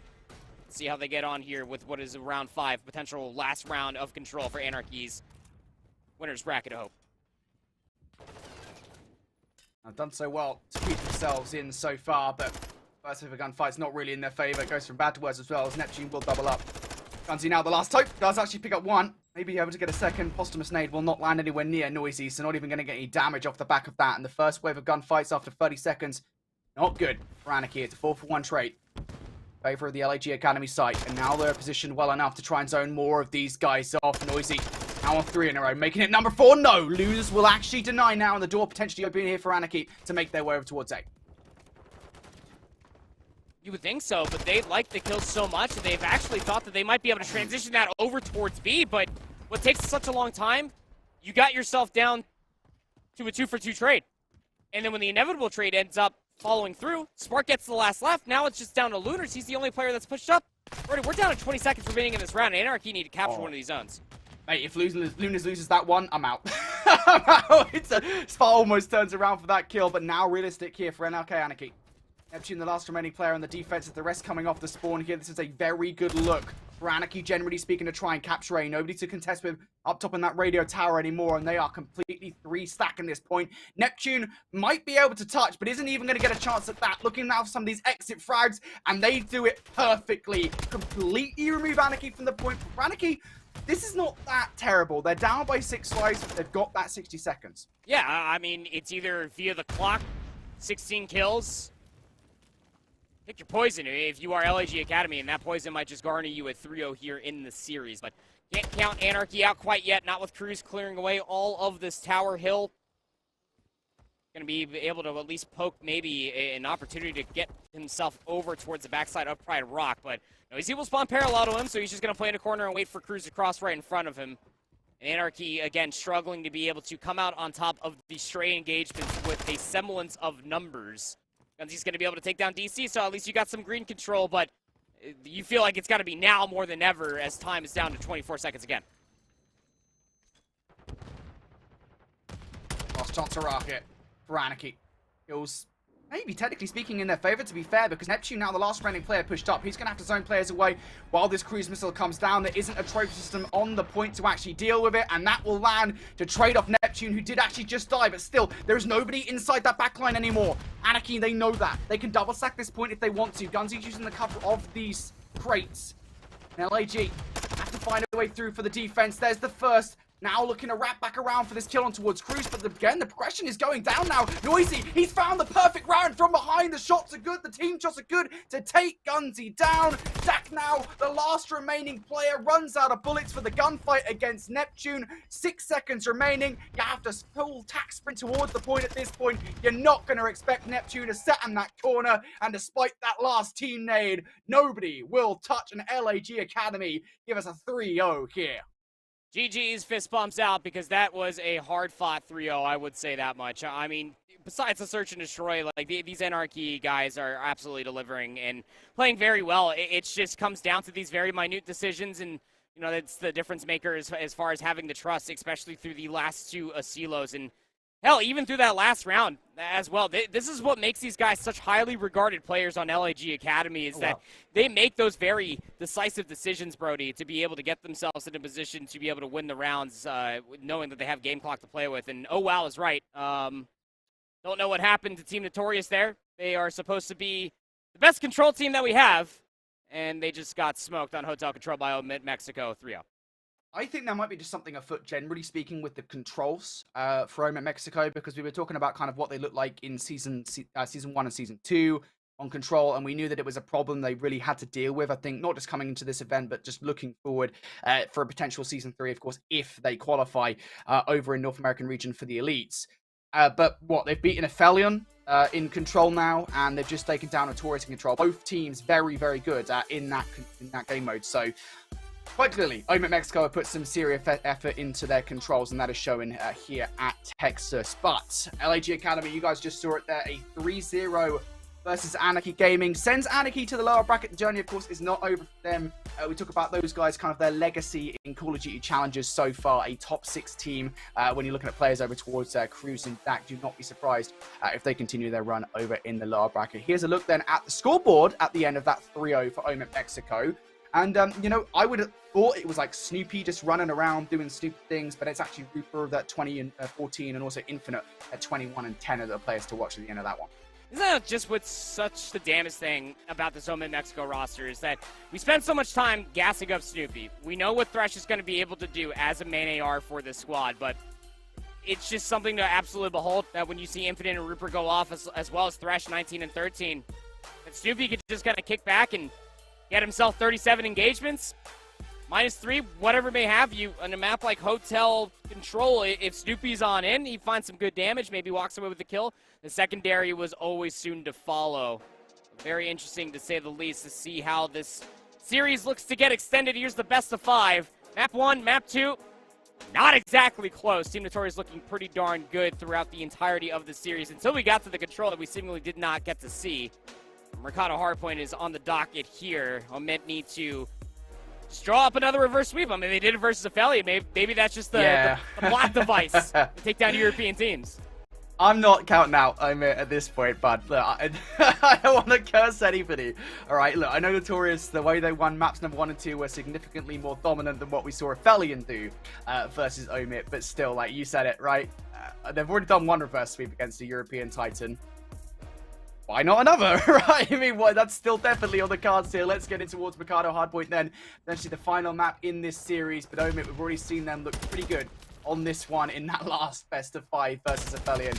Let's see if they can do it again versus the Notorious. The Notorious now looking to get control over P1.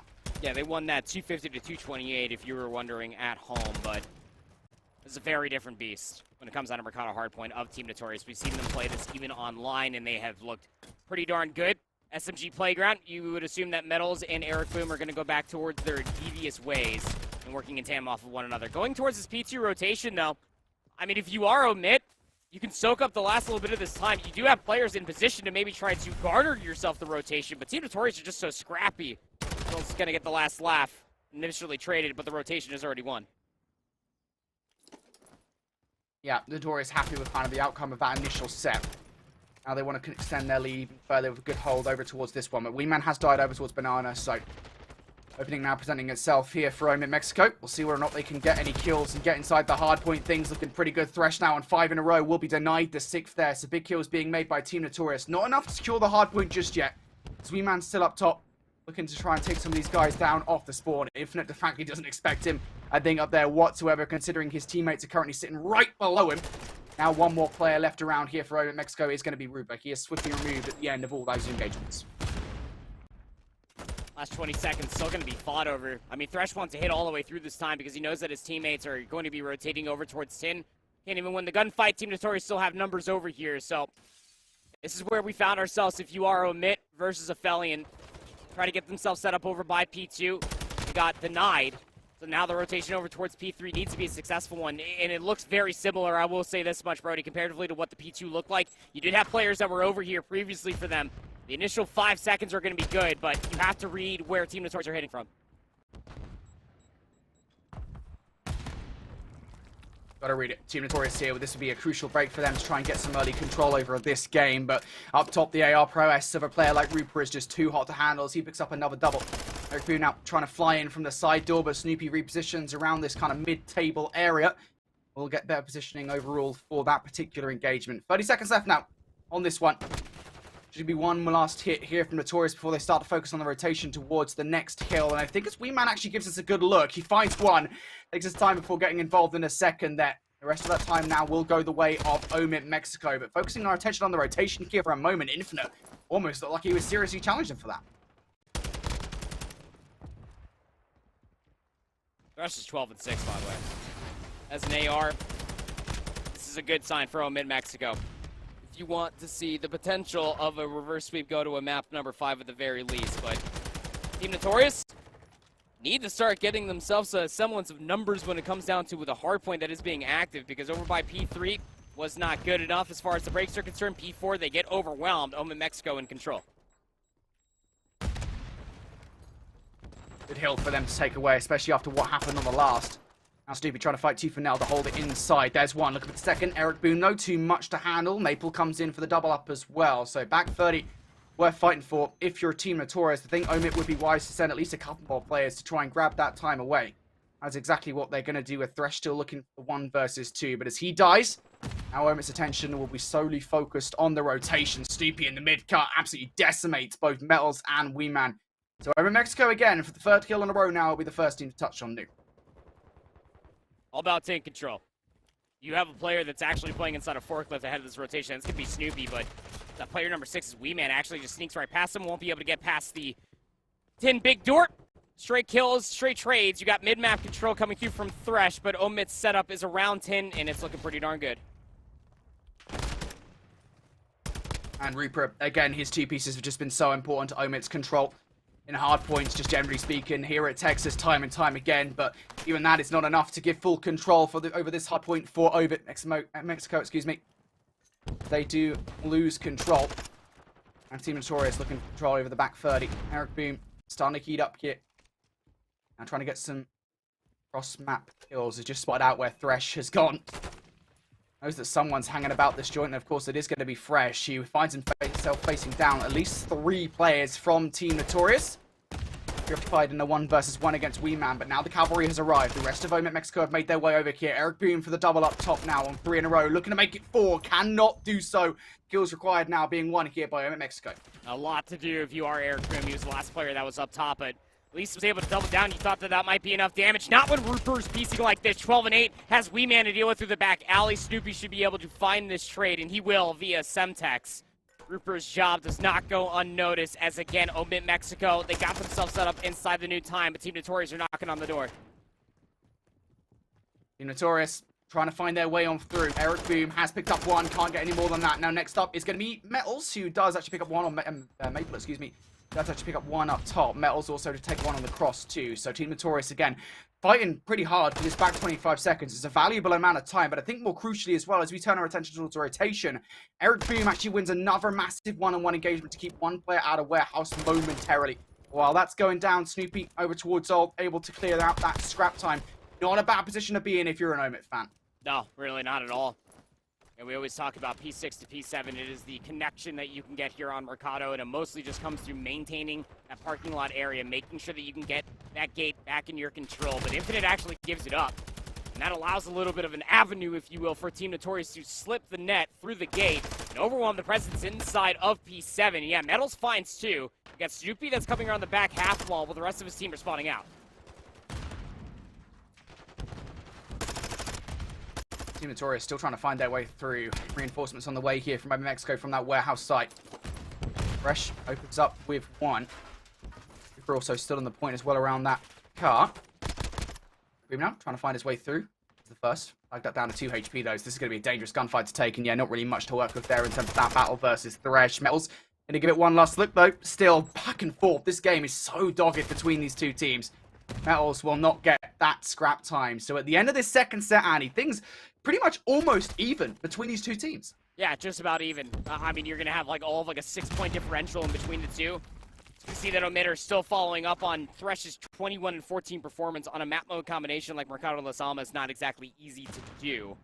Nobody's really stepping out. I mean, the opposite side is going to be a 21 and 14 for Metals. So, I mean, where the SMG is finding a lot of value, Thresh on the other side is getting it done with an AR along with this AR duo of Rupert at 19 and 14. Yeah, and towards this next set, I mean, you feel like that the tension in this Mercado map number 4 can absolutely cut through the finest of Metals. You have Omit set up inside of the hard point, and you have players that are lurking around the back alley. Thresh knows that the flank is secure, and everybody's just winning gunfights from within the hill. Yeah, this is big from Omit at the moment. Infinite now on 5 in a row, looking for that coveted number 6. Still cannot get it. Eric Boom actually takes the 6 away from it as well by taping out Maple. So a bit of a weird way to do it, but he does it nonetheless. Now we focus on the rotation. 10 seconds remaining here. Omit, we know how much of a 60-second hardpoint this can be. Money hill, if you will. All Omit need to do is just make sure they keep an eye out their windows. Just keep the Team Notorious from getting anywhere close towards this hardpoint. First wave is looking pretty good. Snoopy trying to provide some coverage in and around the hard point. Doing so with that first kill versus Eric Boom. Now on 4 in a row, generally speaking, from the last hill towards this one. 1 player has broken the defensive line, but Snoopy's very quick to deal. Now looking for number 6 is going to be Snoopy. Gets taken out from behind. I mean, Snoopy was somewhere near, I want to say like -5, but coming into this set of hard points, he has turned it into a whole different level. Now 20 and 15, Rupert's picking up where Snoopy left off, keeping things dicey with the TAC 56. Knows this player is weak. Snoopy will be there for the cleanup anyway. 25 and 17 now for Rupert. A successful P2 to say the least, with Omit still looking for some scrap time here. Look over towards Nick as well. Infinite, he might well already been challenged here, so Notorious should know about his presence up top inside the silos. But he is basically the arbiter at this point, the arbiter of the rotation here for Omit Mexico. Has nobody dealt with him yet? I'm curious as to how he was made weak. If they don't know that he's here, they surely do. Finally, Eric going to go challenge him, and we'll take him out of the equation for the rotation. So 30 points down to our Team Notorious. They want to try and hold this time if they possibly can. Omit Mexico going to try and make their way through the middle of the map. They're also going to save a little bit of time for Rupert to make his way through that forklift side. A lot of different areas that Omit Mexico could venture toward this hardpoint fire. Here they go. A little bit premature there from the first in the form of Snoopy, who gets right into the line of sight of Eric Boom. Eric very easily taking that gunfight. These players going one by one from Omit Mexico. Rupert, though, able to pick up a double now. And now the pressure really on from this Omit squad. It's Rupert for the triple. Rupert for all four. Goodness me. Omit Mexico, they break in after 40. Rupert has been having himself a map number 4.5. He's now on a 4 spree, 30 and 18. Breaks that hard point open by his own self. I mean, there was obviously some damage to speak of, but this puts Omit Mexico closer and closer to 250 score line. The reverse sweep still very much so in the conversation, but the team Notorious know that they can rotate over towards P4. Weeman is playing for exits and entrance when it comes down over towards this hedge half wall. But the hit is mostly going to be coming through the back. Omit Mexico are willing to give up so much game time and so much hardpoint time just to try to set up this break. I mean, they have to be, right? I mean, they only need 13 seconds, generally speaking. All it takes is one good break here towards the barbershop hardpoint to force a game number 5. But Maple picks up 3. Granted, one was with the trophy system, but it doesn't matter how you get it done, as long as you get it done. Team Notorious now, just 15 seconds, all that they require. Rupert around the backline has already made his position known, able to accurately predict where these guys are spawning up. And inside the kill, Snoopy actually wins one. So Omit Mexico now going to meet at 240, 240. Can they get this done? It's Snoopy. It's Infinite inside the kill. Team Notorious have no choice but to go in one by one, and Snoopy is absolutely decimating every single player. Eric Boom and Metals, though, now going to be in for Team Notorious, trying to hold this hard point down, trying to hit that 250 point mark, and now everything relies on Infinite. He can't get anything done. And Team Notorious, in the closing moments, clutch up. Metals is getting hyped there. Eric Boom, the smallest of waves you will ever see, as Team Notorious move on. That was insane. I mean, when Rupert in the AR is just doing this for Omit Mexico, I would truly believe you if you told me that this was 250 to 246 in Omit's favor, because it should have been. Honestly, they had everything in their court. Everything was going well for them. They were winning rotations. They were winning gunfights. Snoopy even clutches up, finds himself a 2-feast. But when you can't count these Team Notorious boys out, not when you got the Spanish SMG duo of Metals and Eric just to fly in from the back door of Barbershop, find the 2 kills required, and then the wherewithal for Metals even, they're at the final few moments just to fully understand, look, I can find the kills inside the hardpoint, but I have to eke my way out towards the back alley and deny them from even contesting the time while at least one player gets the regen. It's these split-second, high-tense situations that need such a crazy call to come through, and Metals delivers 29 and 23 with 3k damage. 20 of those kills were non-traded, by the way. Metals was doing everything that he possibly could through the majority of these hard points to always keep Notorious in it. Yeah, you know, it's funny in a way, right? Is Metals, generally speaking, I would call him like the invisible player in a way, because even though, again, he can have these crazy statistical games, sometimes he's not the first player you jump to on this team to go, that's the guy. You know what I mean? Like, you know, sometimes you talk about Eric Boom and kind of that hyper-aggressive play that he brings to the table, or Maple and Weeman with their AR presence. But Metals is kind of the guy that fills the cracks here on this team. And certainly, he filled some cracks in that game. Brilliant performance coming out from him as Notorious win that one 3-1. A clutch to stop any semblance of a reverse sweep from Omit, because, let's be honest, Andy, they lose that hard point, and I think they're feeling a little bit nervous after what Omit did to Affili. Yeah, especially going to an Silo Search and Destroy. It's one of the best Search and Destroy maps that Omit Mexico have. We got to see that quite prevalently, keep in mind, when they were going up against Affili just earlier today, but albeit by 4 points, Team Notorious are able to scave away from that reverse sweep that Omit were looking to get themselves rolling with, even after the 3-1 control, which is still so surprising to me that Team Notorious even dropped the control. I had this as a 3-1 for Team Notorious, but I didn't have them drop the control. I thought it was going to be like the map 2 or something like that, but hey, man, it's Call of Duty, it's Challengers here in Texas, and anything can happen. Just crazy enough scenes to see the Team Notorious having a much better turnout this time, the last time that we saw them than Boston.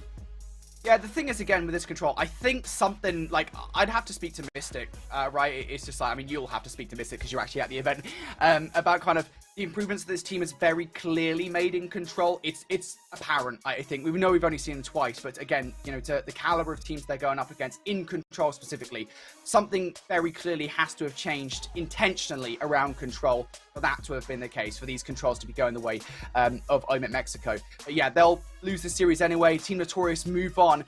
And it's part of the overarching storyline for Team Notorious, just generally speaking, isn't it? Because it's such a weird storyline to talk about. Team Notorious, when you think about this team coming in as the number 2 European seed, you would think like they're this dominant European force. Well, they haven't actually been so this season thus far. Top 6 in the last Elite season, top 8 in the first. Albeit there's a little bit of bracketeering going around to get them in those spots. It still hasn't been a highly successful season, I think, for Notorious so far. The season that they would have wanted. Perhaps this is the season, or perhaps this is the event, I should say, where things turn around for the Notorious boys as they move on in the bracket towards the winners bracket semi-finals. And of course, we talk about those winners bracket semi-finals. That is what is up next. Don't go far, folks, because on the other side of this break, we've got some more Call of Duty action live from the OpTic Texas.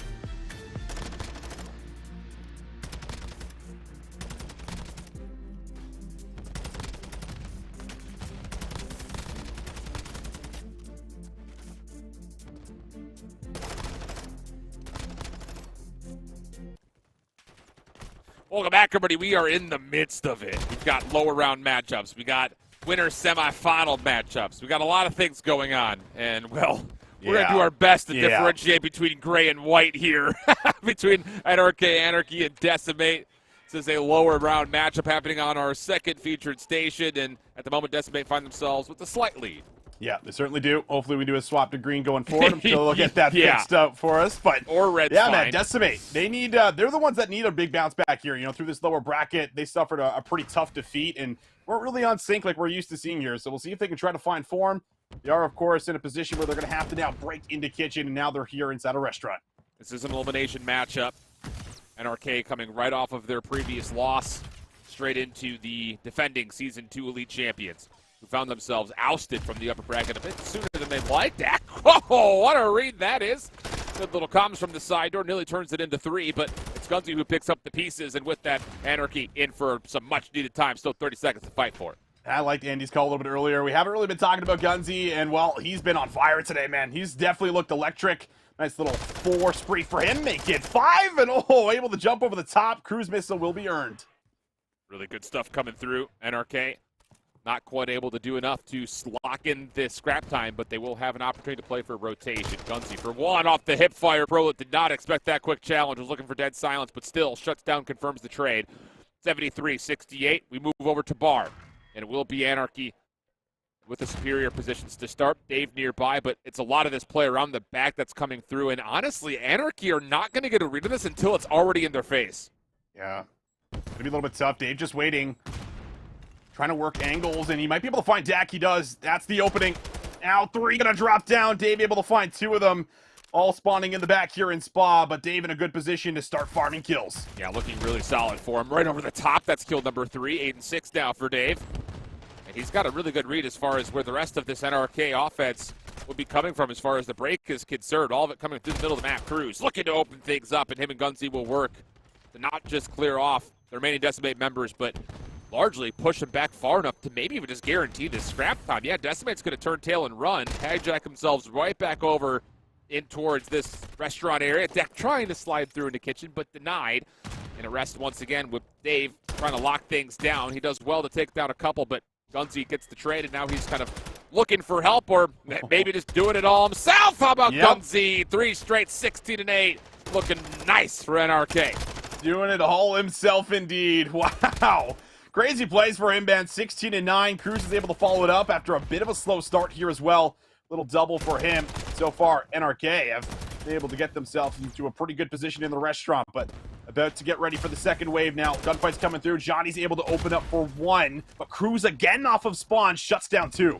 Brother, this is a 3 AR setup for NRK Anarchy right now, and they are finding success with all 3 of those big tac rifles. Lunar swapping back and forth with the Vaznep. Dave over the top just tries to peek his head in, see what's going on, and, well, not going to like what he sees for sure. 14 seconds of scrap. Anarchy going to get every single bit of it. And Decimate, who are a little bit split here as you rotate over towards rooftops. You got Prolut watching the exits in kitchen with a little bit of help from Yuli. And otherwise, it's just Johnny kind of by himself over towards New. I think that was the cruise missile that was just called in. It doesn't really do too much as far as either taking the player off the hard point, nor even clearing space mid-map. Decimate looking good as we open up the next hill. They are here, and they need this time. Down by about 50. Didn't have too many ways to get into that last hill and restaurant. We'll see if they can try to make up for it. But down low, you can see all the members from NRK starting to get some nades and stuns out. Just need to now find the kills. Gunzy, the entry man, probably ready to fly at somebody, but he's going to try to take a rep through mid. Meanwhile, Johnny's been good for a lot of this time so far uncontested. Yeah, I mean, honestly, it's just been cruise control right now coming through for Decimate. Still finding the eliminations. Cruz himself able to get on, but once more, there's just so many Decimate members to deal with. So the first 40 seconds, largely good for Decimate. 153, 120 through the current count. Lunars, who kind of took a while to get around the back here. He had a lot to do. Eventually gets towards the hard point, but Decimate are happy with the time and will start to make their focus over towards New. Grab time secured. You'll be on the rotation, and, well, he's able to get involved. Nice little couple kills coming through for him. Just trying to lock down this area. You're going to see Yuli here quite a bit. Vanessa in and around connector, playing the time when he has to. But we'll see if they can try to hold on to the positioning as well as the favored side of the map. That's the big factor, but Decimate are starting to get themselves into the time a lot more, and that is really one of the big changing factors we've seen over the last couple hills. Oh, and Yuli's got so much intel here from this position inside of bricks. Duns, nades following up. That should be the end of his life, but no, he actually survives through it.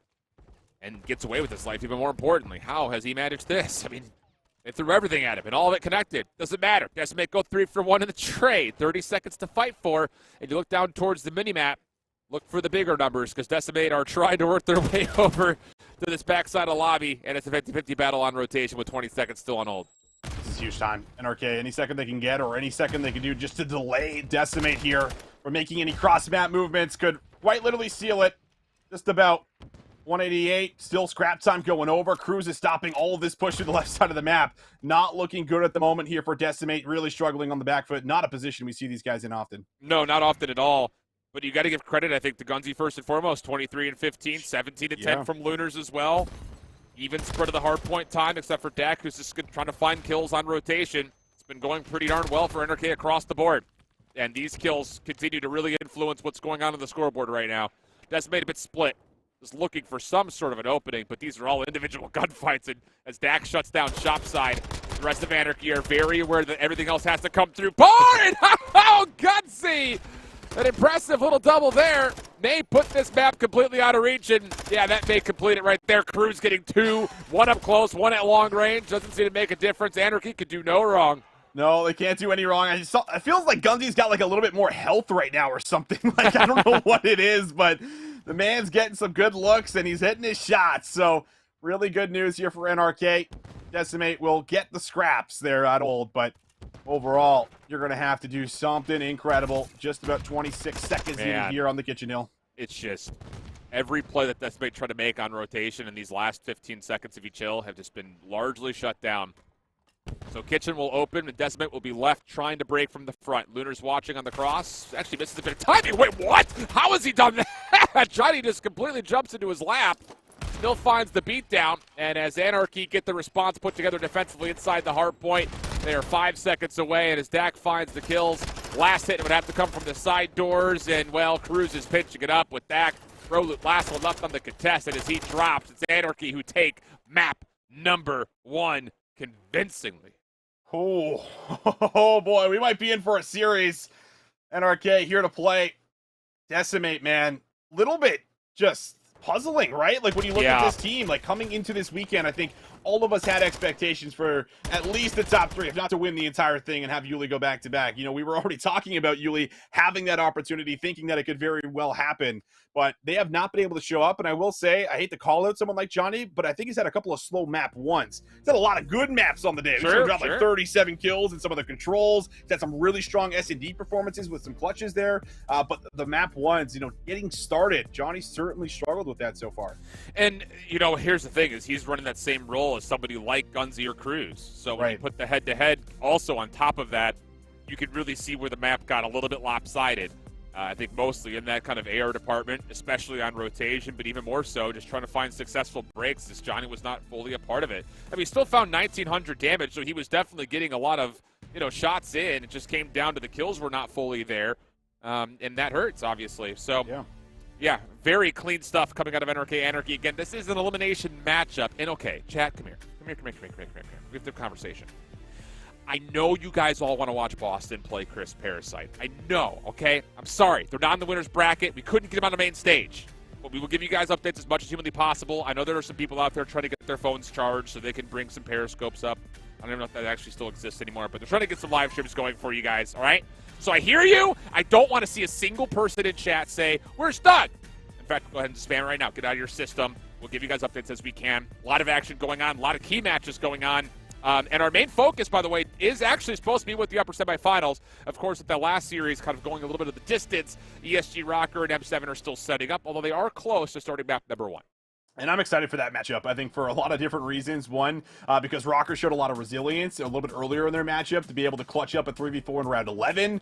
They certainly got tested that series, and the respawns have not been great for them, but the SNDs have been a lot better.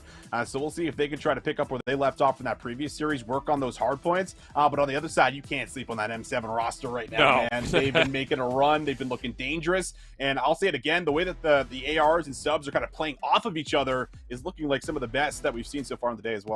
That's a really good shout and a really fair one as well, considering the amount of teams that we have here that we already know bring that to the table because of what we saw in the Elite.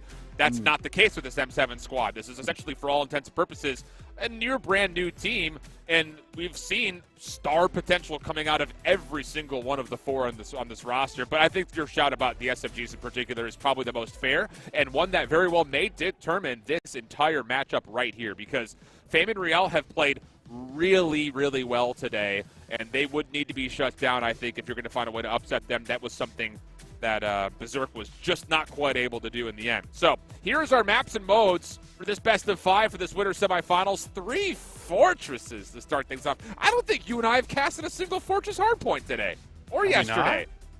Maybe you're right. Actually, yeah, because I would remember P3s. So, yeah, we have not seen anything, I don't think, on that map mode. So we'll get one. How about that? And this is a map that's a little bit scary, I think, especially to have 3 times in a row, because this map is all about positioning. It's all about where your ARs are going to go and to get your subs, inside. So those are tough battles you're going to have to take over and over and over again against people like GodRx and Panda that we've already highlighted on the day. I think that they would be smiling coming into at least a map set like this, in my mind, just with their positioning and their playstyle. Yeah, I think that's a really fair shout again. Gosh, you're so brilliant. Here we go. We're loading on in. Map number 1, winter semifinal action. This would be the final round played this evening if you find yourself victorious. ESG, Rocker combining to bring the traditionally Rocker Academy roster back for more. And Millennium 7, first time we've seen them since, what, the Pro-Am last year? Where they qualified Denza's team, and then Team War said, yoink, we'll take them. Thank you very much. So here we go. First time to see them possibly make a bit of a run. Yeah, I'm excited, man. A lot of potential built into this team. Gwyn, I think, is someone we're going to talk about a lot. He has a good start there with the nade. Won't win his first engagement, but he was firing today, let me tell you. But ESG Rocker able to get some good kills out, fighting for some map control, and now just have to deal with ease. It's actually kind of funny, if I'm remembering correctly. M7 on that Pro-Am run, it was M7X Electrify Steel, wasn't it? Well, maybe.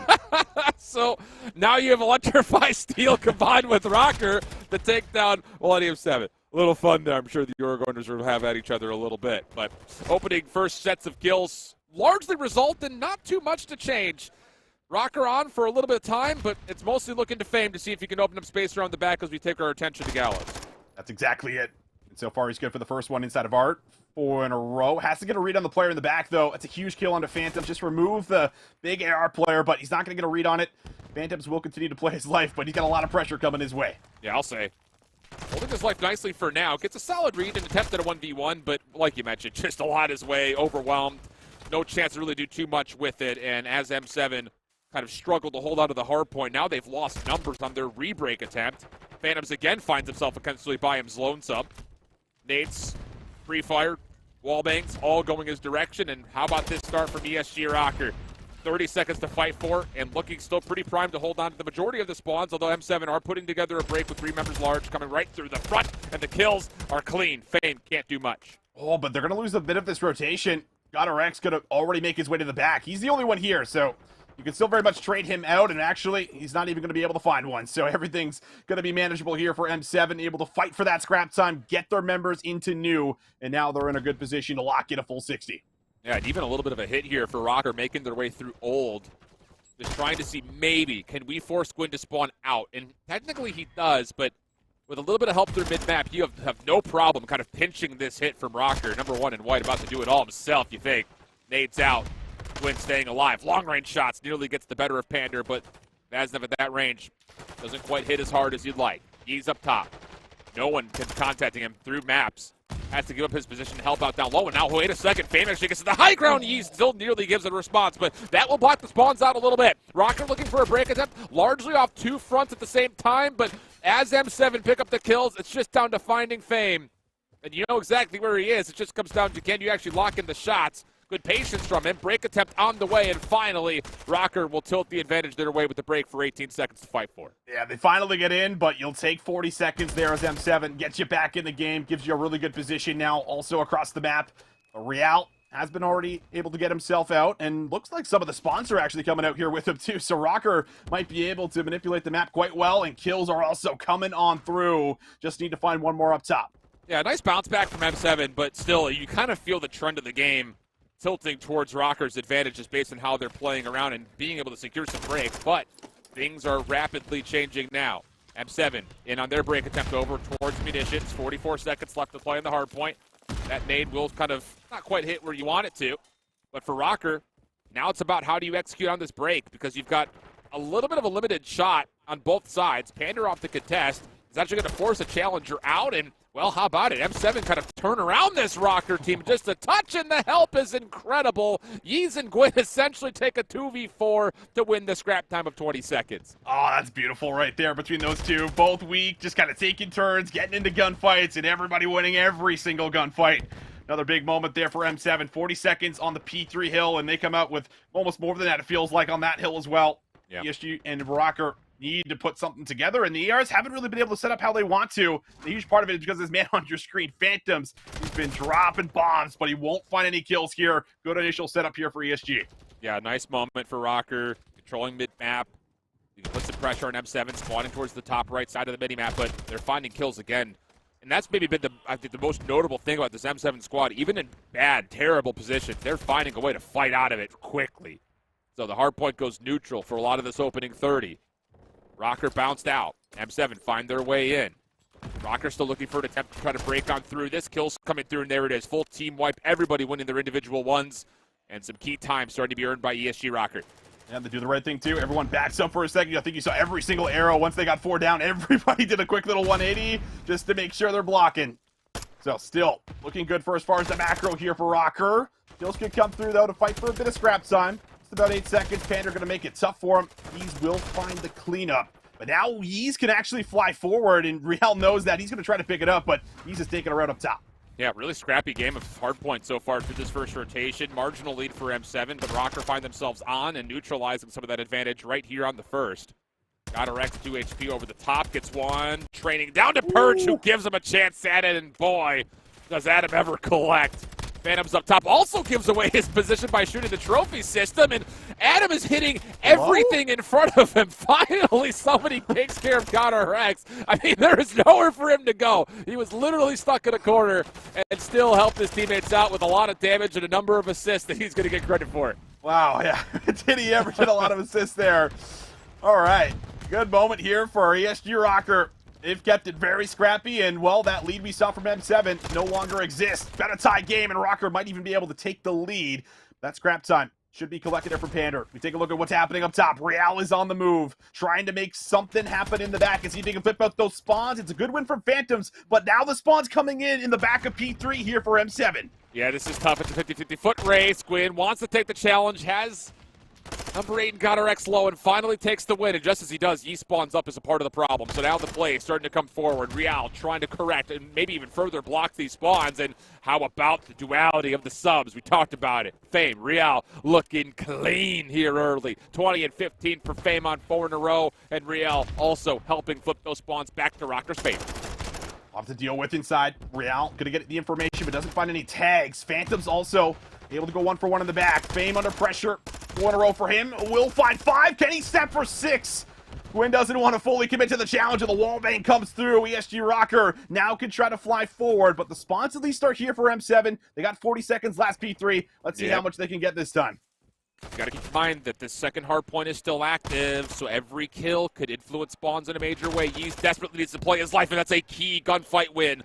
Hard point about to open up. Rocker still threatening top and bottom maps.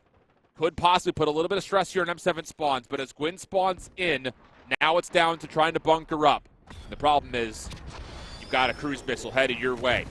Right onto the hard point. Oh! Fame collects all 3 kills, and it's a free break for Rocker off the cruise. Oh, but it's not done. You have to try to win the gunfights. They all spawn right up around P1, so they're able to get here and contest. It's unfortunate. No block comes through. Not everyone from Rocker is in the back, but no way do they do it again.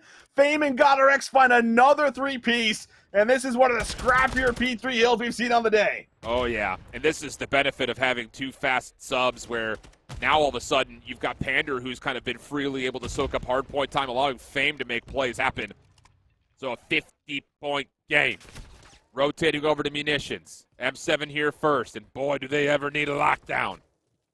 And the play for Rocker coming largely into the think down low through Art. Yeez gets the first, no problem. No trade here yet either as he shuts the doors and gets away with his life. Hardpoint opens safely for M7, but here come Rocker over towards Gallows. This time. Up top, Yeez. He's been great in some of these engagements, but Gonorex is able to lay down. Just wait for the challenge to come back through.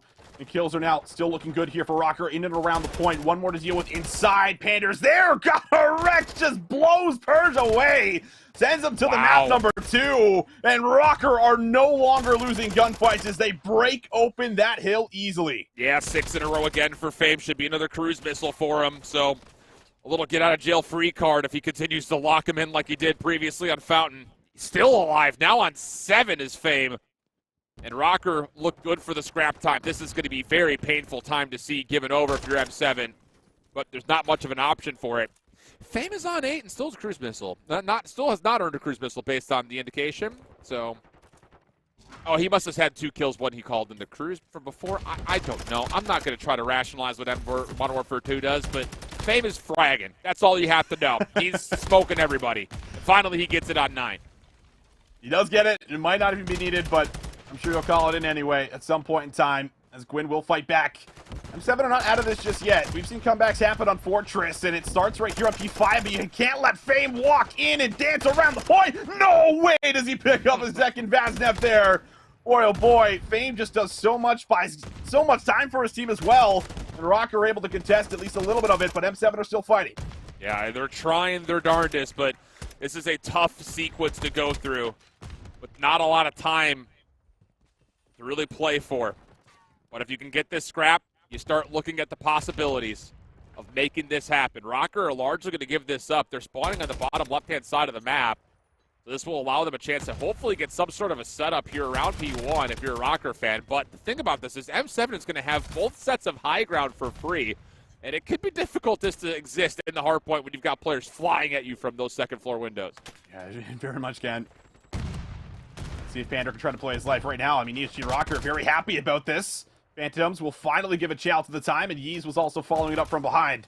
So M7 in position to get time and maybe even push forward. Off screen, Purge was trying to get some forward positioning done to flip Rocker out into the back here. We'll see what happens with the spawns. Spawns are still in the back in P3 for M7, but Yeez is collecting a lot of time right now with Phantoms. And the thing about these kills are very convincing. This is going to put some stress on Rocker as they try to set up for Gallows. There's still 20 seconds left in this old hard point, so M7 could essentially nearly tie this game up if Rocker give this away. They may have to. Real's trying to give a contest, but every single kill that comes through for M7 could potentially lead to a flip of the spawns, but Fame picks things up, gets the final double, and that will allow Rocker to not just neutralize the old time at 1, it will allow them a rotation here to 2. And they still have the cruise just in case, but with 20 seconds left, you're probably going to want to keep the Vaznev out as he goes rogue in and around Art. Purge needs to open something up. Challenge comes through, and he just obliterates one, obliterates a second. 2 players now down, and M7 find a way in. The trophy doesn't get down, though. Rocker's trophy was still up, so Purge's trophy gets destroyed. And now the cruise missile comes in again. Surely not twice. Does it land? Does it find kills? It gets another 2-piece. Rocker in the back. He'll still get into the hard point quickly. One more player coming through. It's Yeez. He's completely unguarded. Finds the first kill. Locks up shots to the second, but can't quite collect. It's down to the final break attempt for M7. 243 is where it stops at for Rocker, but M7 still gunning. They get the break. But look at the next hill. You have to move across the map, and Real has just cut down 2. You feel like that might be enough to try to seal it. Have to win this battle, and Real is still finding every single gunfight. Phantoms, what can you do? You're able to get 1, but you got to flood right through the front, rush into the back, take the player off the time, and the angles are being watched. The nades can't get through, and the rotation secures map 1 for ESG Rocker. Oh, what's the words we were saying about this M7 team when they were playing up against Detroit, when they're playing up against Convoy? Boy, do they make things interesting when you think things are anything less than comfortable. Oh, boy. Yeez on that little break attempt around the back. Got just enough help, but unfortunately it's the 2 cruise missiles that are the difference makers if we're being completely honest with each other. And Fame drops 40 in the effort to save the game. All right, immediate swap back over. Lock it in, lock it in. Let's just deep breaths, everybody. Here we go. We'll see what's happening here in the search and destroy. See Johnny pick up the final kill there, but Decimate's still down. Again, a much better map, excuse me, but it still feels like just one player just kind of always lacking right now on Decimate. Johnny has the rough map one. Dave Patty just sitting on the first kill. Decimate looking for back-to-back rounds here as Johnny's looking to make an aggressive play, and no one's watching top single, so he'll find a free first blood. Yep. 4v3. Dak trying to finesse his way back in. Collects the bomb. Can keep this offensive play towards A remotely alive, but he's going to need a little bit of help here. And he actually just runs right across. Shots tagging on both sides. Lunar's largely still healthy. Dave on the left-handed door. Pro Yuli trying to stack up over towards closed. And as the bomb is planted, the post plant stays relatively fresh. Cruz trying to hold over towards P1. Not going to work out all that great. And so now it's just down to the last two. Lunar's going to be tested here, and I mean tested here. But Dak behind the play. Hold on a second. Is he going to read on the second? Oh! Gets the double. Now it's down to Lunar's for the 1v2. Has to also check for the bomb. Johnny's just playing around with them. Dave here to help. And Lunar's, well, flat out overwhelmed. Plenty of time for the defuse, and Decimate will tie us up 4. Oh, man. I really wanted Dak to get out after that. That was just disgusting. My goodness. Must have been some crazy hip fire shots that hit the head as he jumps up, and the player, I think, drops down for a drop shot there. But holy, makes it interesting, as we said, but able to finally eliminate the player at the back. However, still had to work for it, right? Like, surviving for a huge amount of time forces Dave Patty off of the bomb just to come and retreat and to make sure that they do actually find that kill. Unreal. Too close for comfort is the name of the game so far in this winter semifinals and this lower round 7 matchup. 4-4. Quick offensive hit for Decimate. Gunsy's trying to shell this with an SMG, mind you. He's going to have a little bit of help here. Cruz is kind of watching the outside angle, and technically speaking, Anarchy get what they came for. They push back the offense. They don't give up the plant, and now Decimate have to try to figure out what they want to do to recover. Unbelievable that Gunsy eats, felt like, I don't know, 2 or 3 stuns. Still alive and still putting out damage. Hasn't finished off a kill, though. He's been dancing, and Johnny will finally make a pay. First blood comes through. Good read from Lunars to try to stop the player from top single. I'm holding the angle over top of Hay, but no kill here for Anarchy. Johnny might give a shot, though. Yeah, and I think you have to get the plan off here. I mean, Lunars is the only one who can really do anything about this. And he's looking for the bomb. He does not expect Johnny literally saying, "Hey there, how you doing?" Throwing right at the doorway. Back around the back. Nope, not going to be able to get the better of Yuli, who was ready for him as well. So just down to Cruz, 1v4. One of those good luck, have fun moments, especially considering that everybody knows where you're at. And as Johnny finalizes the elimination, it'll be Decimate that put themselves up on a map point. 3 rounds in a row now. Coming together, just working angles, and I think Gunsy, he must have been just so frustrated with how much damage he did. I feel like he must have did, what, at least 300 or 400 with the nade coming through, with the 2 players that he actually battles off of the gate, or off of the gate angle. Incredible stuff here. Johnny should have the streak, should. I didn't say it does. He's on 6, but hopefully he might. Jeez Louise, brother.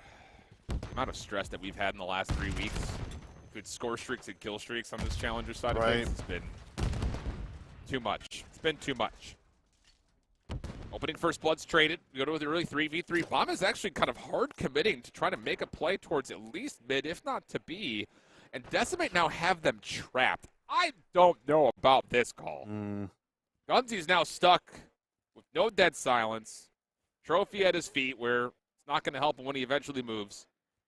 But Decimate maybe have created themselves a little bit of doubt, thinking, oh, we shut this play down to B, but we haven't looked into A lately. And if Gunsy could sneak through and get a plant off at B, this is still winnable. It is winnable. I feel like you'd love to find 1 kill and then move in, because trying to defend this, 1v3, can't imagine it's going to happen. That was his kill. If he gets Dave and flies to the back, there's probably a real chance. But now, every single player watching him, and there it is. Trade comes through. Gunsy going to drop. Decimate, they find 4 rounds in a row to close that S&D. Yeah, really clean stuff from Decimate.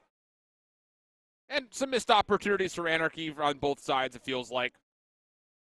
But hard to say that with any sort of confidence, because here we jumped in just a touch late. So Decimate able to get this thing back to level footing, as we have Fortress all over the place between these 2 matches we've got at the moment. 6-4 the count here. 14 kills for Johnny. I don't think we Yeah. even mentioned that. Holy, how did he do that without us mentioning it? Gotta check our eyes. And we go back over to Fortress. M7, first round good, but on this next offense, we have a 3v3 with Rocker not committed to anywhere yet, but with that elimination, this should be a push back over towards A. Should be is the key word, but Yeez may influence that. Uh-oh, and they've seen Fame on this cross to B. He doesn't have an option. You either play for the kills, or you turn around, get a plant, play the post plant 1v2, and that is not a fight that you want. Yeah, that was... I guess maybe he's thinking Purge is going to tuck himself away, but I mean, he could just pop himself right back out. We've seen the snakes. We know how that works. Not going to matter. I guess he was weak, so thought he could finish him. And Purge is just going to be able to find the shots here. So, good work overall. Just kind of stopping for Rocker, making that play across the map. And Fame was just isolated in maps and didn't really have a lot of options unless he wanted to try a 1v2 at B. You guys are looking for the Boston versus Detroit match, the Sensor versus Parasite match. The rotation just tweeted out a Twitch link. Ant is streaming, of course, Sensor's perspective at the moment. I don't know who won map 1, but they're in the Mercado Search and Destroy. I imagine because there's no pop-off that Boston probably did not win the map number 1, but hard to say. Jump on over, take a look to see how round 3 is going to be going here. Win, going to be maybe tested here at Windows. He's got a player up top across the way. Fame sees him first, and that will be good for First Blood. First Blood's good. Now you have a chance to drop bomb if you want it, but with the man disadvantage, you want to try to find some of the players kind of lingering in and around Art. Now you've lost Purge, and Yeez is kind of forced to make a play. He's had a great start so far at 5-1. He is going to invest the Dead Silence for this. See what he decides to do. He's got a lot of players out in front of him, but I don't think the Dead Silence is going to find any value. Yeah, I think the Dead Silence here is just to make sure nobody pushed into bottom Art, just because you haven't seen anything down there for a minute. And now as, Yeez checks over through the mid windows, he will get the information that he is going to be pressed on the wall of this building. Thanos with to clear out 1, but do they read that there's a second right here at these double doors? Burst through. Goddard X will soften Yeez up, but he's still alive again. And honestly, he could just dart across here, maybe still force a plant. Yeah, he's got Phantoms watching over the top of him, so this will be a successful plant. The problem is, look what Goddard X has done. He's taken over all of that middle fortress building. He'll be right behind the play. First kill is good. Second one at range. Yeez takes it, though. Okay. Heck of a bounce back for Yeez. And M7 take the round, surprisingly. Yeah, we didn't see it from the POV of the players inside the site, but I think they chowed out from the Rocker players coming in. So Goddard X's play, it didn't actually have enough time to come around the back because the Rocker players waiting wanted to get Goddard X in the back of the steps, and then they hit. That's when they collapsed and tried to take over the site. But no. 2v3. Let's take the chows. Let's just force the engagements, and that is a round that ESG Rocker should have had locked up. I agree. 3v2 with, 15 seconds on the clock, and now, because of it, M7 are 3-0 up. And it wasn't just the 3v2 with the lack of time. It was the fact that there was no map to play with for M7 right there. But Yeez is having it his way right now. 7-1 with still more possible kills here in round frickin' 4. And now the offense for Rocker is a bit stuck. Fame once again kind of made the play over towards stable side, but there's no way you get across the middle of the map and over towards B, so it has to be the hard job of trying to re-clear out A and maybe just making the gut check call of hit Deddy, burst across, and try to get a plant. Pander still looking for his first kill, and Purge is just holding it with a scope.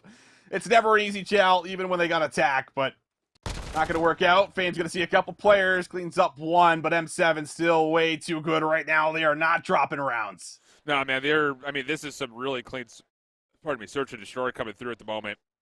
And it's this guy, right? Averaging 2 kills around right now. When you say that out loud, you assume that his team is winning, and you'd be right. Very much so are they winning. Holy cow. So 8-1 for Yeez. Not a kill yet for Pander, and Rocker continue to find themselves, I would say, in some pretty bad spots early. These first blood engagements have not gone their way hardly at all. See if they bring aggression in, try to change anything up. Looks pretty standard, maybe outside of a flank that could still come through for Fame. But not working into the site just yet. Slowly checking, trying to get some trophies down, and Fame will get some information on Phantoms. See if he can follow it up with the nade tag. Not going to connect.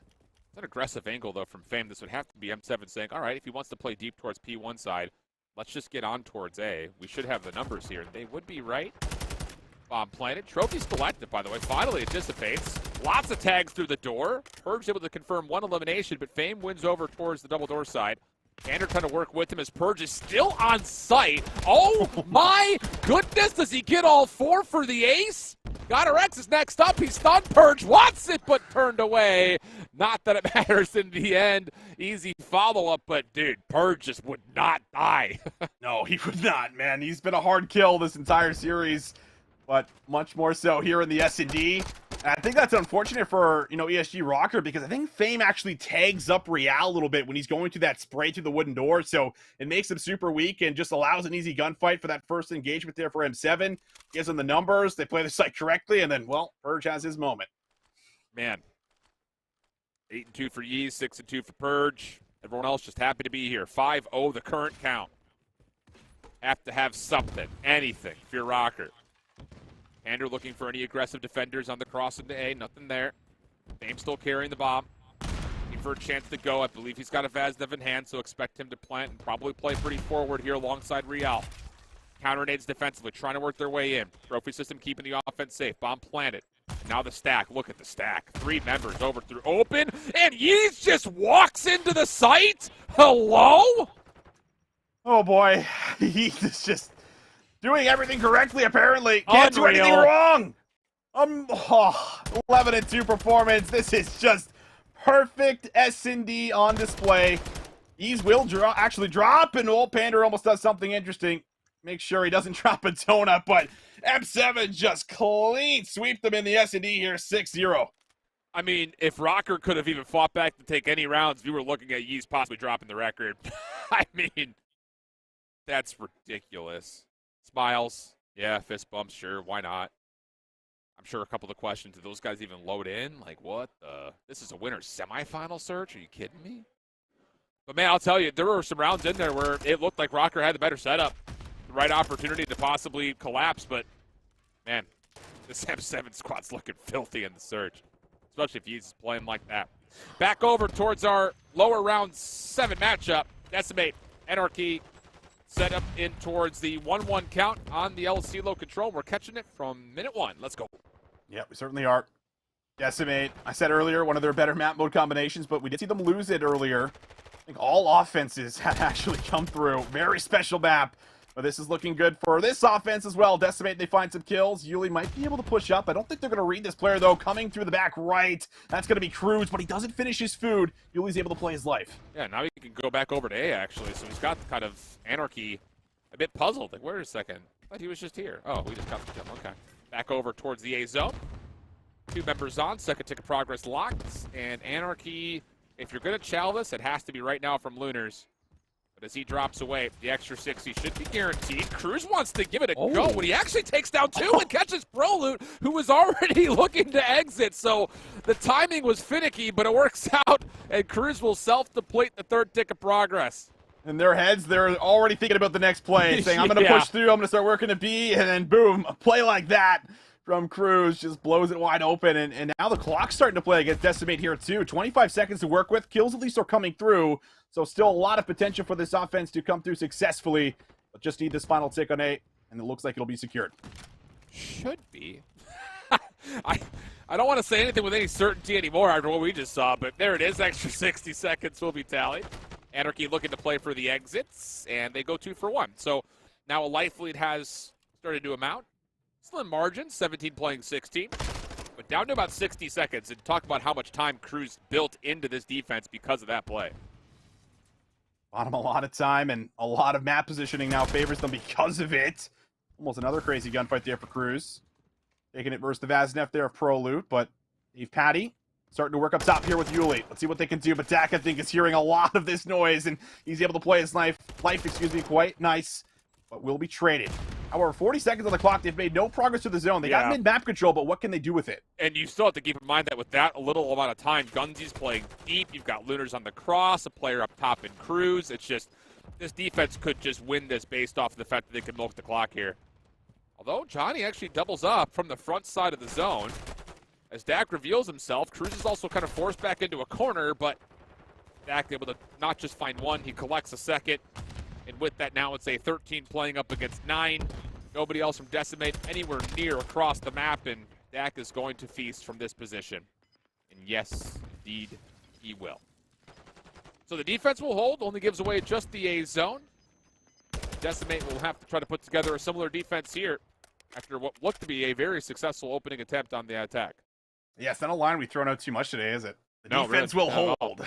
a lot of attacking rounds coming on through. Those shots, though. Lunars able to play it well. Cruz plays just such a pivotal role in this round. I mean, the three-piece was obviously amazing, but the way that he also backs up off of Pride Rock to kind of, completely nullify Prelude's play coming up top, saying, listen, he was up here. I don't know where he went. And he's still behind you. Working all the way to the back there. Just working a weird angle. So, difficult to read. Good positioning. AR's holding strong. Going to need a lot more of that here on the attack, too. Yeah, I'll say 11 kills in the first round for Dak. Pretty impressive, to say the least. That silence hit off the rip. Yuli going to push him back just a touch, but actually Anarchy are going to find a kill over towards B Alley. That's going to allow them to get a chance on Dave. Able to at least put a little bit of separation between him and the rest of Anarchy. And that attempt towards B will largely be stifled. Dave's still holding the back corner. Johnny's pushing up in towards the offensive windows, and now all of a sudden you start to panic just a touch if you're Anarchy with players in your back line and no success on either zone. It's the high ground that you have to be really worried about from Johnny, and he pops the Deddy. Gonna grab a Vaznev to work with as well, and he's actually just gonna maybe fake and bait that kill cam. Try to pounce out, cut off some of the respawners. Has a shot at Dak, but Dak's gonna get a read on it. Might have heard the door. Gil's coming on through here. Anarchy trying to get into a position where they can get on the zone, but they have not been able to find the slays. Dak the only one up, and he falls too. Wow, those are impressive shots from Dave. Clears out tower and window essentially in the same breath. And as Cruz tries to stretch through this defense at B, he's self-isolated himself. And, well, okay, hold on. Nice kill on towards Dave. Current count. Okay, so Detroit's playing with level heads, apparently. They are 2-0 up against Detroit Deviants. And no one's at their setups right now for that map 3. Well, not many, so we'll try to keep you guys updated once we see fist bumps or continuation of the series again. If you're looking for a live stream of that. The rotation has fired up the phone, and it's going back and forth between that series and the Affili on one, so you can catch that on his Twitter. As we jump back in and see if the A-zone can get captured here for Anarchy.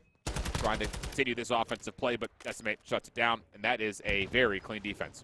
Without a doubt, Dak the only one up on the map. Could at least stop the clock and find Yuli, so play could still work out here to B, but the problem is you can't leave the zone. 3 seconds to work with here, Yeah. So you have to stay on. You're forced to stack. Decimate, it'd be theirs to throw away as the stuns and nades start raining over the top. It doesn't feel like there's any trophy systems to be found. And Dave now has been able to find the first, and here comes the collapse. Kills are good. Cruz would have to do it all, and he's nowhere near the zone to be able to get a touch, and that will be an even cleaner defensive round coming through. Yeah, 1 tick at A, 1 tick at B. Second one that we were trying to see there at the end. Not really. It was close. I was going to say it really wasn't close to coming through, but it was about a little more than halfway. So for desperate attempts, not bad. But as you mentioned, ultimately, cleaner defense. Okay. And we're continuing to talk the storyline here. This Decimate squad and LSC low control, when they were the group of 4 that won, this was their bread and butter. No one touched them on it. Took them a little bit to kind of get back into the swing of things with the new roster, with just Yuli trying to coach up the squad a little bit as far as what worked for them last time. And we'll see if they can find a way to keep improving. Bunzi trying to get some good looks at top of the Vaznev for a couple of those gunfights. Won't be able to get too much going for himself. So kills looking at least pretty solid here off the start for Anarchy. Dak is back in those annoying positions, but won't be able to find value in the spot. And Dave's also able to find a pretty critical gunfight there onto Cruz. So chance to now try to make something happen in and around the B point, but long-range shots come through. They'll remove Dave Patty. Yeah, this was a little spread, though, for Decimate. They're trying to play a kind of, you go one side, I go the other. We'll try to get Anarchy caught off guard, try to play defense on both zones. But as the 1v1s continue to turn in favor of Anarchy, now all of a sudden the offense kind of on the back foot. No progress on either of the 2 zones. Finally, a couple of kills on the breakthrough with the full focus now headed over towards A. But because of the clean 1v1s earlier, Gunsy's actually around the back finding kills. The flank is now a problem as the first tick is locked in, second on the way. Dak, though, the door just opens up. I don't know if he opens it himself, but Lunars, good for the back. Able to get 2 more. Good pinch coming on through, so Yuli's just going to immediately just switch right over to this Other zone here at B. He's going to go right to the back here with the AR. Dead Silence going to be popped. Doesn't get a read, though, on player 7. So Dak is actually going to have a shot to maybe take down his teammates if Yuli doesn't see him. He's still focused on trying to get spawn kills, and that should be enough. Okay, there we go. Loses a teammate for it, but it is free intel for Yuli, and now that his position is known, he may have to actually stop the clock himself. SMG in hand. Goes back over to watch these spawners for the defense. Dave is on, trying to hold his life. Anarchy have gotten out of spawn, though, and are actually working their way back through mid-tools. Dak tried to clear it out himself, but he's gets shut down. The 18 plays 16. Decimate building a bit of momentum here on B. Second tick of progress going to get locked. Cruz on the cross. Anarchy need more than that, though, as the third tick is coming through. Cruz finds one, but nothing further. 60 seconds added, and Decimate have a chance to possibly take the offense here. They get the extra minute, and they can start to make some fast-track moves right over to A if they want to, exiting from that B zone. It is being held from Dak. He's good off screen for one, but Johnny's still very much lingering here through the back, and he's going to find a big kill. Won't get the second. That's huge from Cruz to make sure Johnny isn't spawn trapping in the back. Yeah, absolutely. Prelude clearing out topside bar. That works. 45 seconds. 12 playing 13. But you still have got Gunzy in the back. Yuli's searching for him. Finally, they get the kill. But this is not a concentrated hit. And in that time that they were searching out those little kind of forward defenders, you've got Cruz top window, you've got Dak top tower, and Lunars is also going to play from the outside of this A zone. This is a hard setup to break if you're Decimate. Without a doubt. See what can happen, though. 9 playing up against 12. Chance to make it happen. Probably would have to be the initiator. And while he's losing his teammates, but he will be able to get himself a touch. So 11 seconds, but he can't really stay on the zone safely until his teammates kind of get with him. He's got no cover of the high ground right now, but Yuli's now here, so trade should be in. But however, Dak has been able to get around the back. Gunzy now moves in for a few, but 4 playing up against 8. Johnny, 1v1 on the point. Does he get an angle? Yes, he will. He'll take out Lunars. And now the stack coming on through, but Cruz is able to get in for 1. 3 lives remaining for Decimate. And the thing about this is going to be quick progress, so Anarchy have to go quickly. They're all stunned up. Their tick is about to come out. Gunzy for 1 kill, Dak the other. Just comes down to finding Dave up top. 7.8 seconds. Dave keeping himself alive, but not quite long enough. Would have had to have gone 1v3 from the corner, and he nearly pulled it off. But boy, I'll tell you, I'm surprised to even see Anarchy give up that top tower position in the first place, considering they still had numbers around the zone. They gave Decimate one hell of a look at that attack. Yeah, they did. I mean, I think they were just in a position where they're like, oh, there's no time. You know, we got this one. It was just like kind of waiting for the stragglers to come running through, win a couple of easy 1v1s, but Prelude's play, not expected, able to at least draw it a little longer for some more ticks as well. Yeah, I'll say. So a stretched attack from Decimate now kind of throws things back into Anarchy's face. I don't even know mathematically if they just get 5, it would come down to a tie with kills being the determining factor of what gets round 5 defense. So Anarchy, I'm sure, would just be thinking, let's just go ahead and get 6, put it away here. Shots towards A. A little sloppy from Gunzy, but Cruz is there to assist. And with Lunars also part of the picture, that will be enough to get likely the second tick of progress in. Dak is going to be top tied patio with an opportunity to stop any defenders from coming in. Johnny's stunned, easy kill for Dak, and that will be the full zone. Now with map control for Anarchy, it's just Dave who's kind of watching over towards backside soccer. Exactly. You got no one watching exits right now, so you have no idea how many players can be around patio. Lingering Gallo and tools. Prelude's able to at least deal with 1. Still a lot of numbers to deal with in the back. Cruz has made his way to the back of the garage. He's very tagged up, very low. Door bangs open in his face, and Johnny will hunt him down, make sure he does not have a shot to make a play, and he shuts down a second to make sure Dak can't do the same. Yeah, really good map here from Johnny. A lot of key moments where he's been called upon to kind of step into the fold, and he's done well, especially considering that he struggled a little bit on that hotel hardpoint. A big bounce back for him. Definitely a reason why Decimate have been a force so far in this control. Don't want to let things get too loosey-goosey, though. Anarchy still hold a life lead, plus they still have a minute and a half to play with. And as Dak is able to get another elimination to Prelude off map, it's now just down to, can they actually get through Johnny? Because he's the only thing standing in their way. He's not missing. He's literally not missing a single bullet right now. He's beaming on top of the world. But Dak, he is also on top of the world right now as he's on Pride Rock. We'll see if he can try to make a big play, though. Still lots of time to work with. Doesn't have to rush it. And his teammates are starting to get with him. They'll get a touch, but Dave with the AR almost always going to get the best of him here as now the defense starts to come on through, but Yuli will get the shots in there through the fence. Yeah, I don't think Anarchy were going to expect that all of Decimate spawn top left-hand side of the minimap. They're still spawning up there, by the way. And it could be an opportunity for Cruz to kind of shut down on these rotations. Gunsy's also looking to see if any defenders will cross. Long-range fight with Yuli. Clean shots from Cruz. Now on 2. Towards the zone. Come the focus of Anarchy. But now Johnny is really taking over this server. After the large spree last life, he comes in with another 2-piece cruise missile earned from that last life, and he's 27-23 leading the lobby. And he's going to call the cruise here. Has to. Yeah. Every single player is dropped down in the back. He's got no defenders, and Johnny's not even going to really be a part of the play. But the streak at least finds something, and Dave's able to get one, so they can't just fully stack it. But we'll see if they can still put together a second. 2-member strong. Gunsy able to get some shots from afar, but a teammate, hate to see that. Takes out Gunsy, furthest push player on the zone, and that probably stops the round right there. Yeah, most likely does. It also stops the second tick of progress from coming through, so no chance at likely tick tiebreakers unless Anarchy can find a way to stop the clock and maybe still win this offense. It is very doable. Cruz over the top of the railing, just right underneath was Johnny. So it's up to Gunsy. Has to get maybe a little bit of help from Lunars here. And Prolo's actually been pushed away from the side door entryway. Hold on a second. This is still very doable. The clock stops at 2 seconds. Dave! Oh, man. Look, he may not be the fastest AR that we've ever seen play, but boy, does he find the right fights at the right time. He does, and, well, he shoots super straight as well. Nice angle. I mean, it feels like Dave will almost always kind of go to that area, top AC, or just over to that, like, left truck area. Always find them there, even off the break, sometimes in S&Ds and stuff like this, but able to get there. Certainly a little bit scary at the end. And now I believe it should be Decimate that have the round 5 defense.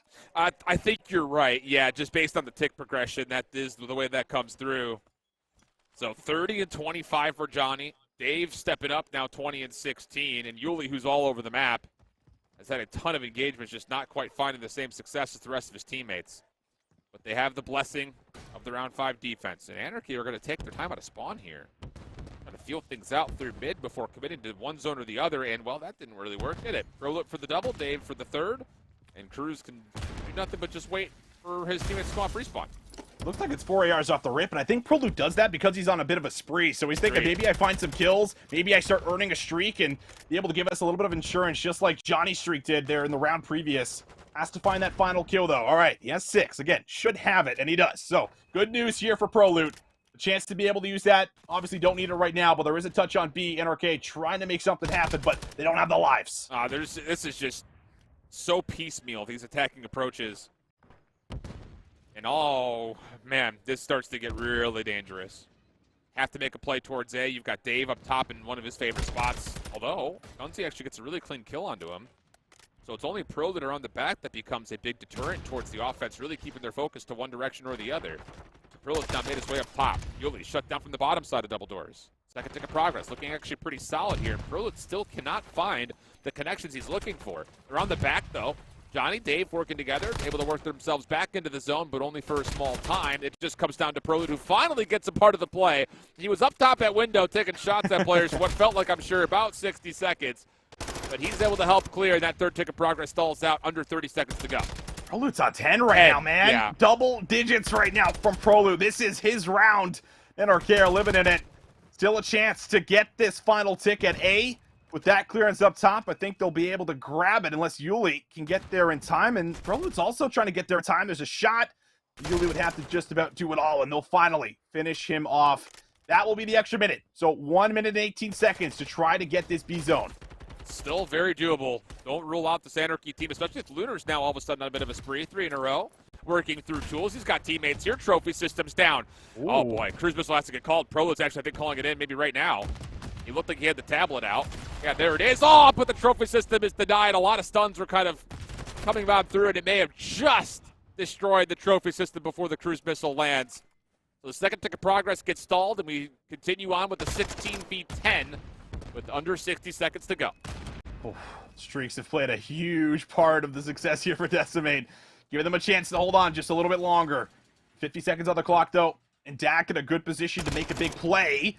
Could be a shot to try to open some something up in the back. AR also picked up there in that transition as Lunars throws himself on the point. Defensive member starting to drop. 3 players going to go down, and now the stack can come through. Nobody should be in position to stop this, and RK Anarchy should be good for it, and in the final round, they grab the offensive win. Man, that one's going to feel real bad for Decimate, especially if your name happens to be ProLoot. I mean, dude was literally God on the map. But it's this thing about El Asilo, man, like, even with the clearance of the cruise missile, because the kills were still not all that convincing, Decimate couldn't ever really get anyone forward defensively. And that's usually a role, I hate to point to it, but that's usually a role that we look to Yuli to possibly do. He was never really able to get anything going that map. So NRK Anarchy, they nearly get it done in their previous offense. This time they get it over the finish line and they take a 2-1 advantage in the series. It's a lower round 7 elimination match. We take our attention back up to our winter semifinals. Rocker currently in a little bit of an advantage as we head over towards the beginning updates of Lobby. And speaking of Perifio, the live update, Affili Esports, our top seeded EU team at the event, have eliminated Berserk. That was a 3-0 series, if I'm not mistaken, based on them kind of walking up very casually right next to where our caster desk is. Rex starting to find sprees alongside Fame, where these guys heat up quick. It could get very terrifying. Shots come over the top, and well, it's a lot of ARs, I guess. It's not even just them two. Panda as well, able to find 2 huge kills there in the back. And Rocker going to be able to get themselves onto a very quick rotation. Like, Phantoms is like, I'm going to make my way over, but he is very late to it. Fame's going to cut him off. And now you are sandwiched in the point right now if you are the remaining members inside of Kitchen. The hardpoint hasn't even opened yet, so as it eventually gets in, I was about to say Yeez is going to feel a little bit stuck here with Purge, but Yeez able to hit down 2. Makes life a little bit easier, but they don't know Fame's in the back. I mean, you could see Phantoms is looking for him, thinking that he may be here, but they've completely lost track. And Real from the front now allows an opportunity for a pitch to come through. And oh, has it ever? Whoa!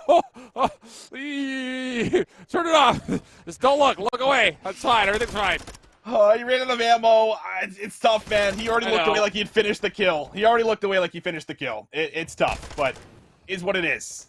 Now we'll see if they can still recover, and so far they have been able to do so. ESG Rocker are in, but Yeez, man, how does he keep doing it? It's a slow start from Yeez, but almost every single time around his POV, around the hill, he makes a big play. Unreal stuff. That is key scrap time, by the way. You don't get that, you're looking at 100 to 20 through 3 hard points, essentially. But on rotation, Rocker, very clean and polished. Find every single kill needed to open up bar with some comfort. You've got GodRx playing over towards the middle of the map. You've got Pander still locking down mid with the assistance of Real, and it's a 3-for-1 exchange. Clean stuff. Rocker get to the 100-point threshold and beyond it. M7 still looking for their break. He's on one side. The majority of the hit, though, is coming from the front. Going to cause Pander to have to put together some sort of miracle, and, well, he's not going to get the chance to even really shoot back at anybody. Quick hit from M7 works out for the break. 30 seconds to fight for it. In the back, though, Pander comes right off spawn. It's not red, and he snaps like that. Almost there for a third. Gets Gwen fairly weak inside the point, and that means it's easy trades here for ESG Rocker. Spawn's going to flip out into the back here again. He's able to throw himself in the point, but it looks like ESG Rocker should get the scrap time here, and now we take a look at that rotation over to New. And we need to see on this rotation, Phantom's locked down a lane. He's 3 and 12 with no time in the hard point, essentially. That has to change. Shots towards Pander. Gives it up. Takes the second challenge over to the archway. And the battle of the snakes continues. Phantoms over the top. Finally gets his 4th elimination. Quickly traded. Back and forth go the kills. Numbers still favor M7, though, in this final little fight as Fame tries to keep his life, but no. Turned away, no problem. M7 trying to push forward. Trying to block out this next Rocker hit that's all coming from the kitchen side. Stuns, nades, all being thrown. Rocker not falling to this yet. In fact, they're actually finding a lot of damage of their own, as how about Pander? Clears out rugs by himself. The rest of his team clean up the hard point, and Rocker secure the break. They've just been so good on these breaks, and that's been the big problem. M7 just haven't really been able to put themselves in spots where they are getting a huge amount of time. Fame is running at them, showing them no respect whatsoever. Couple more kills now for him as he's on 15. He gets the regen. He chows out for a third. They're looking for him, but they can't find him. Fame on a tear as he finds 4 and just dismantles M7 in the connector. Is it just me, Austin, or do you feel like Rocker's starting to catch their normal stride in these last 2 series we've watched? Yeah, I don't think it's just you, Alan. They have been tested and stressed in a number of these upper bracket matchups, but Fame is back to form. Real hasn't gone anywhere. Godorex and Pander are lighting up the kill feed. Unbelievable. Straight kills for Rocker. 33 seconds to fight for this hard point, and I mean, M7 are nowhere near it. I mean, they're trying to force something because you have to, but Fame is right in their way. Softens up one. Godorex not ready for that hit, apparently. Bit surprising to say the least, and M7 will stay around. They'll get over 100 points with what looks to be the back 15 largely going to go their way. And you said it already, Alan. Like, Phantoms is going to have to step up if we're going to see him at number 5. It has to happen now because we are just seeing the ARs take over. Fame is just also in the takeover mode with the sub or the AR, whatever he gets his hands on at the moment. It's becoming a problem, and it's a 70-point lead because of it. P1 time, Rocker going to fight for it, but Yee's in a good spot maybe to find some kills. He'll find 2, and now a chance to soak up a bit of time. Need to have it. And I always say, when you look at hard points where you typically expect them to just kind of go neutral or 50-50, the more time you can earn on those hills, the better your comeback chances become, because you just don't expect that the tides are going to turn on a very scrappy hard point. So this is kind of a big moment of 30 seconds here for M7. At worst, keep it neutral. But at best, find part of this final 25.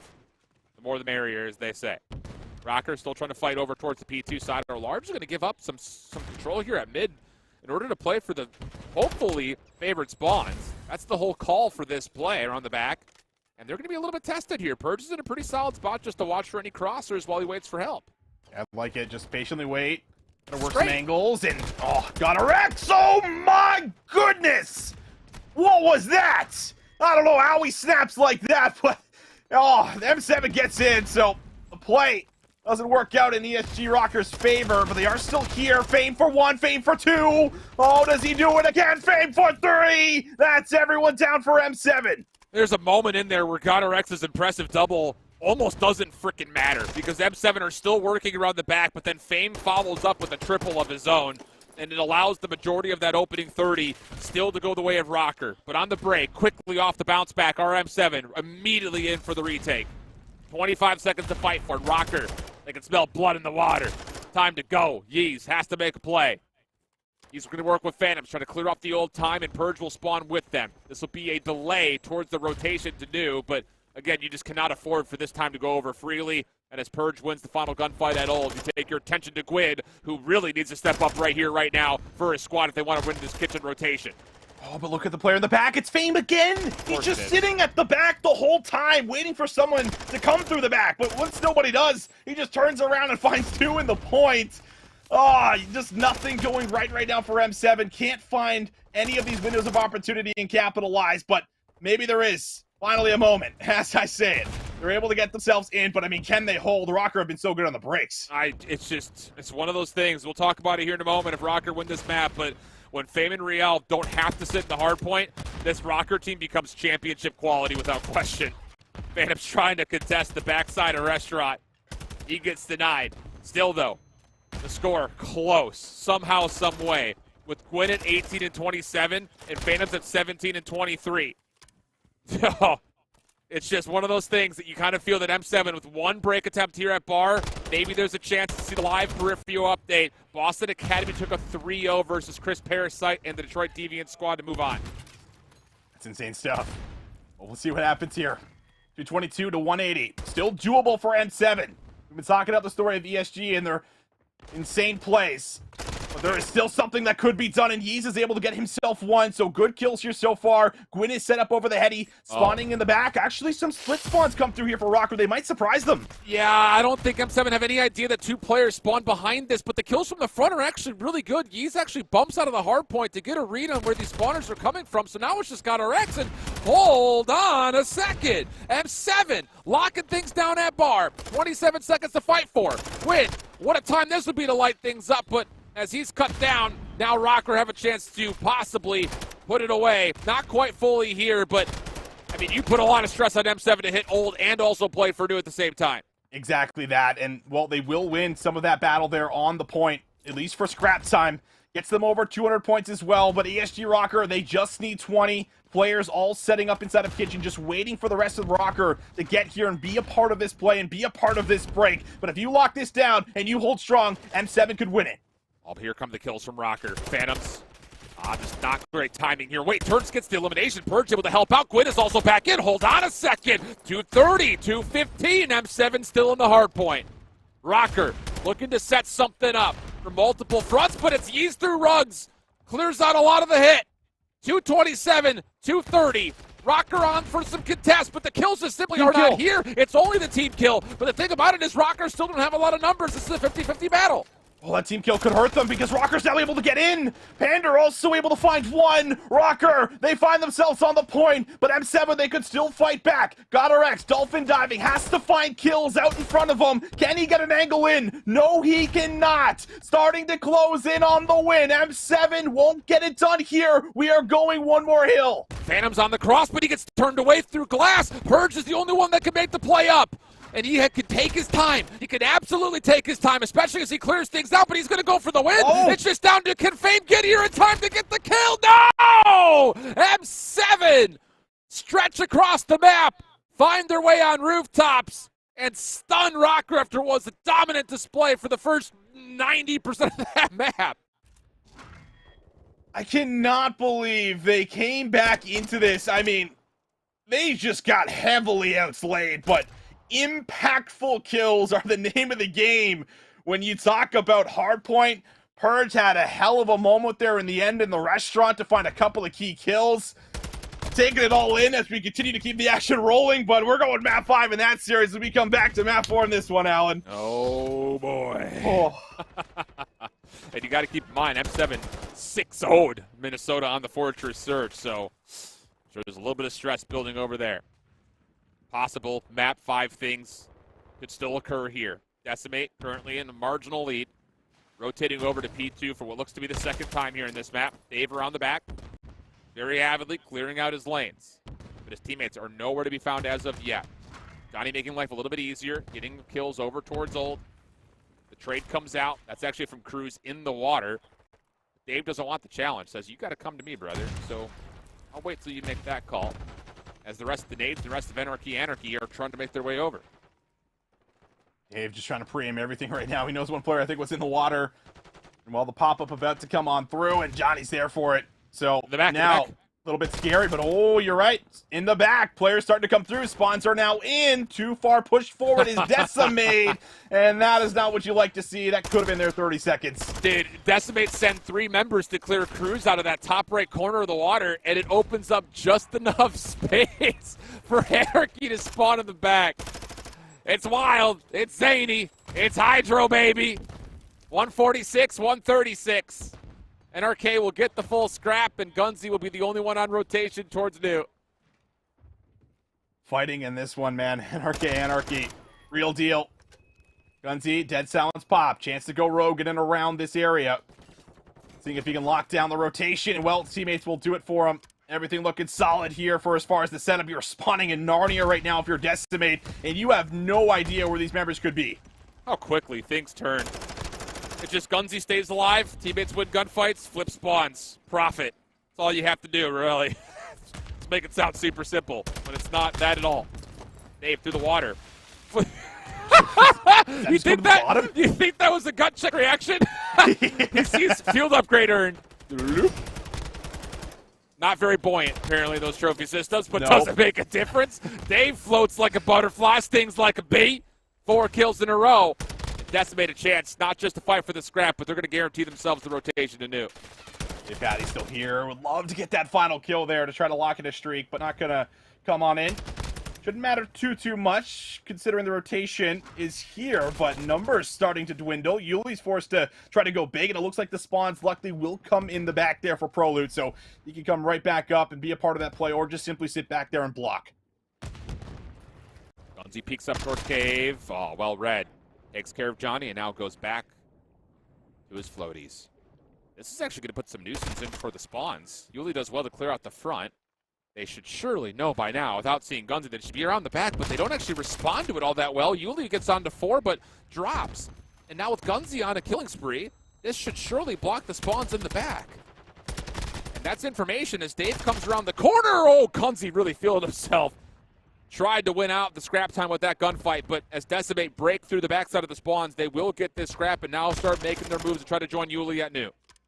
Yuli here at New with so much work to be done and a chance for Decimate to try to really lock in some time. Usually, we're not used to saying that. The team that's almost always in control, but a single point game, NRK Anarchy very close to eliminating Decimate still in this map, but we'll see if they can break. They're starting to get some work done in the back. Lunars will find a huge kill, and now the collapse starting to come through, but Yuli holding strong on 4.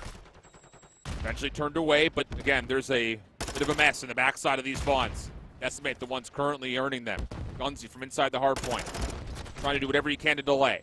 He does delay long enough for Dak to try to assist, and he will contest. 194-187. This one looking like it could come down to the wire as well, but 3 straight kills for NRK. Right back into the mix. 25 seconds to the fight for as the lead will swap. Johnny up top, player nearby. Predicts the corner, but not quite fully. Cruz gets the kill, and it's just down to can you find these last 3 Decimate members on the break attempt. Prolit will drop. Dave gives himself up over towards the side, but Yuli on the pinch. Just not quite here in time. Maybe he could do it by himself. No, not quite. Final notable 1v1 is earned by NRK, and as they get the scrap time, they will also have numbers over towards New with Dak shutting down this rotation through Ruins. I mean, this is happening right now, man. Decimate, Dak's up against the wall. You need that clutch factor to come alive like we were seeing all stage long in Elite 2.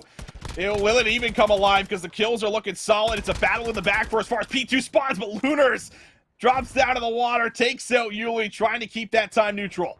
God, how good has Lunars been this weekend, man? He is having an absolute takeover year. Our point still neutral. NRK still looking for more time, and this is some very significant time. But Decimate just allows it to go neutral. They've kind of baited NRK in towards this hard point, and now the kills will actually allow them to make a move across the map. Lunars is still looking to play for ult. There's only 13 seconds here. And as there will be a pinch back up, Yuli's able to clear a little bit of space. Gunzi on the hunt, finds the kill. And it looks like as we trail away from our first hard point at Bridge, we'll go back over towards the backside here at the back Ruins. And it should be NRK in control of the spawns, unless Dave has something to say about it, and boy does he. Oh, Dave! Dave has done it! That's the play! Now you should have the spawns as long as you're able to stay alive, but everybody trying to gun to the back, but now the break is in. Decimate able to collapse. Cruz could make a similar play, though. He could come all the way around and try to flip something out alongside Dak, but you're going to need the kills, but you do have time to work with. They can't win it on this point. And do you really want to try to go through Dave? Cruz Missile tried to flush him out of the back. The trophy system keeping him safe. Little pinch play. Dave eventually drops. 239 to 212. Anarchy can win here. Prolut needs to find something, man. 13 to 23, but if he finds an opportunity to break on forward, maybe there's a hope. But Decimate are down. Your Season 2 Challengers Elite North American Champions will fall out and be eliminated with some farewells from the Kiwi on the far side of your camera. Heartbreak for Decimate. And still, we are without any real major considerations for back-to-back champions, at least in a long time. I'm pretty sure Cruz has made every single championship Sunday at the Opens. I'm not like 100% confident. Raleigh, did they finish top 6 or top 4? Oh, maybe it was top 6, but I think they played top 6 on Sunday. Ooh. How about that for a stat if true? I want to say it is, but I'm just not 100%. Okay. If not, he's close. He's real close. Wow. All right. Lots of excitement, but we are getting round 1 action. This is map 5.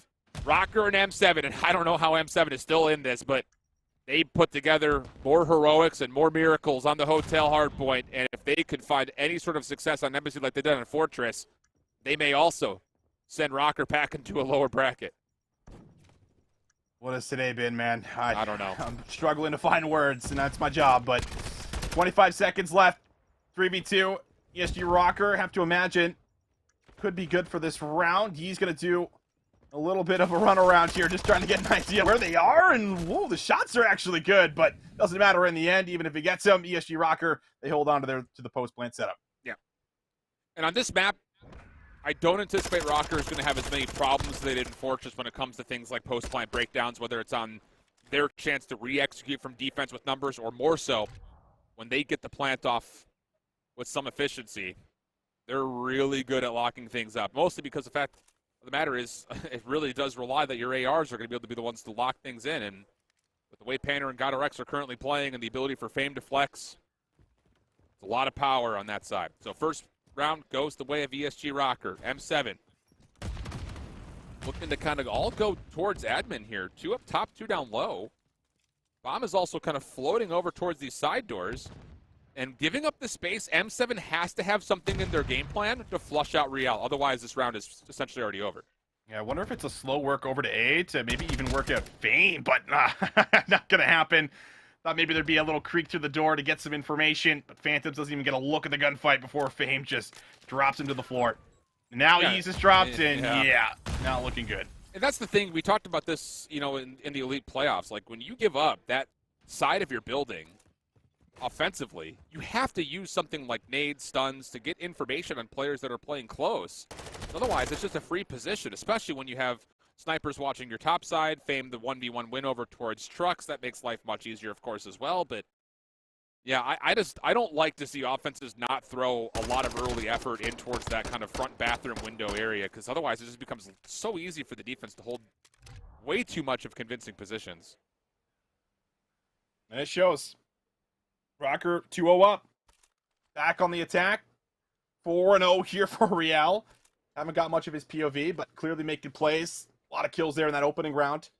Chance to work for some kind of an early streak could be in the cards. He is also the bomb carrier, though, so not as easy to play for the kills when you're also the objective man. Yeah, that's very true. Okay. Opening shot from Pander. Lands. That's over towards truck side. Yeez is isolated. Well done from Rocker. Talk about how to follow up after an opening first blood. That's it. Phantoms going to use this little window corner as a way to kind of get some early information. Free kill. That's also the bomb carrier down. GodRx, though, with an SMG, making a play over through Kitchen. Does not have any more dead silence, but he's trying to get behind Phantoms, and this little peek and push at the door will allow him to no problem get the trade and also collect the bomb. I always love when GodRx does that. He's like one of the few players that's like a main AR that'll pull out a Vaznef on certain rounds in S&D, and he'll make it work as he comes around the back. And, well, another 1v situation here. And we saw 6-0 in the map 2 go the opposite way, but so far Rocker are doing it now in their favor in the map 5. Yeah, I'll say. It's been really clean.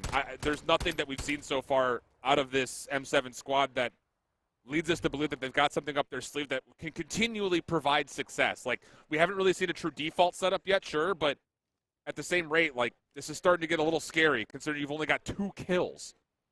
So, for me, this is a must-win round. I never like saying that in round 4, but not only do we need to see kills, we need to see something convincing that says you have something put together for this map. And they actually will just dart across. Famous watching the cross, he should see some of this. But once again, look at the quick hit out of Real. He just runs down mid, has the help of Pander, and M7 are now once again in complete distraught. Every single round, man, it's just been from a disadvantage. They've never had an advantage so far here in the Search and Destroy. Pander with the scope, he's heating up. I mean, we saw a lot of Pander with the scope at the beginning of the year. Maybe haven't seen it as much, but he's obviously hot with it. Purge would have to sniff something out here in the corner. And he will be able to at least grab one. He deals with Real, trying to make some moves into the site. Gwyn also finds one with, I believe, a nade. So now we go 2v2. Oh, but the thing is, the bomb has been collected, but Purge is still very antsy about who's nearby, and rightfully so, by the way. But how about this? Oh, okay. Little hit through mid, and that's one of those rounds that we saw kind of on Fortress. Like, you can't have it. Like, you find everything if you're Rocker. The bomb is down. You get the first kills, no problem. Your sniper connects. How do you throw that away?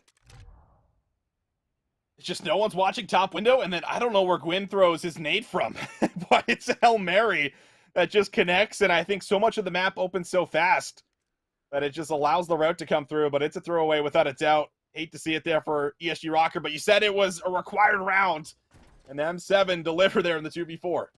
Unreal, man. Okay, does that turn the tides here for M7, who are also just trying to get aggressive over top mid?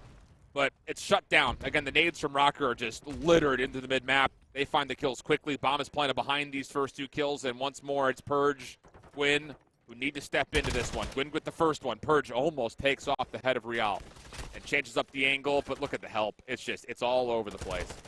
And yeah, not much you can do from there. Real, yep, a little dance with the palm trees. And I'm telling you, even though there's that one little round of throwaway, Rocker are looking just way more experienced on this map right now.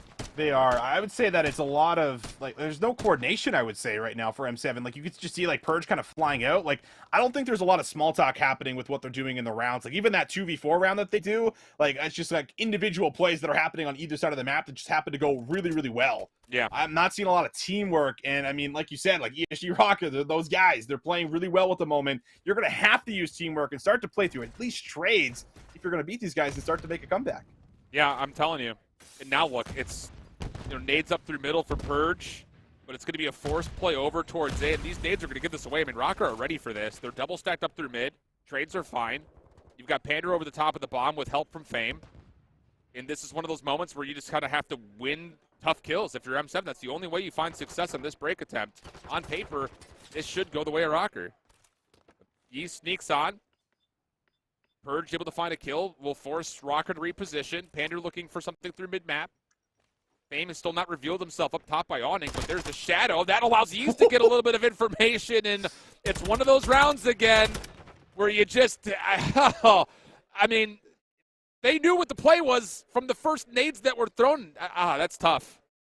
It is really tough, man. It even goes, like, decent at the start there, but they back up. They double back up, actually, through A. And I guess the timing maybe comes through to mid to get Yeez into that position that he's in. He gets some great sound cues as well. He's translating a lot of information to his teammates and then just sneaks for the bomb plant. And then players just start to kind of dwindle and drop here across the map. Not to worry for ESG Rocker. I mean, they are still up by 2 rounds, but M7 at least starting to pick them apart a little bit here when they're making mistakes. Yeah, I'll say, and that's been kind of the story of this M7 roster over the course of a lot of the series that we've watched today. They did it versus Convoy. Didn't need to do it versus Detroit, but hardpoint win was also kind of categorized as that here in this series. So, signs of life in the weirdest of ways, and how about this for a play? Fame, gets the read up top at admin, takes down both, and once again we find ourselves, Vision, saying there's no way Rocker should lose this round. There's no way, right? Surely not. Phantom's going to be completely irrelevant here in this play unless he decides to peek through mid. And Purge has got everything in front of him. Bomb now starting to make its way across. Real could look for a plant. Phantoms wants to get a part of the play, but he's only now watching the cross, and that bomb should go down safely. Lots of damage from Purge. But the defense now of this post plant is under stress. And Phantoms is trying to find these kills on the former bomb planter, but Real stays alive. And as Purge, I'm sure, is running out of ammunition, this should be an easy kill. I mean, how much damage did he just do to Fame and Pander in those last 30 seconds? Too much. Too much with no kills. Never feels good, man. Just a little snake fest. Make it hard. Bob and weave. Make him struggle. Clean round. And it all comes from Fame's 2-piece at the start that basically shuts down the entire play that M7 were trying to set up. Yeah. Okay. Match point. And, I mean, just looking at the kills, it just really hasn't been too much of a fight from M7 off of how the teams have played each other in 4v4 form. Pretty default hit. Purge to watch bathroom. Everyone else trying to commit over towards B. And Rocker have given away the early contest of B. This has to be about trying to entrap bomb carriers over towards the B site. And as Gwyn drops, Phantoms will meet the same fate. And Yeez, even though he gets a kill on a God RX, he's trapped with no way to plant. Purge is fighting for his life over towards admin. And we're going to get 2 separate 1v1s to possibly determine the outcome of the series. Oh, Purge, I think here's something down low, so he's going to pop the dead silence. See if he can find the player. But the problem is that there's a lot of different angles you'd have to expose yourself to. Go out searching. So he's going to drop the bomb. Still, though, very split. Both of these defenders right now have to kind of watch over this site as Pander just waits patiently for this play to kind of unfold through the back. The thing about this, so Purge is completely unchecked. He's watching the cross. Or is he? Yes, he is. Okay. Shots will tag. Yeez will be alerted. But he's actually tagged up as well. And as Real finds 1 kill, now it's just down to Yeez. They know exactly where he is, and over the top of the bomb, Pander gets the clean shots. and it'll be a 6-2 map 5. ESG Rocker retain their #1 seed and make their way as our first team into the winners final. Oh, great series here from them. Forced to do it here again in a map 5, and now that Rocker have been able to clutch up in a couple map 5s, you have to imagine their confidence is just absolutely booming, getting back to, that stage 1 form, even that open form where they played Decimate extremely close in that grand final. Starting to hit it. However, M7, I think, a little bit confused a little here in this map 5 in my mind here, just not able to get anything going. They struggled, I think, with a lot of the information in some of those opening rounds. The attacks were really difficult, never really getting across at the start. Andrew letting it up with a scope, and Fame just doing what Fame does, apparently. Yeah. He had a great map as well. Big shout. Wow. That was clean. And to be honest, selfishly, that's something we needed to see from ESG Rocker. After being stretched and tested all day long, for them to come out with a very comfortable and convincing map 5, that's going to feel, I think, refreshing to end your day if you're ESG Rocker. So, as mentioned, that's your first winners finalists. Millennium 7 will also have to wait, I believe, to play tomorrow morning, same time as that winners final in lower round 9. And here's a look back at how the series unfolded. Again, those two hard points, near instant classics. Fortress Control had its ups and downs all the way through, but man, the two searches were about as lopsided as we've seen all day. Yeah, and that's the crazy thing is you look at the 6-0 performance, and we even said it coming in, you might be a little bit stressed if you're Rocker coming into a map 5, knowing you didn't win a single round, and you should have won a lot of those said rounds, a lot of 2v4s, a lot of 2v3s that didn't go their way. But it clicks. I mean, they go back to a map that they've had a lot of success on, and that this entire year since this roster has been together. And we take a look at all of our teams as a lot of them starting to drop out here one by one, Alan, and that lower bracket still looking scary as ever. Oh, man. Twisted Theory eliminate Omit Mexico after they nearly found themselves in the winter semifinals. Yeah. With what would have been 2 back-to-back reverse sweeps in their upper bracket run. And there's a lot of excitement about that Omit squad, without question. Whereas on the other front, with the North American Omit, plus 40, not necessarily American, that's a pickup squad that did some damage this weekend, brother. I'll tell you. Yeah. If they stick, that's going to be a very deadly team come elite qualifiers. Boston's still alive, though. M7's still alive, obviously. Twisted Theory's still alive.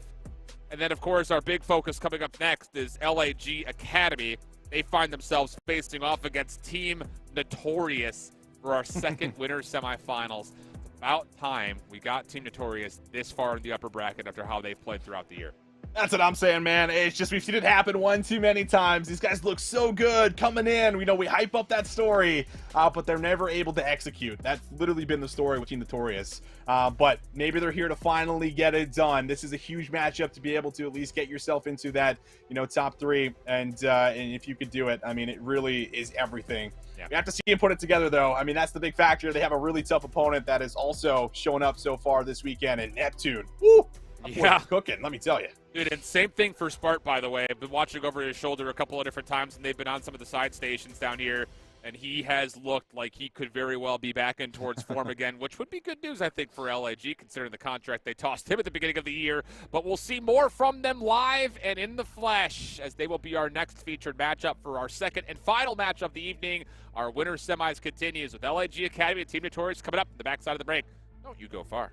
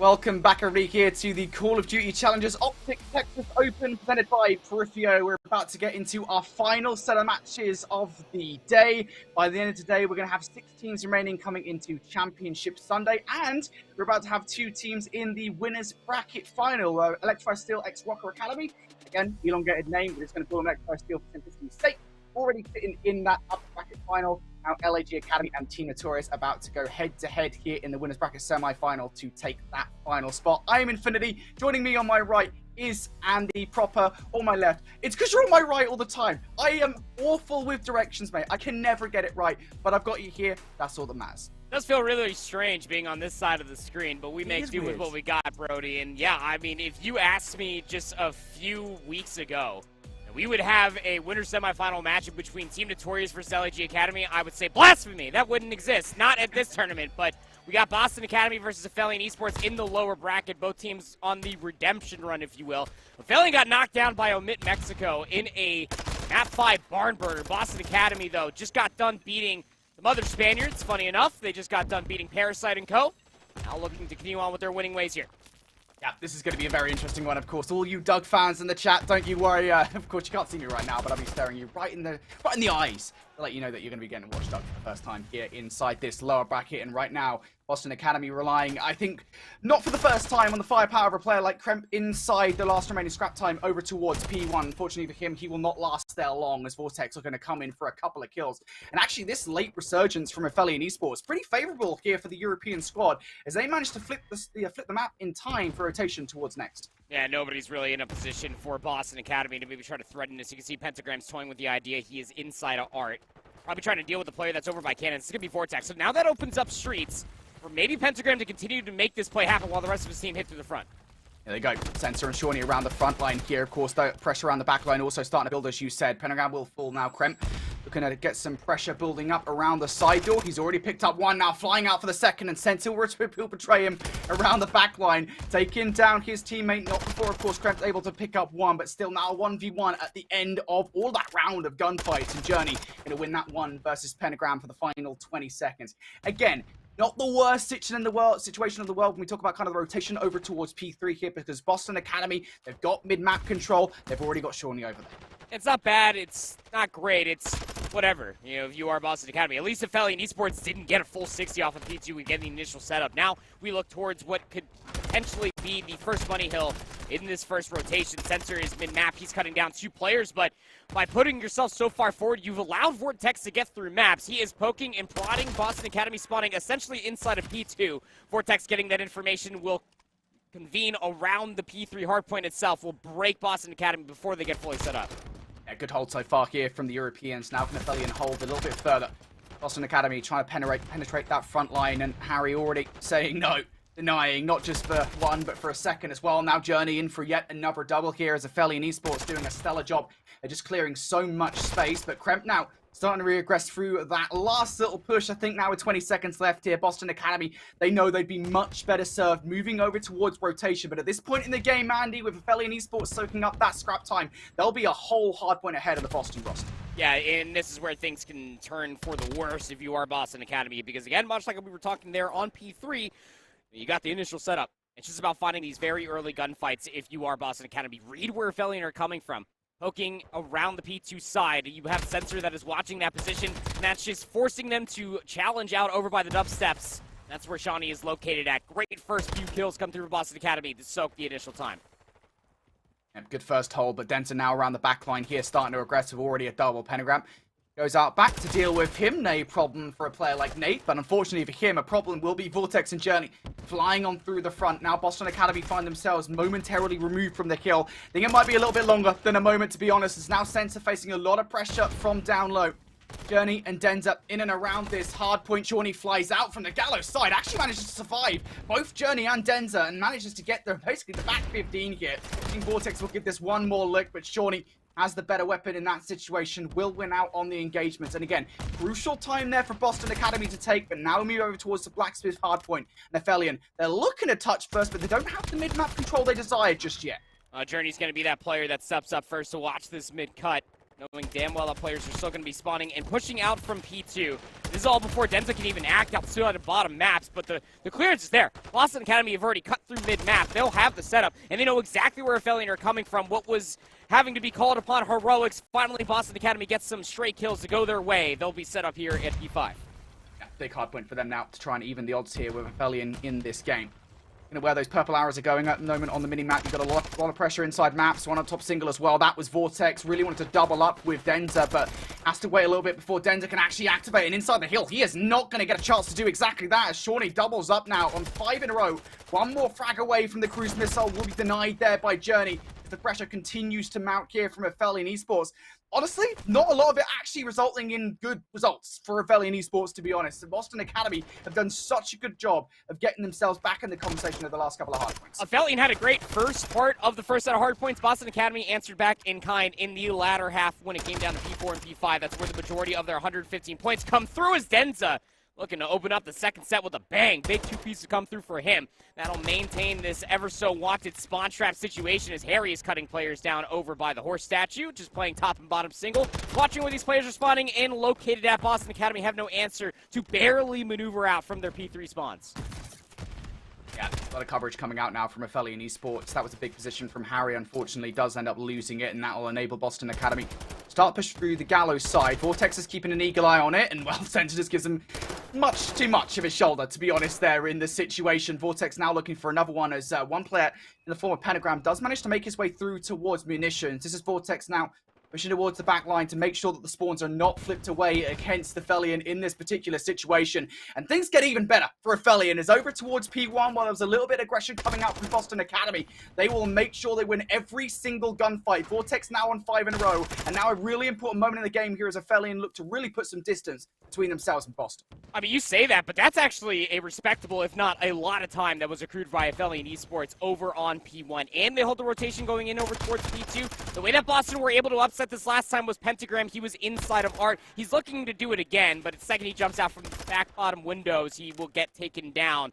As you have Denza that is anchoring this positioning, and no hit from the front found success. 30 seconds left here inside P2. And Vortex did actually get that cruise missile as well on that 7 spree, so a big spree regardless really of how this back 25 actually goes. And sooner rather than later, if you're Boston Academy, you're going to have to retreat here. Vortex is having a hell of a game, of course. 21 and 14, the SMG pressure that he's bringing to the table at the moment, a bit overwhelming for Boston Academy. Now here comes the troops from Affili and Esports. They're going to invest this cruise missile right away to try and get control of P3 and put this game away. Where will it land? Right in front of the double doors. Takes down Harry with him. That is unfortunate for Vortex, but does get rid of Pentagram and a little bit of information gain. Not all is lost. And now at the back of it, Vortex trying to puncture a hole in the defense of Boston Academy. At least the first hit doesn't hit actually just yet, but Harry now potentially around the back line. Looking for these kills, trying to get the shots towards Pentagram in front. It's just not going to happen. Shawnee for the triple. Boston holding on.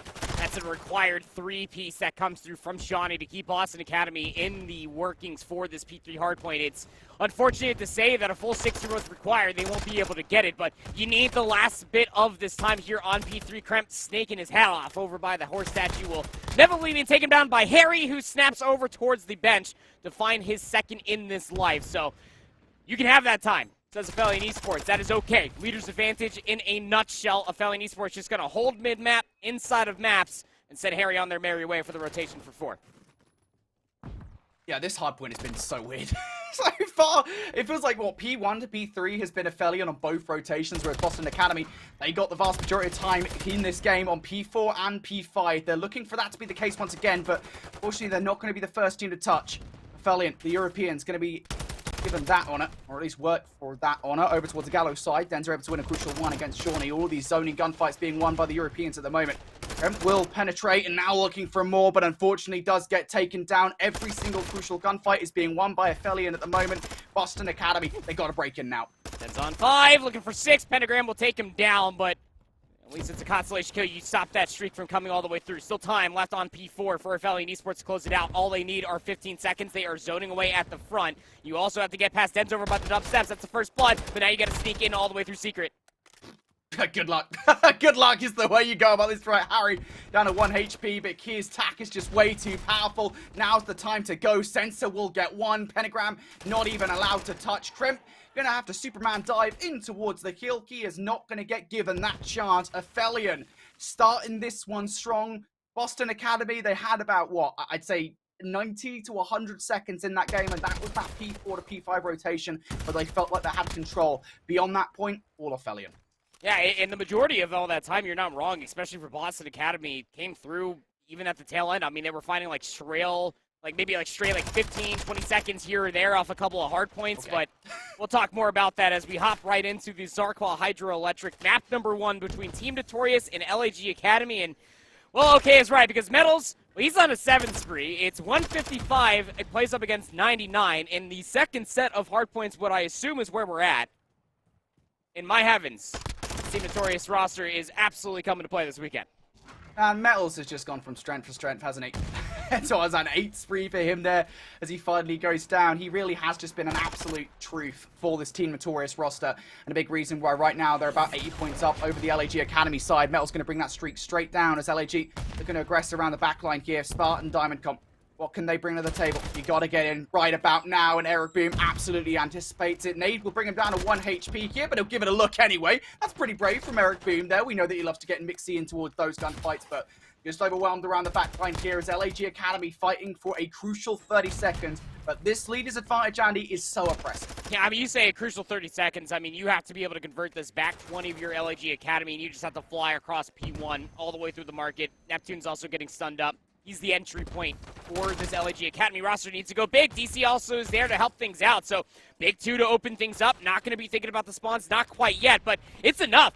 I honestly thought there for a second the Metals was in a position to maybe try to block out the spawns, but Eric, Weeman, they spawn out. And I don't think LAG Academy are going to be set up for a pinch effect once it comes through. Yeah, Maple going to open things up, though, with the first couple of kills. So things not looking too bad. And as I say, Spaghetti-O. Metals now the last one left alive. Goodness see. Fortunate in a way that he is going to have control of those back spawns, so that the rest of the team will respawn up around him. Now Metals are going to get back in the action here. He's already picked up a double. Now looking at number 3. Goes for the reload at the complete wrong time. And it's okay. Just the trades should be good. Noisy will actually survive and dives into the water and gets another kill. A kill that, by the way, he should never bloody get. Now LAG Academy 80 points down in this one, still fighting tooth and nail to get their way back through. DC and Neptune combined to 3. Metals will give this one last look, a double from Metals. Goodness, how many he's had in these games so far. And even that, 15 seconds, yes, LAG Academy do a good job of taking a ton of time away. Even that is valuable for Notorious. I mean, Maple is 18 and 14, which is a respectable scoreline for an AR to be at. Metals is just having his way at double positive, 24 and 12, 213 to 129, going for the rotation in for 4. LG Academy, they have the close spawns, they have the setup. Player top tome is going to be DC, looking for some favorable timing to maybe cut some players down that are going to be flanking all the way around. Probably got to assume that somebody's flanking through the water for sure, but Eric Boom just eviscerates DC inside L. This might be the game-winning play.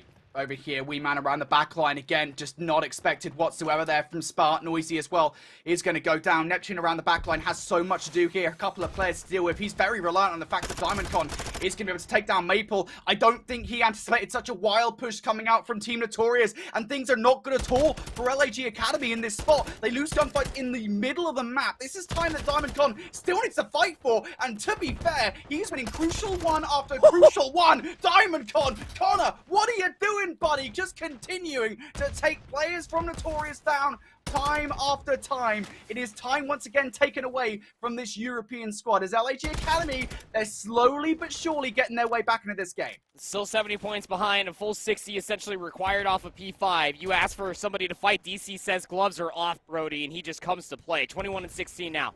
His hit majority is actually coming through from the water pit and through the front. But it's DC Neptune again to find the early 2s. Eric looking for the final laugh. He was one shot. Spart will clean things up. Spawns in the back, though, for Team Notorious. Oh, I'm shaking, buddy. Notorious only need 30 points for the victory. Metals and Weeman now going to open things up with a couple of kills. Spart is overwhelmed despite getting one frag. That's all he's going to be offered. Notorious now looking to soak up every single second. Even if they do, they will not get the victory off this generator hardpoint. And LAG Academy, I mean, just look at the veracity of which they're still going for it. These last couple of kills, we've seen double after double coming out from a variety of different players on LAG Academy. They are now within reach of a victory of this game, but they still have to be perfect from here on out. I mean, they can only give up what feels to be about 12 seconds or so, and this game is all but over, you would truly do feel like. But every single time I keep giving win conditions for Team Notorious, LAG Academy, they're there to fight, they're there to scrap, they're there to bring themselves back into the game. 192 to 228. LAG Academy in possession of the hill itself. Weeman knows that he has so much to do from this water route. He pulls so many defenders away, and Team Notorious are in for the break for the time being. Yeah, they've got the numbers. Again, Team Notorious just one good hold away from putting this game away, and you got to feel that they absolutely have to, considering they were up by 80 points or so, no. And that's not good. Metal's going to team nade his guy at the same time as another player going down. Fortunately, Maple Metal's there for the trade. Through the middle of the map comes Metals to save the day once more. He's looking for more, trying to zone away LAG Academy, but you have to focus on the rotation, and now kills coming through for LAG Academy. Notorious are no longer going to be able to close things out on this hill. Maple found two out the back end, and they were really going all in for Metal's flank through the mid-cuts as well. You have close spawns for LAG Academy. They know that they can close it out here on P2. Team Notorious are looking for one solid break. Metals is on the longest route that you could possibly take, but it's being scouted out by DC. And DC loses the gunfight, so the pinch is on. Yep, there we go. Got to be careful about Metals in the backline here. Notorious starting to pressurize for a variety of different angles. One player in the water. Weeman takes him down. Eric Boom through the front has already picked up one as well. LAG Academy now going to be spawning out, and it takes much, much longer than they initially anticipated. But Notorious get it done in the end. Goodness me, though, you could see the veteranship of the LAG Academy boys as they slowly chipped away at that 80-point lead.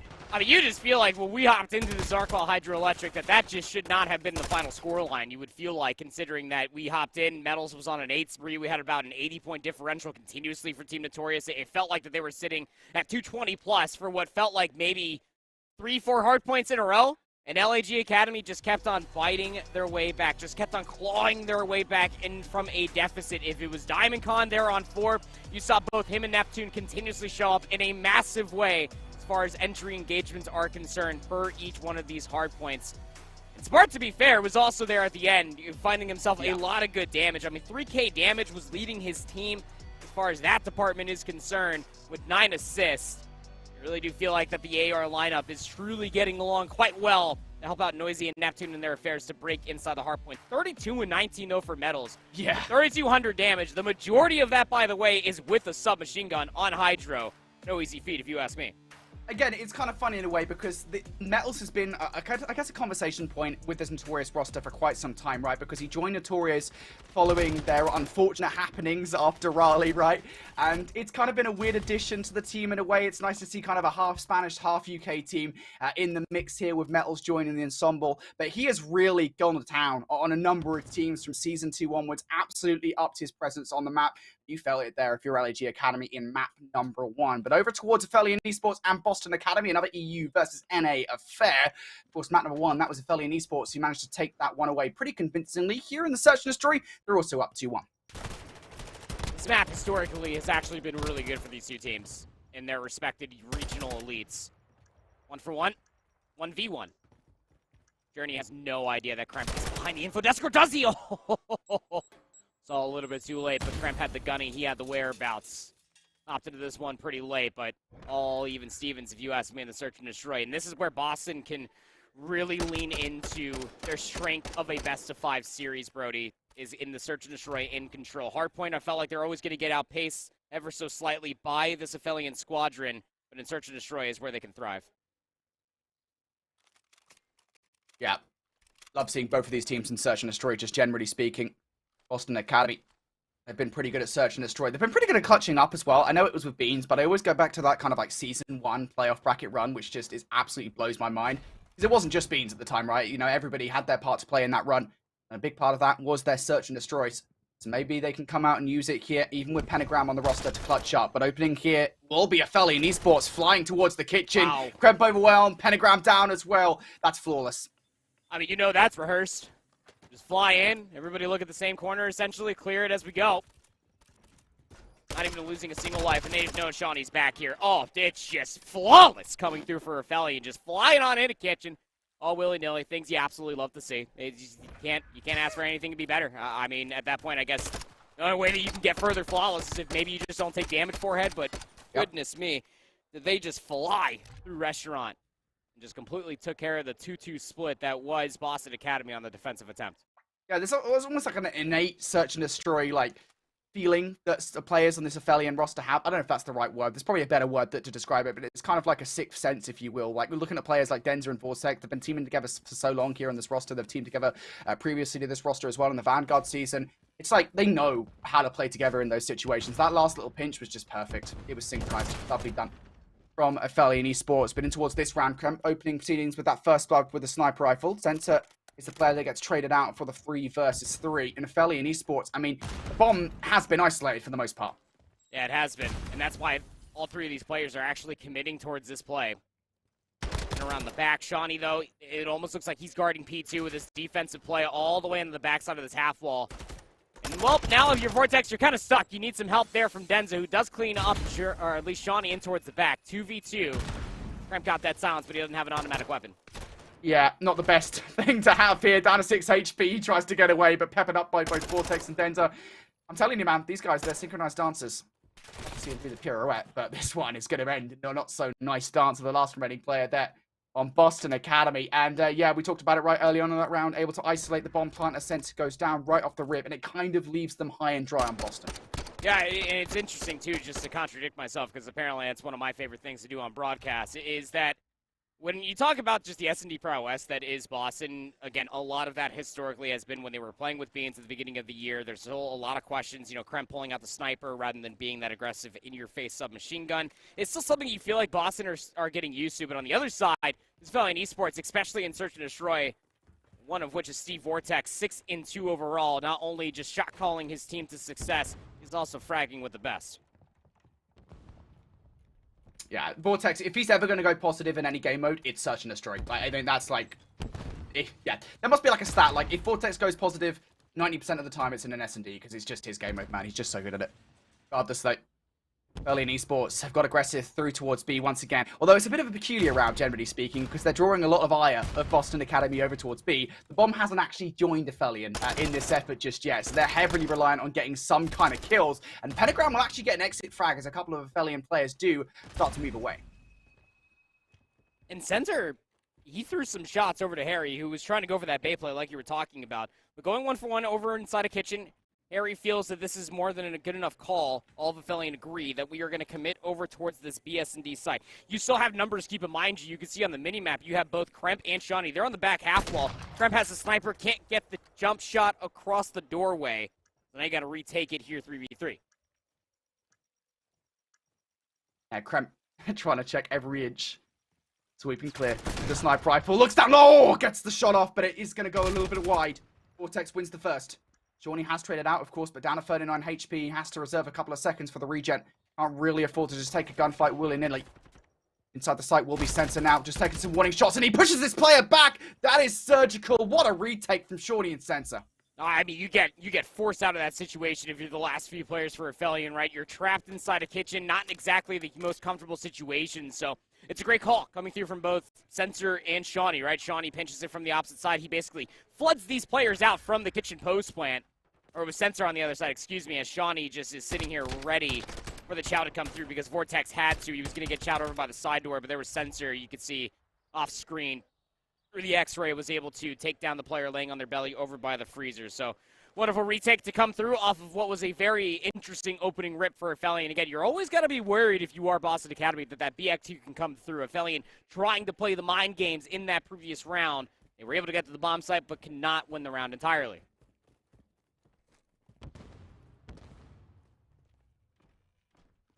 Boston now.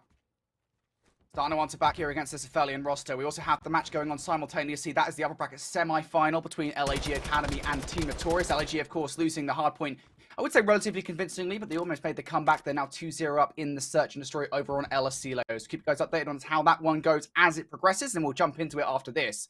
But Boston Academy right now, 1 round down. They're also 1 man down here in round number 7. Round number 8, excuse me. Bomb still slow rolling its way past the A-bomb site. I mean, Sensor has to clear, and he has to plant.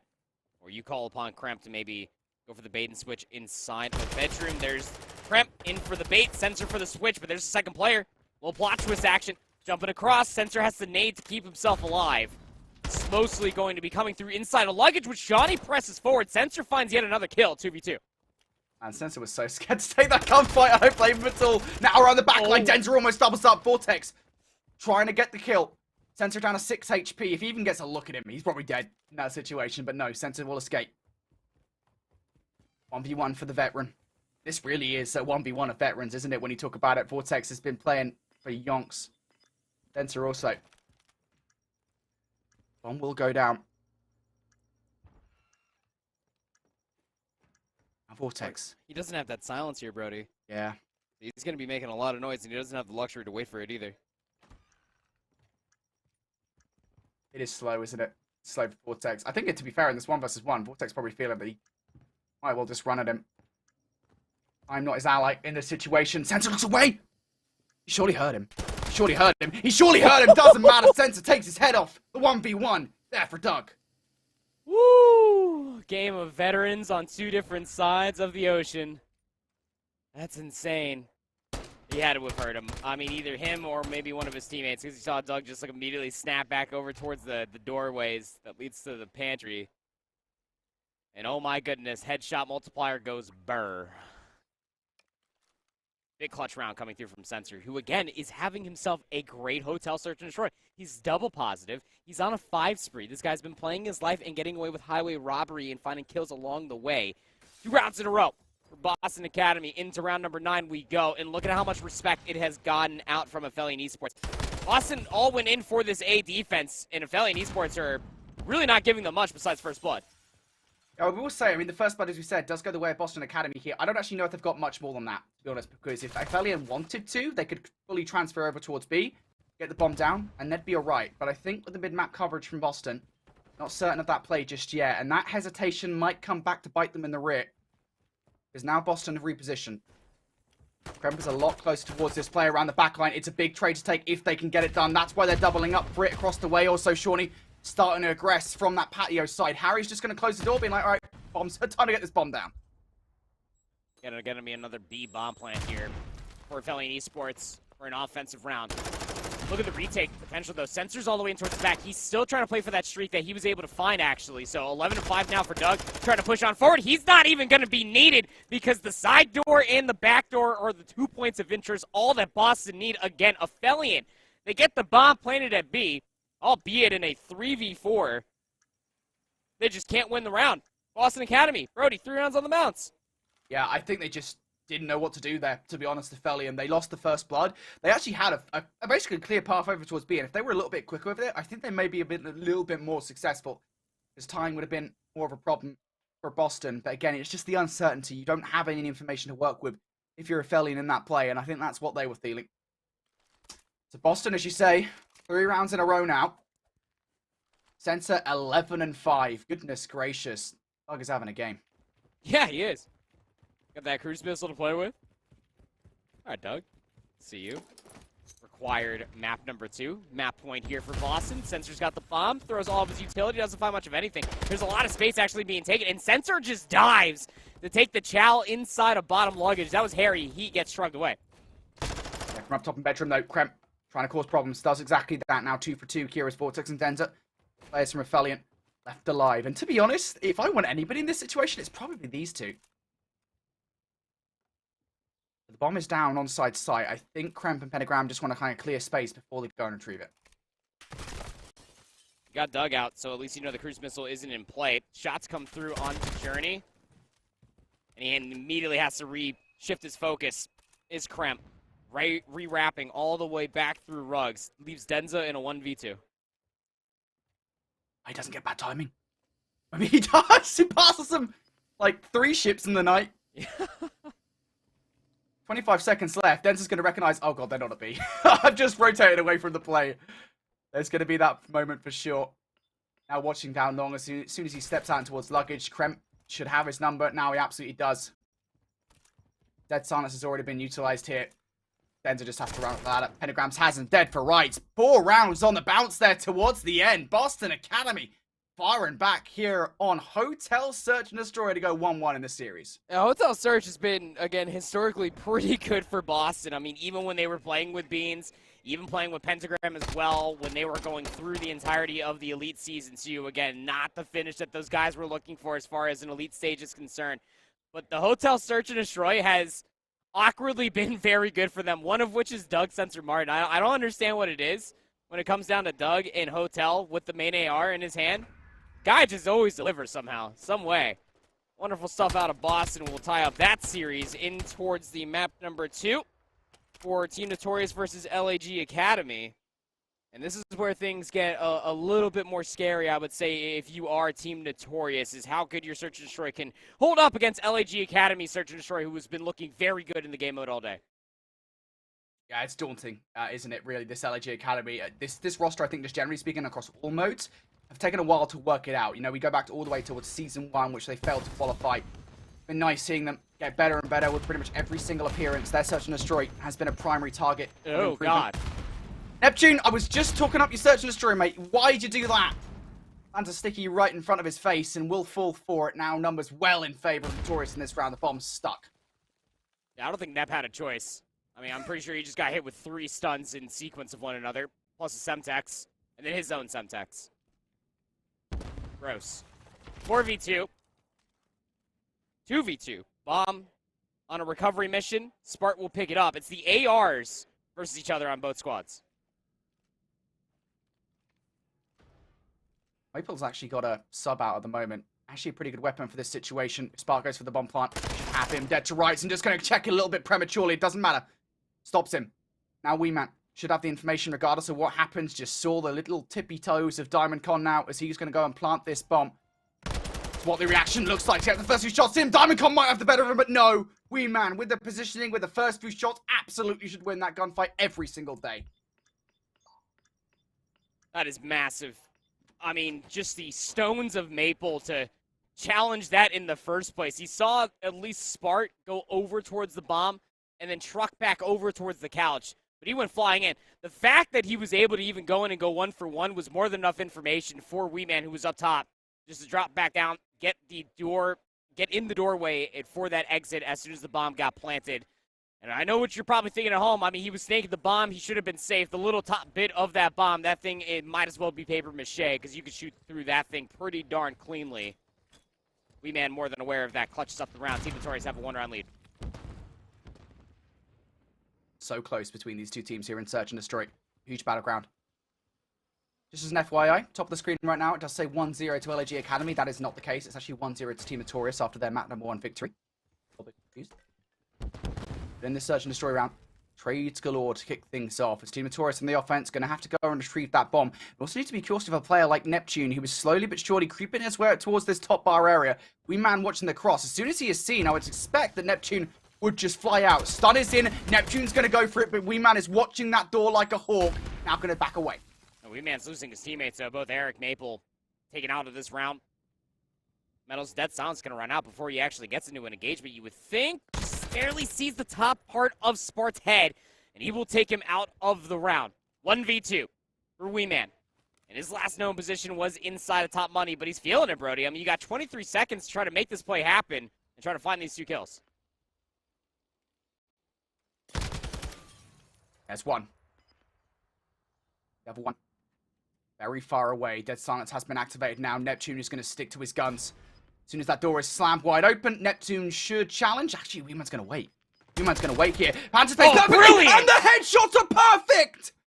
Every single shot from that tack connects, and we should not be surprised. Absolutely brilliant. Brilliant. This is such a tough call. Because you can either sit there, plant the bomb, extend the round with the detonator timer, or you can just hold it. Because it's like you said, Brody, busting through that door, if you're Weeman, you know that if Neptune is around, he will hear that door crack open. I knew that Neptune was going to come for the challenge rather than just waiting for the bomb to be planted itself. Weeman, back-to-back rounds at a 1v1. Is there anything this guy can't do? 5-3, Team Notorious on the defense. giving LAG Academy absolutely nothing. They are going to have to work for it to stay alive in the search.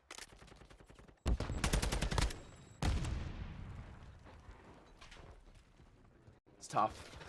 You can definitely feel the momentum on side for Team Notorious now. Man's going to bring that streak down. I'll be honest, I genuinely don't know how that lands. He's like well deep in towards the bar. Some pretty effective splash damage if you ask me. Wingman also finds a second as well. 9 and 5, his spree is still going. Maple's just throwing warning shots. He knows that they're trapped inside A. And here comes the entire closure of the A-bomb site, brought to you by Team Notorious. One player left alive here, DC. Can't have you. One rally. You're not going to win a 1v1 against Maple with a sniper rifle, mate. Gizmo, I think it was Gizmo on Twitter, said that he's the best sniper in European challenges. That's why. Not going to win those. It's Notorious who come out on top. 6-3, and the smiles all around at the moment. They're not getting too hyped here in the venue. They don't want to get ahead of themselves, but 2-0 up versus LAG Academy. They are just one round away from making their way into the winners bracket final. Everybody's smiling except for Maple. Maple will only smile when the job is done. The job's not done quite yet. That was an impressive shot nonetheless. What was that spree that Wee-Man just went on? It had to have been somewhere near like 8. Maybe even 9 through like 4 rounds of play. And I'm pretty sure, if my memory is serving me correctly, which it comes back to not allow me to do that from time to time, that was somewhere near about 4, maybe 5 rounds in a row for Team Notorious. Well, they were. When we looked into it, LAG Academy were up like 2-0. I thought they were up 3-0. I'm not gonna lie. It could have been 3-0. That could have been that could have been 6 rounds in a row. Yeah, we'll wait for somebody to confirm. We don't want to get that wrong, but they were up. Like, we know it was a certain amount of rounds in a row, yes. And Wee-Man is the catalyst of it all. 10 and 5, double positive. I mean, he goes on that massive spree. That highest streak is not correct because he got himself a cruise missile. Again, I'm pretty sure it was closer to 9 than it was further. LAG Academy just had no answer, and that's surprising considering what LAG Academy looked like versus NRK when they 6-1 them earlier on. On this map mode combination, they were flowing like water, my friend, but Team Notorious just had the best look I have ever seen as far as a bounce back is concerned. Nothing too crazy stands out besides Wee-Man having back-to-back 1v1 clutches. It's just what we've come to expect out of the Team Notorious roster. Yeah, I think you looking at this roster, I think just like looking towards the back half of the Vanguard season on Team War, we were looking for that, right? Coming into this season, we hadn't had that so far. It feels like finally Team Notorious are delivering on a promise made with the beauty of this roster. Now, though, over towards the lower bracket once more. Boston Academy now 1-1 after that eclectic Search and Destroy performance on this very map. Now we're returning to Hotel again for the long haul stay. Over towards Control we go. Affili on the offense. Things going pretty swimmingly so far. 19 versus 19 in terms of live. Now 18 versus 19, but A has been secured. And Hotel Control, again, for Affili Esports has really been good for them. It's been a really good map mode combination, specifically on Control. We know that they do not like Fortress. They never touch it. You get to pick one of two evils if you are Boston and wanted to go here. Pentagram, though, feeling right at home. 8-2, up on a 4 spree. Yeah, 60 seconds might be out on towards the board, but Boston Academy are in a great spot. Have a 3-life lead, and Pentagram still sitting on the 4. Pentagram really wants to streak out here. There's number 5. Number 6 right in front of him. He knows exactly where Journey's located, but Journey just gets the jump shot with attack, removes Pentagram from that streak before the cruise missile can be earned. Now Aphelion starting to aggress here through the help desk. This is a position that really I don't think Boston Academy want any players from Aphelion to be in. But as one more goal goes down, you can see they're coming for Journey. They're coming for him. He can only pick up one before finally going down. Boston Academy have done such a great job. We were talking about the life advantage, or I guess equal lives that we had at the end of that A capture. It was 19 versus 19. It's now 16 versus 6 in favor of Boston. This has been superb. Yeah, it's like I was saying, they're in a great spot. You could add 60 seconds on towards the board, but Boston Academy had Aphelion trapped even after they captured the A zone. You can have all the time in the world, but you got to win a significant amount of gunfights. Vortex does take down Kremp. That's couches opened up. He's not going to worry about Pentagram. He's top valet. And the flank is going to be coming through from Journey. And by the time he comes into his next engagement, which would be versus Shawnee, you feel like it's all going to be too late as Shawnee closes out with a 2-piece. Denza, you've done some pretty impressive things, but I think a 113 might not be on the cards for you today. It would be impressive. I think that would be like a superhuman feat to win a 1 versus 13. You have to get like 2 waves of kills in that scenario. Yeah. Denzel's great, but he's not that good. Anyway, regardless, as we said, I mean, that is just superb from Boston Academy. Great map control. After losing 8, they recognize just what they need to do. They hold on to the bedroom, and of course, those back lines and everything that Affili tried to get through did not work. So, Boston Academy starting things strong here with a defensive victory in round number 1. Now can they convert for the offense? Pentagram almost found half the eliminations in 1 round. 12-3. What a start for Nate in this map number 3. Opening break needs to be just as electric. Then Zeno is going to be pressing the issue. Finds the first Kremps there for the trade. It's a split offense thus far. But Boston Academy going to touch that A zone. Yeah, good start, I would say, for Boston Academy, just generally speaking, and asserting their dominance over this A zone. If Elian should give this a few more looks, of course, they'll know, of course, how slow this is being. They'll know that Boston Academy have got players in and around this control zone rather than stacked on top of it. Valiant just keep on sending players one by one to the Wolves' Den. Surprised they keep on getting eaten up. Vortex now looking for some exit frags here. As Pentagram gets a look out towards the connector, Vortex will take them down, but it does genuinely feel like at the moment for Affili, it just keeps on, they're trying to dig away at any potential transitional kills from Boston Academy, but as a couple do come through, this is actually not so secure for Affili. No, it's really not. They might just get overwhelmed, especially through the check inside. Pentagram, he is over here. Regen's starting to come through. He's not alone, though. Well, he is now. Sensor goes down, unfortunately. Shawnee's still actually showing presence from bottom bedroom, and Pentagram is snaking his head off. He's been having a great map number 3. Can he get the better of Denza? Yes, he can, but he loses his teammate as Shawnee over by the B zone. But so long as Pentagram stays alive, and so long as he's pulling back defenders, this B zone becomes more and more attackable. Yeah, Vortex had to do so much there towards the back line, can only do so much overall. Pentagram, as you say, now the player that needs to keep his life on 3 in a row. 16-5, has had a stellar game so far. Now looking to continue that here with a push over towards this B zone. That first tick of aggression, just a little bit away, and Pentagram is just moving around the map at the moment. Shawnee now with another one as well. Sensor able to double up here. The trades are looking pretty good, and the stack should be effective as well. It's 3 players on the point. Now looking downside, it's going to be Shawnee across the way. There it is. Trades going down now. Sensor, can he get any more? The assistance of Pentagram as well. Pentagram for 1, Pentagram for 2. That's a B capture. Via segments of progression as well. Boston Academy just showing up in a big way. I mean, it's pretty loud in here. I have my headset cranked all the way up, and I heard Pentagram from a solid about like 30 feet away. That guy is feeling it right now. I mean, how can you not be after an amazing push that just got put together by Boston? He stayed alive for so long. Over by check-in. Nobody could trade him until it was just too late, and by the time you finally got the trade on a Pentagram, ARs were already respawned inside a top and bottom bedroom, ready to let you have it. 19-6 coming into a round number 3. NRK eliminate Twisted Theory in their lower round 8 matchup. They'll continue on till tomorrow. Yep, top 6 guaranteed once again for a 3rd LAN event in a row for Cruz and Dak.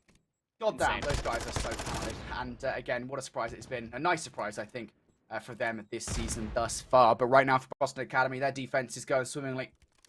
It was in their favor, 28 versus 27 in terms of lives. And Affili now finally going to have to just settle, really, full this A kit. And I don't even know if it's that secure, to be honest. Boston Academy, again, with the trades in really their favor, so have a pretty good chance at stopping this one. Pentagram, who has been on fire so far in this game, now gets his 20th kill. Starting to get aggressive. Vortex knows he needs to remove him from that situation and does exactly that. So now Affili here should be secure to capture this A zone. Yeah, that's the difference right now. You're going to see this quite often, I'm sure of it, in this round of Control. Could be the last, but if I get a communication coming through from a fellow esports teammate that I see Pentagram, he's one shot, you best push that. Because if you do not deal with Pentagram, well, we can see what he's piecing together. 21-8 for him. Even still trying to challenge for this last segment of progression. Little egregious if you ask me. If you're Shawnee, maybe you could have played for a couple of exits, but luckily enough, Sensor off the respawn. He was top valet. He's given up that positioning, but you do have bedroom control for this B-zone defense. Well, it is out the way now for Affili esports. They just don't want what happened in round number 1 to happen again here. All right. Boston just had full control over the map. Maybe not so much dominant this time around, though, as Affili have a lot more control over the bedroom side. Kremp is the player they still need to remove, and I don't think Harry's aware of it whatsoever. He's about to go down. If he could take Sensor with him, that'll be nice, but that's just not going to happen. Once again, Boston doing such a great job at clearing every single area they need to. But one player has actually got through. It's Denza. What can he do on the point? He's getting peppered up from left, right, and center down towards 8 HP, and actually somehow takes the head off Pentagram. So Affili and Esports now in a really good spot. No. And as Denza picks up another one, oh no indeed. Journey is zoning these players away from the help desk. Boston Academy know they need to clear it. They're going for the double chow. There it is. Is that enough now for Pentagram to get past? No, it is not. All the kills through in the purple kill feed, and this time Affilian will not be locked out. Not be locked out. They won't be a full-on shutout in the hotel control map number 3. Man, how crazy would that have been if Boston Academy just shut out Affili and Esports, who, again, historically on hotel control have not been bad. It just comes down to some of these decisions and some of these two pieces that Pentagram's just been getting away with. But, you know, in those final moments, we always end up talking about how it does take one good push to be able to put an offense to rest when it comes down to Greenberg hotel control. And, you know, it becomes that much more easy, I suppose, when you're Boston Academy just throwing their lives away, giving up top bedroom control, to drop down inside of couches rather than keeping an AR top valet. But more questions. Less time is running out to find said answers. Boston Academy can still close it away here on this offense for a 2-1 lead in the series. Trade's good all to kick this one off. Denzo was on 5 in a row. Big stop there from Shawnee to take him out before cruise missile can be earned. Now Boston Academy, with that wave of gunfights in their favor, will clear enough progress on A. Shawnee actually still has a fair bit of work to do here. On 36 HP, he gets challenged by Journey. This should be a gunfight win and all. Oh my god! Shawnee absolutely eviscerates him. Denza and Vortex, though, answering back in kind. And onside sight, Vortex for the double. Denza also doubles up. And how about that from the sub-duo of Affili and Esports? Really the first time somebody actually clears A. So 2 ticks of progress. Sensor finds a direct impact kill on the Vortex and cleans up the next with the Semtex itself. Wonder if that was the same Semtex that he direct impact with that also got the kill afterwards. That's a high-value Semtex, if you ask me. 60 seconds added on towards the board. The A zone will be fully converted. No lives disparity between the two teams.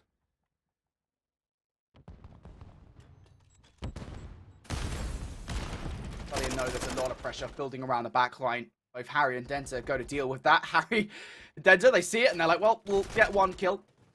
Harry now got to back away towards that back line. Denza will now deal with it off the spawn. So Sensor now down for the count. And of course, Affilian also have players pushed up towards the bedroom side. Vortex, no dead silence to speak of just yet. So he needs to play this one a little bit more quietly. Doesn't want to stomp his feet around that backside bedroom. Wants to deal with Pentagram and Shawnee. And there you go, Vortex finally going to activate to take Pentagram down. But Vortex's presence isn't actually enough at the moment to stop those close spawns inside luggage, as Sensor does momentarily at least cause some panic. You can see there in the picture-in-picture, LAG Academy have a 2-0 lead over Team Notorious in LSCLO control. What's going on with Team Notorious and playing control versus top teams? I don't know. Affili and Esports, though, stabilizing. Have a 7-life lead. This has round 5 written all over it, if you ask me, Brody, but gonna get their first inning over until the fat lady sings. Team Notorious also able to get themselves on the board in their control. Their potential 3-0 here. Boston Academy trying to brute force their way for top bedroom control.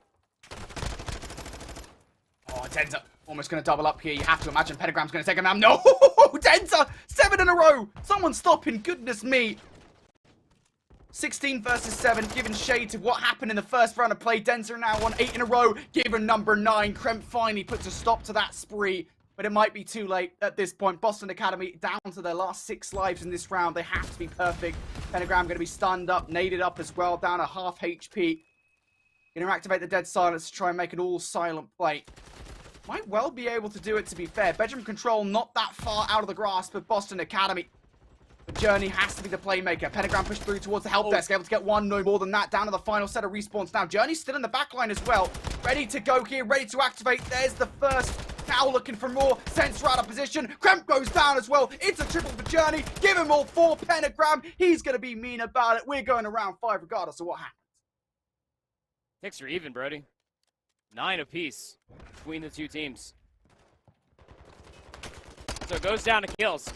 And I'm not a mathematician scientist guy. I was not keeping track of all the kills in between these rounds. So I think it'll be pretty close. We've had pop-off moments between these two teams. We've seen offensive wins, we've seen defensive wins. Which side do you honestly prefer when it comes down to Greenberg Hotel? I think it mostly just comes down to these opening breaks. In the early stages, it was mostly Boston. When we hopped in, Affili Esports became a lot better as far as their breaks and returning gunfights are concerned. Denza turns things around, goes on that massive spree, has a kill streak to be playing with as well. And you might just need it as Affili and get around 5 offense. Yeah, it doesn't matter. On a Hero Hotel Control, I don't think it matters whether or not you get offensive. Thank you for at least honestly answering me when I asked that very long question. It doesn't matter. It's just the long and short of it. Doesn't matter. There is no real preference side here on Hotel Control. Kremp, though, trying to make it so on the defense, getting very aggressive in towards the offensive side. Doubling up, or at least looking to, as he finds his way in towards Ruggs. Affili on now. 3 players in and around this A zone. 1 player over towards B. That's Harry that could potentially disrupt Boston Academy. Here they go. Boston on the defense. Kremp and Pentagram going to open up with a kill apiece. Denza all on his lonesome in and around this point. That is just too much to deal with. The second tick will go through. But over towards B now. It is going to be Harry causing those close spawns as Denza will spawn up over there. Stone's on Vortex, so at least try to go 1 for 1. He steps literally on the Semtex like he stepped on an old piece of chewing gum. And loses life because of it. Yeah, 2 ticks are found. But lives are dwindling. 26 v 20, just under a minute left to go. You saw Affili and they thought that they could try to go for a swift rotation over towards the B zone. Will not be the case at all. And in the positioning that Kremp was located at, actually force all of Affili to spawn parallel over towards A. So if you're Boston, you chalk this. You play for a couple of exits, you get the information to clear your double arches, but you don't want to lose more lives ahead of this B zone defense. Yep, A is fallen by the wayside. There's actually kills coming off the back of this as well. If Denza gets that one, that's scary. That's really scary. And it might well still be so, to be fair, because Affili, I think they know how integral getting bedroom control is. Boston Academy doubled up to prevent bedroom control going out of their favor. I'm going to take a peek out towards the middle to take down Journey. Now getting hyper-aggressive here is Kremp. About to earn the dead silence to well make a play in from behind. Vortex going to bring his way forward. Cruise missile comes down. Not sure whose cruise missile that was. Either way, it won't be all that effective. It was Denza who actually brings his down.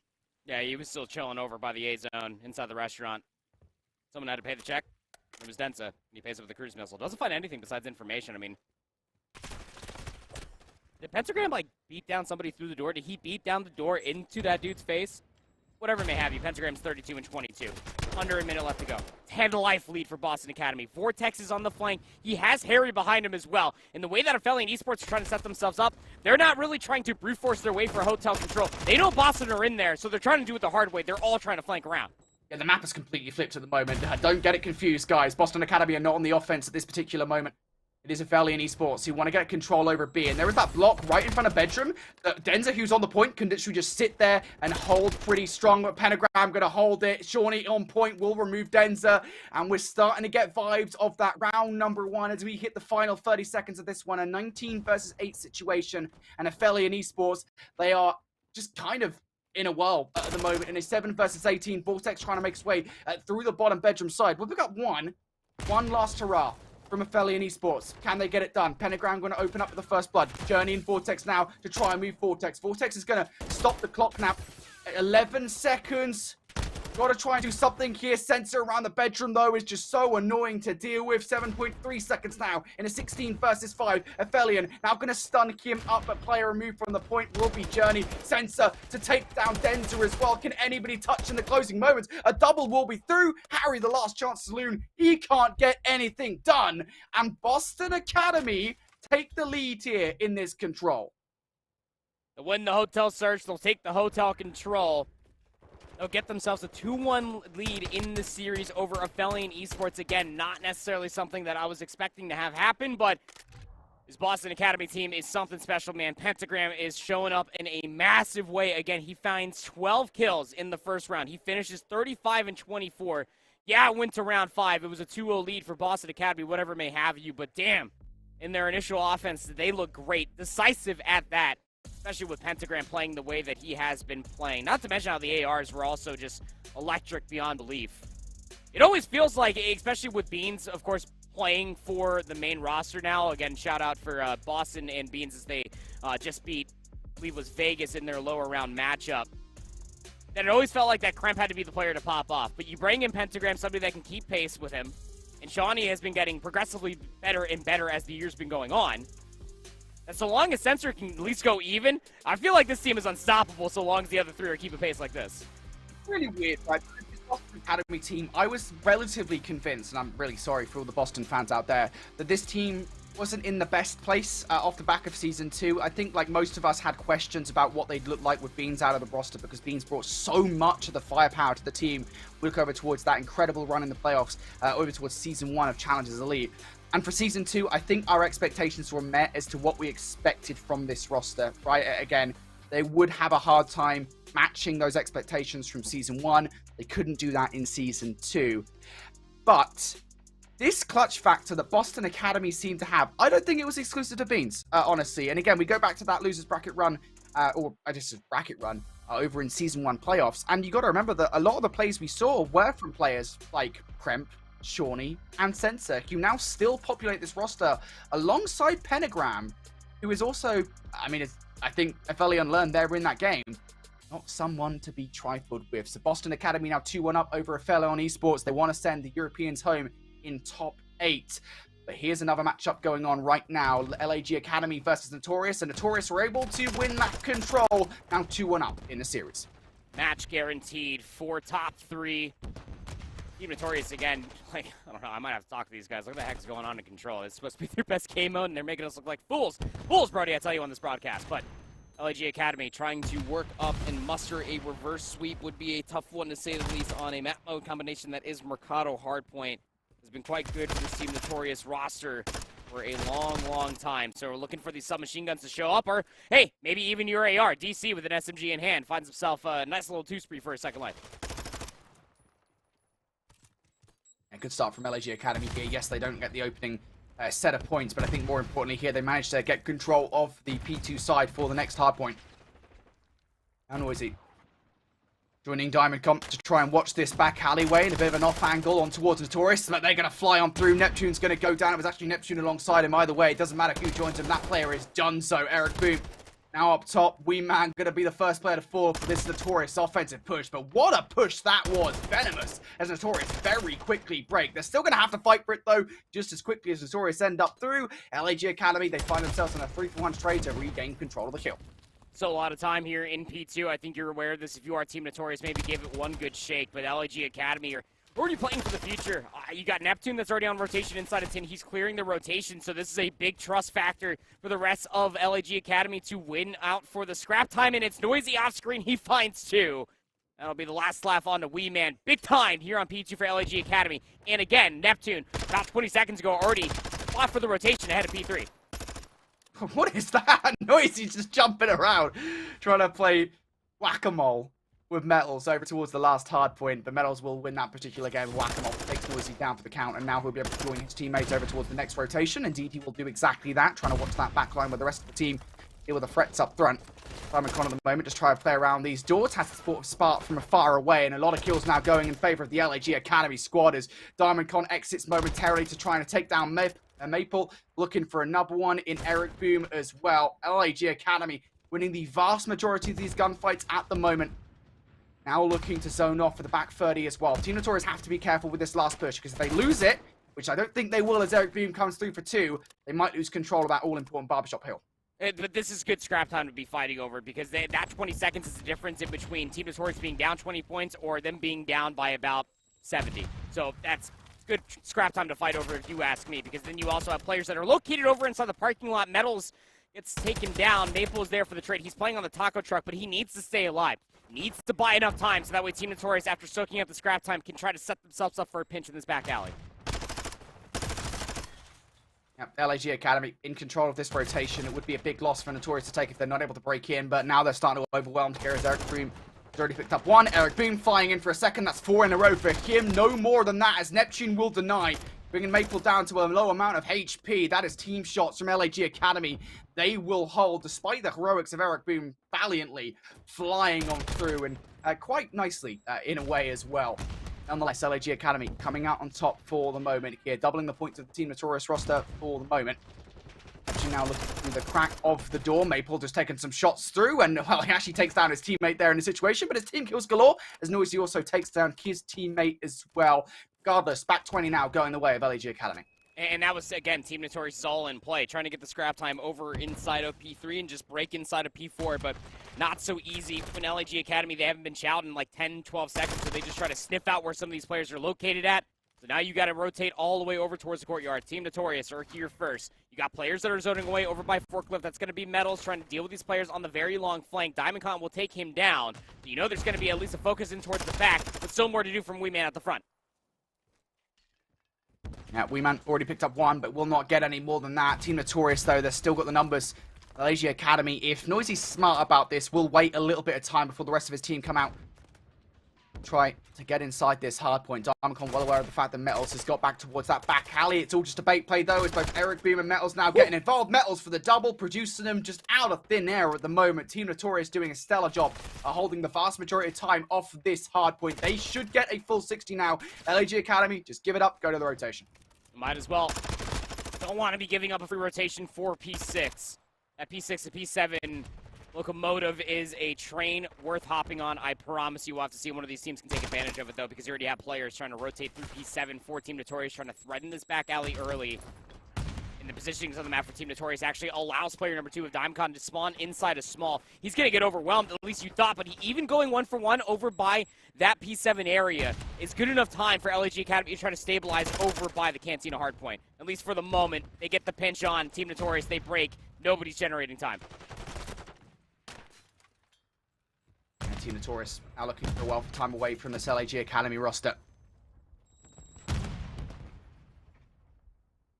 LEG trying to get in around this back line. Of course, they've also got DiamondCon coming on the flank. Huge 1v1 that Maple will actually win, but DiamondCon will get a posthumous nade. Spar also, for one, gives LEG Academy a good look at this hill time. The problem, of course, you can see those Team Notorious players popping up with their back of their new lives over towards the parking lot hardpoint. I don't think this is what LEG Academy actually intended, as Team Notorious still fighting tooth and nail for the scrap. I mean, Eric doesn't have a trophy system, so he's just trying to dip, dive, duck, dodge, and dodge some more through all these nades. Even just comes flying back through the door to take down another player 3 in a row. Poor Eric Boom taking down Noisy, just trying to make that scrap time. One of the most annoying bits of time that LEG Academy are trying to fight over. And again, they are just funneling through the back alley. Eric and Maple line them up, and they knock them all down. As Eric Boom finds 5 in a row, and he has a cruise missile in his back pocket. But Team Notorious, they are starting to run away with this first set. Team Notorious looking pretty good at the moment, again, to try and put some serious distance between themselves and LEG Academy and book their place in the upper bracket final. But again, now it's Noisy and DiamondCon to double up here and remove Team Notorious from this hard point. Crucial 25 seconds to take. Notorious will want to give this at least one more look. You can see Weeman is absolutely tempted to get it done all by his lonesome. We know that he's more than capable of it, to be honest, but needs the help of Metals. He will now be making his way over here. DiamondCon going to go for the challenge, and the team shot's good here for them to take down Metals. Now moving out towards the middle of the map will be LEG Academy. 20 points down or so as we go towards the second set are LEG Academy. But we know what happened on the first there towards P1 and P2 for LEG.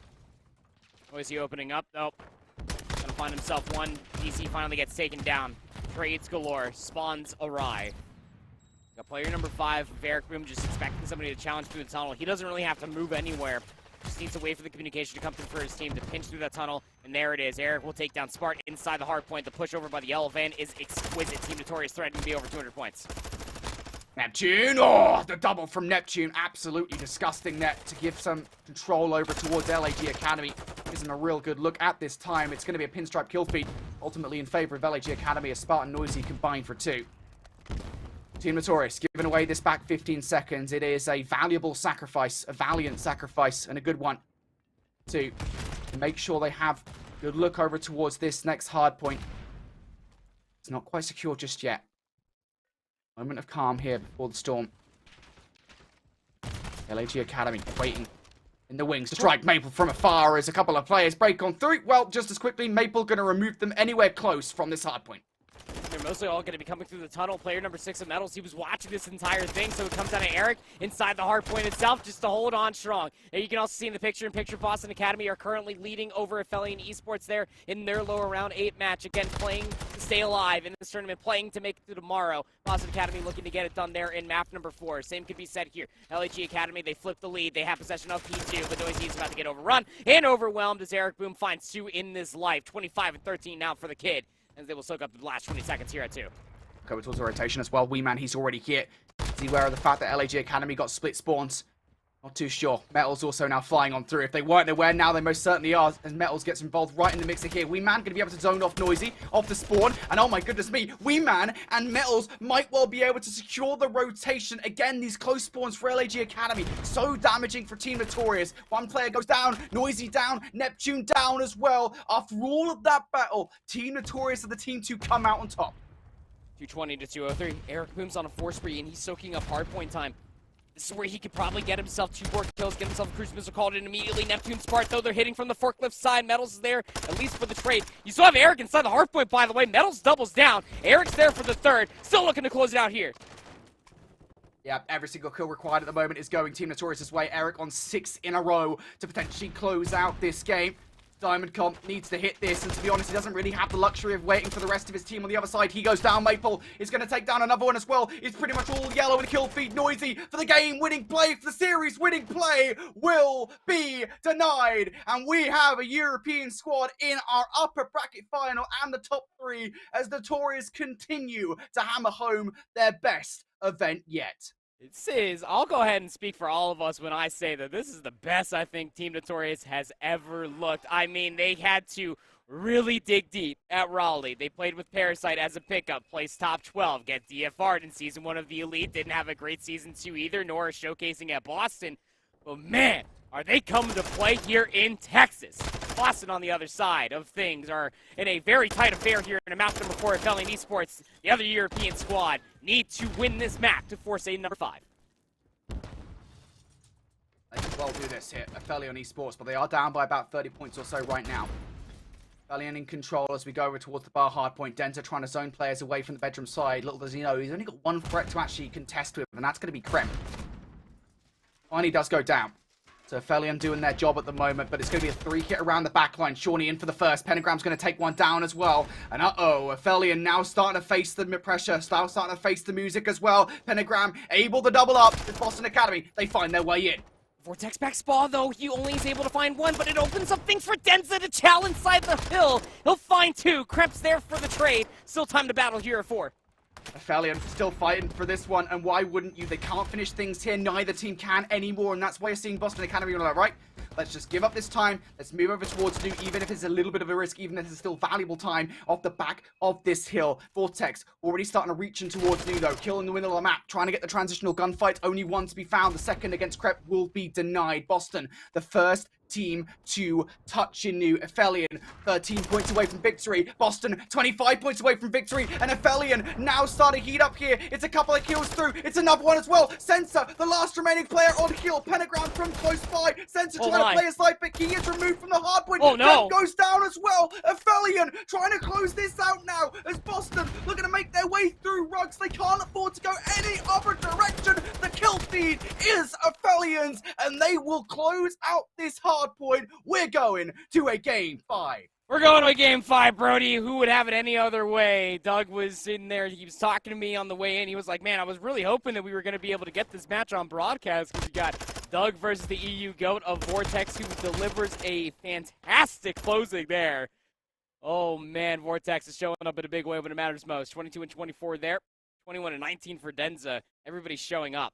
Showing out for Affili. And Boston, I mean, yeah, I guess normally characteristic. You won't see Sensor drop a fantastic respawn, but still at 2 minutes of OBJ time. Pentagram as that rotating player, 21 and 25. 29-25 coming through for Kremp as well. But in those final moments, that's where Affili get the scariest, is when the teamwork starts flowing and the sleigh soon to follow in between Vortex and Journey. This team feels they are truly on top of the world. It did look concerning, right? I mean, we look over towards the bar hardpoint and Boston Academy, and they enacted the break required, right? They took time away from Affili Esports, and of course, off the back of that, they made the correct decision to rotate, but just that final break from Affili was sublime. They managed to get on through, and they forced us to a game number 5. Of course, we will be returning to Hotel once more for this one. I think it might be Fortress. I'm pretty sure that map 2 and 5 on this graphic are backwards. We okay. absolutely played a Hotel Search and Destroy. I was gonna say. Doug went like 11 and 6. I was here for it. You were here for it. The venue was here for it. Yeah, I'm glad we sorted that out. We figured out. Like, we got there in the end. Like, I'm physically here for it. I'm watching it right now. Like, they're playing right there. I wish I was physically there for it. I'm currently spinning around in my bedroom. I'm just want to hold you in my arms. Chilling. I don't think you do, bud. I'm super sweaty at the moment. It's really hot in this room. Well, not right now, obviously. My light beaming down on me. Yeah.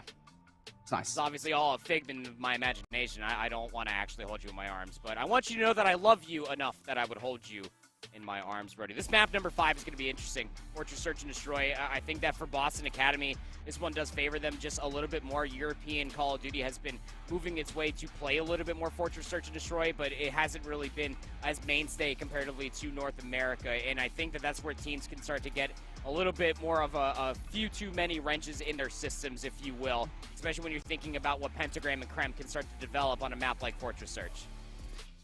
Yeah, it's back to that conversation that we were talking about, right, with Affili and Boston Academy, kind of where does the search lie? Because on paper, at least, this is arguably one of Affilion's best game modes. It most certainly should be when you look at kind of the talent that is on board for this roster.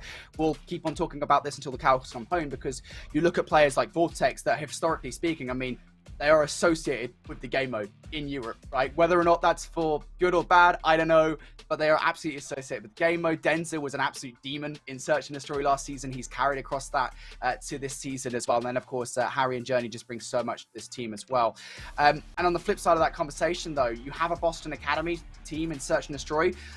They were terrible at Search and Destroy in Season 2. I'll say it, I don't care. They were awful. They were like 1 and 4, I think, by the end of the season. They won 1. But I just don't think we saw enough of them to make a full statement about kind of what their Search and Destroy actually looks like. What we've seen from them this event is clear market improvements in Search and Destroy when it's required. And I'm kind of glad that we are seeing a much more competitive Boston Academy, at least on that game mode. Because again, I mean, they won the earlier one, 6-4 on Hotel, and Sensor went huge. So it's not out of the realm's possibility to see the same thing again. No, it's not. Again, there's something very interesting to be talked about when it comes down to Sensor on a map like Hotel Search and Destroy. But I don't really, I mean, if we see the same effects coming through on a Fortress Search and Destroy, then I honestly don't know what to say. Normally I have something lined up for that. I'm not going to shave my hair. I'm not going to get Sensor tattooed on my body somewhere. It's just not going to happen. But do that. No, because that's permanent. But I wouldn't put it past for Sensor to continue to show up in a situation like this. I know that the guy gets ragged on quite a bit, but there has to be a certain amount of respect that you do put on his name for how many times he has been in these open environments where he is playing against some of the best. I mean, this is a guy that went 2-0 even versus Placer in his rosters last year in between Toronto and the Boston Opens back-to-back. This guy lives, eats, and breathes high-tension situations. And I feel like for this Boston Academy roster, you're getting past those growing pains of Sensor moving over towards more of a main AR kind of style. The growing pains of bringing in yet another new face of Pentagram and having Kremp have an SMG duo that is keeping pace with him as well. All these growing pains that we got to witness through Season 2 of the Elite, I feel like have accumulated into this open run that we have gotten so far for Boston Academy. They've already been Parasite and Co. That was a tough matchup for them, but they looked pretty darn decisive doing it. Now you just need to be able to do it here in a map 5 versus EU's best. Yeah, the conversation point for me just comes down to, and you talk about Sensor there for the moment, it's like, we've had this conversation a lot, and don't worry, I'm not going to have the conversation around intangibles that we normally like to have. But it is that intangibles versus statistics conversation, right? I mean, how much is there in that conversation? Because I had it down in my notes when it talks about Sensor. Like, I mean, statistically, throughout the entire of the season so far, I believe, I don't know exactly where he lies in the conversation, but I think he's been like one of the worst performing statistical players in Challengers Elite across Season 1 and Season 2. But what he brings to the table in terms of intangibles does that kind of weigh that out where, again, you know, those leadership qualities, those clutch qualities in situations like we saw in map number 2, like, you know, does that weigh out? It is the question, really. I think the answer has been, at least for this LAN event, yes, right? I mean, like, clearly what we saw earlier on in the series was a clear ability to clutch up in a number of high-intensity situations, such as that hotel search and destroy. So we'll see what happens here on Fortress. Honestly, I don't know, man. It's going to be an insane final game. It's going to be interesting, I'll tell you that much. I mean, if there's one person in particular that plays for this Boston Academy roster that you know I'm thinking of when it comes down to a map 5 that always shows up in Search and Destroy, it's Shawnee. I mean, there's been so many different times, even when we were casting Boston Academy winners round 1, when Beans was still on the roster back in Season 1 of the Elite versus T-Fel Enterprises, that same roster that won the Boston Open that got picked up by Decimate. Shawnee showed up in a massive way where he went like double positive, was like 12-6 at the end of it. This guy's making really good, clear, conscious decisions. And I actually got a really good time to listen to how this team does communicate in Search and Destroy. Shawnee is making a lot of these play calls. He is directing this team. He is the general, if you will. And it allows players like Kremp to continue to go unnoticed, if you will, when it comes down to these Search and Destroy maps, especially with how lucrative and how aloof you can be on Fortress when it comes down to these routes inside of Art. They have a really good system, Brody. It's just about hanging with some of the best. It's always been the consideration and questions that we've been asking ourselves with this Boston roster.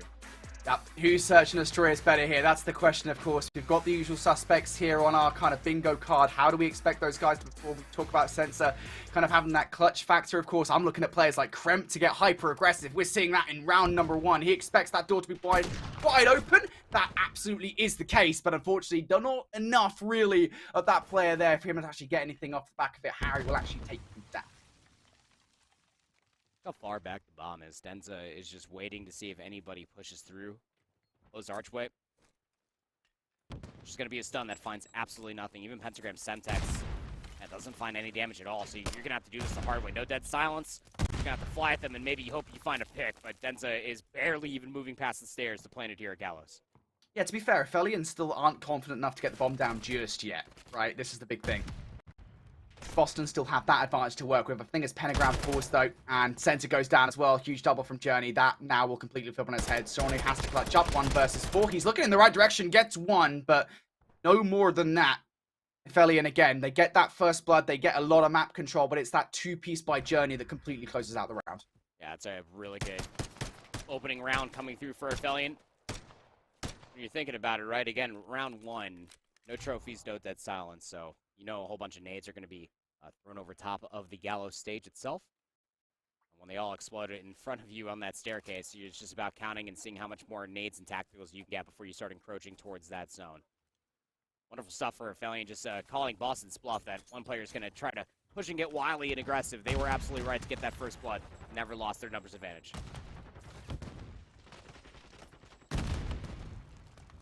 3-for-3 now. Seeing teams as always on offense, getting hyper-aggressive through the street. Vortex, almost got that bomb down on street. Sensor will escape. Actually, this round in a pretty favorable position as one player down. I mean, they're going to be able to plant the bomb over towards A. Going down. 2v3 in a post plant, though. There's only so many angles you can look at, and Pentagram's got a sub. Overwatch here in top single. But the play is mostly coming through from bottom munitions, so Sensor's going to have a lot of work cut out for him in the back. Catches one player off guard, does Pentagram. Really good start here. Defense of this site, but now Pentagram has to pull off a 1 versus 2. He is just not going to get it. The time is absolutely on side here for Affilion. Journey still hasn't died yet as they get a second round on the board. I think it was a tough ask in general. I mean, you don't have numbers in a post plan when it comes down towards that A-bomb site. You were able to find at least the one player that did jump up towards top boater, inevitably flanked inside of trees. But I think regardless of the matter, this Affilion squad is just so good with their opening breaks, maintaining that numbers advantage, never relenting soon afterwards. That they've really made a name for themselves as a Affilion roster through Season 2 of the Elite, that when they get information in the Search and Destroy, they do not relent. They push it until it cannot be pushed anymore. Or at least it's not smart to chow it anymore. As Journey, again, able to find 3 through 2 rounds. Boston Academy need this round here, and they are aggressively all looking towards the street side. I was about to say, they need to start pulling some strats out of the playbook. Don't want to go 3-0 down at Affilion Esports. This is one of those strategies. Aggression through street side. Journey, though, the denial, at least for the first. Now hunting down the second. No dead silence required just yet. Shawnee doesn't even hear him. Doesn't even matter. Shawnee is laser focused on the street. Journey does not need dead silence. Sensor will take him down before a cruise missile can be earned. So that is some good news for Sensor in this situation. I don't think there's much more good news to work with beyond that. No. Not having Dead Silence is the first dagger. The second dagger is that you don't have numbers. The third and potential final dagger is that bomb is planted at A. So they're going to have to do this the hard way. Sees where the bomb is planted for. It is planted for the backside of stage. Nobody's challenging top rails. You know it's mostly all going to be through the back. He's going to make a lot of noise. There might as well be an elephant in top rails with the amount of noise that sensor is making right now. Some shots come through. Really only play now is to maybe rip Denza off of this positioning and maybe try to stick the defuse, but can't find the kill cleanly enough. That's going to be another round win for Affili, you would feel. Yeah, if Sensor can get away with one frag, that would be nice here in this situation. They're just not even going to be allowed that in that situation. And you already kind of talked about the situation that Sensor was in then. Not having Dead Silence is just so annoying. I've been in that situation in ranked play, albeit a very different setting, let's be frank, Andy. It's different, yeah, for sure. It's a little bit different considering the context of the series, but having the tack in that situation, having the trophy in that situation over the Dead Silence, just really frustrating, especially with the bomb down. So Sensor not going to win that one. Affili now 3-0 up despite the early round play from Boston Academy. It will not work out again. A lot of it shut down by Journey over towards that street side. Vortex also had a pretty good start in that one. 3 in a row now for Kim. Let's see if Boston can solve anything else special out of the hack here for round number 4. The defense is mostly focused again to deny any presence for Affili inside of munitions. Johnny is just playing on this Godheady over by the pickup truck, sees Denza cross back over towards the bench. Lane focus is the name of the game for Affili Esports, but nobody's inside of stables. Nobody's even inside of the open archway. That allows that bomb to get planted today for free.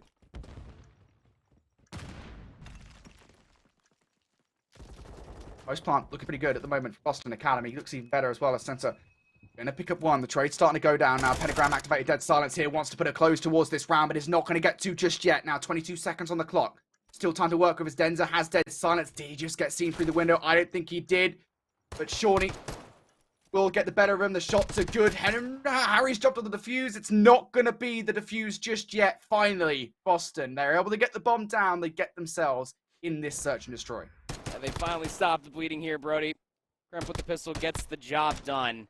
If Harry just hops on that bomb and he gets that ninja defuse, I fully lose my marbles. But one round at a time for Boston Academy, just trying to get themselves back into the wheelhouse of being able to get these first bloods, being able to maintain numbers advantage across the map. It's no easy feat when Affili Esports are just piecing the way that they are. Journey's had a great start, 5-2, 3 spree for Vortex as well. Just about getting it all together. Boston Academy, though, pretty standardized setup if you ask me. Sensor's going to go be that sole guardian of the B-bomb site, while everybody else just focuses around the mid-map area. It was a round 1 rollout for Affili Esports. Probably don't have all the utility to work with, that being trophies and Dead Silences.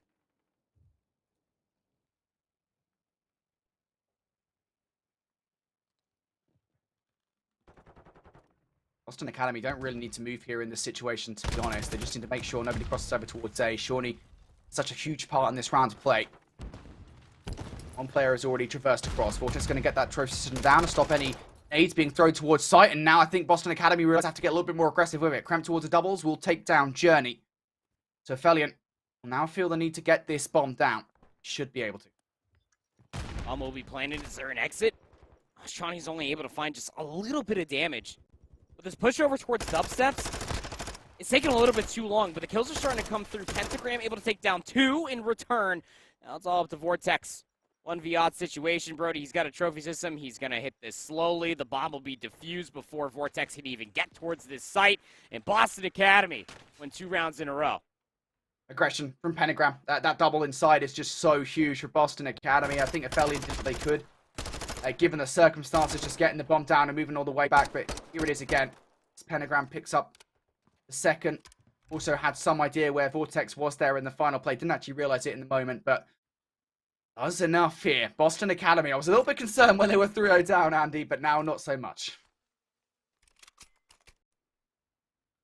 And one of the biggest integral moments when it comes down to search and destroy, especially for these players, is adapting and understanding what Affili Esports are doing continuously. Again, that was a round 1 rollout. Not a whole lot of information off the nade. Sensor, though, up top with the submachine gun. Gets first blooded, and now that bomb is dropped at a precarious position. Wonderful stuff to come through from Vortex there. To be able to find that first blood and to force Boston's hand to get on this recovery mission.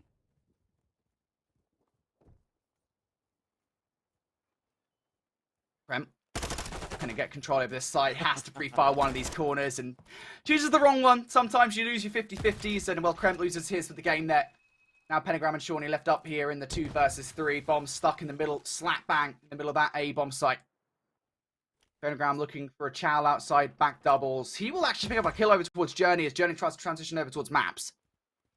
So this becomes a little bit more palatable here if you're Shawnee and Pentagram, but you still need some kind of heroics, and Harry gives up positioning.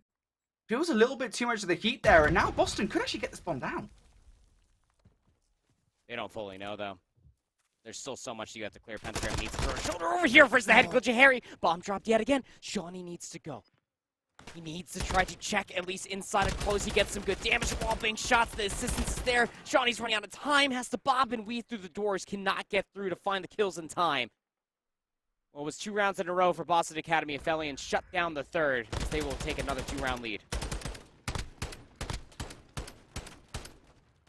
Man, oh man, these rounds are so close now. The first 3 pretty convincingly in favor of Affili on esports, but Boston Academy in these last 3, even if they don't win that last one,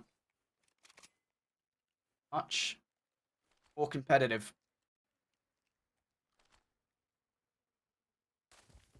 See whether or not they can get themselves closer towards Affili in this round. As Affili now, what do you believe it, looking to target the A bomb site. Boston Academy, though, a lot of presence over towards the street side here. This is very oppressive on the defense. Pretty similar look for Affili and esports offensively. Again, just giving up a lot of room, trying to bait out maybe some challenges. Bottom art, Vortex isn't going to get anything. The bomb in the hands of Denza, moving out Journey through the street side. Might be toying with the idea, maybe try to get themselves over towards B. What a reaction coming through from Boston Academy. They don't see anything over by the A bomb site, so they try to rotate back to benches, but they get first blooded because of it. Things looking pretty good for Boston Academy in this defense again. Affili on esports really thinking about how they can kind of navigate this situation. I'm trying to bait out some players through munitions. Pentagram's not falling for it, though. He's just sitting there, re-aiming these steps. As soon as Denza flies up, should be dead to the right, but actually Santa goes down over towards top single, I think that was. And now there we go, finally Denza activates. Pentagram ready to go here to take him out. Knows with the second one as flies towards those back stairs. Pentagram wins it confidently as ever. And now Journey for the 1v2. Gets one, knows that Pentagram has traversed this backline off the back of the kill cams. Where has he gone? The information isn't there, and Pentagram is having a hell of a game here to try and keep Boston alive. People tend to forget, especially towards the tail end of Vanguard. Look, Pentagram was playing on that Electrify Steel roster along with the likes of Fame, Pander, and God Rex. And it was making a name for himself, especially on these championship Sundays. We saw it in Toronto. We saw it in Boston. Then when it comes down to it in the clutch, Pentagram can deliver. 9-5. Had himself a great control map number 3 as well. Looking like Nate is well on his way to help his team make it to tomorrow. So 1-round deficit to claw their way back from. The aggression has been working out for Pentagram thus far. Last time they got first blooded was a jump through that came through top single. Not going to have a player up there. It's just going to be Harry that is playing in the top map's balcony, expecting the Chow to come through. Wow, this from Affili on esports. They're giving a lot of looks over towards stable side. Johnny now going to get that trace system down and fed him any more nades coming in his direction. They're now just retreating here. Early on. Kremp's heard that, I feel. Unless they had dead silence as they passed him. Actually, I was going to ask the question, might they just try and hit B here? Denza's watching the cross, so if they fly out, he might be able to grab one. I don't think he's going to be able to get 2 or 3, though. And that's what Boston are bargaining for here. But even if you cross over safely, I mean, Harry's in a position just to beeline past the blacksmith. And there it comes, censored. No, he gets caught mid-belly flop. Face plants on the ground. The bomb's soon to follow now over on the street side. And now Harry, Denza, Vortex, all stacked up on top of each other around top art. The recovery mission is on for Kremp, 1v3. That's the risk. That's the risk of the play, isn't it? Kremp now has to pull off a miraculous play, and that's the risk with making such an audacious play. Trying to transfer themselves over towards the B site. You have to time it right, and I don't think it was maybe the right call for Doug to go out first out that window, because you could almost hear like the slap as he hits the ground, goes down. It leaves them completely out of the round.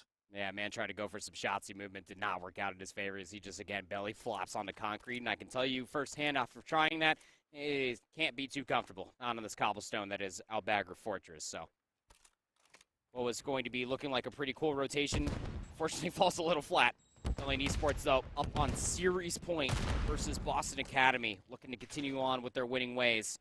Fishing out for that first blood, but again, look at how much respect Affili and Esports are giving for Boston Academy to make the aggressive move.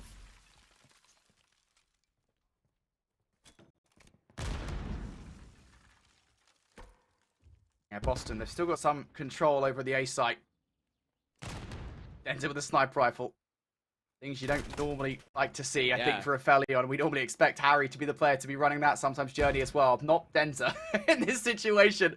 Nonetheless, though, get some information. I guess that explains a whole lot more why Denza's always back here offensively. Strange. Nonetheless, Shawnee's going to see at least one player cross. Should have seen the second as well. Sensor's going to get thrown a shoulder, or thrown a shin, I guess, as it was from that angle. But Crep will find first blood. Big numbers at least being shifted, but traded out. 3v3, time running out. Oh, that's a big kill. Pentagram to make again. It zones these players away, but now B might well be on the cards here. Shawnee looks away towards the A side just as they try and make the push. Now Shawnee, he's got him on the run. Over towards open as well. Sensor, a massive 1v1 to take versus Vortex. Sensor down to 2 HP. Has to try and play his life here in this situation, and in doing so, this bomb is going to be able to go down. Shawnee through close as well. Sensor for the first. Shawnee looking for the second. Boston win the round. But that was very shaky, especially over towards that 1v1 for Sensor. That almost gave Affili in the round. Yeah, it really did. Oh, wow. Shawnee was just spraying and praying. It felt like the windshield wipers were certainly set. And try to get that kill, whether it was a wallbang or not.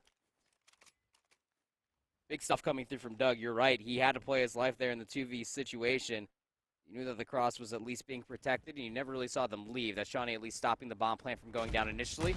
Will at least force out a round number 10.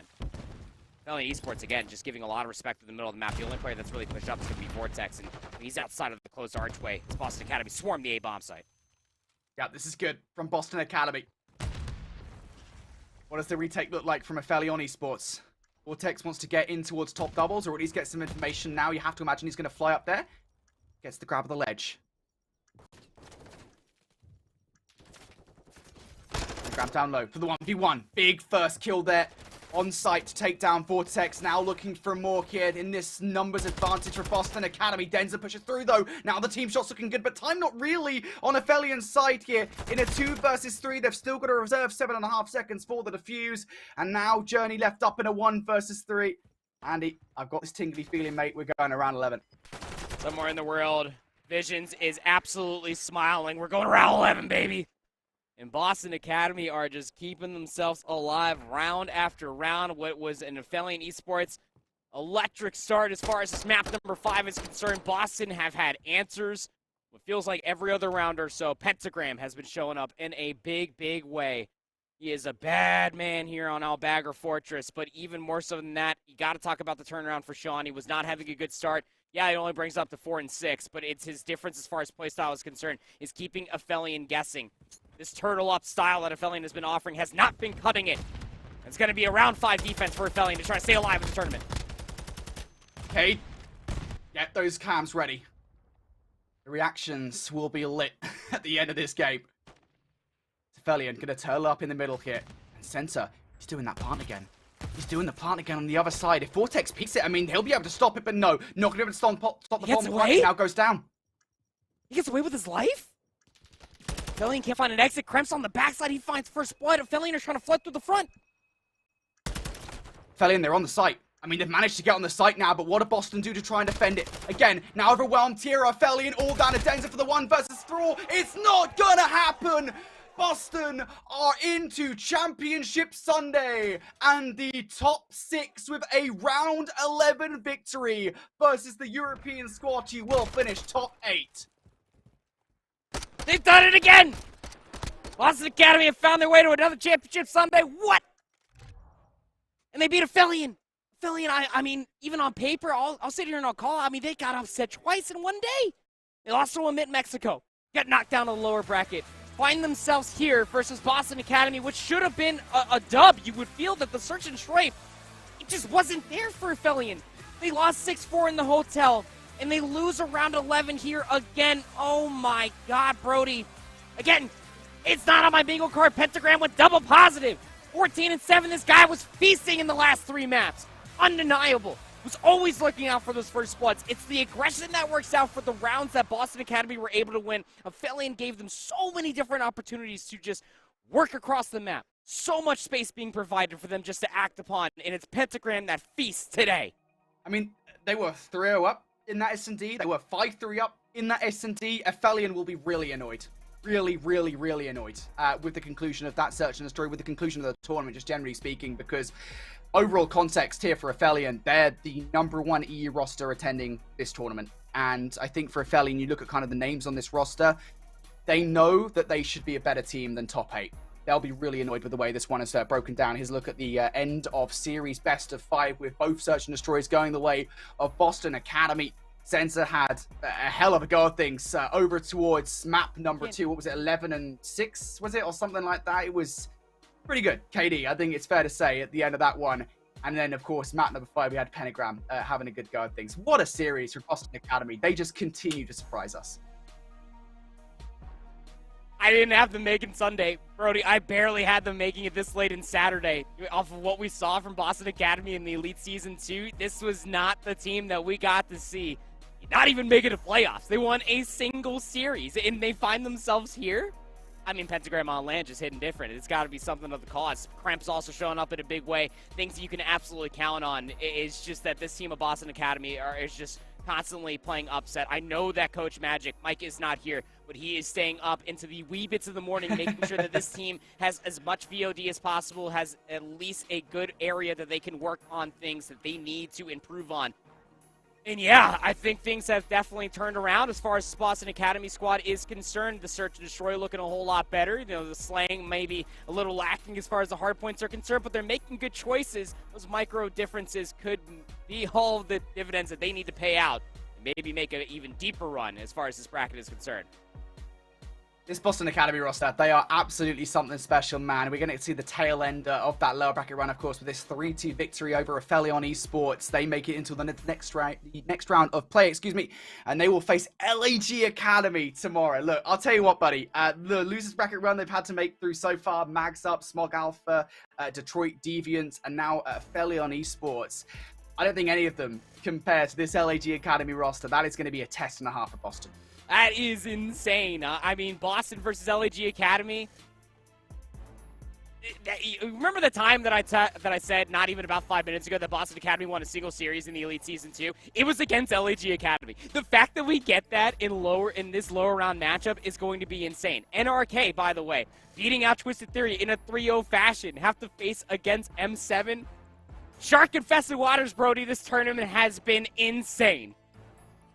It absolutely has, and here's a look at our winners bracket then at the end of that run, because we've also got some prizes over here, really, right? Because Rocker Academy, also known as Electrify Steel for this event, with that partnership ongoing between ESG and Rocker, they've made it all the way towards the winners bracket final. A bit of a bounce back for them after what happened in Elite Season 2, where they placed in top 8.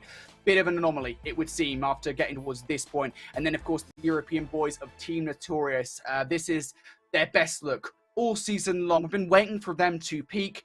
Finally, they're doing it here at Texas. I cannot wait for that winners bracket final, mate. Last European team standing. Team Notorious.